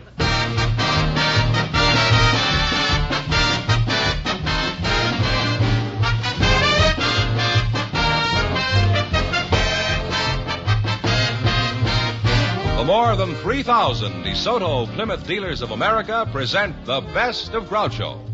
Yes, friends, it's a Groucho summertime. By popular demand from your letters, from rating histories, and the acclaim of critics, the DeSoto Plymouth dealers bring you selected shows from You Bet Your Life, the comedy quiz series produced and transcribed from Hollywood. Groucho Marx is on vacation, friends, and will return in the fall. Until then, it's fun and laughs each week this summer as we proudly present some of the best of Groucho's past shows. And here he is, the one, the only... Groucho! That's me, Groucho Marx.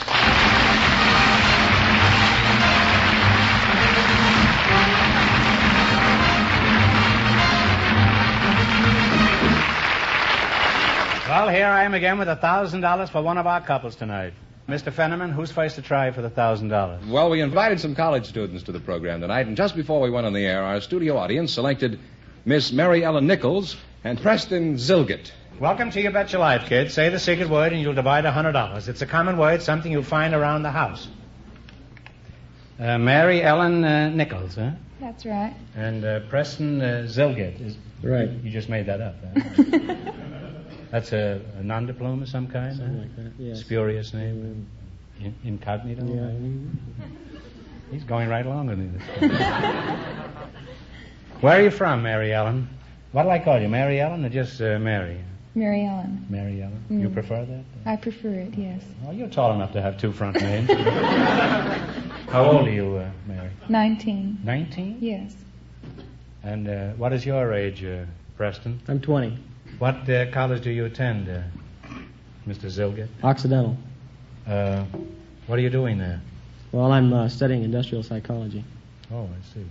Are you going to Accidental too, Mary? No, I'm not. I'm going to UCLA. Oh, UCLA. You don't have to spell it. I'm old enough to understand that. Oh. It means Euclid, doesn't it? No, it means UCLA. Like Euclid, Fran, and Ollie? And what are you taking in school? Business education. Have you got a good head for business?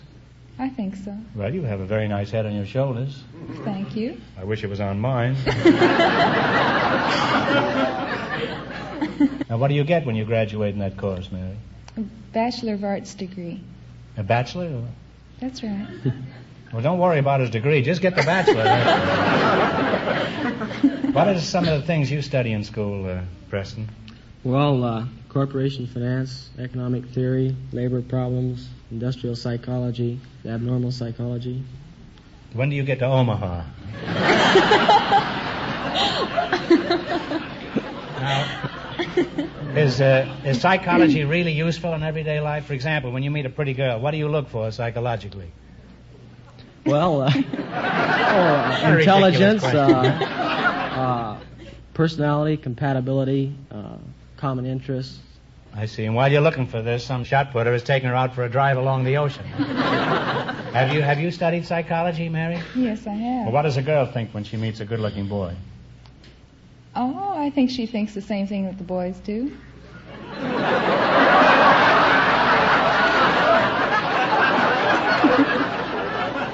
You mean girls, too, are wondering if they'll be drafted? Well, you're a most reassuring couple. And after you're married, keep your fraternity pins. They'll come in very handy with all those babies. Now you're going to play You Bet Your Life. In just 1 minute, you'll have a chance at the $1,000 DeSoto Plymouth question. But first, here's something of interest to everyone. It's the greatest advance in driving ease and convenience since the self-starter. That's what people are saying about the sensational new DeSoto feature, Full Power Steering, that makes turning the steering wheel practically effortless. Think of it. With DeSoto Full Power Steering, you can turn the wheel of either the DeSoto Fire Dome 8 or the Power Master 6 using just one finger. It's literally as easy as dialing a phone. DeSoto Full, not partial, but full power steering works even when the car is at a standstill. That means to you far easier parking and easier driving at all speeds and over all kinds of roads. Try it. Experience the novelty of effortless steering. DeSoto Full Power Steering. Tomorrow, visit your DeSoto Plymouth dealers and ask to take the 5-mile trial in either the mighty DeSoto Fire Dome 8 with the new 160-horsepower V8 engine or the handsome DeSoto Power Master 6. And remember, all dealers who sell DeSoto also sell Plymouth, the low-priced car most like high-priced cars.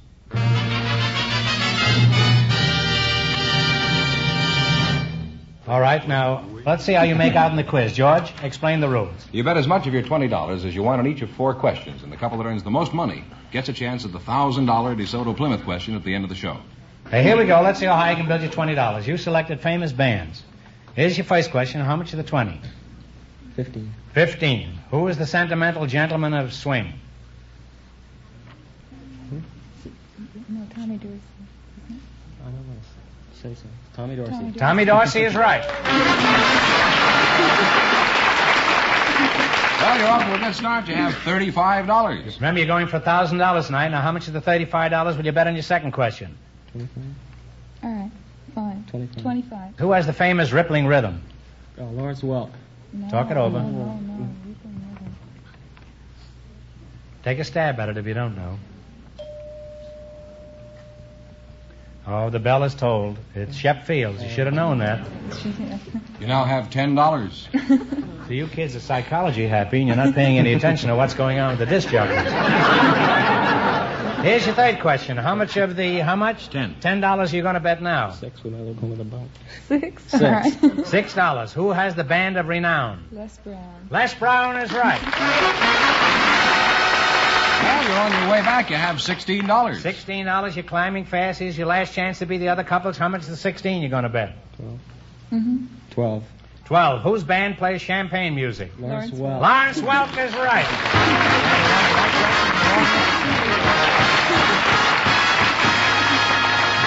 Thanks and good luck from the DeSoto Plymouth dealer. And you wind up with $28. Thank you very much. Don't be discouraged. You still may be the winners. Groucho, just before we went on the air, we asked for housewives with interesting hobbies, and Mrs. Hilda Christopher was selected. Her partner is a special guest, a member of the Los Angeles County Board of Supervisors, Mr. Raymond V. Darby. Folks, come in here and meet Groucho Marx. Welcome for the DeSoto Plymouth dealer. Say the secret word and you'll divide $100. It's a common word, something you'll find around the house. Mrs. Hilda Christopher. Huh? Yes. And Mr. Raymond V. Darby. Yes, sir. Are you one of the Kentucky Darbies? No, I'm not. I must be on the wrong track. Well, I'll take the next hurdle. Where are you from, Mr. Darby? From Kansas, Washington, Kansas. Washington, Kansas, huh? You're a county supervisor, is that right? County supervisor, formerly mayor of the city of Inglewood.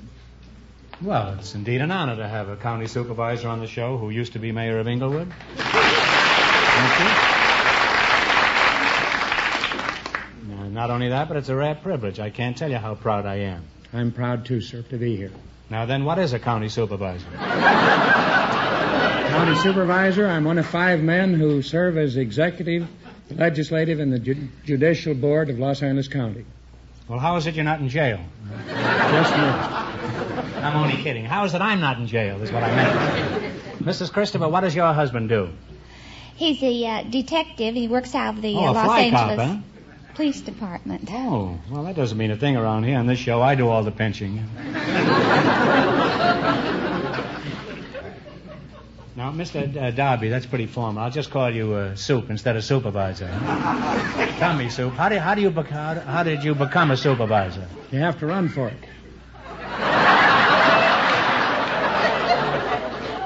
Well, when do you do your running? Before or after you're elected? No, you run before. Well, how long have you been a supervisor? 7 years, sir. And how long is the supervisor elected for? For 4-year term. That's a politician for you. 7 years ago, he was elected to a 4-year job, and he still got it. But I was reelected. Do you have an explanation for this? Oh, yes, I was reelected. Now, how do you win an election, Ray? I'll call you Ray, huh? Do you promise the voters 2 DeSotos in every garage and a chicken in every DeSoto? No, sir, I tell them frankly and honestly what I hope to do for them as citizens and taxpayers. Really? And despite that, they elect you?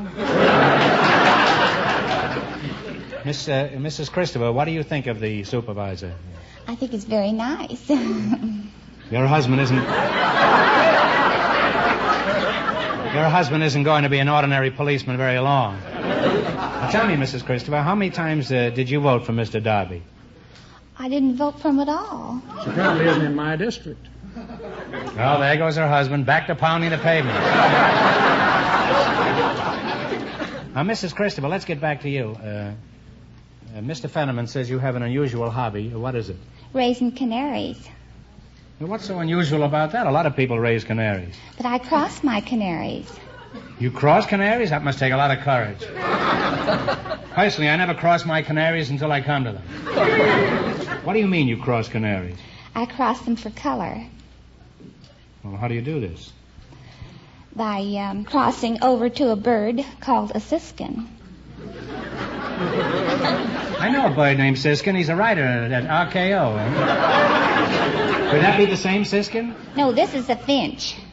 Finch. South American finch. Finch. Well, when I knew him, his name was Siskin. He may have been named Finch before that. Now, what do you do with this fellow Siskin? I take and cross him over to an ordinary yellow canary hen, roller canary hen. And then what happens? He leaves RKO and goes to Paramount? No, then I get, by crossing it over to a Siskin, then I get a hybrid. I see. Then I take the hybrid and made it back to the canary, and I get a second cross. Well, what's happened to Siskin? Well, now you've got a bird that is half canary and half a radio rider at RKO. Now what happened? Well, This is a pretty unusual specimen. You rarely see one like this anymore. Well, I cross these birds over to a roller hen. Mm-hmm. And what's a roller hen? A roller hen, and a roller is a bird that rolls and has different tours. There's different tours, you mean? Yes. Like Cook's tours, you No, mean? there's 13 tours which a bird sings. An ordinary canary, like a green or a yellow canary, sings. Well, we're miles like from Siskin Flux, by this time. A canary bird sings bass? Yes. Well, maybe, say the bird will sing a shackle, and he'll sing it good, and maybe he'll sing a bass, and he'll sing it very bad. He does, huh? Well, what is a shackle? I didn't get that. A shackle is one of the tours the bird sings. What are some of the other tours that this bird takes? There's the flute, the hollow bell, and hollow roll, and water gluck. What's a water gluck? Is that a fellow that can't swim? Does all this make any sense to you, Mr. Darby? Very clear up till now. It is. If that makes sense, I'd like to hear one of your campaign speeches. Let Mrs. Christopher give one for me. Now, Hilda, when you cross these canaries, do you always get the kind of a bird you desire? No, I don't. Now, last year, my second cross was a male. This year, that second cross male is a female laying eggs.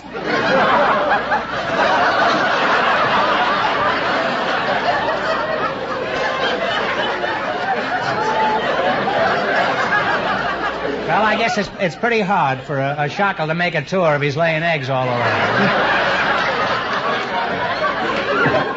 He's lucky if he gets out of town. Now, what you're telling me is that this beautiful rooster turned into a hen? Yes.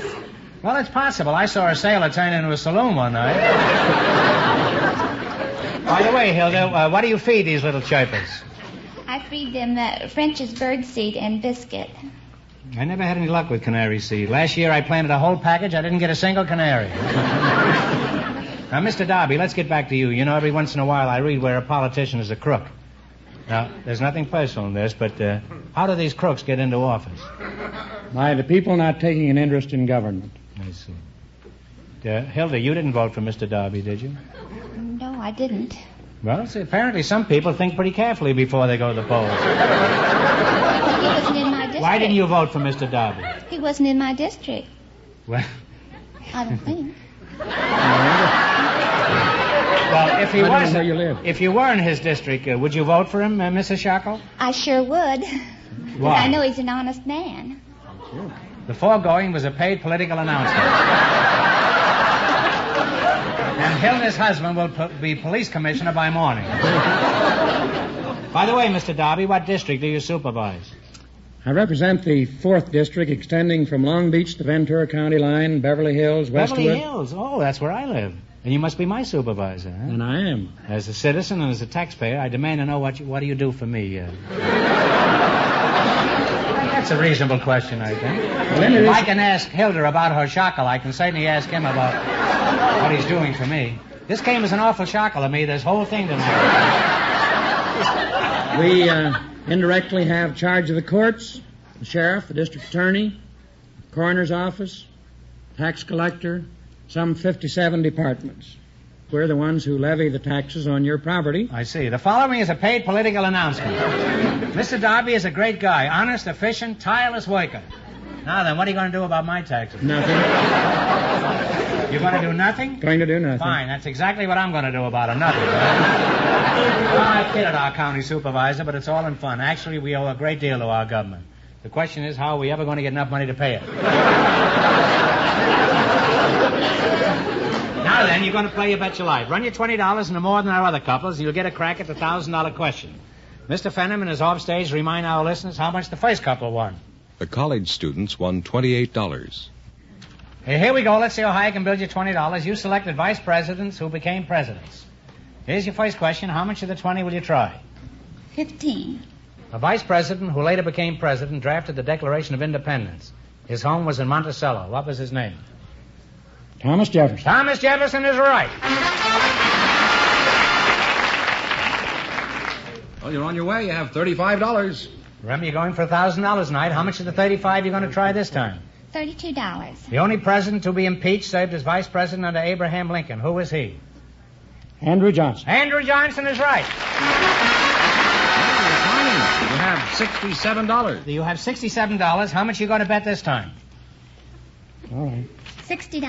$60. Our first vice president later became president. What was his name? John Adams. John Adams is right.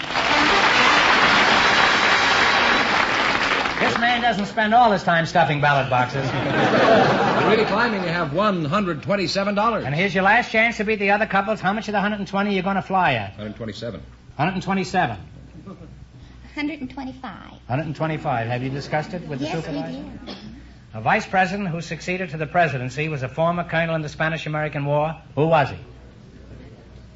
Oh, Teddy Roosevelt. Teddy Roosevelt is right. Put it there, Scoop.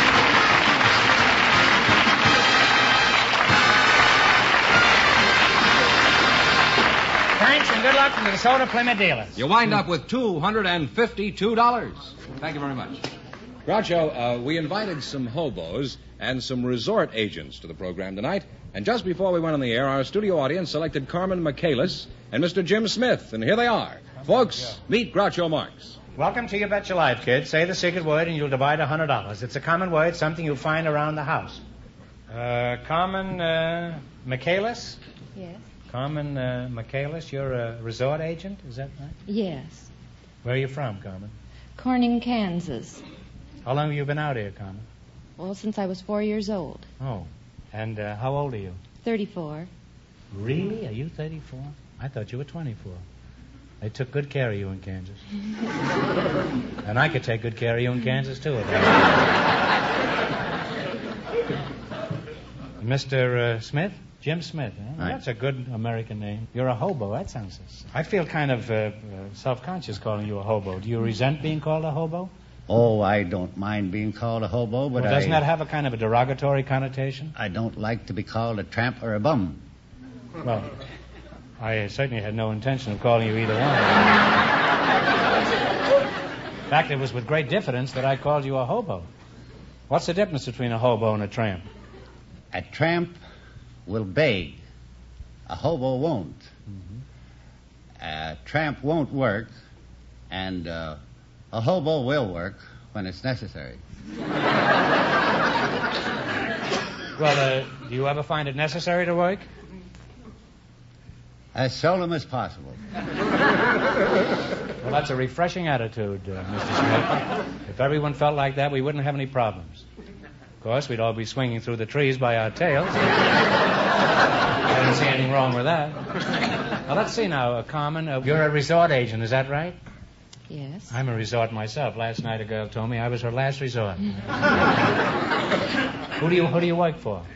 Ray Cardillo Travel Agency in Westwood Village. Oh, I see. Do you ever send them out on 13 tours with a shackle?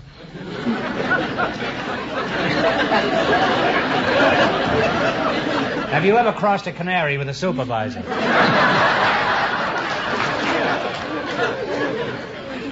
I'm a little confused tonight. You'll have to forgive me. Now, as a resort agent, just what is your job? We secure reservations on airlines, steamship, rail.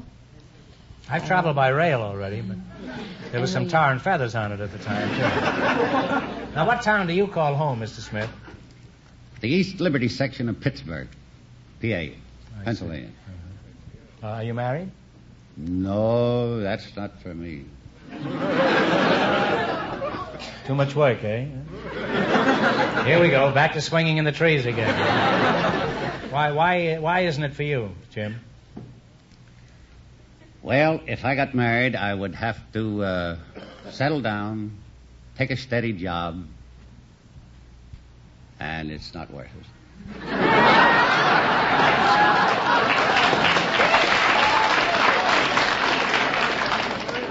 I don't know. Marriage has made bums out of many men. I don't know why. Well, when you find it necessary to work, if you'll pardon me using that word, work, what do you do?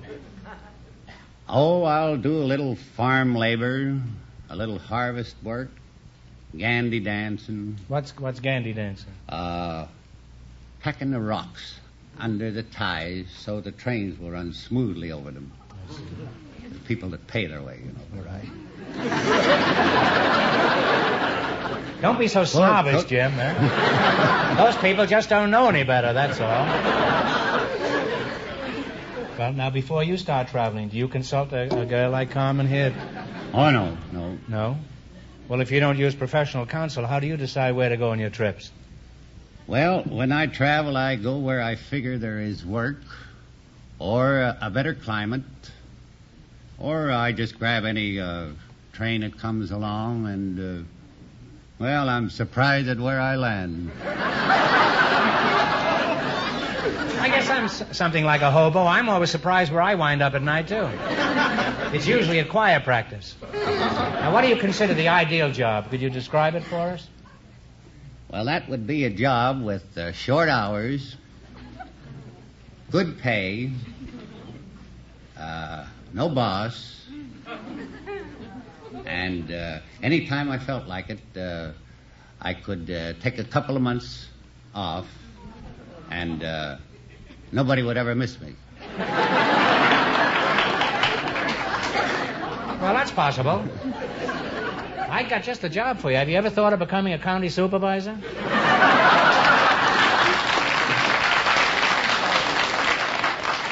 Well, it's been fun talking to you two and instructive. And the next time I get the urge to go places, I'll curl up in bed with a travel folder.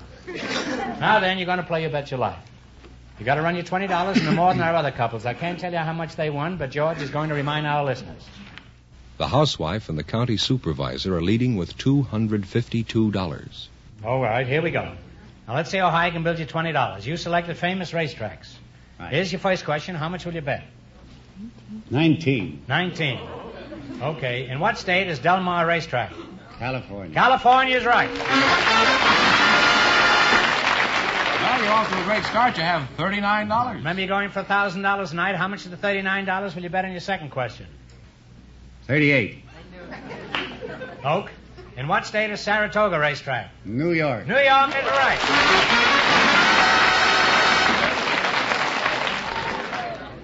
You want to be careful, Jim. You win this money, you'll have to ride inside of a train. And you're really on your way because you have $77. Suppose your friends should get wind of that. 75. In what state is Arlington Park Racetrack? Illinois. Illinois is right. You've climbed to $152. And this is your last chance to beat the other couples. How much are you going to go for? 150. All right. In what state is Hialeah Racetrack? Florida. Florida's right. And you wind up with a grand total of $302. Thanks and good luck to the DeSoto Plymouth dealers. That means Thanks and good luck to the DeSoto Plymouth dealers. And that means that Thanks and good luck to the DeSoto Plymouth dealers. At the DeSoto Plymouth $1,000 question. Thanks and good luck to the DeSoto Plymouth dealers.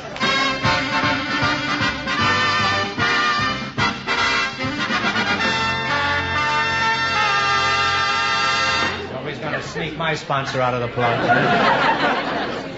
Now, in just 1 minute, I'll ask the big question, but first, here's something of interest to everyone. Friends, when you're in the market for a used car, one of the first things to consider is where to buy it. The reputation and experience of the dealer is very important to assure you of a good value. You'll find your DeSoto Plymouth dealer is a good man to do business with. He has a wide selection of popular makes and models to choose from. And when you buy from him, you can count on getting a reliable used car that'll give you plenty of top service. You see, a DeSoto Plymouth dealer has a reputation to uphold, a reputation for fair and square dealing. So, for a good used car, at a fair price and easy terms, be sure to visit your DeSoto Plymouth dealers. And when you do, tell them Groucho sent you.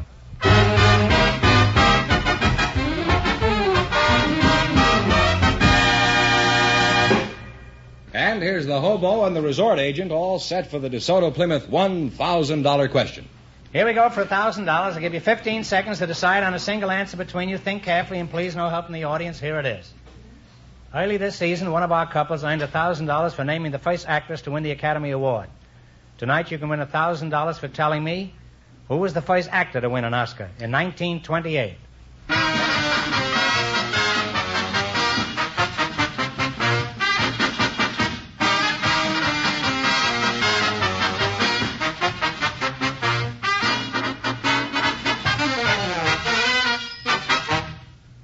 All right, what is the answer you two have decided upon? Give it a stab. Wallace Beery. Oh, I'm sorry. It's Emil Jannings for his performance in The Way of All Flesh. I'm sorry, that's the correct answer, so that means the big question next week will be worth $1,500. Well, you lost the big money, but how much did they win in the quiz, George? $302. Well, that's not too bad. Congratulations, and thanks to both of you and to all of our contestants on the show tonight.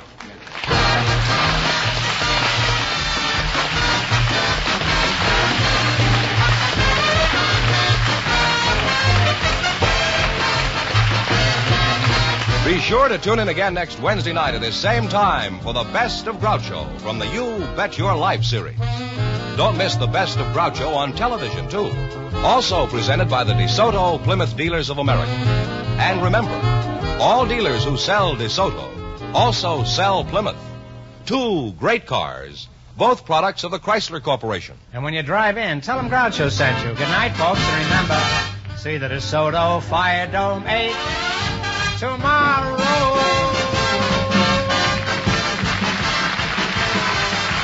Folks, here's a reminder from the National Safety Council. Don't stick your neck out in traffic. You Bet Your Life, transcribed from Hollywood, is produced by John Goodell, directed by Robert Dwan and Bernie Smith, music by Jerry Fielding. This is George Fenneman signing off for the more than 3,000 DeSoto Plymouth dealers from coast to coast.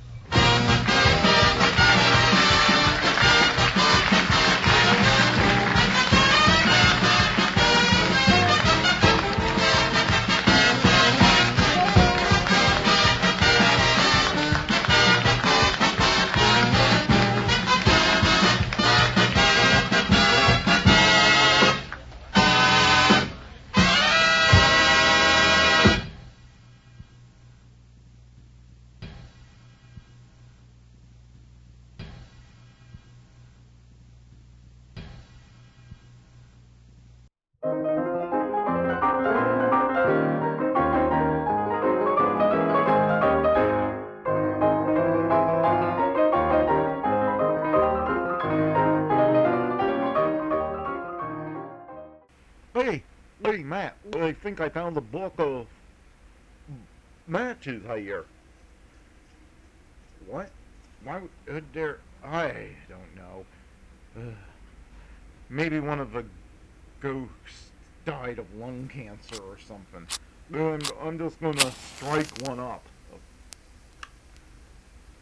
You know, there are a lot of beakers and test tubes that seem to be, working in this basement? That's never a good sign to me. Yep. Ugh. I just put my liver in something. Ugh. Can't really tell what it is in this light, but I hope it wasn't a brain of some kind.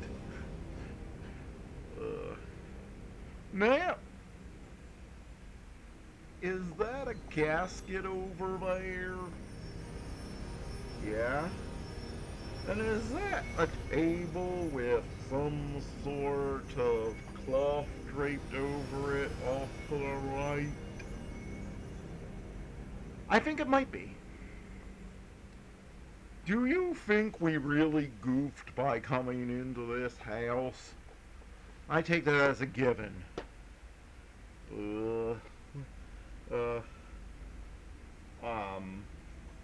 You think that rat is still upstairs? Sounds like it. Ooh. Yeah, I think we're in trouble. We'll see where this goes next time, folks. Hopefully we'll see you later.